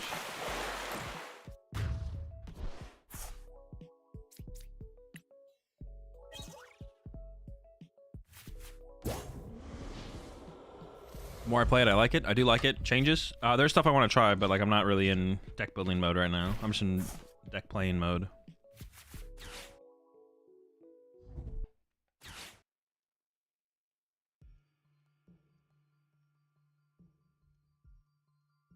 Is Hero's Cape better than Stamp and Zard?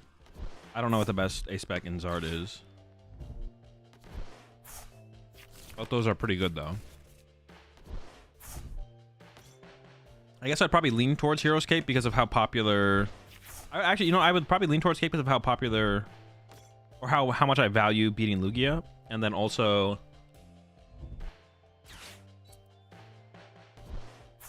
It's like kind of chill against Dusknoir decks. Because you can like cape your Pidgey and protect it.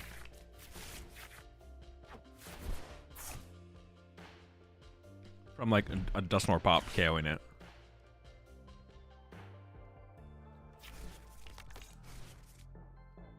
I would say Cape seems like the better play right now, to be honest.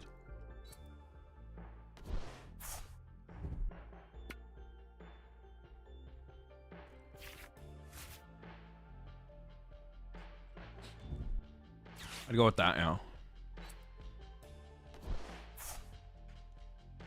Better stamp against Bolt. Also, already a fine matchup. You're chilling.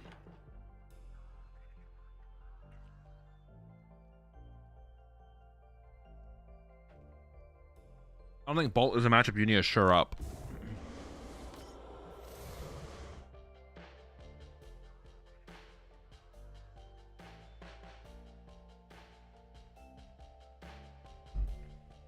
Man, bro, I like... That chicken was so spicy. I'm sweating.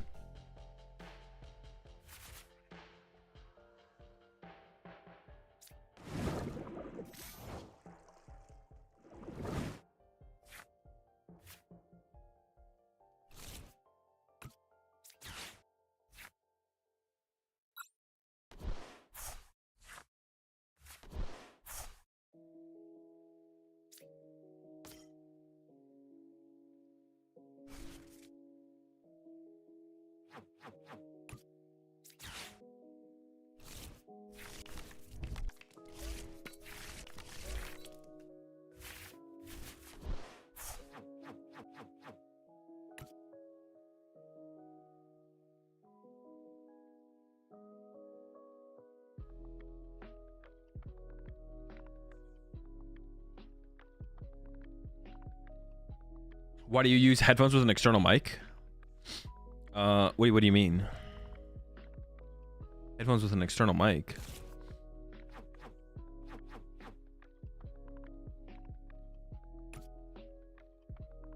Fuck, what's on the bottom of my deck?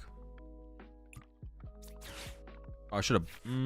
I want this for draw power, I think. Fudge, I fucked up. I should have played this so I could draw one more card with this thing. Shoot. Alright, whatever.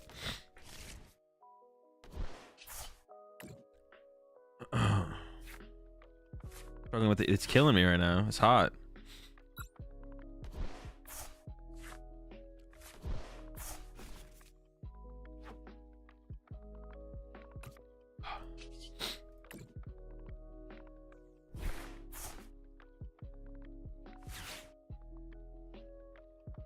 Use Audacity when you upload videos? No.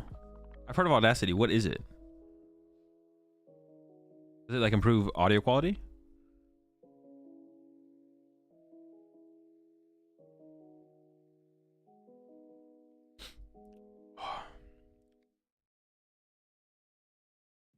When did I bench these Duskulls? Do I win? I don't remember. Oh, I do win. Okay.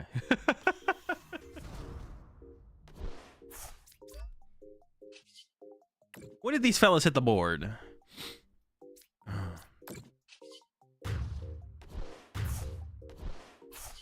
Essentially just an audio editor. What is like the... Why would I want to use... like what would be like the theoretical point of like using it though? Like if I'm what is that? What is the point of using it? I just use like Premiere Pro and I cut up my video and then the audio just is synced to the video. Would there be like a benefit to using something like Audacity?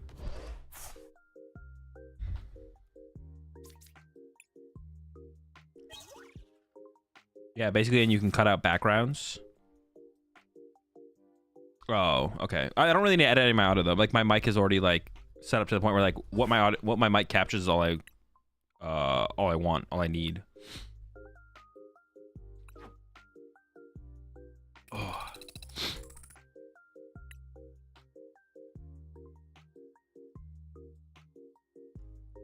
You have any issues with the game right now? If so, how would you fix them? I don't. I don't know how. I don't know. I mean, it depends what issues you're having. Try reinstalling, closing it and opening it again, stuff like that.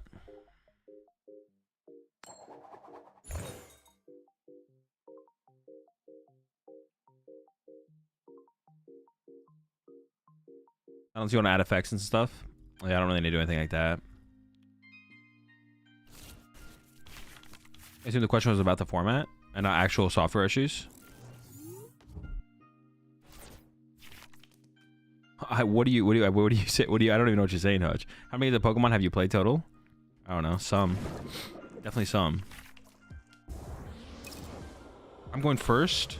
Sand is not cooking. Good top deck.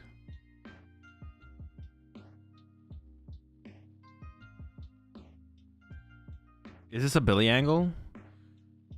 They're playing Moon for sure, right? I think it is a Billy angle because of the Moon. Because it's probably Moon. But what if it's not Moon? I don't know. What if it's what if Billy's Prize? That's what I meant to say. What did I say? What if it's not Moon? Definitely Moon. Keep those was probably the best. Alright, we're squawking on him. Billy Jean is not my lover. I don't think that's it. I don't think this is that good. I think I just want Palkias and Dusknoirs. It's like the play in this matchup.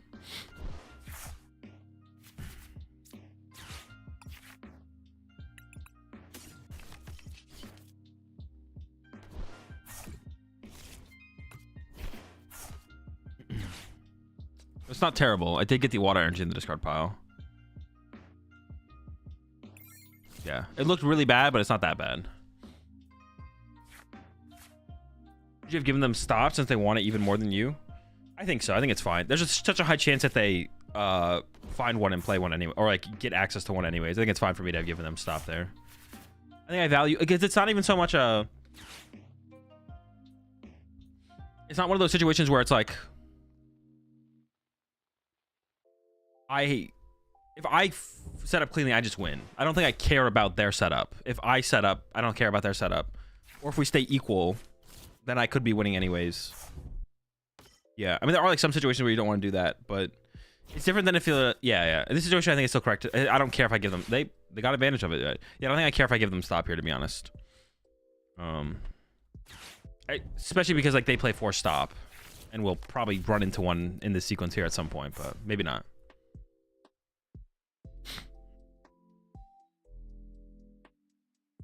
Am I overvaluing Dusknoir in this matchup? No, probably not, right? It does depend on the situation a little bit, but maybe not.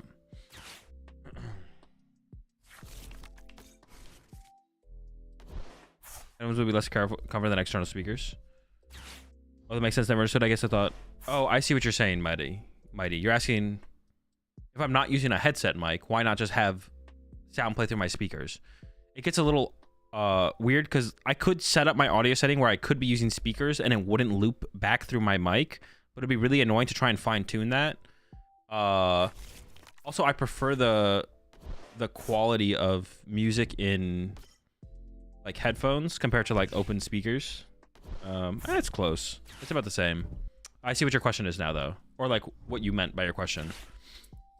But the biggest thing is that like setting up my setup so that my music wouldn't loop through my mic and be playing on the other side would be like tough. Too much for me to want to worry about. Definitely not worth worrying about or trying to make work. When did I start playing Pokemon? 2009. What's with these people in there? They're freaking tools, man. They're ancient booster Kaplans. So my play here is counter catcher, KO, and then dusk. Okay, that's good. Prime catcher also works.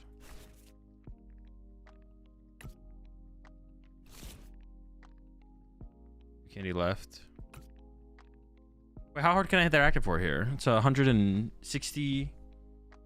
I'm not doing 300 damage. What am I thinking? No.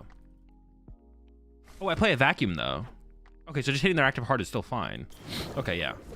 I forgot about the vacuum.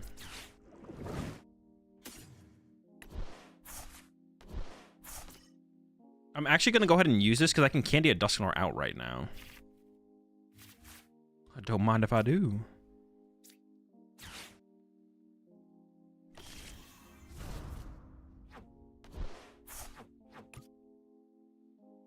I don't really want to give them stop. Oh, I guess like another reason to not give them stop. Wait, they Sinnohed my stop and then bumped their own Sinnoh. That makes limited sense. All right, maybe shouldn't have played that.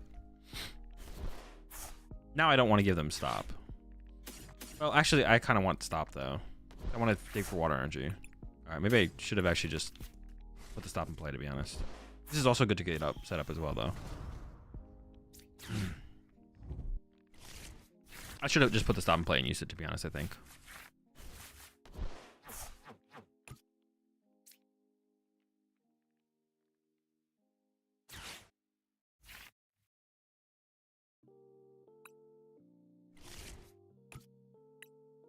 Can we just say no? Because I have...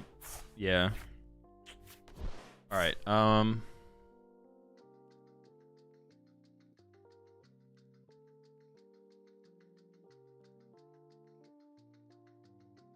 not KOing their active currently. I could double pop these, KO this. Prime KO this. Bench, burn, attach, draw 3 with Mew. And then KO this for my last 2 with this Palkia. That's fine, right? Yeah, I think so. It gives them a lot of cards to work with, but it shouldn't matter. I should always win.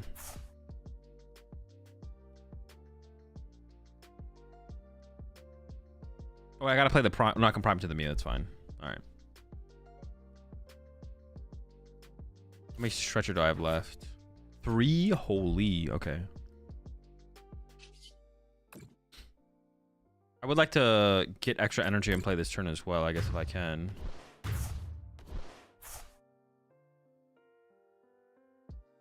I guess if I do get vacuum... No, I'd probably still KO. Should I have popped these before I Ionoed? I probably should have popped one of them, right? Yeah.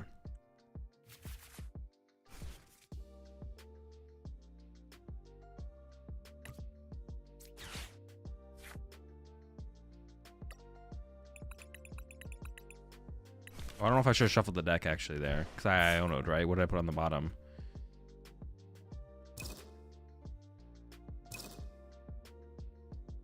Dude, are they just all upside down? I definitely shouldn't have because there's 6 of them. I don't know what they were.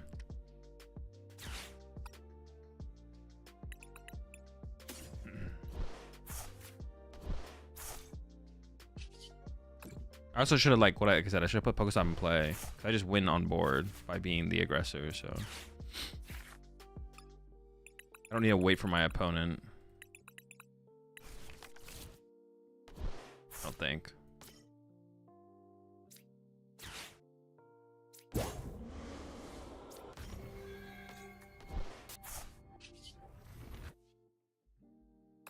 There's like an argument to hold this energy, I guess.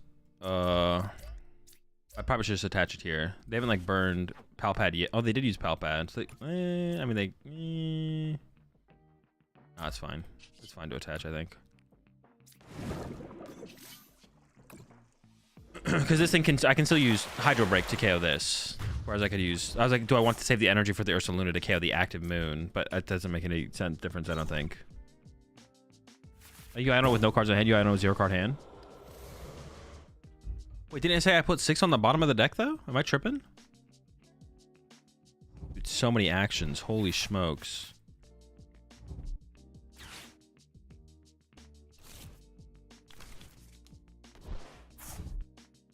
Put 6 cards on the bottom of their deck. Oh, that was my opponent? Oh, it's because it labels it weird. But these 6 cards were my opponent's cards, right? Dude, it's so dumb, bro. Come on, man. There was like the one good thing they did was the battle log, and then there's stuff like that. Like, what? It's so like, how does it? They did fix this one though. They did fix this.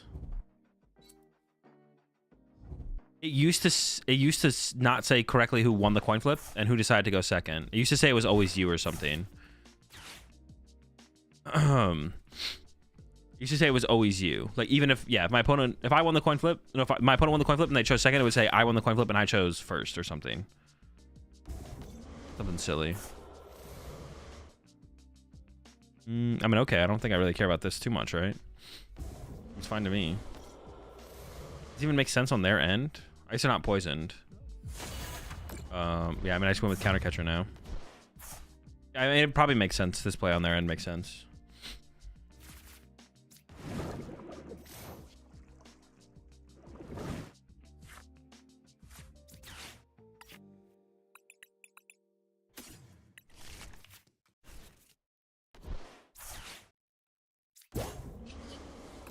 We just literally can't lose. We literally can't lose. 5 is so bad. It's pretty rough. It's pretty rough. Definitely rough.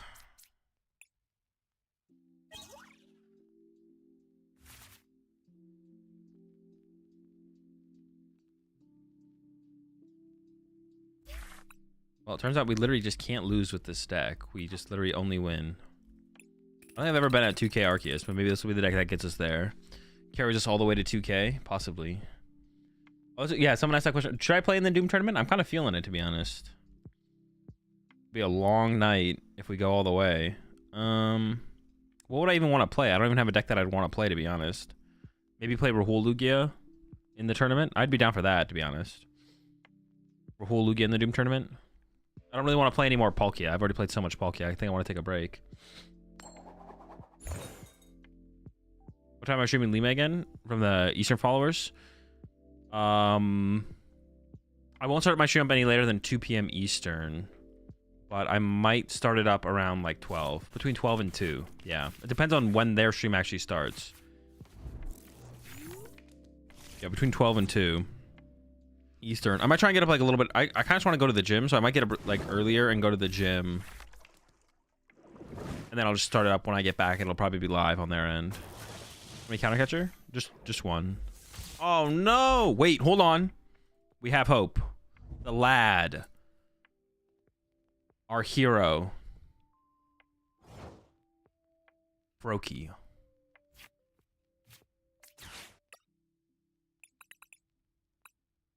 All right, please don't boss KO my Froakie. This is all I have in the world. Froakie! I don't even think I attach this because I get crushing.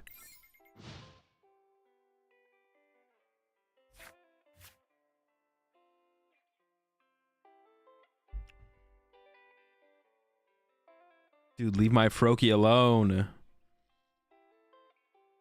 Froakie the Chad. Straight Chad. Like midnight tonight or PM Saturday? PM Saturday, like noon. Yeah, noon Saturday. Noon tomorrow. No! Froakie! Maybe they don't get a lighting energy though. That's fair. Don't do it. Oh. Chillin'.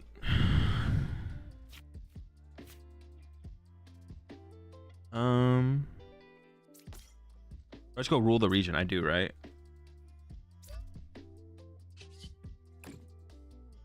There's nothing else I can do, really. That's all I got.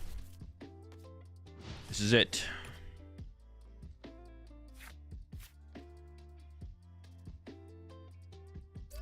And they really do just like kind of KO all of our stuff. Kind of unfortunate. Live, Froakie. I need you to live. Live. Definitely a matchup where we want to go first. That's for sure. Okay. They might have catcher. They might have catcher.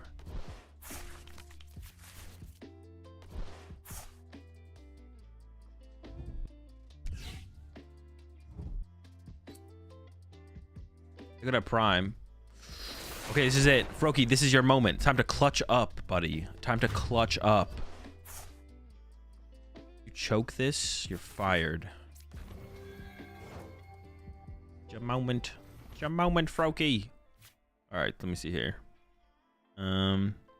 This gets the water energy. This gets the Greninja. This gets the candy. So I should play this first. I have no way to draw cards, right?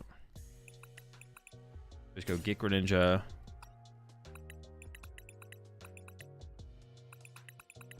Four candy in deck. Okay. And this should just sweep them, right? Can they beat a Greninja? They can't really two-hit it, no. So we should be able to sweep them with this Greninja if we get it. No! No! Alright, what do we do? What do we do? Help, help, help, help, help. Try bouncing. I could vacuum their tool card, because that might stop them.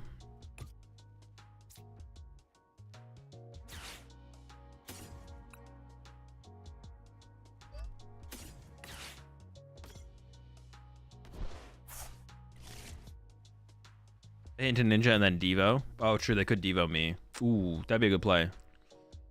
Pass.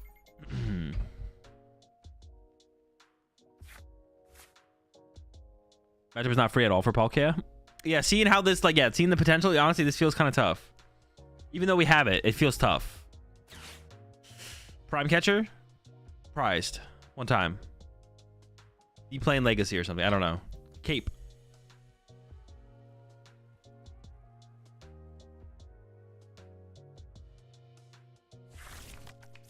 Okay. That's not Prime Catcher.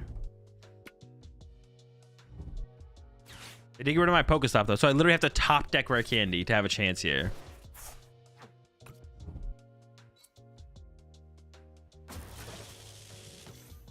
They had another Lightning in hand. Oh, did we know they had Lightning in hand? Oh, that's true. They did have Vessel. I guess maybe I should have held the Vacuum then, to be honest. All right, come on. One time.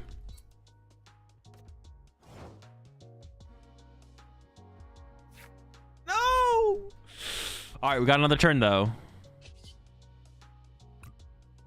I think I keep this alive.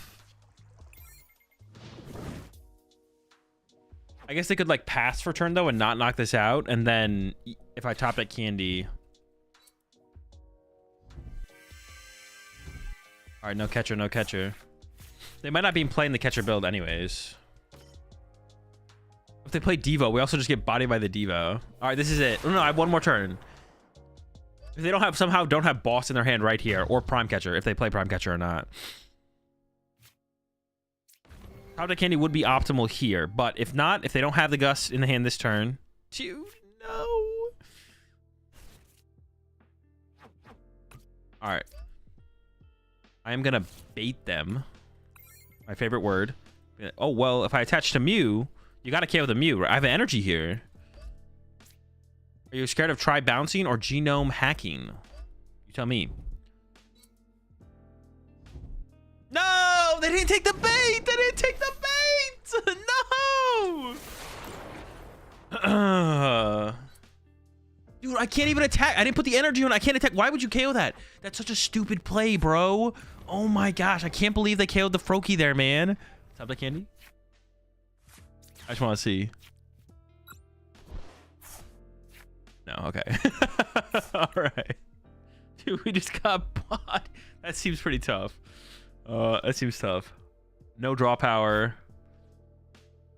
But if we go first, turn 2 Candy Ninja's not like impossible, I guess. All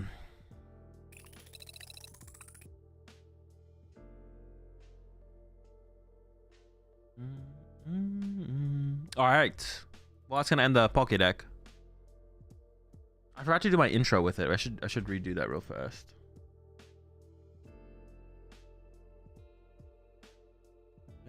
Wait. Maybe I just won't intro with it.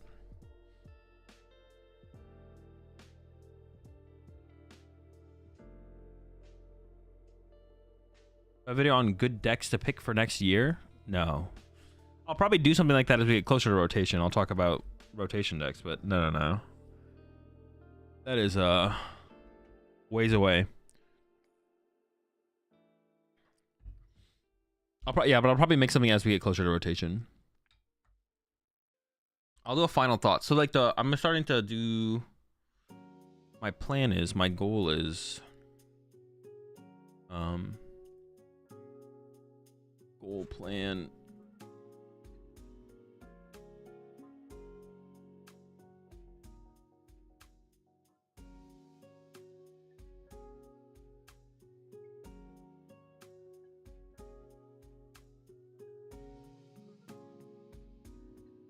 I was told on Twitter you should never lose to Iron Thorns. I shouldn't figure out the lines, man. I shouldn't learn the lines.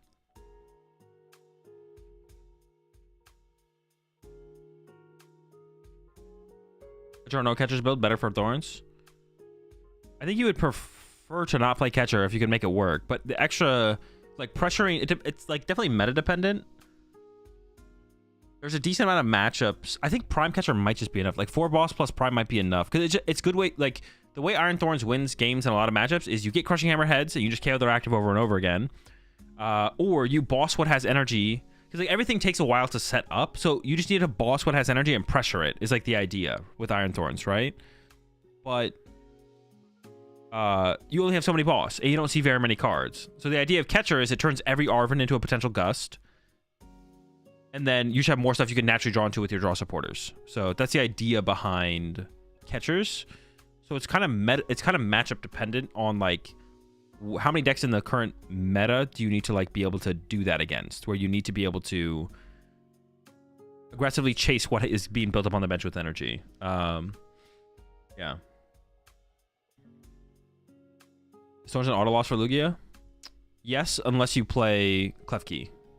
And then you have a chance. I'm not quite sure what the % chance is, but you have a chance. Definitely have a chance. Because you can like set up Ursaluna with a bunch of... You go Klefki, pop your V-Star with Lugia, set up Ursaluna with a bunch of energy, start swinging on them. And if they like chase around your Ursaluna, then you win. You can just keep swinging with Ursaluna. And then if they can't go through your Ursaluna, you can set up the Rat, like the Chinchino, to clean things up. So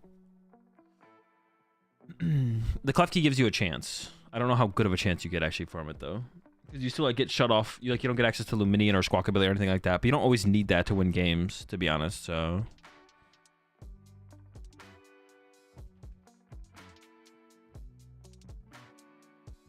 I have a tier list of decks? No, I haven't done a tier list this format, but I probably should do one, to be honest. I'll do one over the weekend. If not, yeah, I probably won't do one today. I'll do one over the weekend. I gotta do a tier list, though. Yeah.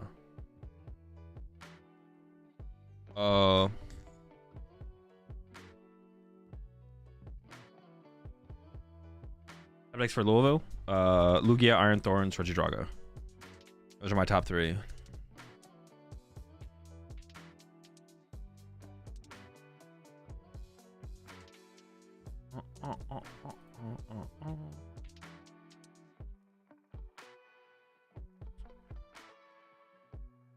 All right, closing thoughts on the Palkia deck is it's really good. There definitely is some things I would want to try out. I haven't done that yet. I don't even know what I would change, but I would start by cutting just all 3 trekking shoes and adding just better cards into the deck. Or not better cards, but just cards you use. That's where I would start for making adjustments. Generally, it feels like trekking shoes aren't that good in decks if you can avoid playing them. It's a little bit different for something like Raging Bolt, of course, but I feel like the trekking shoes could just be the biggest thing that I felt like I lacked in this deck running through games with it was just energy. So like third Vessel probably over one of the trekking shoes, and then I don't know what I do with the other 2, but yeah, really good deck. And I mean, yeah, everything about the deck is just really good, to be honest. The only thing that needs to change is I would try going no trekking shoes and then adding other stuff. I'm not sure what those things would be yet, but just other cards that you use often.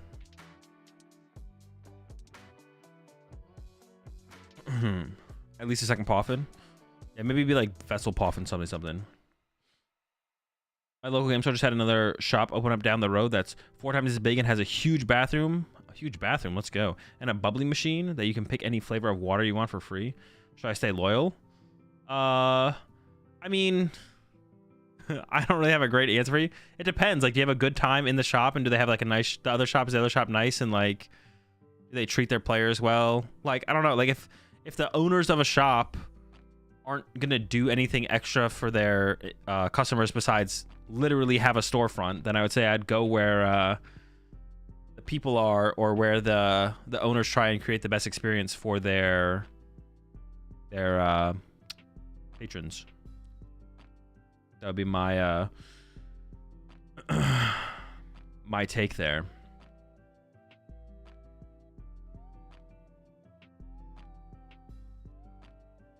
Yeah, whatever owners are trying to create the better experience for the people who play there consistently and are consistent customers, then that would be the shop that I would support.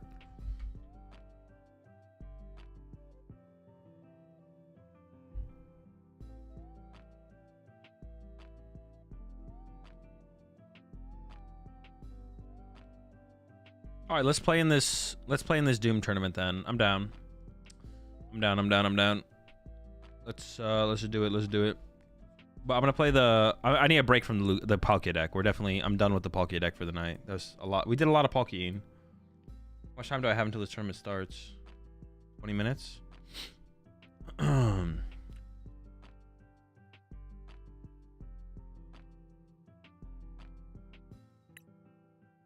think we're just gonna play. I'm just gonna play some Lugia. Honestly, the Iron Bundle's been feeling really mid in here. I think the bundle maybe needs to go. I'm not trying to do any cooking though.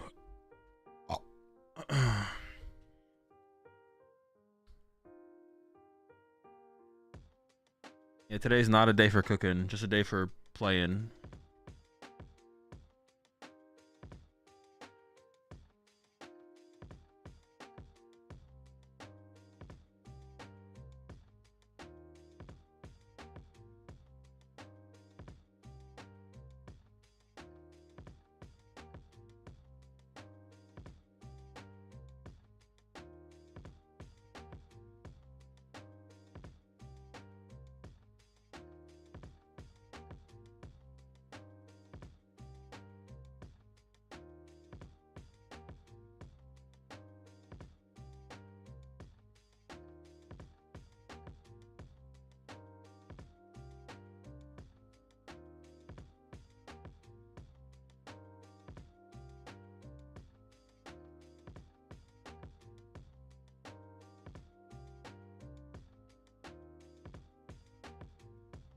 All right, my deck list is submitted. The tournament starts in 20 minutes. Let's see. Gotta reset all this.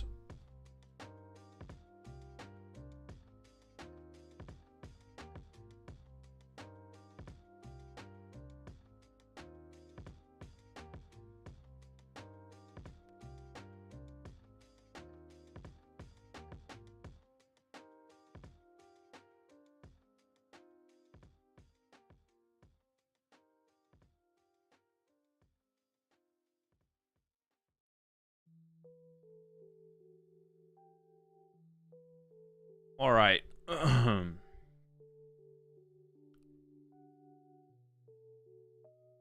I am going to get some water, go get a drink, use the bathroom, yada yada. I'll be back in like 5 minutes. Tournament starts in 20.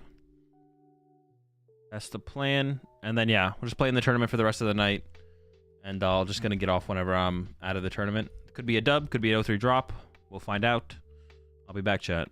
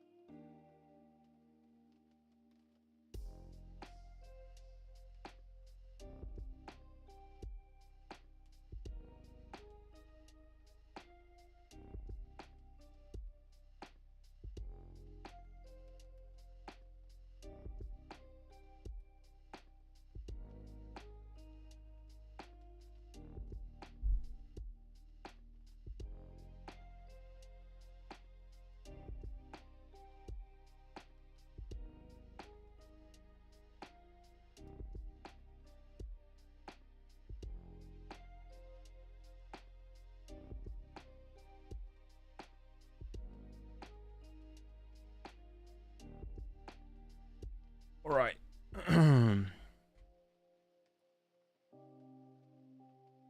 Let's see where we at. Where we at? 16 minutes till the tournament starts. All right, let's go play a game on ladder.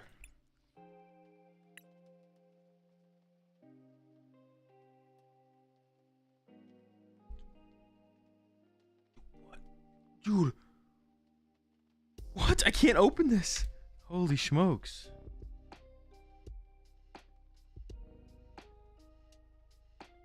I'm gonna open the Gatorade.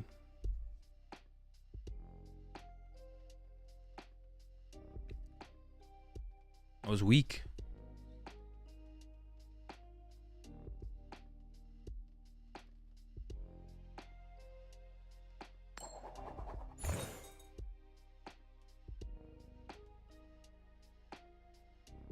Let's try going second. Actually, do I want to play Dragapult instead of Lugia? Kind of do. But do I actually, though?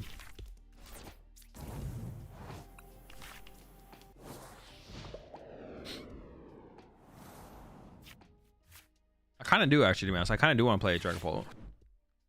I'm going to change my deck list real fast. Play Ryuki 60.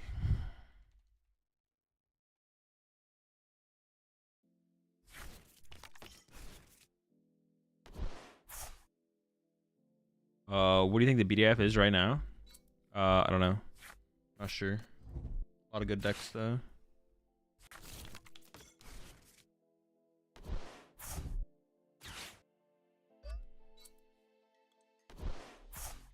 Ryuki 60.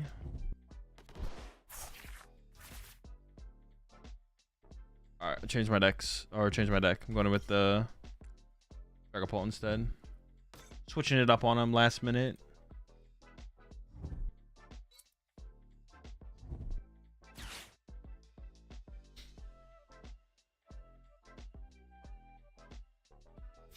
How popular has Raging Ball been in these online tournaments recently? Do I want to play the Ace P share?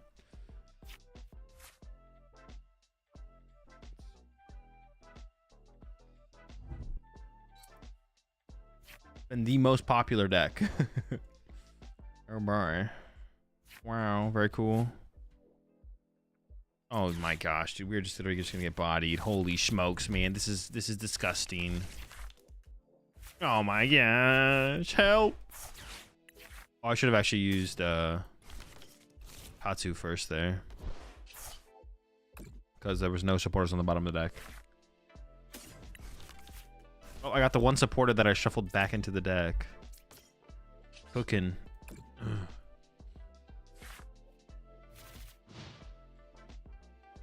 Or should I play Lugia instead? No, let's play. I'm gonna lock in Dragapult. One bad start. Alright, we're switching decks.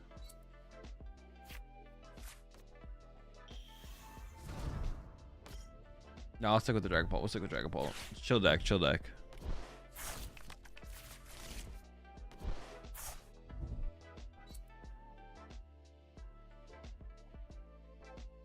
I have so many credits and crystals. I bought codes. Celebrations codes. The crystals, I guess, have just come from playing the game. You can't really buy crystals.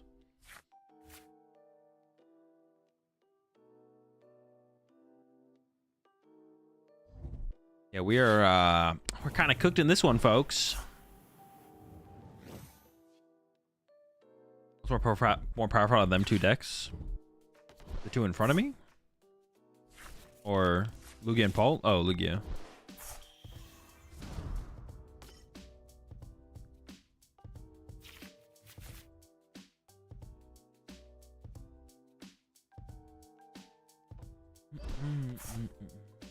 Oh, they went with the Kieran play. Have they used? They didn't use V-Star though, dude. How are these people getting the Kieran play without using their V-Star power? Like, what is going on here? Are they cheating? Like, what is happening, man? How are they doing this? This is cheating.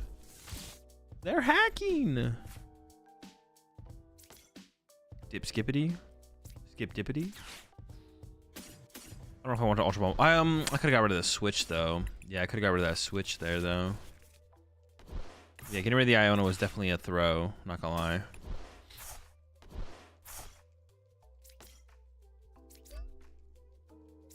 Because I have the, if I have the rescue board still in the deck, then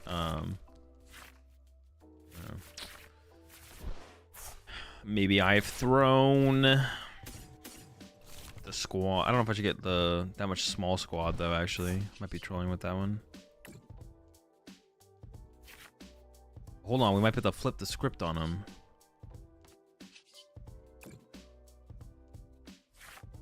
That's a lot of cards.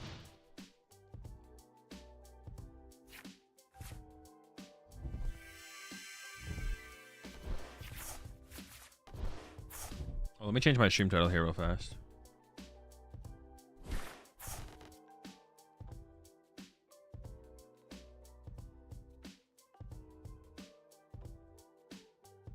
We're gonna have Doom with Dragapult.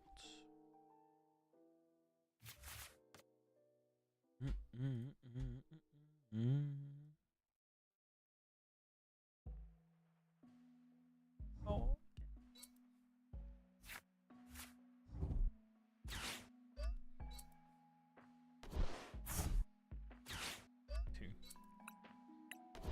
I mean, it's pretty likely they got that right. To get Kieran again. Did those cards look bigger than usual right there at the end? Or am I trolling? I might be trolling. Some slight trolling might be happening.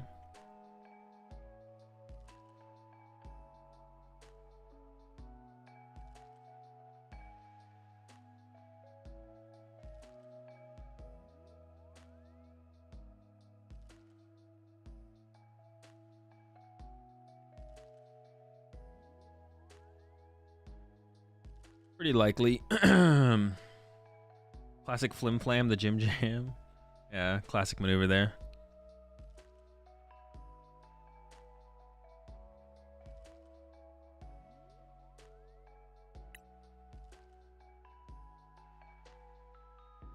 All right, we're locking in Dragapult. I'm locked. Oh, I could still switch to Lugia. I could still switch.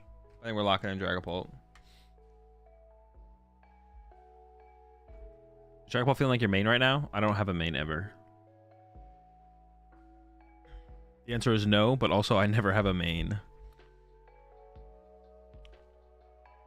There are some decks that I play more than others, but it's just because I enjoy playing the deck at the time. Like I just don't think about the game that way. Why not Lugia?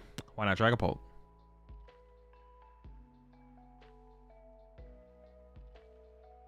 Take the bundle out? I'm not playing Lugia, I'm playing Dragapult.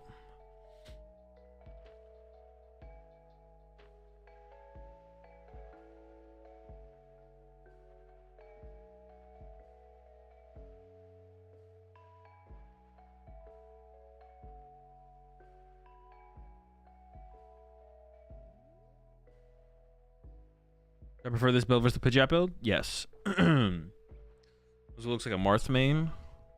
Oh no, I play Pikachu. You like the Okada 60? Is there any changes that would feel better? Not that I have there's no changes I would make with what I played with the deck. Do you think Okada's list could be improved? Every list can always be improved. Every list is always improvable. There's a perfect 60 out there and you're never playing it. So have you been enjoying Dragapult? It's pretty dope, yeah. Anything specific I like about it? Nope. Just a fun Pokemon deck. Why not use the Pidgeot and Dusk with Pult? Because it's more consistent and just more straightforward with just Dusk. Drag a Pult. How necessary is the true Rotom? As necessary as any other perfect 60 cards possibly is if we think it's the perfect 60. Or as necessary as any other optimal way to play any deck is. If it's correct to play true Rotom, it's correct to play true Rotom. So far, true Rotom feels fine. I don't have anything against it. Doesn't feel like complete overkill. The word necessary, you just shouldn't use the term necessary. It's either correct or it's incorrect.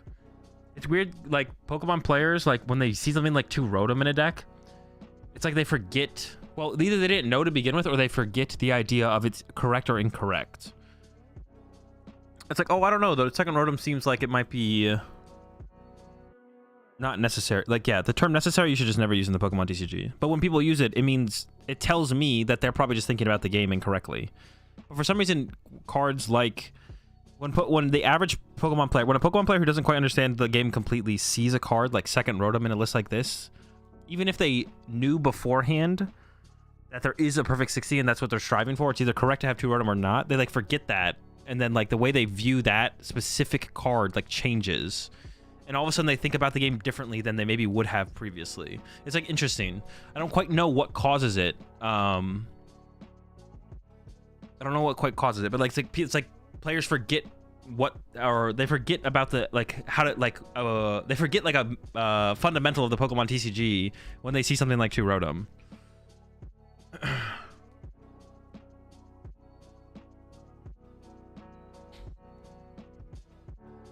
But also, like, if I'm playing two Rotom, I definitely don't think it's incorrect, right? That's like another thing as well. Incorrect is a better term. But if you asked me, hey, Azul, do you think two Rotom is incorrect? My answer was always going to be, well, if I thought it was incorrect, I wouldn't be playing two, right? So, like, my answer to that question would actually always be, you don't even have to answer me the question. Because if I thought it was incorrect, I wouldn't play two. My answer is, though, if you ask, hey, Azul, what do you think about two Rotom in the Okada list? My answer is, seems fine. But I haven't had enough experience with the deck in general to confidently make any changes, Rotom or not Rotom. There's like a weird thing that happens with Pokemon with Pokemon players who it's like they forget to check themselves when they see something like two Rotom.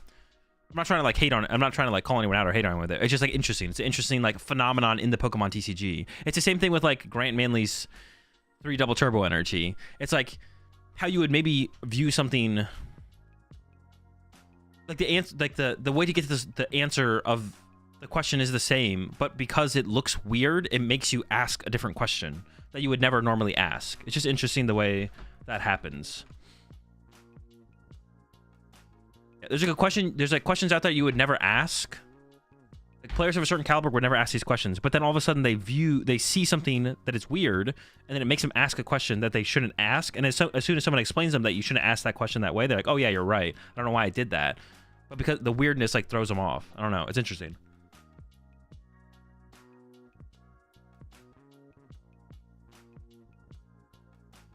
But if there's always a better 60, that means that there's perpetually something incorrect in the deck, right? Yeah, exactly.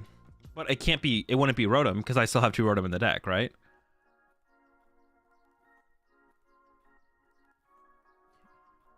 I did check in, yeah.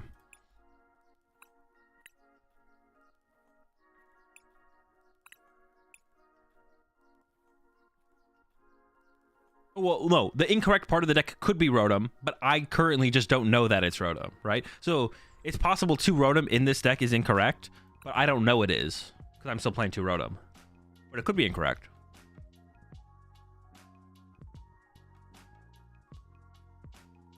I don't know if it is because I'm still playing it. All right, chat, I'll be right back.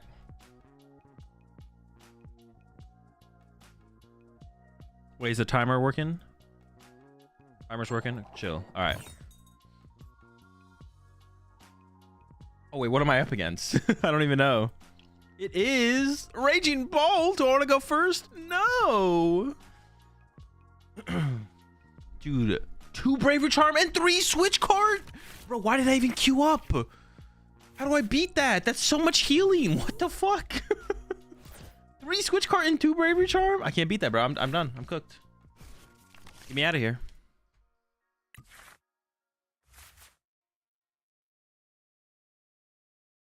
Oh no. I mean, I gotta do it, right? I gotta do it. Go get him, Radiant Alakazam. It feels really bad because if they have a really slow start, it's really hard to punish their slow start. Because I opened Radiant Alakazam. So that always feels bad opening this thing. Our hand's actually pretty good though. I'm just missing like... what do I even need here? I don't need anything. What do I want? I want... a Poffin or a Nest Ball, to be honest. Or Rotom. Poffin, Nest Ball, Rotom, or Dreepy. Actually, there's a lot of things that I'd be really happy to top deck here, to be honest. Any of those sound really, really good.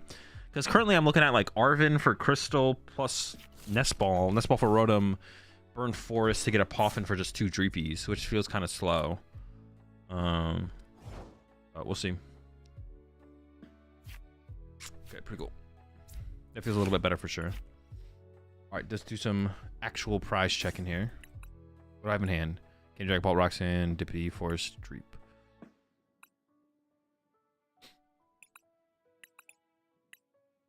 Prize of Vessel. Poffins are there. Stretchers there. No. Dusclops. A Roadie. Hey, but if this was a heavy ball. Wait, but what if we prized our heavy ball? Well, then we had the Rotom. I think I prized a Pokemon, right? Luminion? Yeah. I'm probably not getting all 6 here. 2 fire? Chill! We'll be fine. Brody.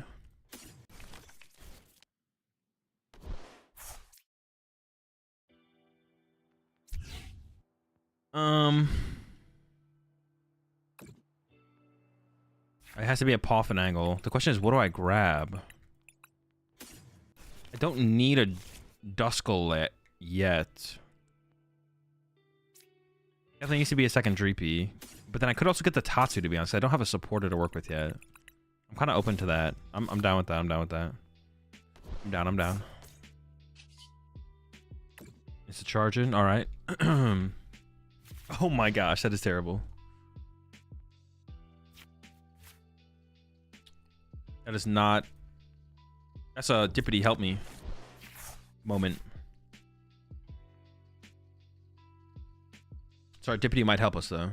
Also, they might just not... Honestly, I wouldn't be surprised if they don't have a great turn next turn. Their opening was like a little bit slow.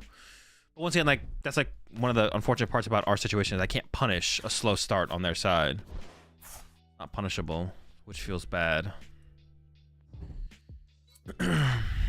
Well, it's not impossible. It's just... Well, actually, in this situation, it is impossible. If my opponent just doesn't do anything this turn, I can't do anything. Like, I can't respond. Like, I'm like, all right, cool. Me either. Now, it's, eventually I'll get there, but...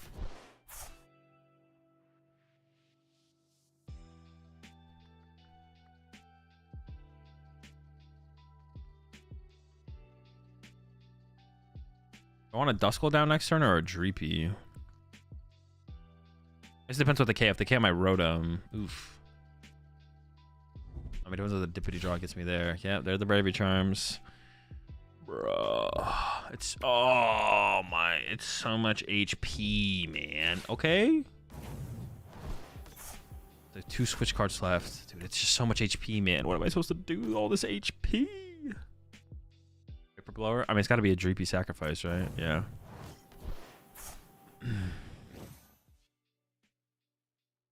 Let me take a look at their list again. It's not a catcher build. Okay. Interesting. They do have Prime Catcher, of course, but there's no Pokemon Catcher. All right. Tatsu, I got a mission for you, buddy.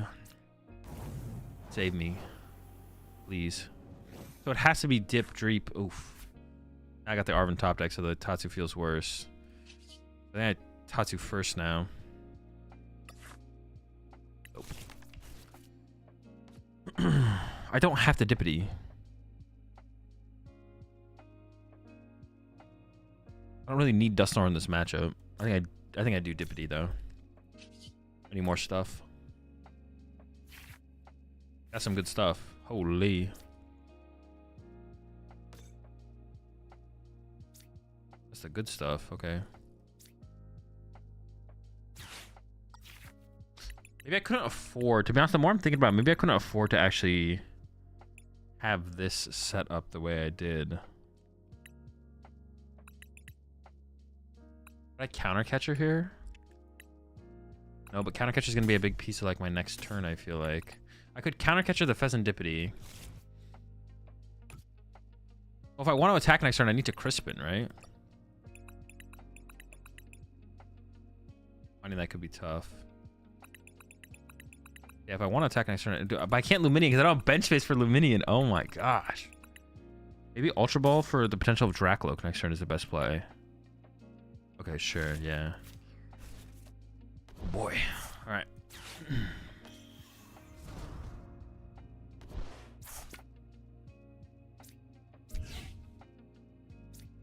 It all depends on what like they knock out, of course, but I'm just gonna put 6 on the Dippity and I can like Alakazam it off later. I can make it so I can like bring up the Dippity and punch it but not KO it if I want to do that. I might need to take a turn off though. I don't even know what I'm gonna do on this next turn, to be honest. I need so much. Honestly, the Ultra Ball is probably, I mean, Ultra Ball is like fine because it finds me the Dragapult. Maybe I should take Candy though instead. Doesn't have any Crispin Candy. Yikes. It's tough. It's tough, it's tough, it's tough. Yeah, I don't think I'm ever using Dusknoir here, to be honest. I don't think it's ever happening.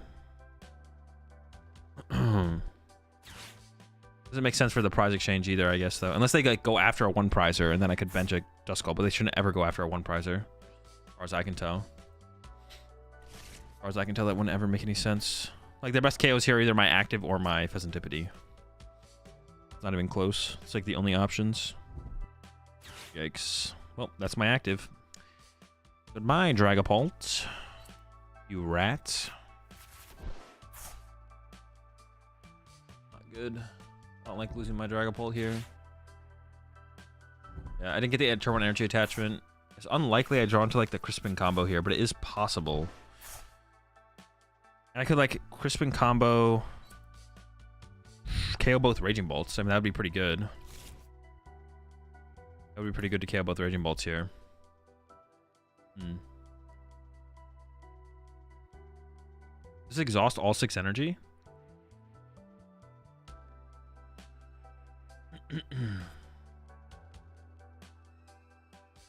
Honestly, like, would I counter catcher punch this for 70? No, I can never get like a 4-prize turn. I mean, if I go like Roxanne, Candy, Dragapult, punch, or counter catcher punch something, that'd be like okay. Maybe I don't want to KO this, so it'd be like Roxanne, counter catcher punch this for 70. That doesn't seem terrible, to be honest. Seems like fine.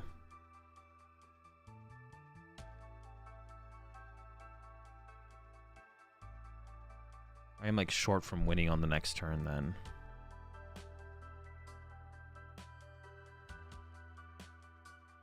No, I'm always short. I'm always short. Yeah. That'd be fine. If I get that whole combo, that'd be like a fine play to do, I think. But it involves Roxanne. So I think I should just commit to the Roxanne here. I think I should go like bench Streepy, Roxanne, save the Ultra Ball in the deck. Yeah, I think it's the correct play. And I really want to find an Iono for the following turn. This is not looking great. No, I have Candy Dragapult. It's looking good. It's looking good. Take it back. Take it back. I take it back. Okay. What did I prize again? I prized 2 fire. So I need to stretch it for that fire. Not right now, but at some point. So this first. We're not Dusknoir in this game.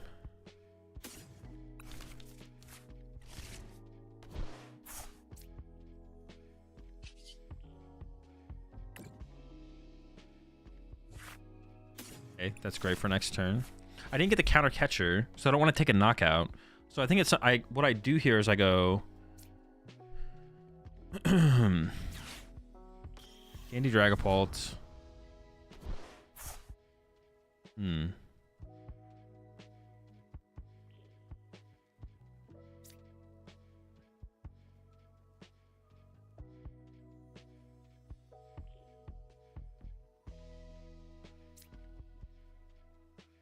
How do I play this then? How do I play this?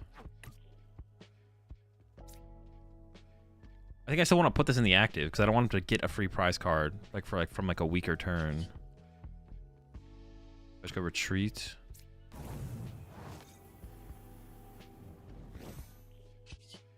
And then I think I go. I could move 2 up from the bench to the. I could KO the active next turn if I really wanted to, like this. Let me just insta charge. Take our time. We're hanging out. We're hanging out. You know what I'm saying? We're having a good time. Need to find that Crispin though. Otherwise, I'm just not gonna be able to attack. Please don't kill me, bro. Let him live, man. Please don't KO my dude. How much do they need? 4 or 5. They're pretty close already. Man, was this ever the incorrect play? This felt fine. Also, because I have 2 fire prize, I can't even Crispin, even if I wanted to.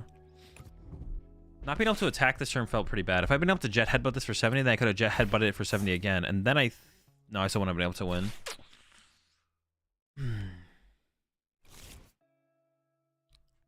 Still not good enough. Do I have my Sinnoh left? I do, okay.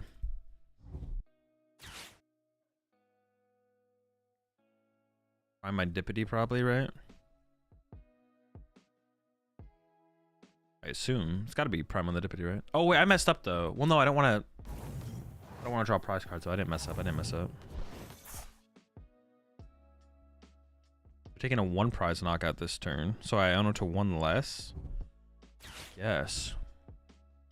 I also preserve more energy in play, I guess. Maybe this makes sense, actually.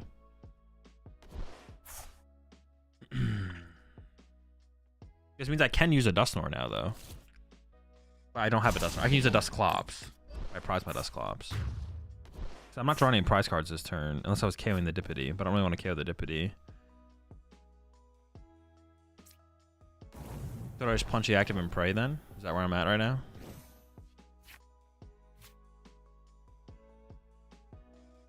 I could counter catcher this instead though, right? Yeah, that's probably better. I have to go stretcher for the fire because it's my only energy. Maybe I shouldn't have gotten rid of Double Dusknoir. Maybe that was a mistake actually. Oh no, I can counter catcher the Dippity here, right? Because I'm not KOing it. Yeah. I can counter catcher Dippity and then counter catcher this afterwards and knock it out.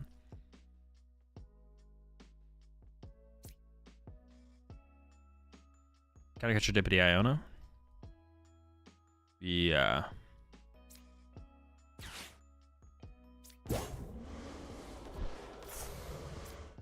I don't know. And then I need to shuffle the deck with attract customers before I draw. I want to maximize my odds of drawing the Arvid and the counter catcher. Well, I have the Arvid now, but I might just want the counter catcher. Anyways, so let's do this. If I could use something else here. Sure. Or I'll play this as well. Oh. Wait, did they get rid of Pokestop? I'm so confused. They did vacuum their own Pokestop? That's a misplay. I'm fine with it though, so I'm not... Whatever they want to do, you know? I'm here for it. I'm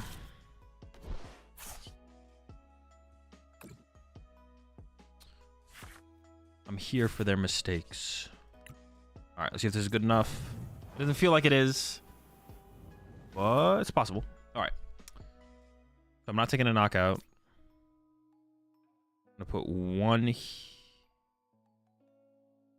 here, And then the rest here, I guess. No prize card drawn. I can draw a prize card next turn if I really want to get Dusclops. Although I don't know if that would like make a big difference. If I can get Dusclops or not. They have one Sada left. Come on. I was gonna say they also have Palpad. Come on. Come on. Did I just lose? Have I already lost? Yeah, it's 5, right? Oh my gosh. Honestly, my odds were better than I thought they'd be. I didn't know they only had one Sada left, but their whole deck is gas. Unlucky. 5 left, 1 left. Yeah, so I still could have got it even with a switch card use, but oh, just couldn't ever. Where was behind? Where was behind? I mean, that's why the EXP share can be so good for this matchup, but I don't play it. I don't play it, man. All right, we lose.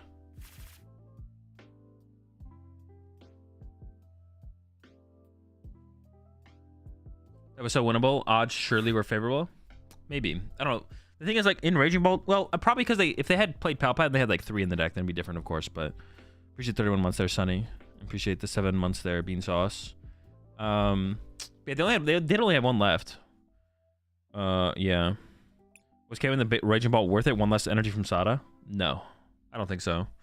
Not giving them Dippity Draw there seems pretty bad. Bump their own stop. Yeah, that was interesting. That was a choice for sure. Bumping their own Pokestop was definitely a choice.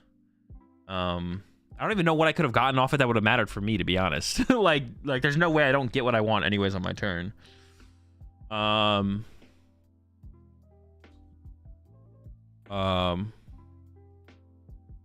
have Spoon's last turn just set up for 4. Yeah, maybe I should just KO'd both Raging Bolts, to be honest. Maybe that was better. I could have KO'd both Raging Bolt and then just left them with a Dippity board, right? Maybe that was the better play, actually. That could have been the better play for sure, yeah.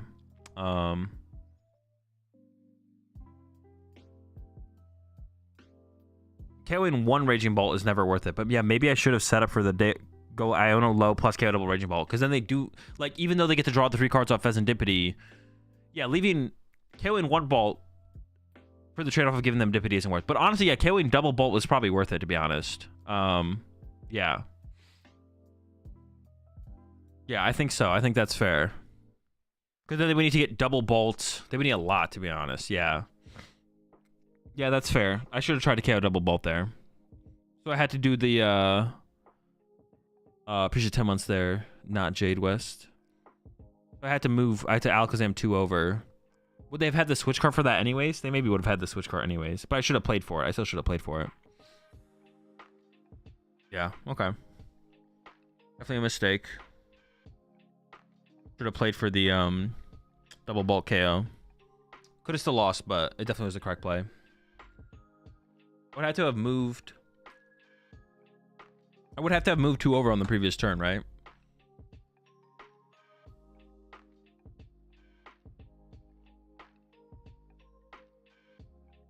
Yeah.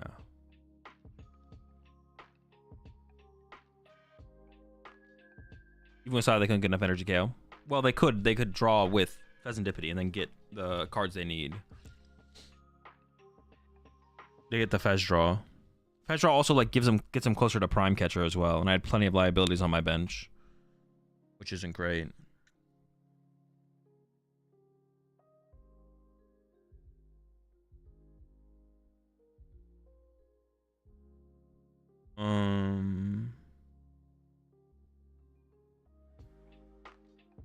I want to go back and let's go back and VOD review that while I wait for the next round. Actually, to be honest, where's the best place for me to open up my own stream?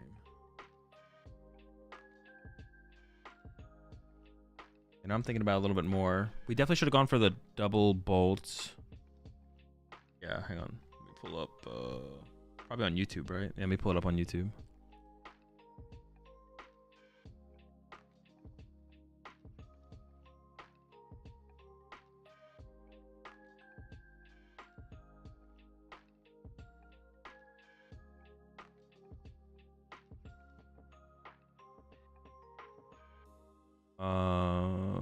Let's see. Okay.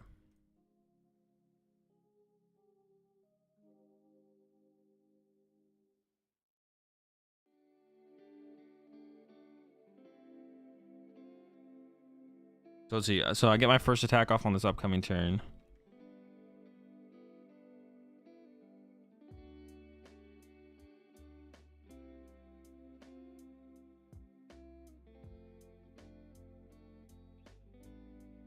So I set up 2060 or 260, and they went nest ball. I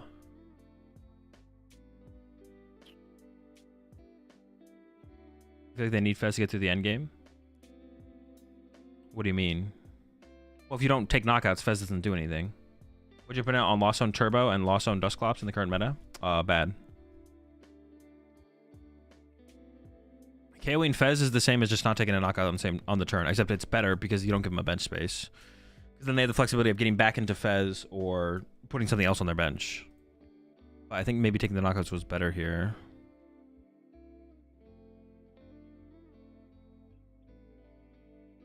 Yeah, taking the knockouts does mean they do lose energy in play.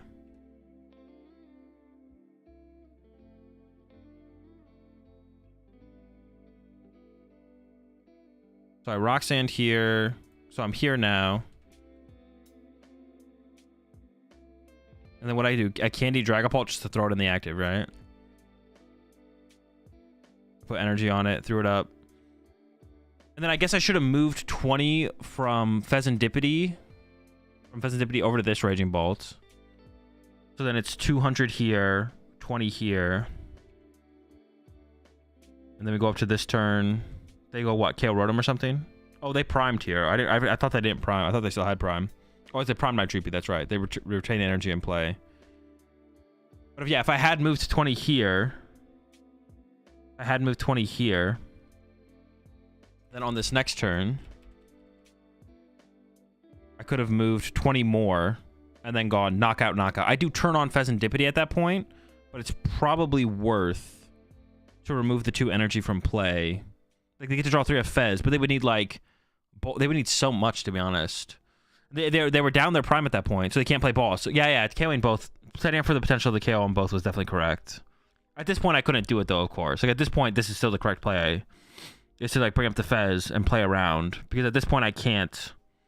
At this point I can't KO both anyways. So at this point it's probably worth it. Bring up the Fez. They need the extra energy to retreat at this point. But yeah, I could have done the 20 on the previous turn. And if they had like switch card there or something like that, then I guess I just still have to do this play. But we would force them to have that switch card at the very least. And then at this point, I could have KO'd 1 Raging Bolt, but I think that's probably incorrect because they already have 2 energy loaded up here. So I could have KO'd this Raging Bolt. I could have KO'd this Raging Bolt but that's not correct. Giving them the +3 off Dippity is not worth them not having a bolt in play when they have like 2 bolts left.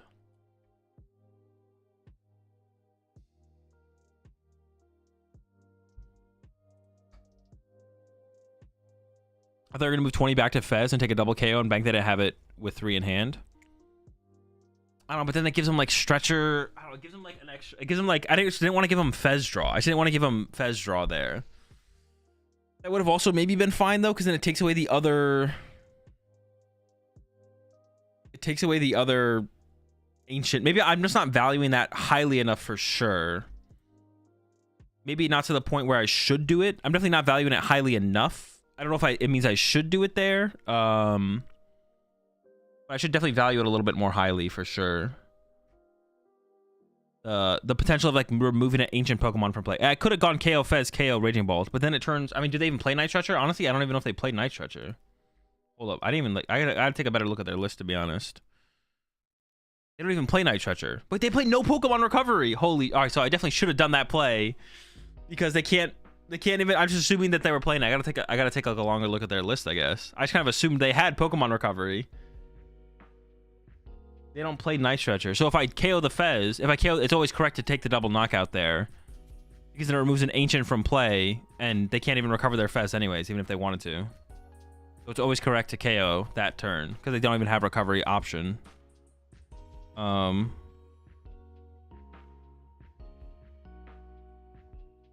yeah, no matter what, I should have gone KO Fez, KO Raging Bolt there, because it removes an ancient. Well, actually, I don't even know if that's true, though, because this traps a Pokemon in the active, right? Then they get to push this Raging Bolt up. So it forces the attachment for turn. Actually, maybe that's not.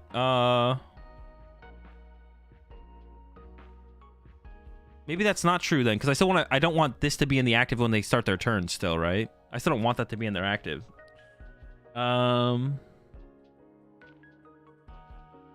Yeah, because this means they have to hard retreat, right? It most likely forces the hard retreat. They could get switch card though, I guess. They were down at least one switch card, maybe two. I mean, you knew he had switch cards? No, I just Ionoed them. So leaving the Dippity in the active is still maybe correct. It's like an extra ancient in play versus something being stuck in the active, which requires an energy to retreat, I guess. But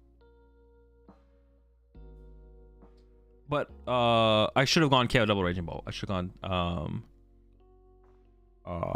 gone the knockout double Dusknoir there for sure. That's what I should have done, is knock out both Raging Bolts. Because even though it gives them the Dippity draw, I don't think I really care at that point, to be honest. I don't think I care if they have access to the Dippity draw there. Because it doesn't, removing both agents from play plus 2 energy is like, I don't care if they have access to draw 3 off Dippity. I don't care.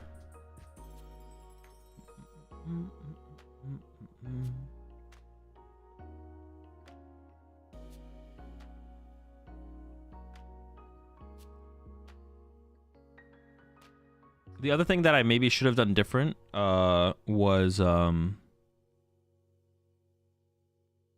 not bench the Tatsugiri and lived off Rotom plus Pheasant Dippity, because the Pheasant Dippity draw is like super important as the game progresses.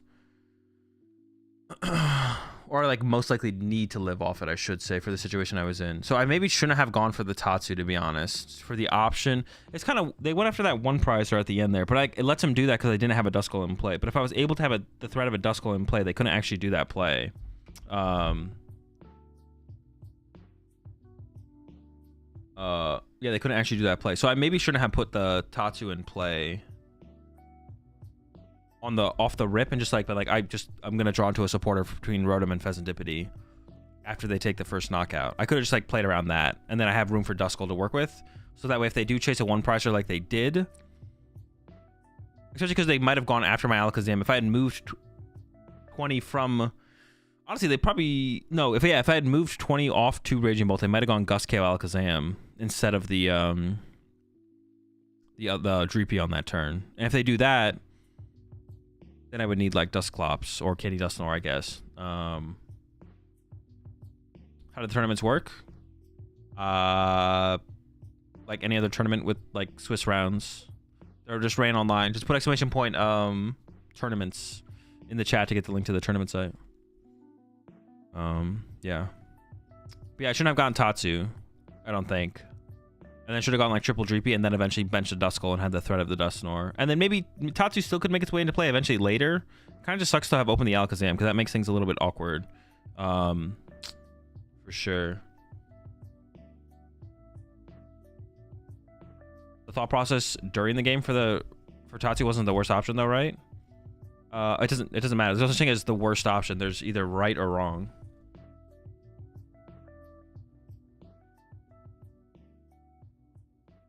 If you move 40 off before they gusted the Zam, it really wouldn't have mattered that late in the game. It was one turn separated stutter, I'm pretty sure. Like, see.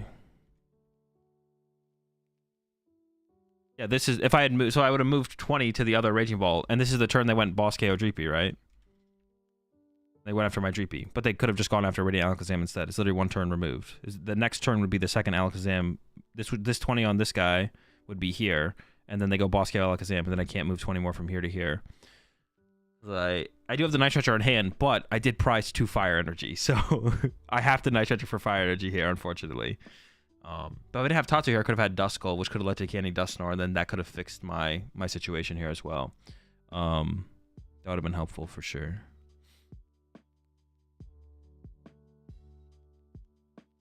Return where you put Dreepy in play instead of Duskull, right before you evolved to Pult. I was wondering if it was correct. That was this turn. I have to, because otherwise I just KO my Dragapult and then I don't have a threat on the next turn. Yeah, I don't have a threat on the next turn.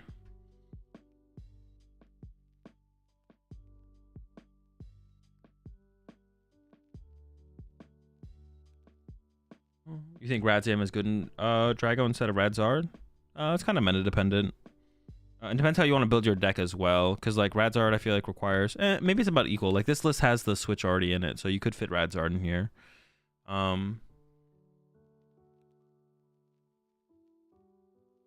Definitely meta dependent. I just don't know how much Radzard makes a difference. I mean, Radzard would be good against Raging Bolt, so that'd be like the main reason to probably include it, to be honest.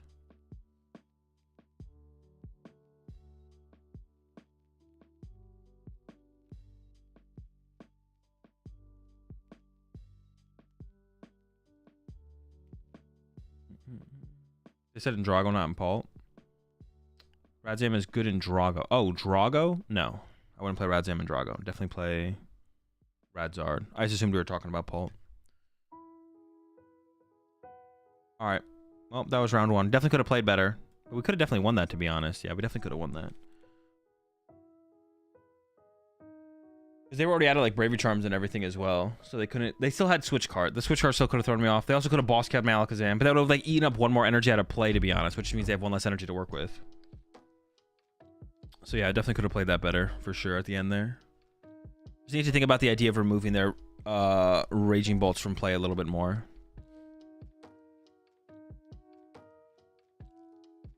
So there's a stream live for right now for a 5v5 tournament in Japan. Each match is best of 3 conquests. Shintaro and Kato are playing in it. Oh, do you have a link to the stream? I'm actually kind of curious about that now.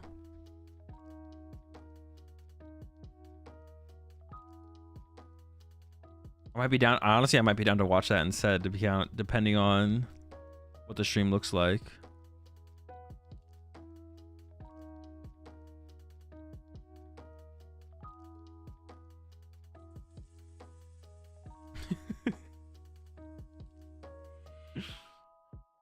Already 1-0. That's it. I'm ready to check out.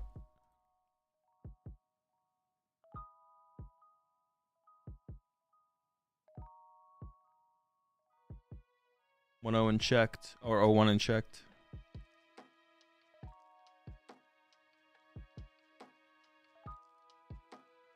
O2 drop.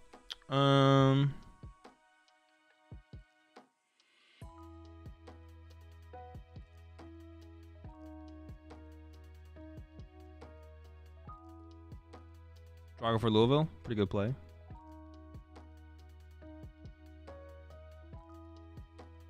I sent a link, but I think I got sniped. Let me see. How do I like allow someone to send a link? Oh. Are you in the Discord at all, Slapotron?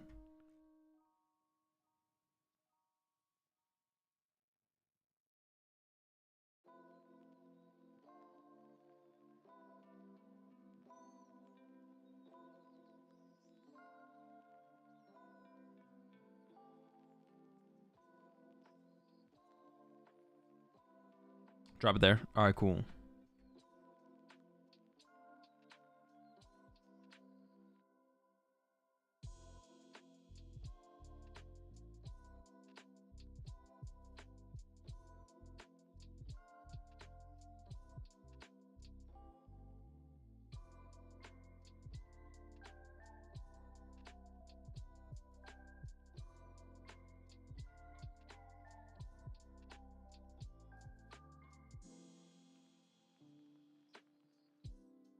Did I get the link? Oh yeah, no, if you could drop it so that'd be great.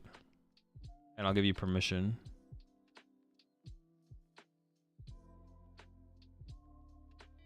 All right, you're good. Appreciate it. All right, let's see what this is like.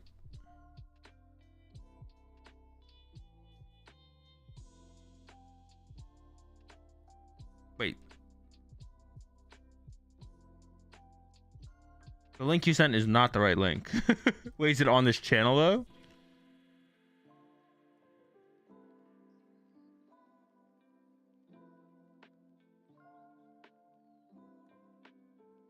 Yeah, definitely the wrong link.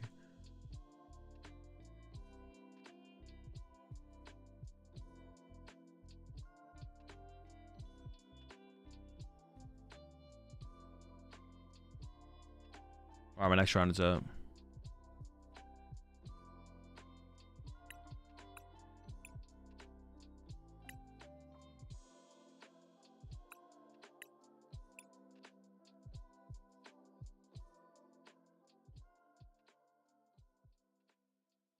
Oh, I think we have a mirror match. This mirror match, I think you want to go first. Maybe I might just choose second, to be honest. Hopefully they just win the coin flip and they pick. I'll just let them decide. I might go second though.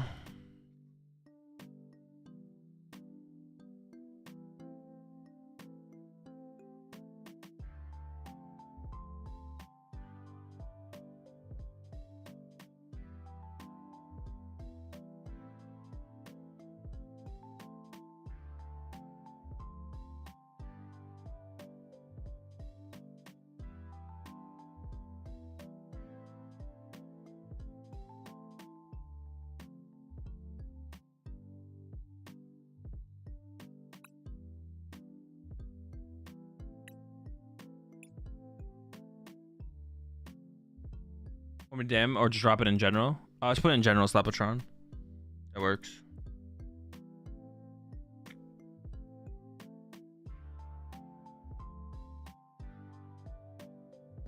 All right, I'm pretty sure they're just also playing the Okada 60. So we're just literally playing we're just playing a 60 card mirror. They send me a challenge. They maybe did. Let's see. Oh, all right.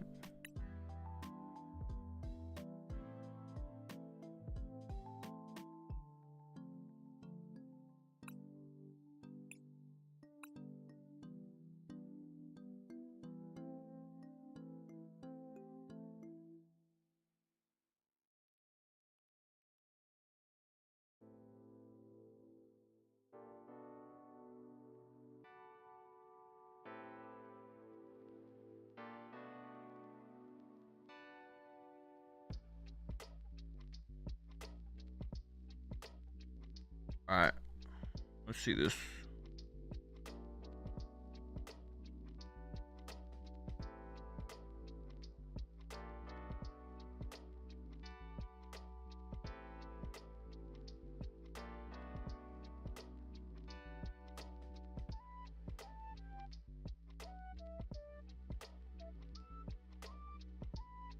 Okay, there we go. All right, well, let's play this next round of this tournament, and then we'll figure it out after that. All right, I'll be right back, chat. Round 2.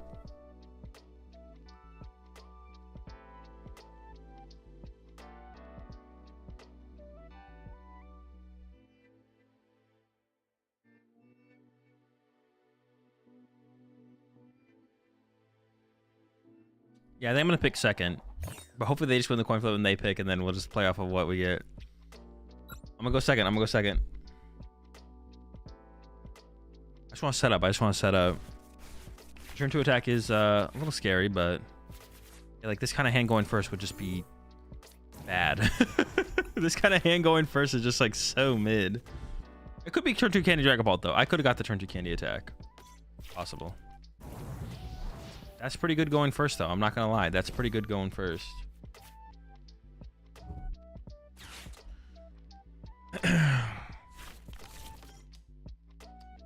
Okay.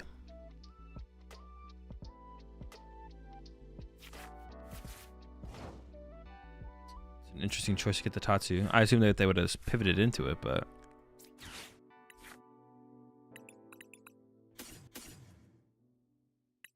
let me do my prize checking. Let's not get too far ahead of myself here. Candy. So I priced 2 candy. Switch Ultra Ball. 2 Ultra Ball. Is this 222? What's the next 2? 1 Dreepy.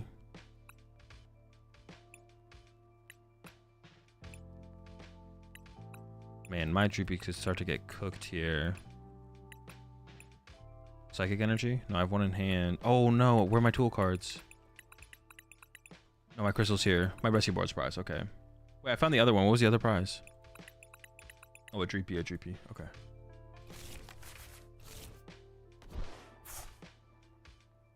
I just get 2 Dreepy off this. I do want a Duskull here. How badly do I want a Duskull though? Oh, the rescue board's in my hand actually. Oops. I could force Seal Stone. Go grab double Duskull.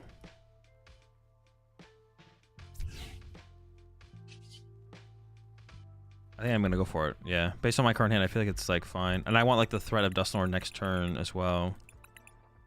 To go after their squad. They're never gonna KO my Rotom here. I'm never really scared of that, but I could attach an energy, but if they are able to KO that one with like Dusclops, then I don't. Yeah, I think I just chill. I think I should hold the energy here. Yeah, I could attach to the bench, but then yeah, if they have the Duskull knockout, then it feels pretty bad. We'll see how big of a turn they have, though. They had a pretty good turn 1 for going first, so definitely possible to be a pretty powerful turn, that's for sure. I guess the Duskulls give them... I guess like by putting Duskull in play, they do get like a lineup here, right? They go KO, GP, KO, Duskull. Which, maybe that means I shouldn't have put the Duskull in play? No, I don't think so. I think it's correct to grab double Duskull here, and so I need the threat. I need the threat of having like a big turn this turn. Alright, we'll see how big of a turn they have, though.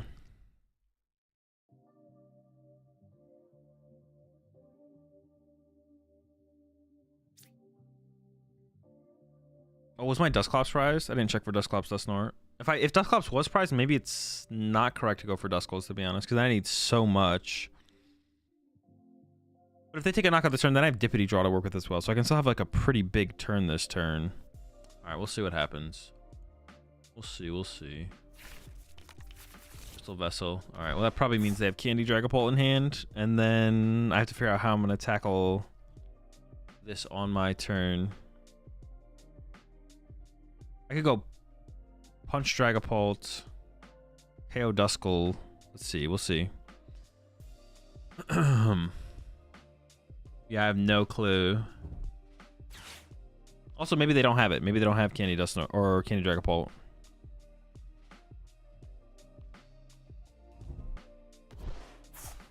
It honestly might be too easy to get turn 2 Candy Dragapult now with this build. So maybe I should have gone. Maybe I should have gone first. I mean, I probably would have got it. I had Dreepy Rotom draw 3 with Arven in hand, so I probably would have got there, to be honest. I probably would have got there.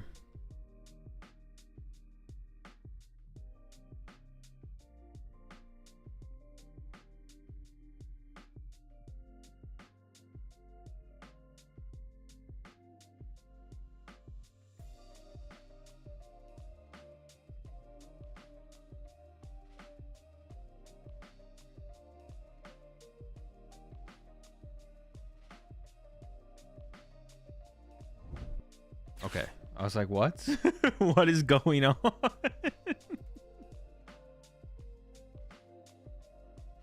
I'm assuming once again that they have it. Yeah, they definitely have it here, right? There's no way they don't have it.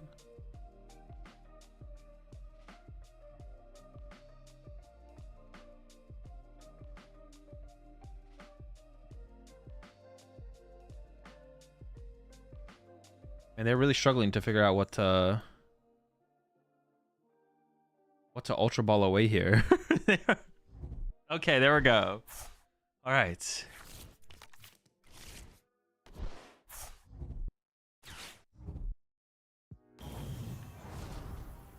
Into Dragapult. Sure.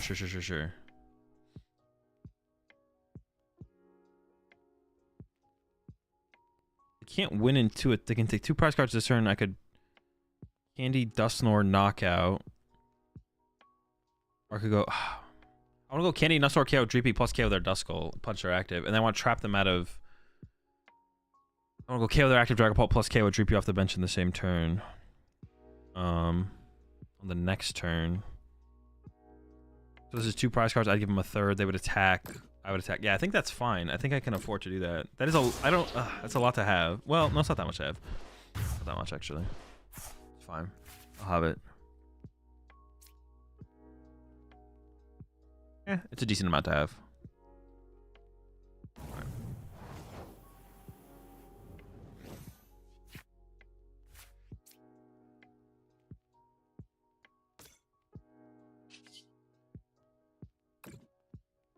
I definitely plan on using Arven this turn.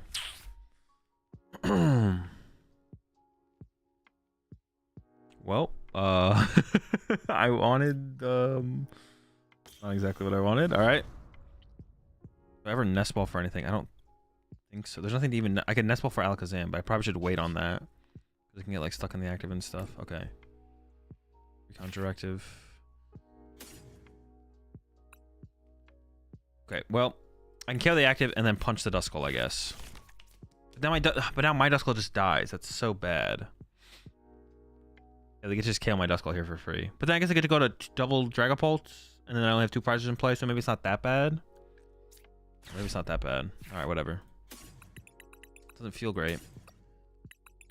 What do we got left in here? Okay, sure.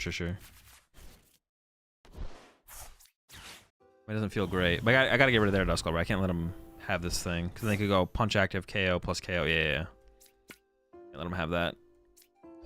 Definitely would be bad. Knockout active, 6 on Duskull. Not exactly what I wanted to do, but I don't really have a choice. I have Iono for next turn, which feels good. That does feel good to have the Iono for next turn. And my counter catcher is still active, so I could do like a weird counter catcher play, I guess. I could do some kind of counter catcher shenanigans.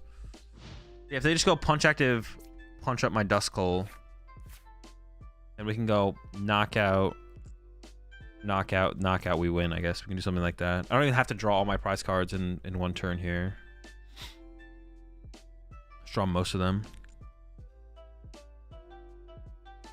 Honestly, well, Iono from them would be like okay, but I do have 5 prize cards, so it's not gonna hit me that hard. I have 5 prize cards in a Dracloak, so I'd be okay. I think I can survive that hit. I'd be okay. I'll be all right.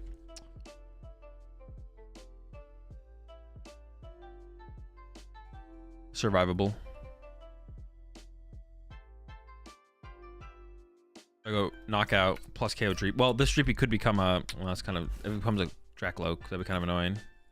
Nothing I can really do about that, though, right? Well, it's going to become a Dracloak. I have 5 prize cards left. But I could still just go... Knockout. Just knock these 2 out, and then KO Rotom my win, right? I almost don't even want to KO the Tatsugiri. No, I probably do, right? Because then they could use it to get a supporter like a Roxanne or Iono themselves. All right, well, no, I want to be able to counter catcher is what I'm thinking here. I want to be able to... There's Iono. That's kind of annoying. Okay. I have Dracloak. That kind of sucks. How could I could have like thinned out my deck a little bit more aggressive. I mean, I want to draw into energy. Draw into energy is good. Oh my gosh, there's so much stuff I needed here. I need Dragapult. I need a Dragapult. I don't have Dragapult. I needed a Dragapult. That sucks. Oh, I guess this turn they could go... They can't counter catcher. They have to go boss. Then they don't have another gust effect. I guess that'd be fine. Yeah, it's not that big of a deal, actually. I did get the Alakazam, so I can KO this turn if I want. I'm having 4 Steel Sun in play is kind of annoying, though. Okay, well, that's good, I guess. I don't wonder what they're getting here, then, with this.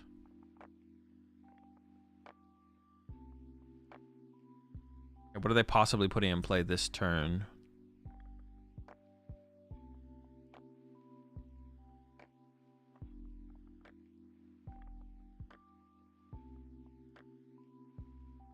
I honestly have no clue. Are they... Maybe they're worried about me knocking it out, so like putting like Roxanne in their hand.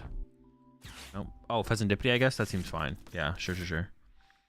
Now I could bring up Dippity.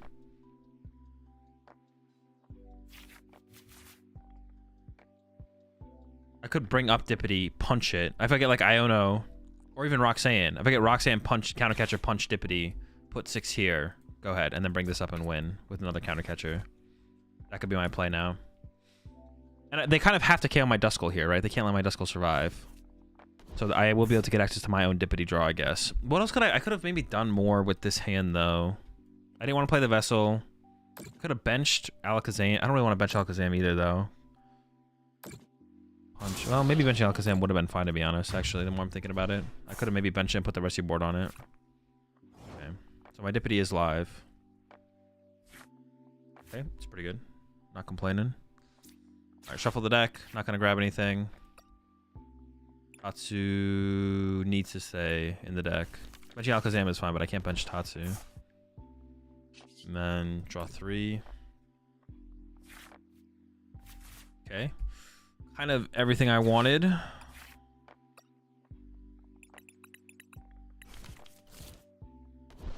So counter catcher this. Bench Alakazam. Attached to Dragapult. I don't think there's any reason to not. I should just go ahead and play this, I think. I could grab... No, because I want the possibility of Luminian. We should play like for a 5-price turn. Punch 6. Oh, I don't even need to put Alakazam in play, actually, right? I just like throw this here. Counter catcher this. Punch, put 6. And then I have to go punch, knockout, knockout, right? Punch 6. No. Punch this, put 6 here. Yeah. I don't need Alakazam.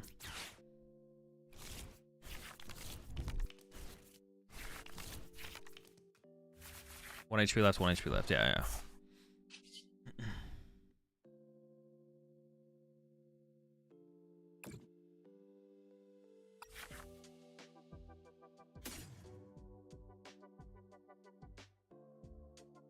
Well, I have...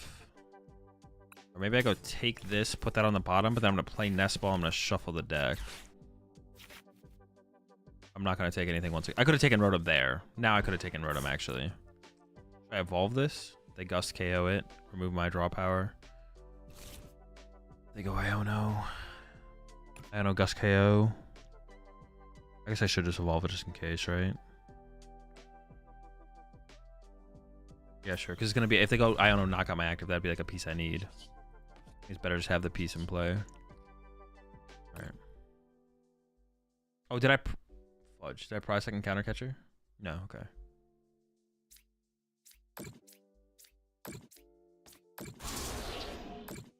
I guess... No, I should have mentioned Alakazam because it could get stuck. Because I don't know where I'm going to get off my Iono. And if it gets stuck, then I could lose because of that, maybe. Maybe. I don't want it to get stuck for a turn. Yeah, I'm not trying to let it get stuck for a turn. Yeah, it's really interesting that... Well, they shouldn't have benched the Tatsugiri. What would if they didn't bench Tatsugiri, how would I even win?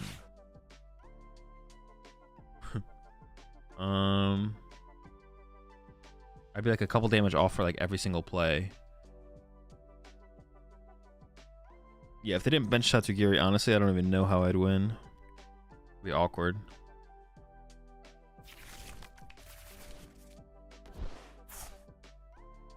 I didn't like miss a play here, did I?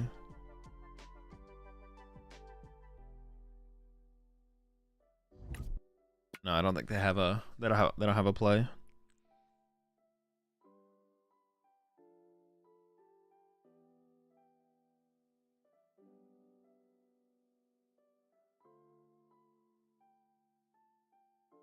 Yeah, I guess like they just kind of waste a lot of damage. Well, not really though. How did this like turn around in my favor so heavily? I was actually their Duskull. They weren't able to get advantage of out of their Duskull, which I guess is part of it. And they just like chased my good Duskulls back to back. Yeah, I don't know. It felt weird that it turned around so quickly in my favor. And now I just win. Yeah. It feels weird that it turned around so much in my favor so quickly. Interesting. All right. Well, I mean, this is formality at this point. I'm just waiting for them to pass so I can win.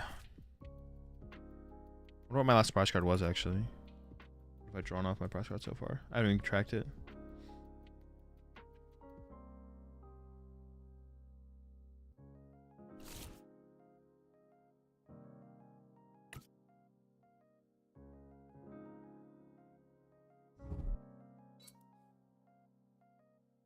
All right.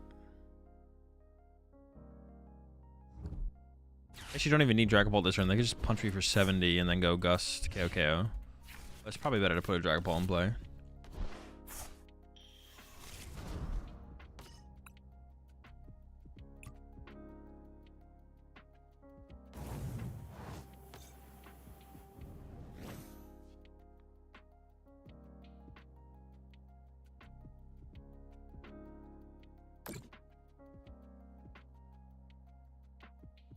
I don't even know if their damage matters here. I mean, it doesn't because I'm just going to win, but I'm like on their side of the field. They either have Gust next turn or they don't.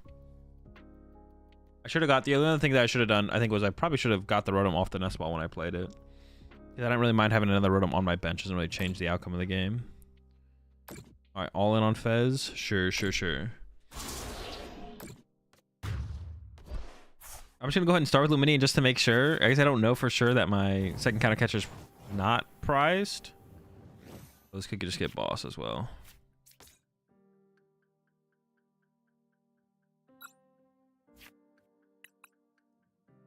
Well, boss is prized.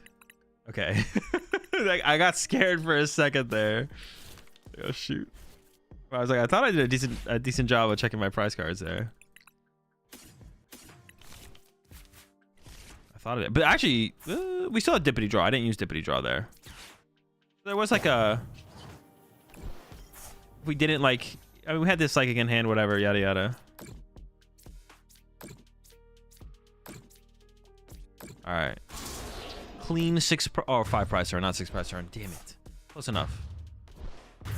Tried to do that a little bit too hard in the Raging Ball game, maybe, but it was definitely correct in this game to go for the big prize turn. Feels like didn't want to give them. Yeah, the boss was the last prize. Okay.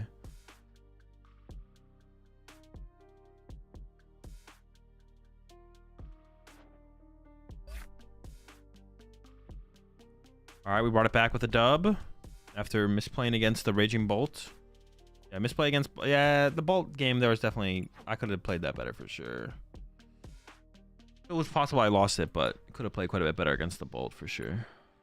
Better plays have been made.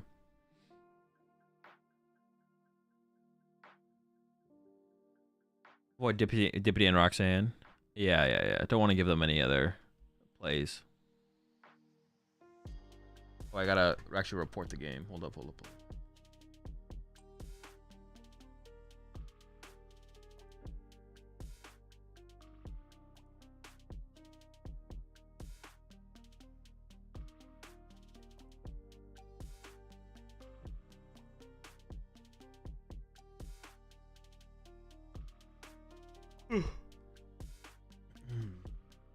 I really want that Stellar Armor Rouge to be good.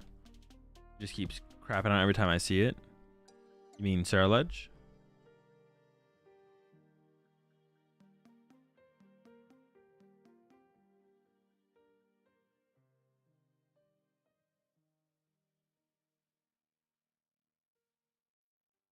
Am I missing something, chat? Can opponent Gus and Iona this turn?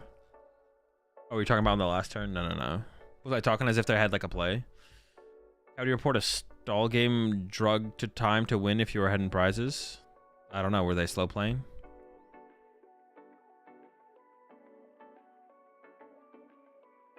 It depends if it seemed like they were stalling or just going through actions, playing the game, and it just went to time. Sometimes the games just go to time. Sometimes not. Oh, how would I report it though? You just call a judge. Are you talking about like in online tournaments double T, or are you talking about are you talking about in the online tournament, or are you talking about I guess both situations is call a judge. Yeah, you can call a judge in online tournaments. That's what I should say.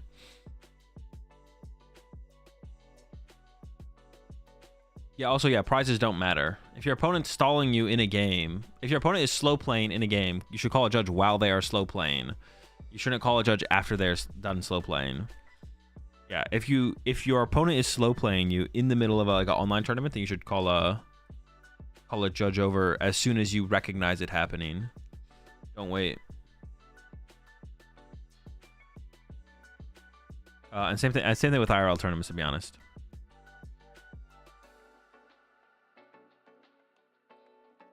What's up, Nappy? Online, I was 4 prizes left. Want to slow play through actions to win off time, to be honest. That's being petty. Am I gonna let that bad karma hit me? Wait, are you saying you wanted to slow play, or are you saying they wanted to slow play?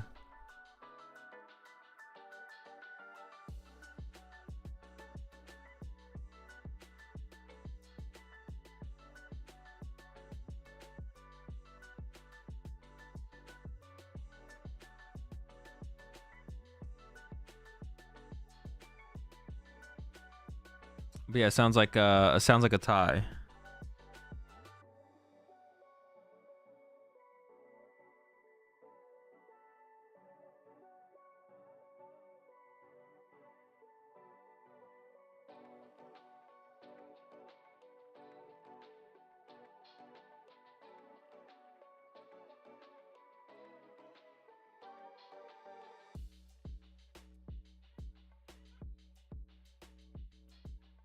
Can you give an example of slow play? I'm new to the game. If you're playing something like Lugia and you use Archeops and then you shuffle your deck. If you take no energy, shuffle your deck, pass it to your opponent to cut, your opponent cuts it, and then you use your second Archeops, look through your deck, shuffle your deck, pass it to your opponent to cut, take no energy. And then your opponent plays out their turn, passes back to you, and then you do the same thing on the next turn. You start your turn, draw for turn, you use Archeops number 1, take 0 energy, shuffle your deck, pass it to your opponent to cut, your opponent cuts it, passes it back to you. You go activate second Archeops, look through your deck, take no energy, shuffle your deck, give your opponent, do your deck to your opponent to cut. Isn't that playing the game? No, it is considered slow playing. Unless something changed between LA and recently, but like you can't do that with Matang. Like you can't sit there and Matang infinitely. So I assume Archeops has to be applied to the same standard. Appreciate 3 months there, double T. But Matang would be the example I would use. And I did see an interaction with the Matang where the judges ruled that they could not sit there and just Matang over and over again. They couldn't use Matang, look at 4, shuffle the cards, offer them to opponent to cut, opponent refuses to cut, put them on bottom of deck, use Matang, look at 4, repeat with 4 Matangs every single turn, not doing anything. So I'm pretty sure the same thing applies to Archeops. Like you have to do something has to come of the if it's obvious nothing is going to come of the action and you're doing it for and with nothing to come of the action, then you'll get a penalty. Some villainous gameplay. Straight villainous gameplay. What about Recon Directive? That's different because you'll actively deck out eventually. You're adding a card to your hand. Something is actually happening. Like using Matang and Archeops isn't progressing anything. Like nothing's happening. You're just shuffling the deck.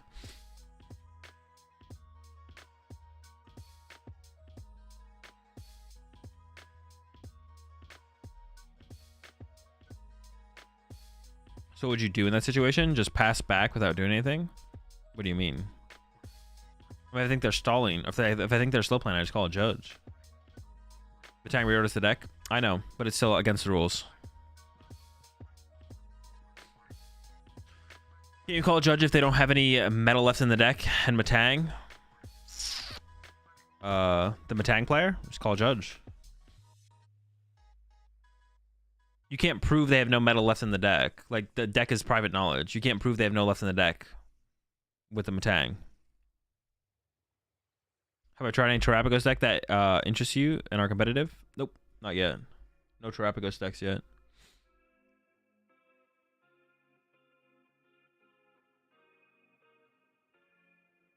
You recently posted a Raging Bolt list. When did you play it? I searched in your VODs and didn't find it. I haven't recently posted a Raging Bolt list, I don't think.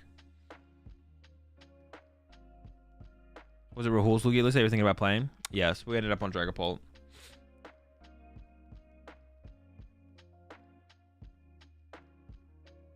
I sent a message on DC. Can you see what the 6 cards are? You mean Discord, Mighty? What do you mean 6 cards?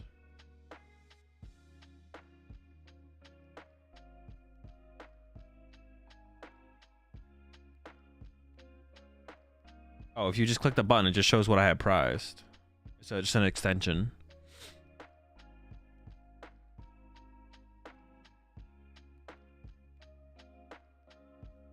If you just click on it, it shows you what I have prized if I set my prize cards. What's my first regional going to be? Sacramento.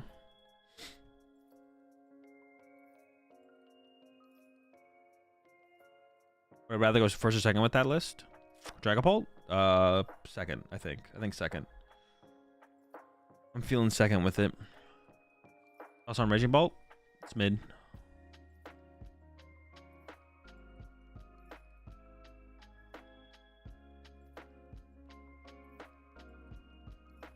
What do y'all think about the Palkia Dusknoir? It's pretty good.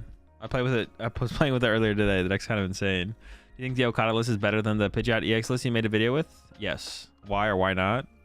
Just better. It's more consistent. More powerful. It's just better.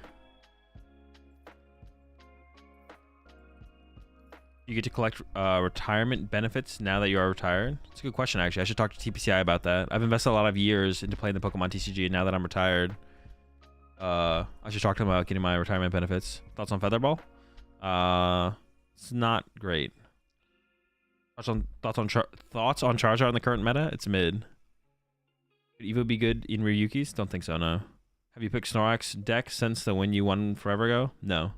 Are you going all in Snorlax into sack or what? I don't know. I haven't picked a deck for the tournament yet. It's literally a new format. Am I going to LAIC? Nope.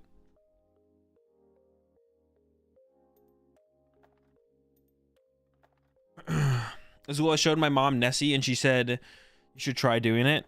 Interesting, Fawcety. All right. Well, if your mom said so. You like to go first or second with Pult? I think second.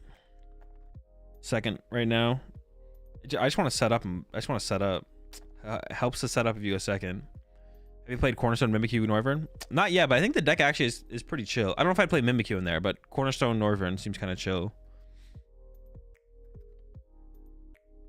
What are the best pizza toppings? Pineapple, pepperoni. I don't know, they're all good, to be honest. It just there's no really best pizza toppings. They're all good, but they all need to be in certain combinations. I guess like the best neutral pizza topping is like pepperoni. Like a pepperoni pizza is pretty good. I wouldn't want to just have like a cheese pizza with chicken on it, but like a pesto chicken pizza or like a white sauce chicken pizza is pretty good. Favorite bagel? Jalapeno cheese bagel.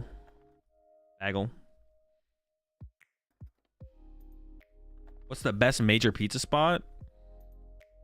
I don't know. They're all pretty mid. Probably the one that does the Detroit style Jets, like a Jets pizza, something like that. Like Domino's and Papa John's and all those, they're super mid.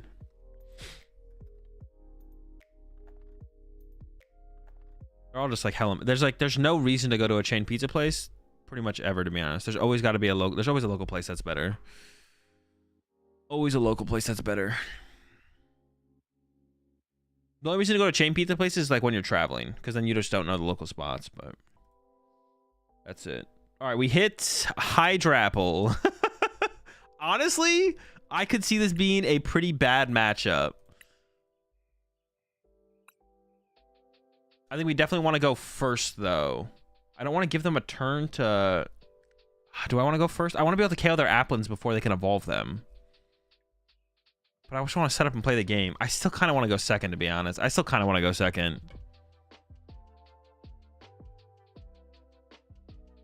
Yeah, I might just go second still, to be honest. The apples do be going crazy, though.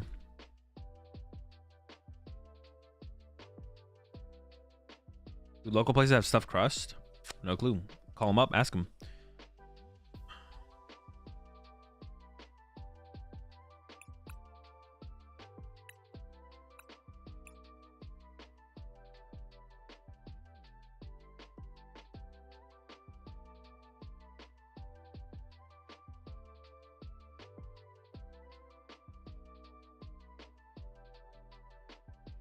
Where do we go find online tournaments? Play.limitlesstcg.com. Or just put !point tournaments in the chat. That'll give you the link. All right, chat. I'll see you all after the next round.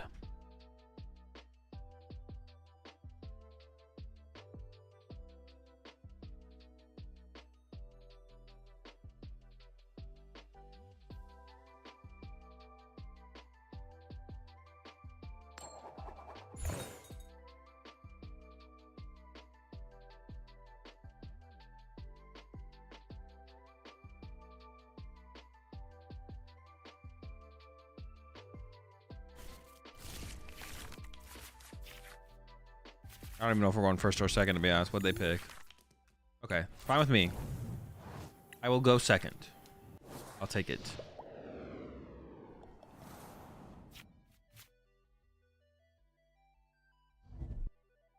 All right, the apples are in. We definitely need Rhodey, I think. Okay, but their start was slow. This is why you go second, man. You gotta set up. You gotta play the game. You gotta set up. What are we doing here? Rotom. I don't think I worry about Duskulls yet. Yeah, I think I want to value the Dreepies higher so I can make sure I have a Dracloak out. Although, can they even get a knock? They could still get a knockout next turn with like Candy. They also play Diplin, which is in the stadium. They could have like a really cringe turn 2 where they like start swinging through me. Gotta prepare for that cringe turn 2. I don't want to get run over. Their turn 2 could be hella cringe. Oh, that's right. This list only plays 3 Ultra Ball. I forget that. One of each? No, one Psychic. So I need Nest. Do they play Vacuum? No, so like Nest Forest. They play Iono though, right? Iono Boss, canceling Cologne Superior, 2 Super Rod, 14, 3 Nest Ball, 2 Ultra Ball, 3 Candy. 1 Poffin. Okay. How many Iono? 2. Okay. I want to find the rest of my prize cards here. Hold up.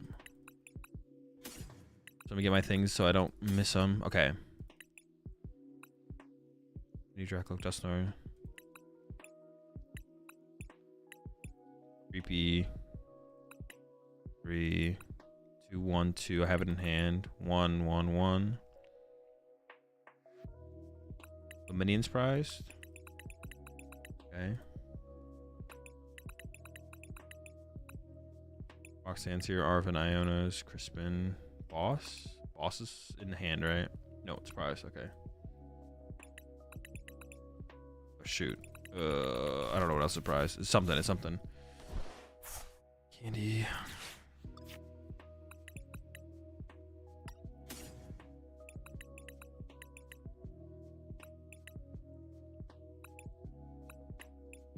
They just couldn't limit me.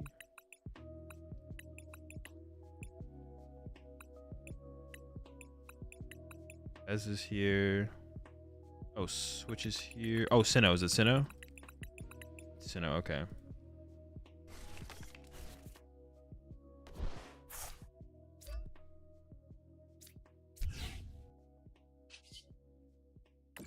It's the charging. Oh, wow. Second Loke, baby. Let's go. Well, his hand's kind of insane. Oh, my. There he is. This bitch. This Diplin.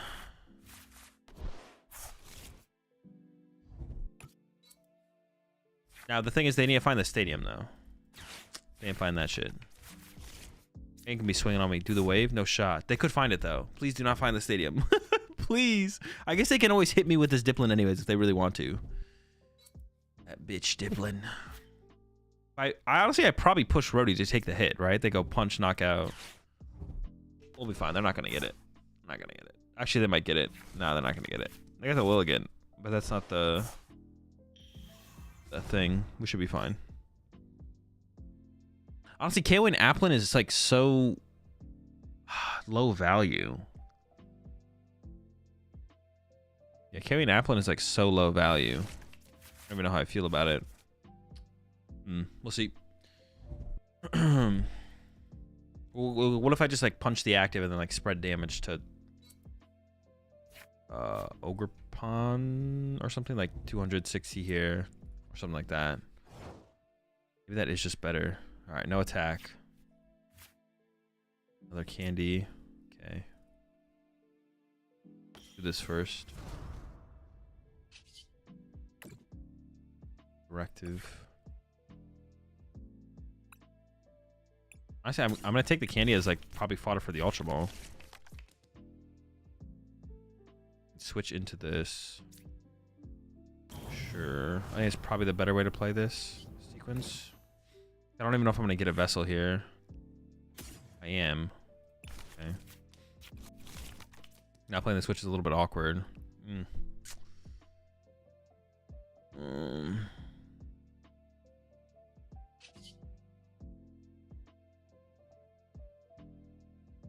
Maybe I did do that wrong. All right, Star Alchemy. Actually, what do I want to do here?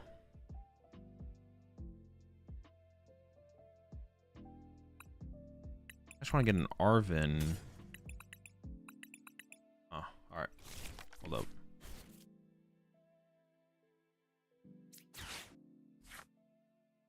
I just get like a. I want to get Duskulls though. I want to get Duskulls.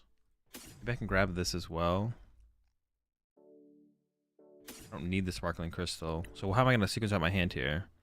Ultra Ball away, Switch, and Rare Candy.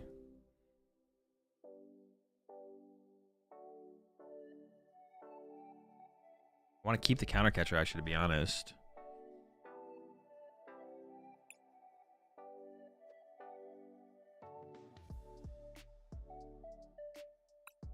Yeah, maybe I just don't play the Vessel this turn then. That's fine. Oh, wait, no, I got the wrong... Wait, how am I doing this?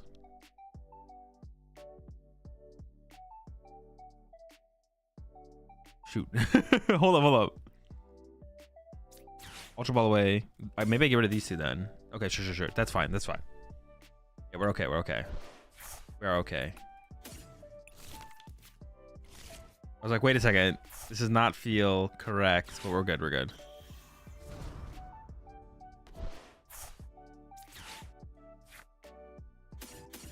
I think I probably go like this. We have another Loke to potentially utilize or something like that. I want to keep the Candy Duster around. Yeah. Okay, the question is, do I KO the Applin? They're just not going to put another one project on play if I do KO this Applin, though, I don't think. So it feels like wasted damage. But I think I could... No, because I want to be able to use, like, Counter Catcher next turn or something. I think I'm just going to put it all, like... on here. I don't know. I'm just going to load it all up on one thing here. Seems fine.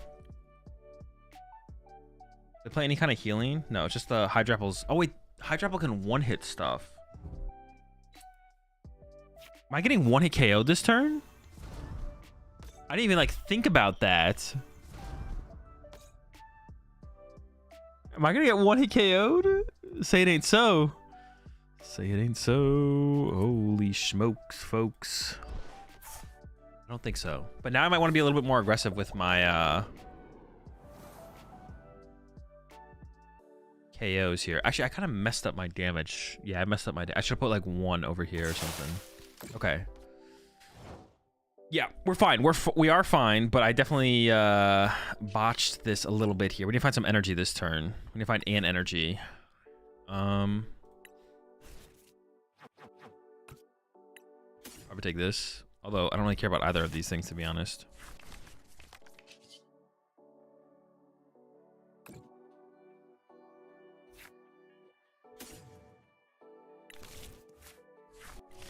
All right, that's pretty good.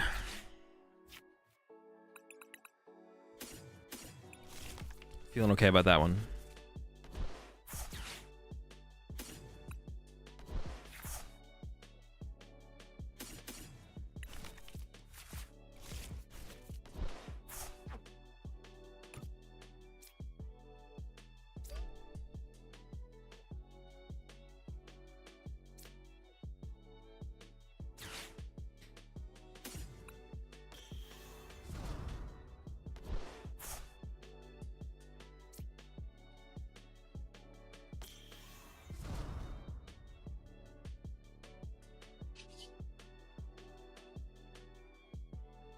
Could KO the active. Oh, maybe that's what I should have played around as the legacy energy here.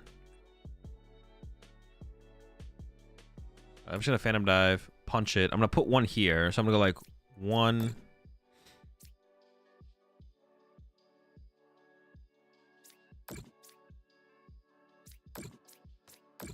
Okay, I'm fine with this. This is good. I'm okay with this. And I'm trying to like, yeah, we're in a good spot though. Yeah, I'm feeling confident right now. I'm confident. Oh, okay, sure, yeah. Temple of Sinnoh shuts off legacy energy.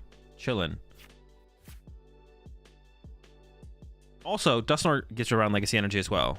So, there's that. Although my counter catcher won't be active if I go Dusknoir knockout active. So there's that as well. But we should be fine. Should be fine. Have they even used it? They did use that, yeah. Yeah, we're fine. We're fine. We're fine here. I'm not worried. I'm not stressing. Yeah. All right, cool. Wait, how can I even do this? Can I win this turn? Yeah, I just carry the active. Yeah. I just like ping this, whatever.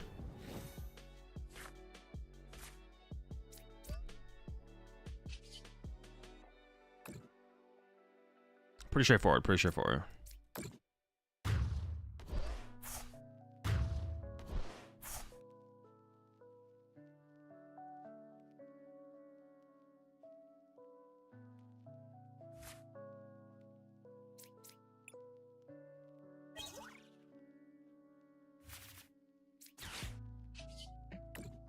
All right, that's pretty clean. It's pretty straightforward. Not worried. Yeah, the send off the prize cards obviously makes it a lot easier. I was like kind of like, well, because like last turn I could have used counter catcher with a Dusknoir combo, and I was like moving forward. I was like, I can't do it anymore. We did have Boss Luminium prize though. I don't know. It's fine. It's fine. We won.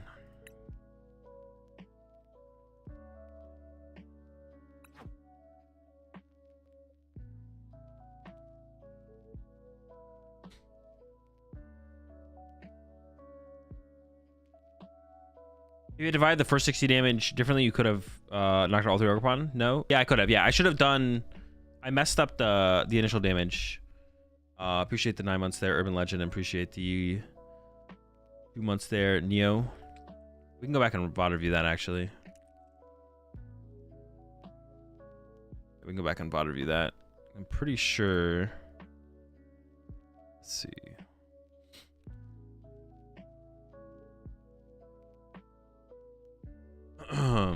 What I should have done was, if I had done it like this, right?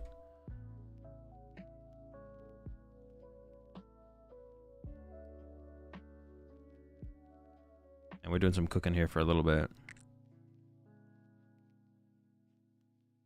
Yeah, if I had put one hand. Yeah, what I should have done is I should have put one here.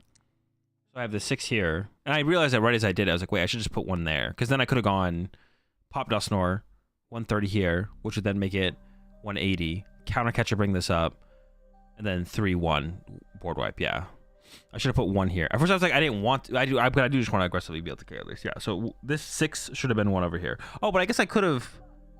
Wait, did I still have the play? Because I could have gone. I literally still had the play because I could have got Alakazam here off the Arven, right?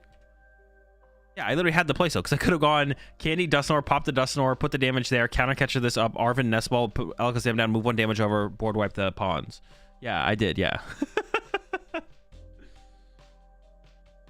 I think I even thought about Alakazam going into this turn, but I was like, oh, I don't have bench space. I literally think I thought about Alakazam going into this turn. I was like, oh, well, I don't have bench space, so I can't do it. But I literally did if I just move the damage over. Or if I pop the Dusknoir, whatever. Same difference. All right, next time. All right, 2-1. No more misplay. I gotta get the misplay. I gotta stop misplaying though.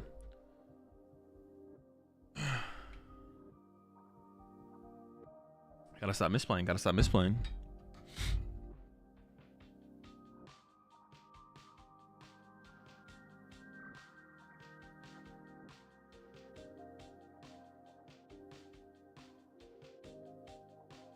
Dragapult is so broken. It's pretty good. How was that broken though? Solid though. Solid Mon.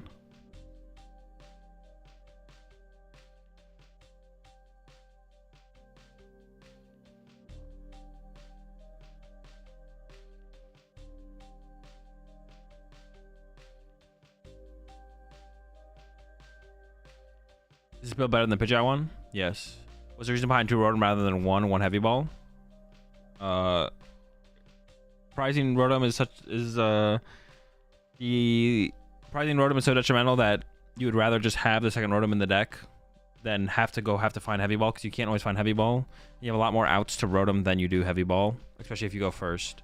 And then even when you go second, if you have a Nest Ball in hand, you want to be able to go Nest Ball for Rotom, ideally every single game, and then be able to go Arven for Buddy Poffin to go get your Dreepies or whatever.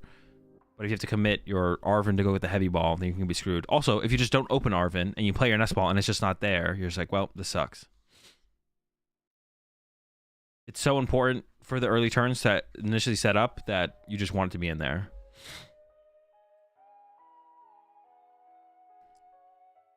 Bad matchup is only Bolt. I don't think Bolt is a bad matchup.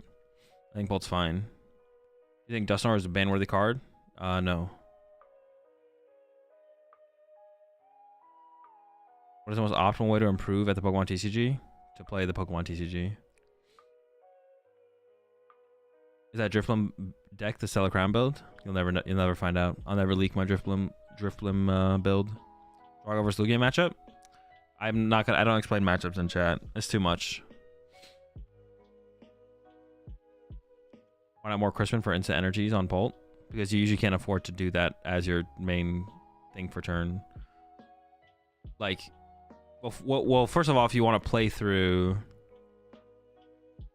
Crystal as much as possible, obviously, and then manual attachments on your first and second turn. You could play like more Crispin, but like pulling off one Crispin play is usually more than enough than what you need, and like the deck has Luminion. So there could be an argument to play like a second Crispin, but you probably never go more than two. The thing is, like a lot of matchups, Crispin is just there's a majority of matchups you just never use Crispin because your Dragapult survives a turn, so you don't never need the Crispin. Yeah, you just like survive a turn, and it just never matters. For the Crispin, like Crispin rarely comes up. It's like okay in Raging Bolt, and like maybe that might be the only matchup where you like ever need it. Every other matchup, you just get like turn 2 Crystal, and then they don't want to KO Dragapult, and you attach your bench Dracloak or Dragapult, and then you're just able to chain Dragapult enough from there to like win the game. Sorry, I missed the start of like this combo. Would you replace Crispin for EXP share? No. If I would do that, I would have an EXP share in here for Crispin. I think EXP share is good, specifically in the Raging Bolt matchup, but not to the point where I'd play it before Crispin. But I'm not against the idea of playing EXP share if Raging Bolt's popular enough. Has there ever been a card you thought was ban-worthy? Yes. Off turning in the future? I don't know. Maybe. I don't think that far ahead. Dusk for Squawk? I'm not sure what you're asking there. Is this out in the US yet? No.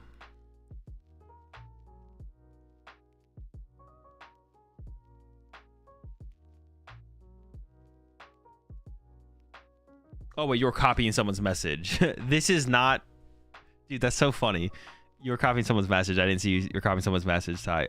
Samuel Walden, is this out in the US yet? No. This is all, yes, but this is not Pokemon Pocket. Or what is it called? TCG Pocket? So many people think that this is Pocket and keep asking if it's out in the US. Think it's better than Pidgeot? Yes.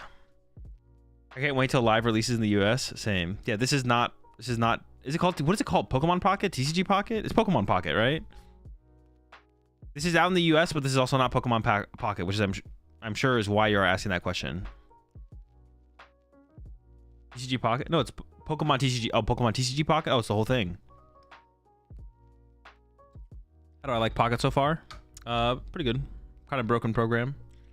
New Zealand's also pretty nice.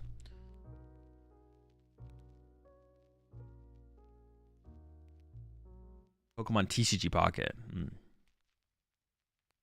TBCI releasing Pocket gotta be the wildest decision I've ever seen, considering how broken Live is. Wait, what do you mean Equinox? Also, TBCI did not release Pocket. That's the Pokemon company. Two different companies. Mela is good in Palt. It's alright. It's pretty mid. I'd go Crispin first, and then maybe EXP share before I even played Mela. Mela mid. Any good such fun decks to craft for learning, just getting into it? Raging Bolt's usually like my go-to recommendation, but yeah. Raging Bolt's usually my go-to recommendation for newer players. Is Live out in Canada yet? Might be.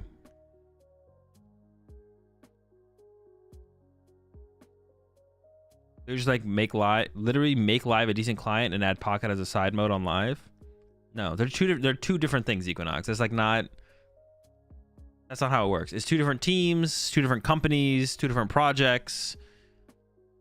I don't like. It's not quite equivalent to that. Yeah, they're different companies, but it's like if Android had problems, it's like, bro, make the Android, like, before you keep working on iPhones, like, make Android phones good first. Like, what is going on here? Not quite that separated, but they are pretty separate. They're definitely pretty separate things going on.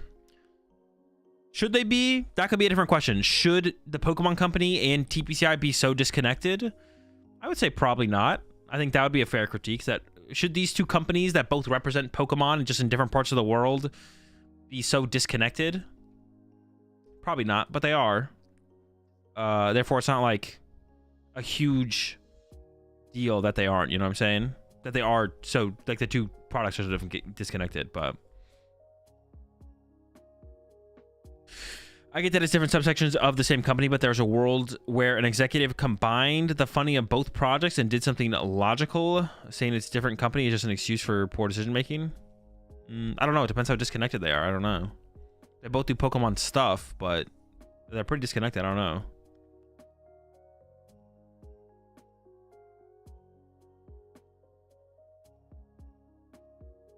I would honestly rather live not become pay to win. I mean, it doesn't mean it would have to become pay to win, but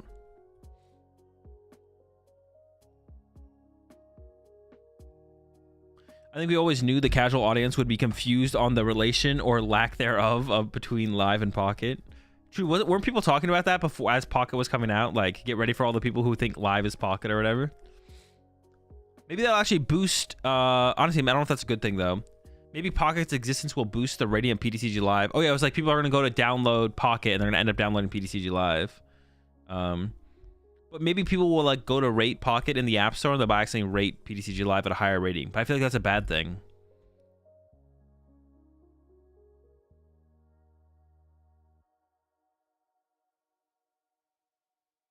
Pocket has its space, Live has its own space too. Yeah, it's just like two things in the Pokemon TCG universe. I see you played the Dawn with the Secret Box. You think it's better than Prime Catcher, or is Prime Secret Box is better in Miraidon?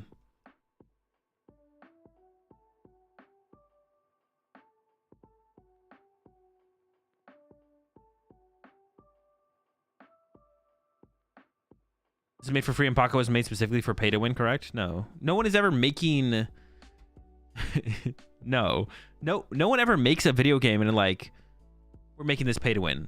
Like, pay to win is a term that is just used by people to like, pay to win is a meme. The term pay to win is like a meme. Like, yeah, no company ever makes their game with the purpose of it being pay to win. It's just like they make the games and there is like, if you pay money, you can get access to stuff faster, but tell that to EA. Okay, true, maybe. But like, yeah, Pocket, I don't think Pocket is like built with the idea of pay to win. You can just buy stuff and like it would accelerate your progress in the game for sure. All right, EA is a different story. Okay, EA is a different story. Also, I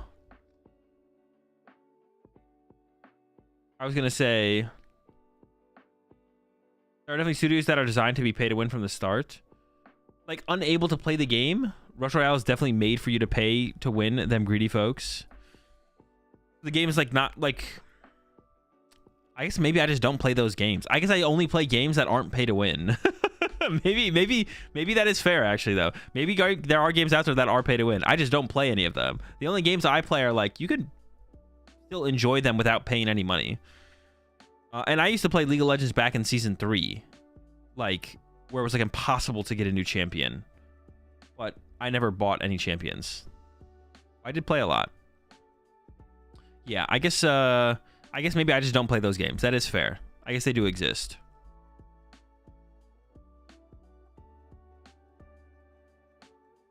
Pokemon TCG in general is technically pay to win. True.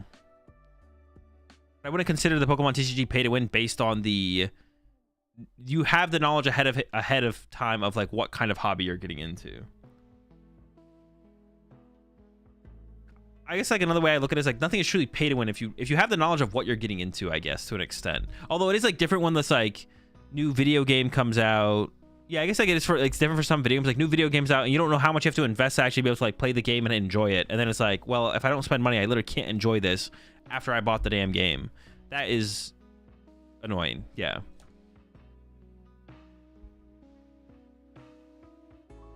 Pay to play is a good way to put it, yeah. Yeah, pay to play. That's what the Pokemon TCG is. Pay to play. You do have to like, even if you play one deck for 2 years or 3 years in a row, well, no, you won't even need technically new cards. Like if you built a Gardevoir deck, no, you will always need some new cards. You always need some new cards. You can make playing the Pokemon TCG competitively very inexpensive, for sure. Like upgrading your deck, like you can play Mew for a really long time and just like upgrade your deck a little bit each time, like each set release or whatever. Or maybe you have to go back and get some older cards when you make an adjustment in the deck, like a new way to play the deck comes out. But you can take like an initial archetype pretty far in the Pokemon TCG if it's something like Gardevoir or something like that. Higaron players be like, exactly, yeah.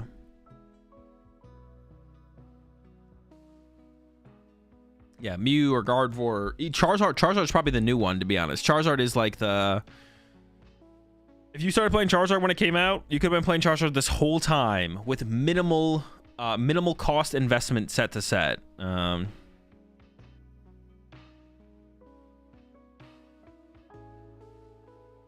is dirt cheapest to traveling if you want to branch out of local level play that gets expensive. Yeah, of course it's trap. If you want to be more competitive. If you're trying to be more competitive, that is fair. To be fair, Warzone is free. Warzone is free. I've never spent any money on Warzone. I played a decent amount of Warzone.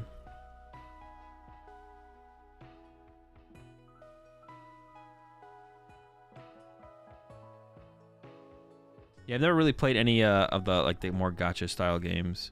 Although, no, never really have. Nope. All the video games I play are like, or recently have been like single player story games. But even those, I guess they are like, even some of those games, they're like giving the possibility to buy DLC on game release, which is, of course, that is annoying. That is annoying. Well, is that I don't even know if that's a bad thing though. Like it feels bad, but that's only because it feels bad from where we came from. Like when like single player games like release with immediately DLC you can buy, like is that a bad thing? I don't know if that is a bad thing. Like it just kind of is like, okay. But if it had always been that way, we wouldn't complain. It only feels bad because of where we've came from.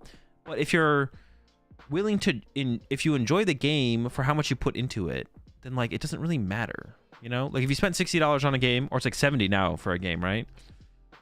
And you get like, I don't know, 16, 20 hours of gameplay out of it, like that's a pretty good return on your investment, to be honest. Even if it immediately releases with a DLC that's like plus 5 hours for $20, you don't have to buy it. But even then, $20 for 5 hours of entertainment is like, that's like a reasonable investment. I always compare it to like movie theater tickets. I always compare everything to movie theater tickets. Movie is like what? Average movie is what? 2 hours probably? 2 hours-ish. Spend $15 to go see like a new movie. Or watch 2 hours. Like, I don't know. Seems like a... If it matches that, then it's like, all right. I mean, like, how can you really complain? Well, you can. And if you don't like the price point, then you shouldn't buy it. The thing is, the problem is in the today and age, people don't actually vote with their wallets. I feel like enough. People don't actually vote with their wallets. They complain and then they pay anyways. I bring this up all the time in the Pokemon community for like, people will complain about how bad a League Cup or a League Challenge was run and how bad a store was.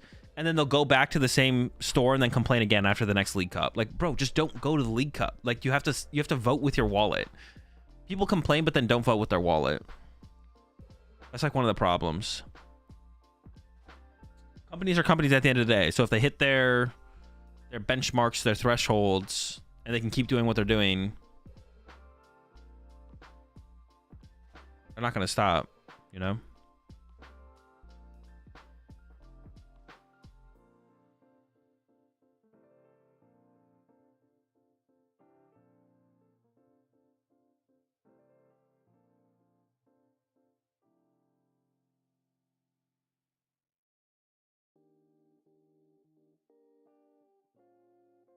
I drive out to dodge the crappy stores.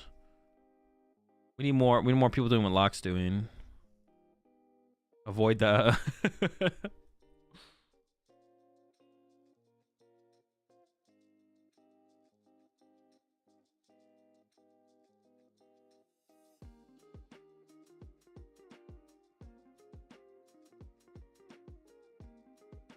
Yu-Gi-Oh players hate Konami, but they still buy $1,000 decks so they can keep their TCG like that. True. But hasn't Yu-Gi-Oh's growth has definitely slowed down recently, right? I feel like that's got to be part of it. The well, they did just have that massive tournament over in was it Japan?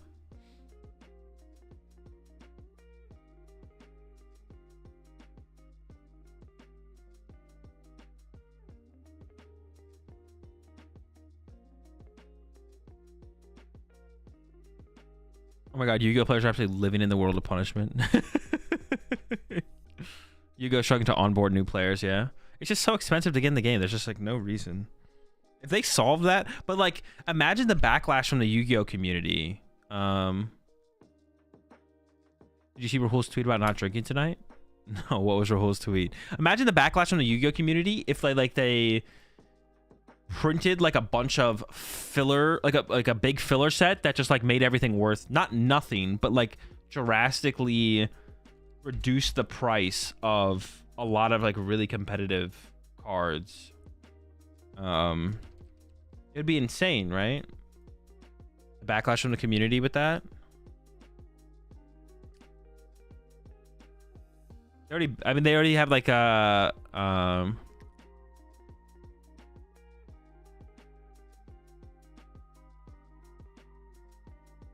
they already have what was I gonna say?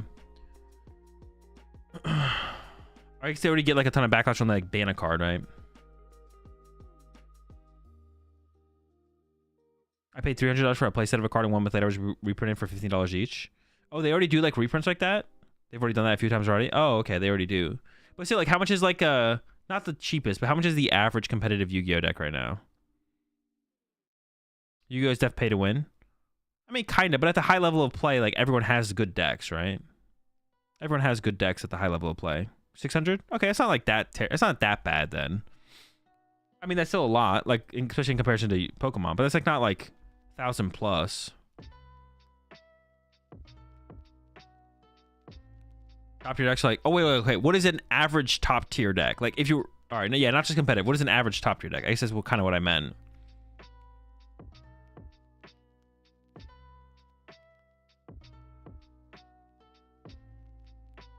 If you want to win, it's gonna be 800-ish. Okay. So, okay. It's not like Flesh and Blood $1,000 decks. Yeah, Flesh and Blood's kind of ridiculous.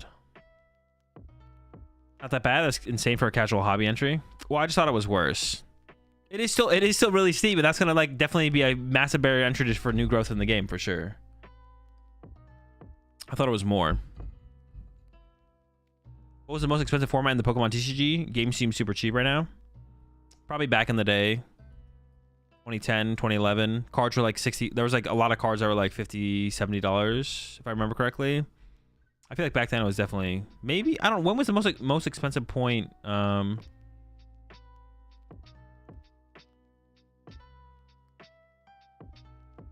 When I played Yu-Gi-Oh, the reprints were always significantly after the card became meta, so you'd have to wait for the costs, but it was actively detrimental as a player. Yeah, you couldn't actually be competitive, right? Shamans were expensive. Tapu Leles were expensive, but those are like one-off cards. What was like the? It had to be in the times of when like trainer cards were like $5, right?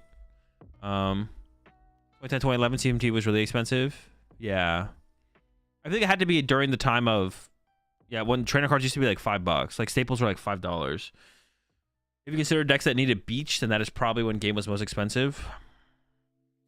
We should probably ignore the outlier of Beach, though. Beach is a pretty big outlier. I can remember like times when cards were like Luxray, Mewtwo EX was really expensive, Shaman was really expensive, Celebi Prime was actually really expensive. I remember when Luxray level X's were super expensive, but that's like a one of card. Yeah, Mega Prime was like $75 at Nationals one year. But there's like one-off cards. It's not like everything. I mean, primes in general were probably pretty expensive, to be honest. Magnezone primes and Typhlosions were probably also still expensive. Well, there's like a Typhlosion promo, if I remember correctly. 2011, 2012 was up there. Pokemon Catcher, Junk Arm, Darkrai EX, Mewtwo EX. True. Those are some big ones.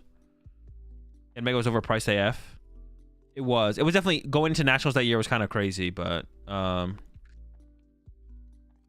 Going into nationals that year. Well, yeah, going to nationals every year, cards got super expensive because like you couldn't just buy cards online the way you can now. So going into nationals every year, the super hyped card or deck would be like plus $20. Yeah, you had Mega Primes at nationals. I didn't go, but my friend, I think it was my friend who needed to get some, so he ended up having to buy them at nationals for like $75 or something a piece. It's a lot.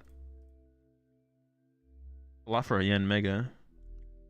Okay, we hit Drago. Okay, I definitely want to go first against Reggie Drago. That's for sure. I'm trying to go second against Drago.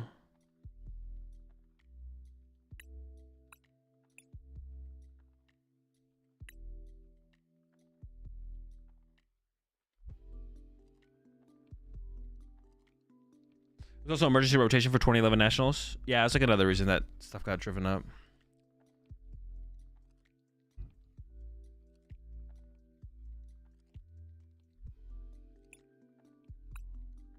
Damn, Troll and Toad pre-order or Poke order. Those were the days. Yeah. I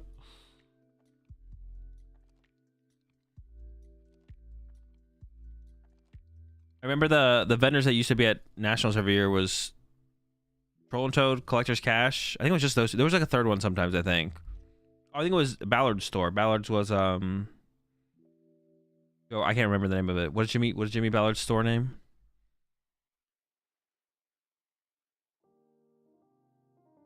Oh, it's on Lugia? It's pretty good.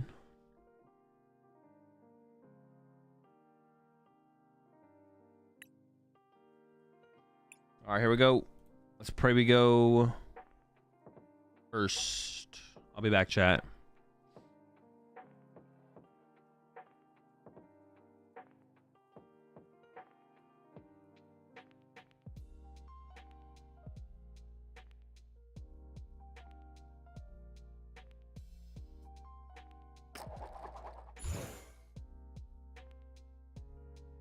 Oh, man.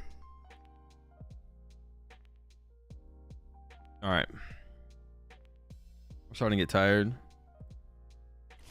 Getting late. Ooh, am I going first or second?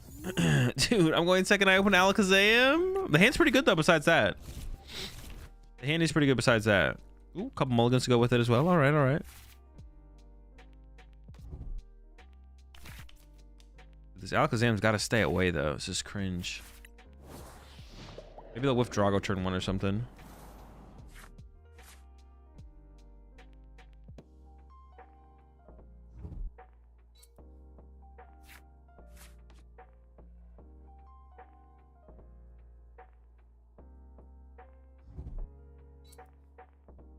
Chillin'?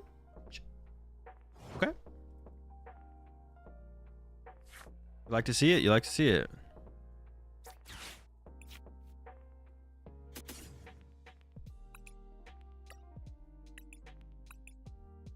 Dude, how many games have we prized a Rotom? I mean, I know we played 2, but we prized Rotom a lot.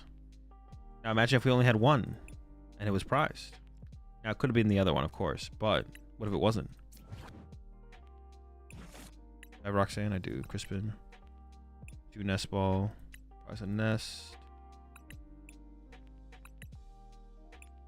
Ultra Poffin.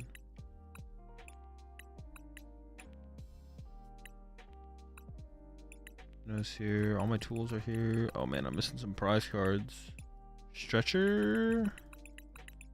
There. I think I should get a Duskull here, right?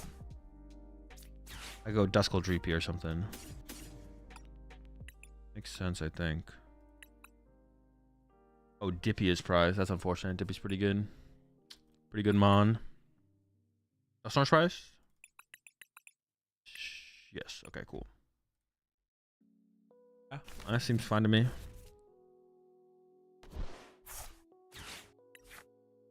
Switches in here. Okay.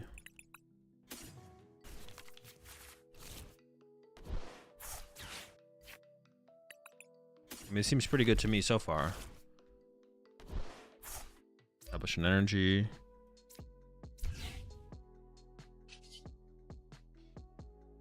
All right. Okay, pretty good. Got Candy Dragapult switch in hand. I need to get some of these Dreepies evolved into Dracloaks. Get them out of range. How bad is it? Oh, it's not that bad. Well, it's a 2E switch? Okay, that's pretty bad. That's pretty bad for them. Yeah, not being able to get evaluated at 2E switch is not great.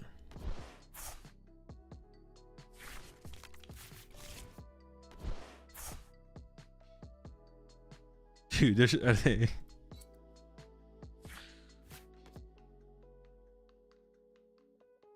They're gonna have... Dude. There's no way. Bruh.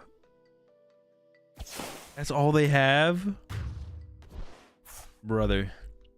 That is bad. That is so... What? What is their hand? Holy.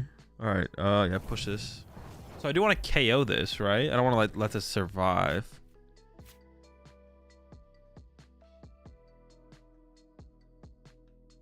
Candy tool, I guess.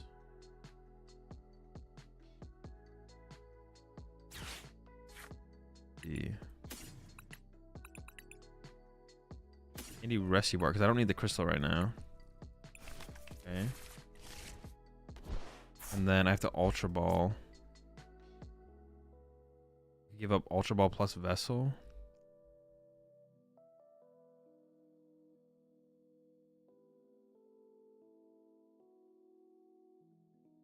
Can interactive is definitely the play. Okay, hold on, let me think. Energy. Maybe just these two, to be honest. I do see. All right, hold up. I do want to get another Duskull on my bench, though, is the thing. Maybe I should have...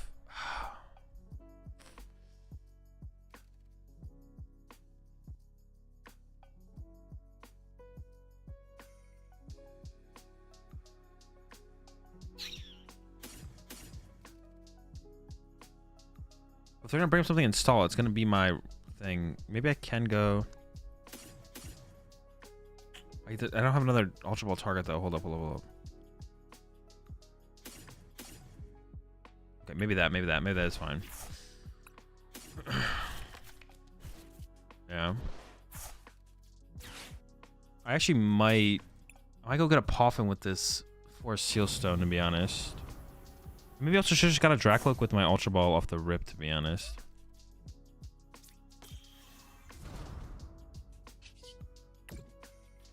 Also, I guess I maybe could have Iono'd this turn instead. Maybe I should have popped this and then Iono'd them, to be honest. But they have no basic Pokemon in this hand, so I don't really want to Iono them closer to their basics. Like, that's what they need is basic Pokemon, but still, sometimes a hand that is just that much bigger is... I want to kind of get... Yeah, I think it's worth it here, to be honest. Yeah, I think it is worth it to get another Duskull in play here. It feels a little weird to do this, but...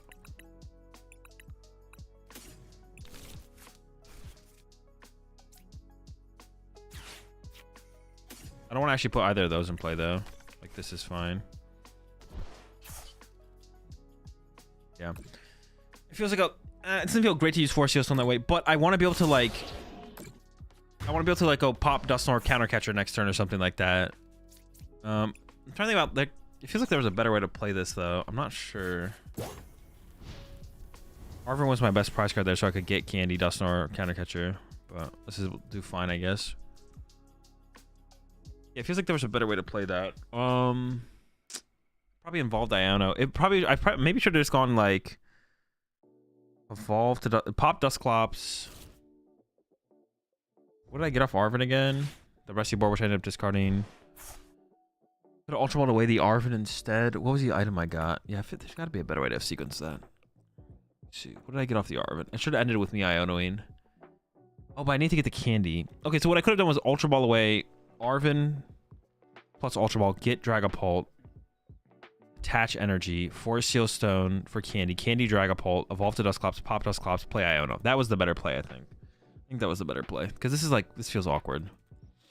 This feels not great where I'm at right now. I'm going to get at least 2 more turns out of this Dragapult, which is kind of chill, but... Yeah, that's chill. But I think I should have done it the other way. I think I should have done it that other way. And then, there's a lot of energy in their hand. Do they have an Iono? There's no way they would do that if they were going to research here. Maybe they're going to get... Okay. It's like attached to Drago. Maybe it's attached to Drago Iono. It feels weird to grab that grass energy and then research, so I don't think they have a research here. Yeah, I think I should have sequenced it like that. I think this sequence was weird. I should have done something different. I mean, we're not in a terrible spot, but... Okay, having to attach retreat that is annoying, but that's why I kept the vessel as well, because I wanted to like have a pivot. Now I don't even know if I want to... Well, top deck candy just means we like win. Oh, just not... Dude, what? All right, whatever. That threw me off so hard. It's like... I don't think I've ever had that happen before. It looks like I shouldn't be able to play the freaking card.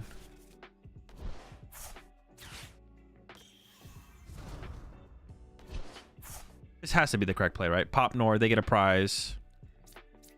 Counter catcher. Okay, but this is like plus... I honestly don't think I Iono here. Now I'm kind of convinced I don't Iono them because they've done... But I need... Do I need more?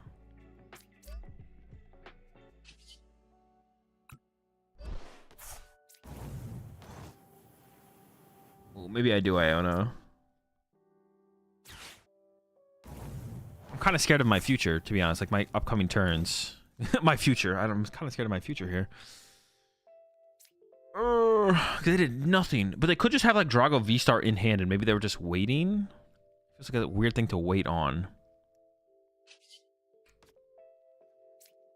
I don't even want to put Dipitium. I'm gonna Iono here. It feels weird to Iono though. It feels weird. I'm in a very commanding spot, but good options. Right. Not gonna mention this because I could evolve both these. Theoretically, both these GPs could become Dragapults, and then I put myself out of range of KO1 Project, KO2 Prizer. So we just like chill with this squad. It's a good squad to be chilling with for sure.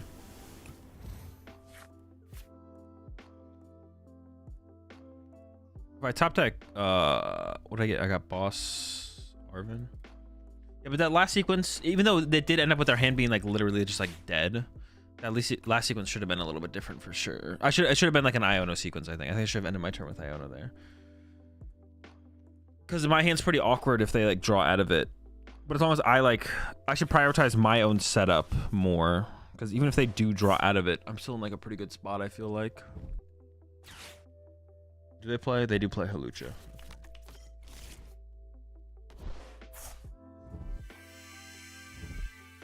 Can I just like... Oh man, I kind of give him a good card. Some good cards are off this Iono. I can win this turn if I top deck Night Stretcher. Honestly, them being able to go attach fire to the active and punch me is pretty bad.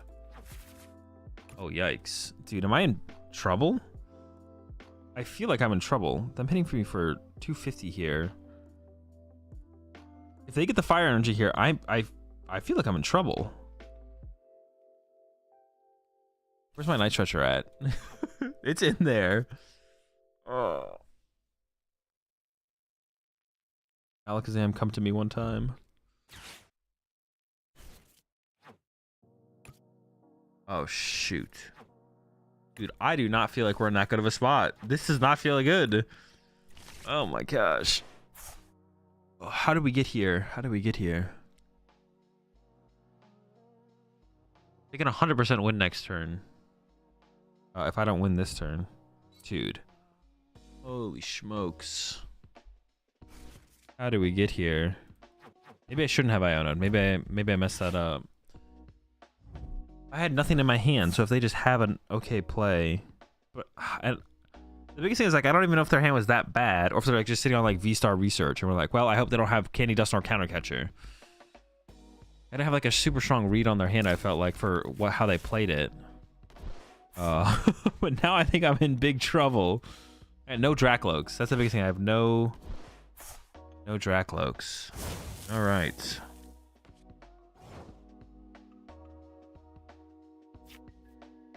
Dracloak number 1. Very cool. Where's my energy at right now? Fire, psychic, fire, prize, no energy. They could also just win this turn by going KO Rotom, KO this. No. Yeah, they could with Hawlucha. That is a lot to have. But they could do it. I guess we just see if we get the Stretcher, right? If we get Stretcher, we just win. So we check for Check for Night Stretcher. Nope. Second Dracloak though. Could still get it. We did get these out of range, which is nice. So they can't go KO active. They have to the Gust on the roadie.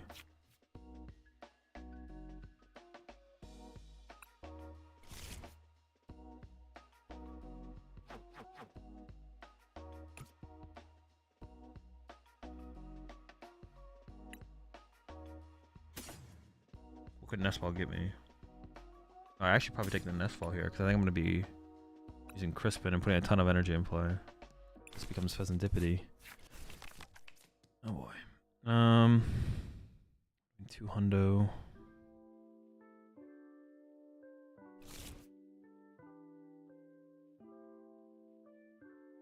I think I just play Crispin for turn now. I think I just leave this in the active. I think I don't take a knockout here.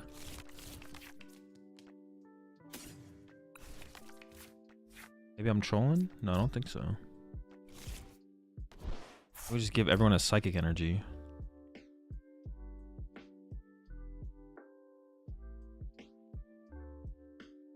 I retreat my Dragapult to this. No, because I put it on the bench for them. Oh my gosh, this feels terrible.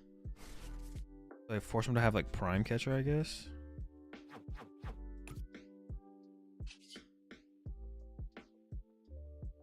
Feels bad. I think it is just an instant charge for 3 though.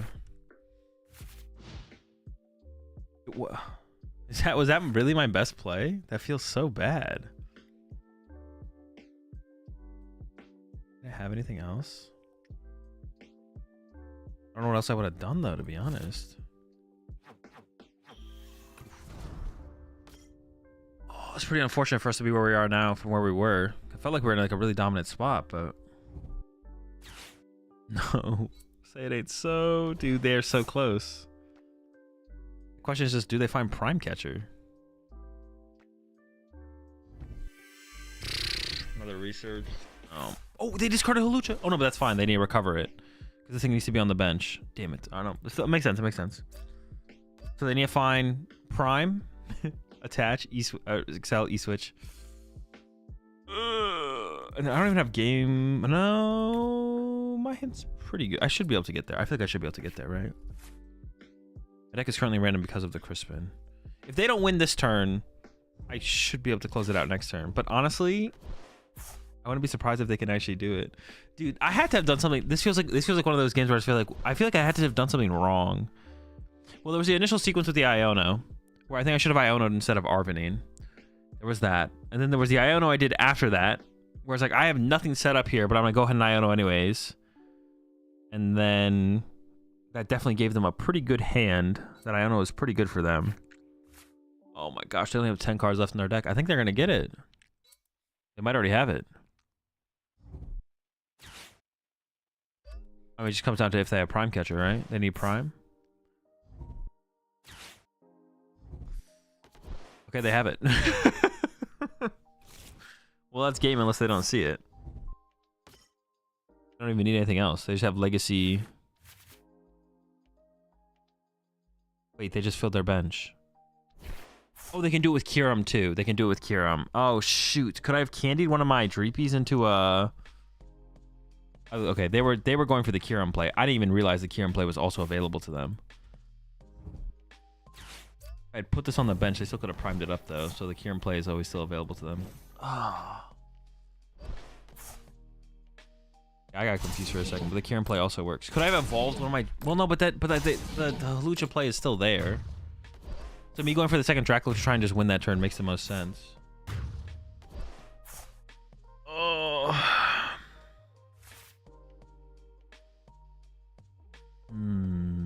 I feel like that got away from me at one point.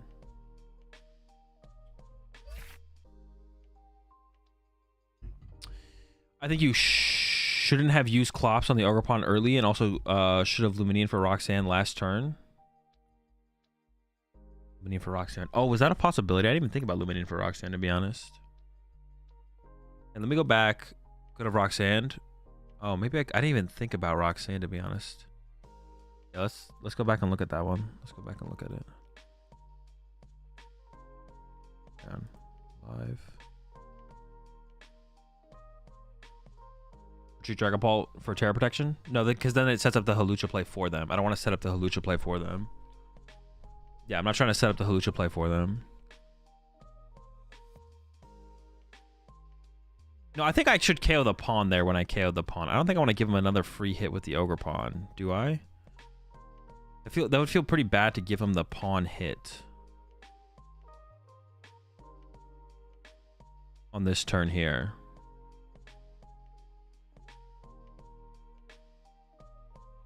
On this turn here, I don't think I want to give him a free pawn hit. I think I want to KO the Ogre Pawn. But I should have done it with Iono, I think. I think I should have done it with Iono. Let me see what my hand was. Hold up.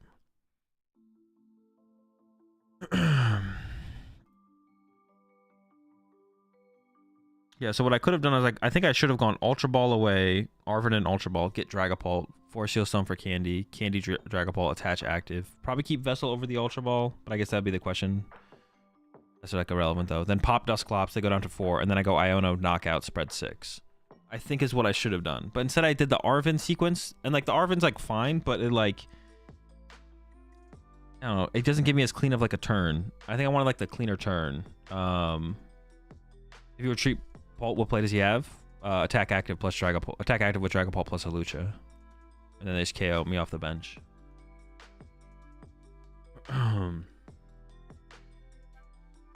They can't bench anything with the Ogre Pawn around since Clops plus Countercatcher is game. Can't bench anything with the Ogre Pawn around since Clops plus Countercatcher is game.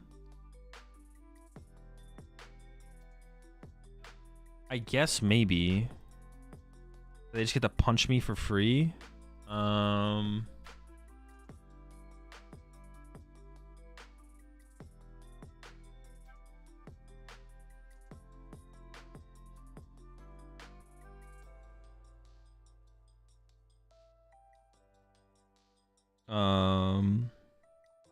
Maybe if you reestablish the Radzam earlier.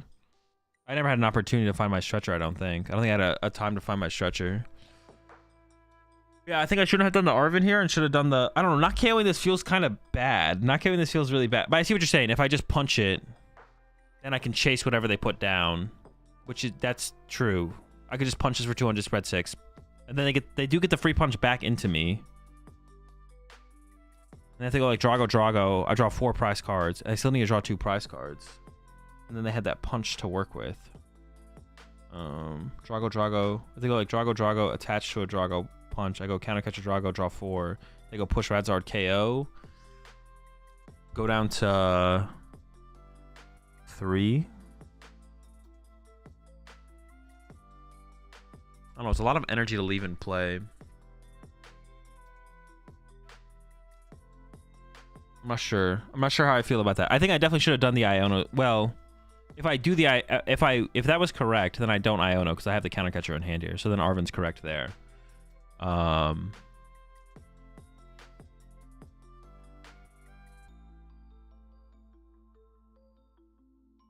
Yeah.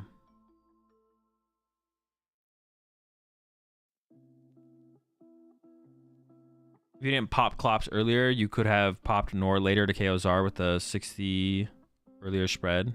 Yeah, I could have, yeah. Although I'm not really concerned about KOing Zar this early on, but I guess it like did end up mattering. Can 7-2 make cut? I'm not sure. That's something I have to check actually. If 7-2 can't make cut, then it's time for me to drop. I'm actually not sure. There's 255 in this one. There was 245 in the last one. Let me see. No X2s made cut last time, so I'm probably gonna drop. I don't think we won't be able to make cut anymore.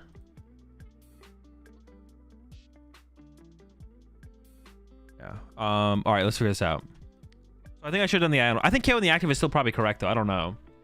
I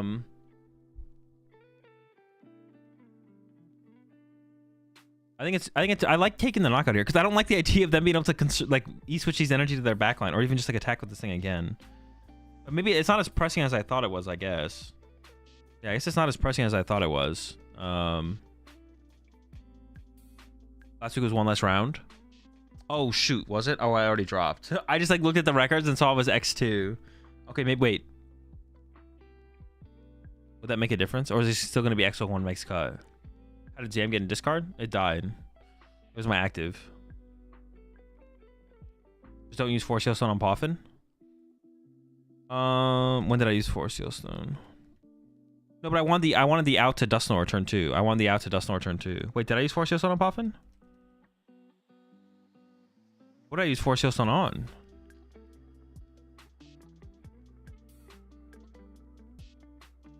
Oh, right here, I got Duskull in play again. But I feel like if I'm going to do this play, I should Force Seal Stone for Poffin then. I feel like if I'm going to do this play, I should Force Seal Stone for Poffin. Because if I'm going to KO this active here, I need access to like another Dusknoir for the counter catcher play. Which is the whole point of doing this play. So if I'm going to do this play, I should Force Seal Stone for the Poffin, I think, for sure. I think I should have gone through it with the Iono route, but I could understand just punching the active spreading 6. I don't think that's terrible, to be honest. I think it's like okay.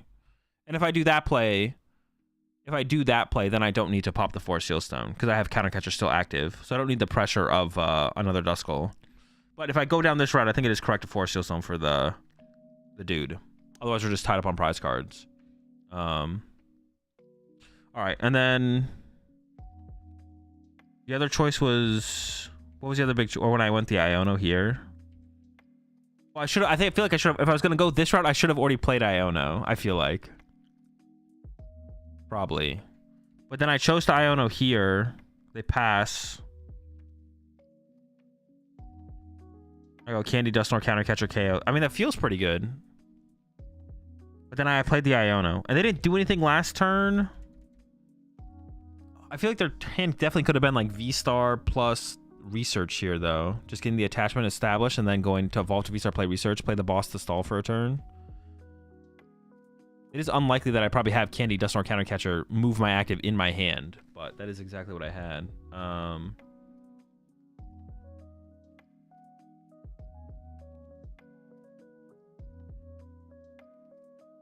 Arm for Stretcher Rescue. Instead of more Dusk, was it better to set up Dragapult? I mean, I didn't really need to stress a Dragapult here. The Dusknoir is like the big plays that we can make. That allowed me to make this play this turn. There's like a question of whether or not I should have counter catchered here, but my hand sucks. If I don't counter catcher here, my hand is just so bad. But I guess giving them access to the Radzard feels really bad too. But then not killing the Drago feels really bad as well. It all feels bad, to be honest. I feel like the counter catcher play is the play. But then if I do the counter catcher play, it feels like I have to Iono. Because if they just have like research fire and I have nothing established and they punch my Dragapult for a turn, that feels terrible. Right? If this is my turn here and I don't Iono, I feel like I'm in a terrible spot. If I do Iono and I draw like a Dracloak or 2 Dracloaks, that'd be really good. But I drew no Dracloaks. And then... Well, you guys said I had Roxanne. Oh, I had Roxanne this turn. What did I do instead? I Crispined? This is the turn I had Roxanne, right? They punched me with Radzard.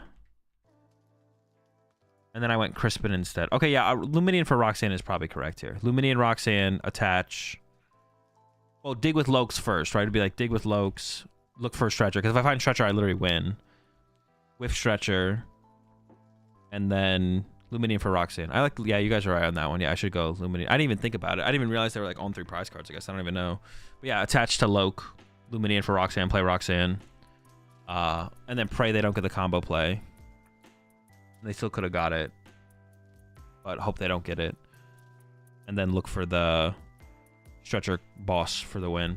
Although it would be maybe hard to find Stretcher boss after that though, right? Because I have boss in hand. I only need to find Stretcher. If I Roxanne... I mean, it's not impossible, but... Kill the Radzard, so they need fire and another E-switch. Well, they don't need another E-switch. They still only need 1 E-switch. It doesn't increase the amount of E-switches they need. It does mean they would need a fire. But also, like, lets them use boss. Also, like, no, I don't want to give them... I don't want to kill the Radzard because they give them Pheasantipity. I don't want to give them Pheasantipity.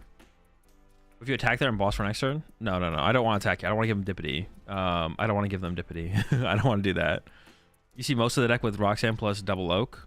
Not really. I don't see that much. I already double Oaked before I would have Roxanne anyway. So it'd be like Luminian for Roxanne. -2, 4. I get 6 of 22 into +5.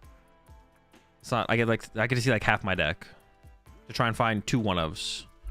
It's not really that much, and I already have 1 of the 1-ofs in my hand here, in the boss. So, I don't know. I don't have a great odds of getting the playoff next turn. I see like half my deck and I get 2 1-ofs.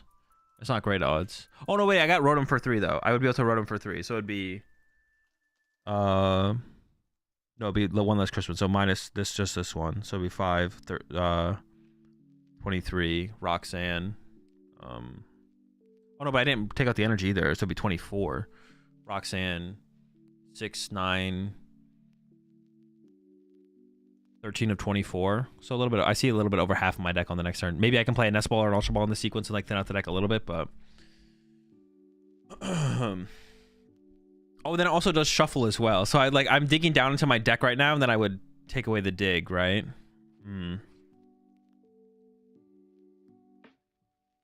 It's tough. It's tough. But like, yeah, I'm not. This play here, I'm not sure about the Roxanne, to be honest. Now that I'm like thinking about it here, I don't know about using Roxanne here. But my previous plays, there was definitely better stuff to have done, I think. I should have done. I think I should have made this an Iono sequence if I was going to KO the active. But also, I do agree, not KOing the active is probably fine here, to be honest. How much actually could they hit us for with that thing, potentially? I had 2 energy on it. I could have got the crystal if I wanted to. 6, 7, 8, 9. They're not quite KOing us. Yeah, they don't quite KO us. They don't quite KO us here. You don't actually see that much after shuffling the deck, so it's not that good, but they would need the Halucha play as well. Well, Halucha or the Kyurem. I didn't even think about them using Kyurem in the moment. I was just like, I just saw the Halucha play. But they did draw into like both of them. Or I mean, like they could still have drawn into both of them. Even after that sequence. I mean, I guess, yeah, they could have drawn to both of them after the sequence. I guess I could have played, no, because I want to go Dreepy to try and win the game there. I always want to try and win the game there. Yeah, I guess the big question here is just, do I take the knock on the active? Honestly, looking back on it, I think, yeah, maybe you might be right. Just like punching the active here might have just been fine. Just evolve Duskull to Dusclops. Maybe I actually play an Ultra Ball for a Loke here then. It would be like Ultra Ball away, Ultra Ball, and Iona. No, yeah, where'd the Arven come from? I just top decked it. I'd maybe like start with an Ultra Ball for a Loke, use Loke, and then go Candy, Dragapult, punch active, pass. Like that or something. Well, you could get triple Dragapult the following turn and get out of Radzard and take out the Radzard. Oh, if I like whiff the stretcher, or and then it would only be coming down to a Lucha, I guess. Yeah, sure. All right, chat. We fall in the tournament at 2-2.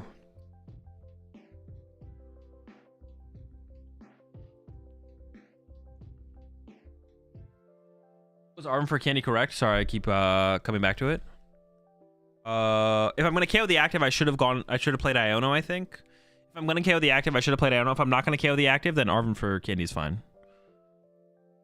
You still have a chance at 7-2? No? I already dropped. I maybe did still have a chance, but I just assumed X2 didn't make it. I don't think I would have made it. I only had like 30% resistance or something. I probably would have not been one of the chosen X2s. Let me find someone to raid before I get off. Before I get out of here. Yeah, definitely user error. Deck's still broken. Dragapult matchup is tough though. All right. I'll be back tomorrow. Tomorrow, we've got the Lima special event. Yeah, I'm gonna go ahead and raid Doom before I get out of here. Or you can look at a Loyal 3 list. The Japan one with the Guru. Oh, it's on Limitless and City Leagues.